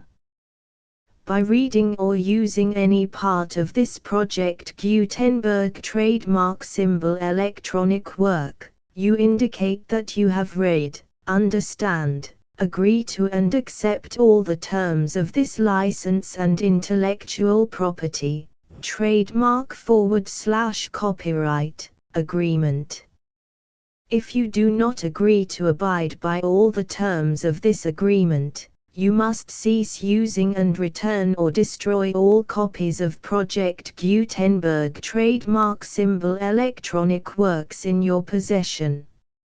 If you paid a fee for obtaining a copy of or access to a Project Gutenberg trademark symbol electronic work and you do not agree to be bound by the terms of this agreement, you may obtain a refund from the person or entity to whom you paid the fee as set forth in paragraph 1.e.8. 1.b Project Gutenberg is a registered trademark. It may only be used on or associated in any way with an electronic work by people who agree to be bound by the terms of this agreement. There are a few things that you can do with most Project Gutenberg trademark symbol electronic works even without complying with the full terms of this agreement. See paragraph 1.c below. There are a lot of things you can do with Project Gutenberg trademark symbol electronic works if you follow the terms of this agreement and help preserve free future access to Project Gutenberg trademark symbol electronic works.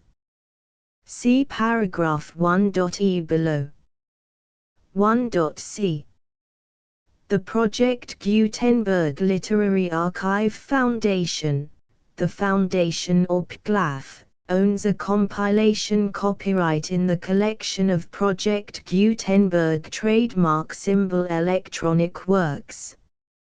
Nearly all the individual works in the collection are in the public domain in the United States.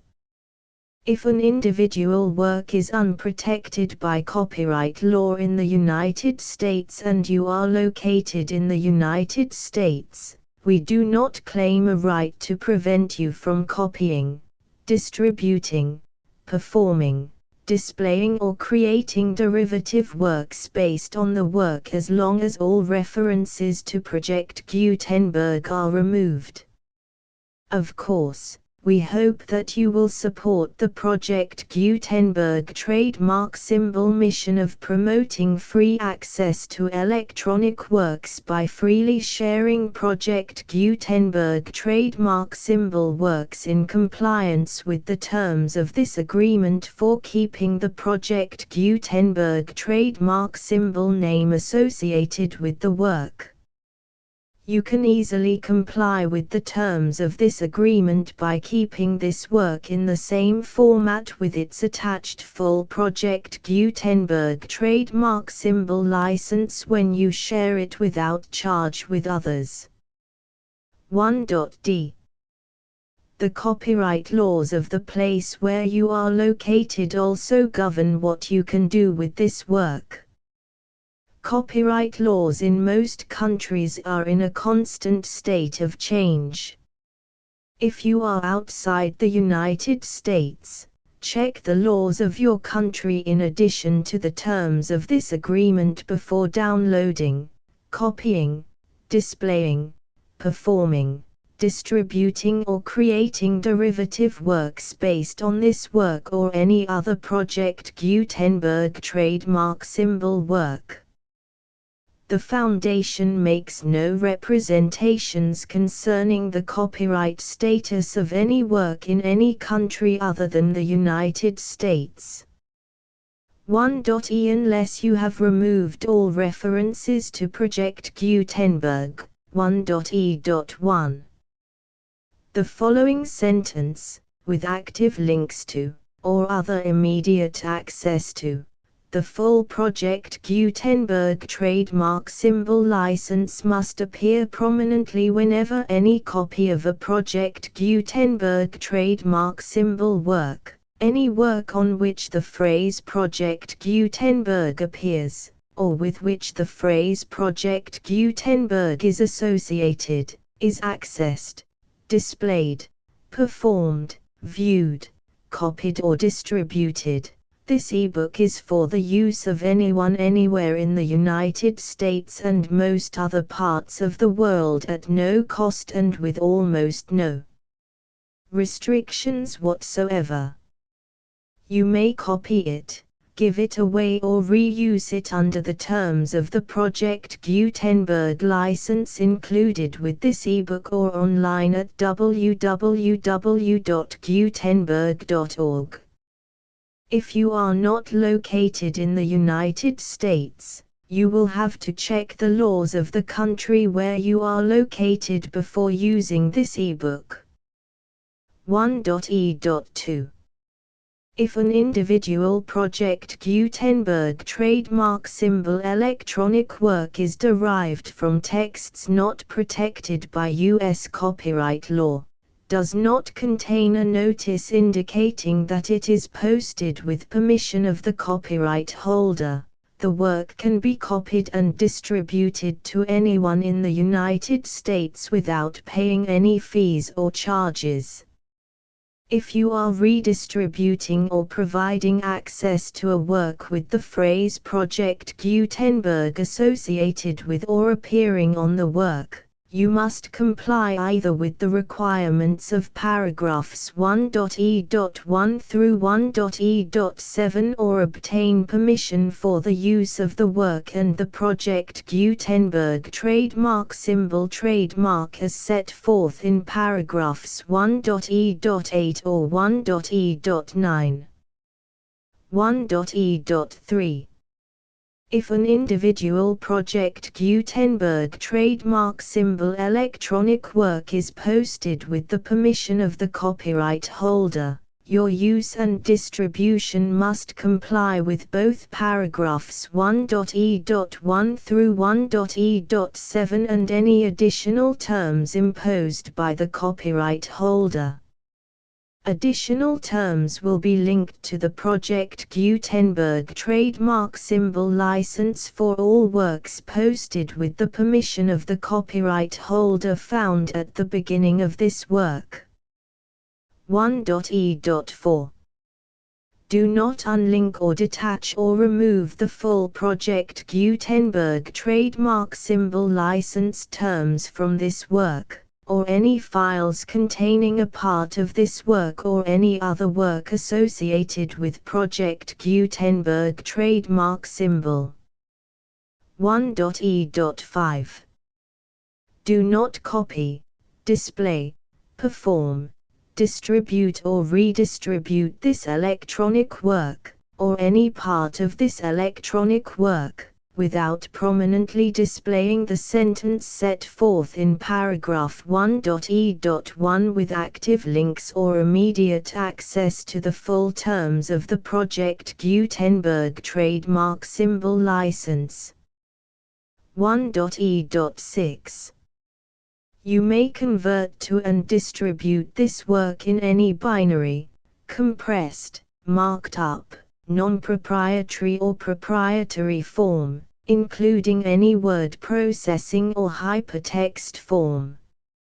However, if you provide access to or distribute copies of a Project Gutenberg trademark symbol work in a format other than plain vanilla ASCII or other format used in the official version posted on the official Project Gutenberg trademark symbol website, www.gutenberg.org, you must, at no additional cost, fee or expense to the user, provide a copy, a means of exporting a copy, or a means of obtaining a copy upon request, of the work in its original plain vanilla ASCII or other form.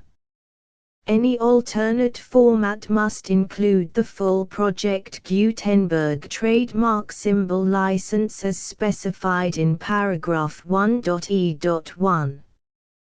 1.e.7.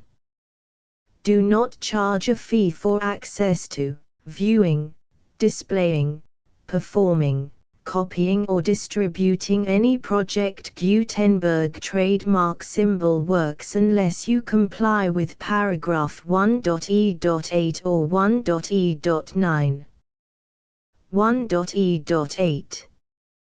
You may charge a reasonable fee for copies of or providing access to or distributing Project Gutenberg trademark symbol electronic works provided that you pay a royalty fee of 20% of the gross profits you derive from the use of Project Gutenberg trademark symbol works calculated using the method you already use to calculate your applicable taxes. The fee is owed to the owner of the Project Gutenberg trademark symbol trademark, but he has agreed to donate royalties under this paragraph to the Project Gutenberg Literary Archive Foundation. Royalty payments must be paid within 60 days following each date on which you prepare, or are legally required to prepare, your periodic tax returns. Royalty payments should be clearly marked as such and sent to the Project Gutenberg Literary Archive Foundation at the address specified in Section 4, Information about donations to the Project Gutenberg Literary Archive Foundation. You provide a full refund of any money paid by a user who notifies you in writing, or by email, within 30 days of receipt that S/he does not agree to the terms of the full Project Gutenberg trademark symbol license. You must require such a user to return or destroy all copies of the works possessed in a physical medium and discontinue all use of and all access to other copies of Project Gutenberg trademark symbol works. You provide, in accordance with paragraph 1.f.3, a full refund of any money paid for a work or a replacement copy, if a defect in the electronic work is discovered and reported to you within 90 days of receipt of the work. You comply with all other terms of this agreement for free distribution of Project Gutenberg trademark symbol works. 1.e.9. If you wish to charge a fee or distribute a Project Gutenberg trademark symbol electronic work or group of works on different terms than are set forth in this agreement, you must obtain permission in writing from the Project Gutenberg Literary Archive Foundation, the manager of the Project Gutenberg trademark symbol trademark. Contact the Foundation as set forth in Section 3 below. 1.f1.f.1. Project Gutenberg volunteers and employees expend considerable effort to identify, do copyright research on, transcribe and proofread works not protected by U.S. copyright law in creating the Project Gutenberg trademark symbol collection.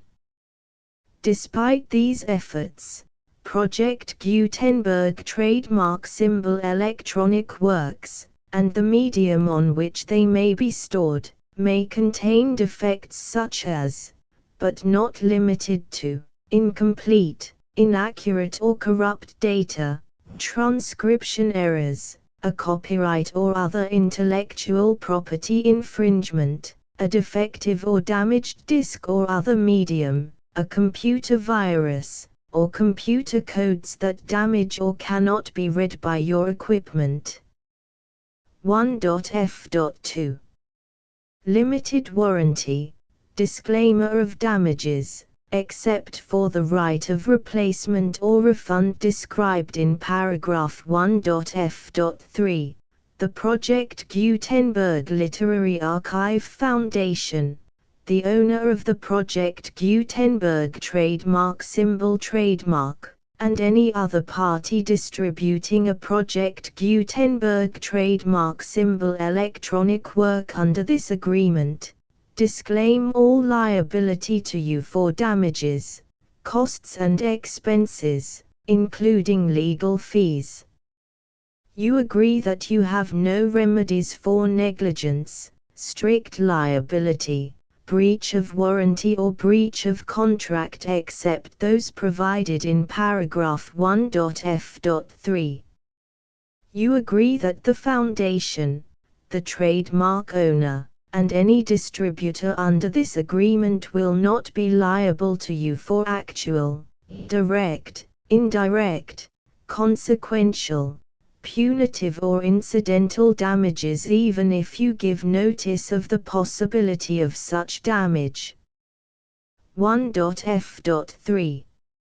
Limited right of replacement or refund. If you discover a defect in this electronic work within 90 days of receiving it, you can receive a refund of the money, if any, you paid for it by sending a written explanation to the person you received the work from.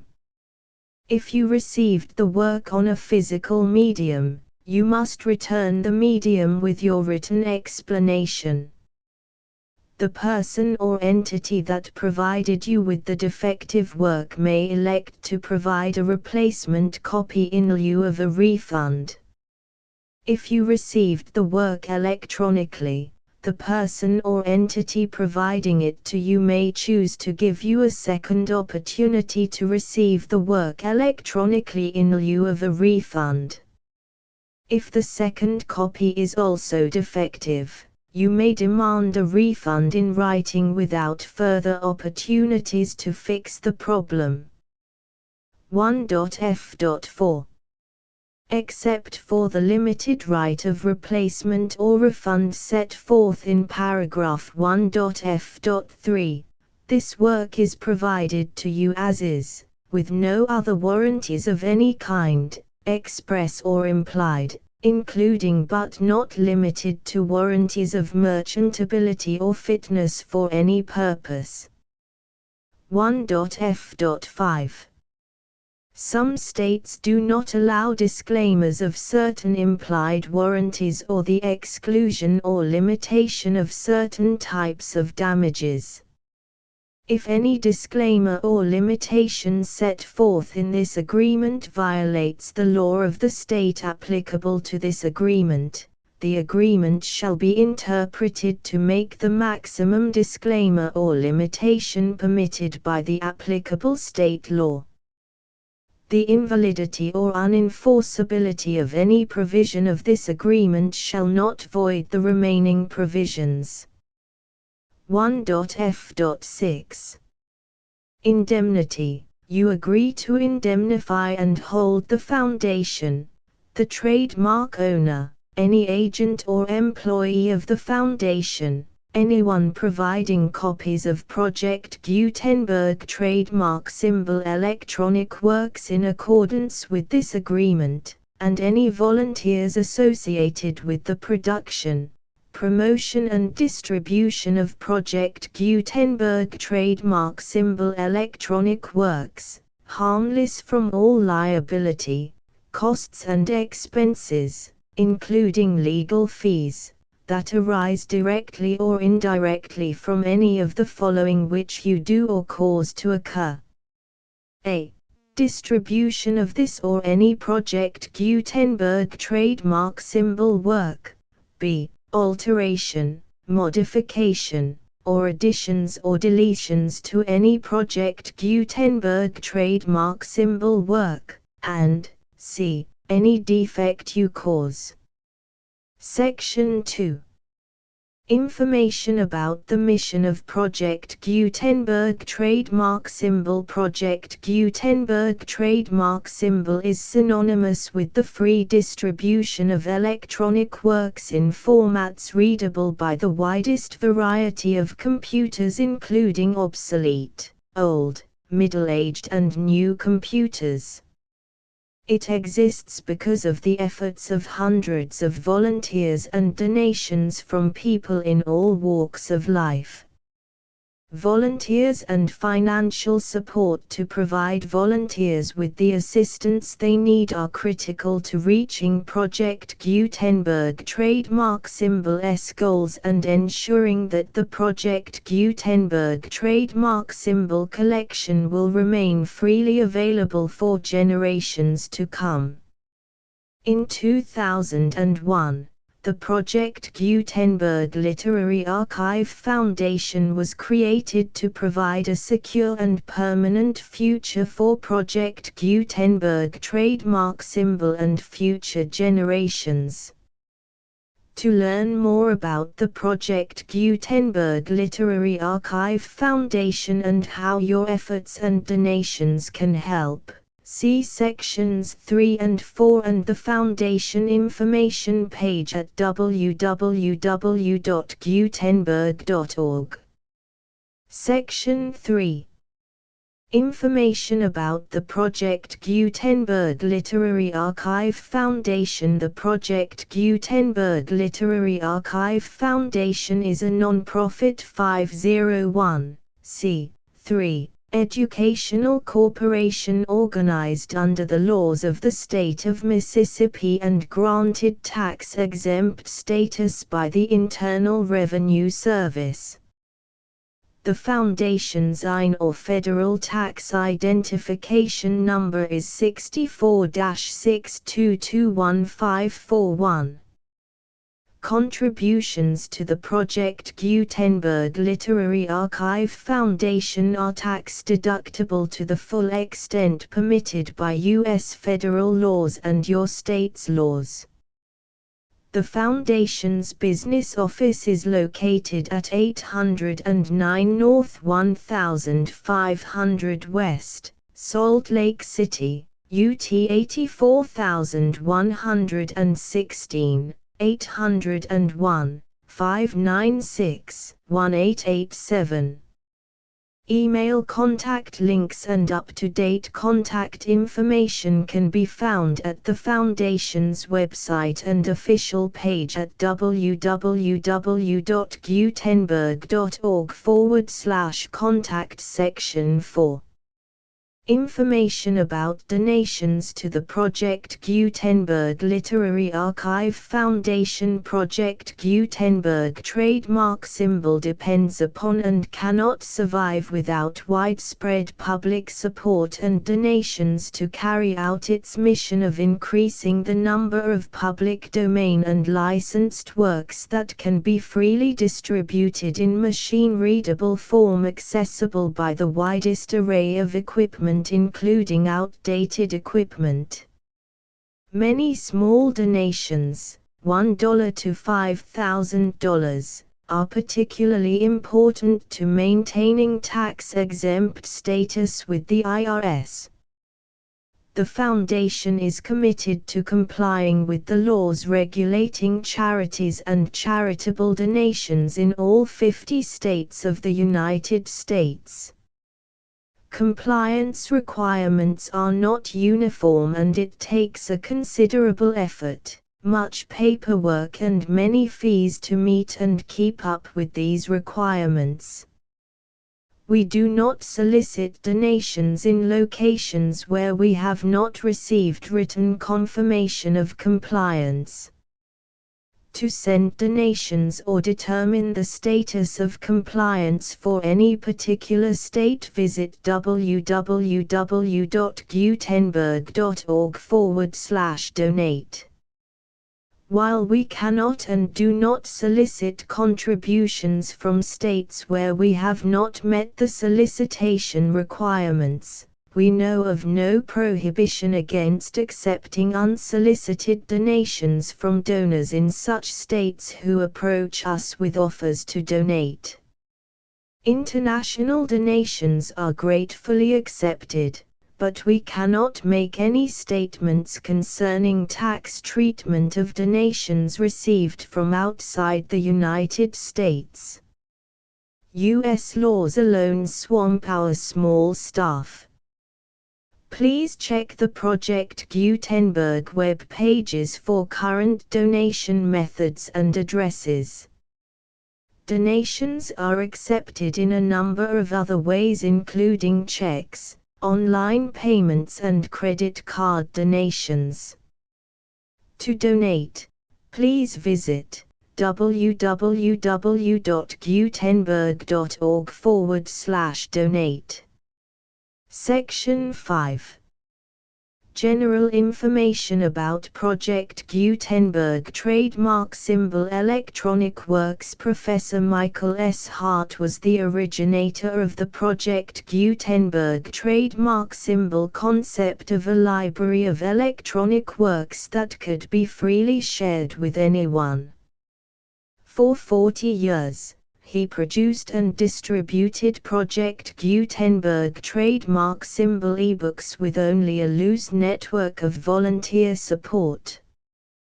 Project Gutenberg trademark symbol ebooks are often created from several printed editions, all of which are confirmed as not protected by copyright in the U.S. unless a copyright notice is included.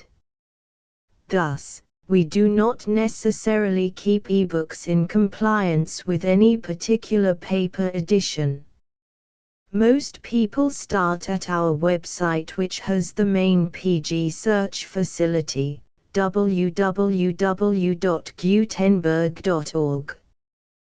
This website includes information about Project Gutenberg trademark symbol, including how to make donations to the Project Gutenberg Literary Archive Foundation, how to help produce our new ebooks, and how to subscribe to our email newsletter to hear about new ebooks.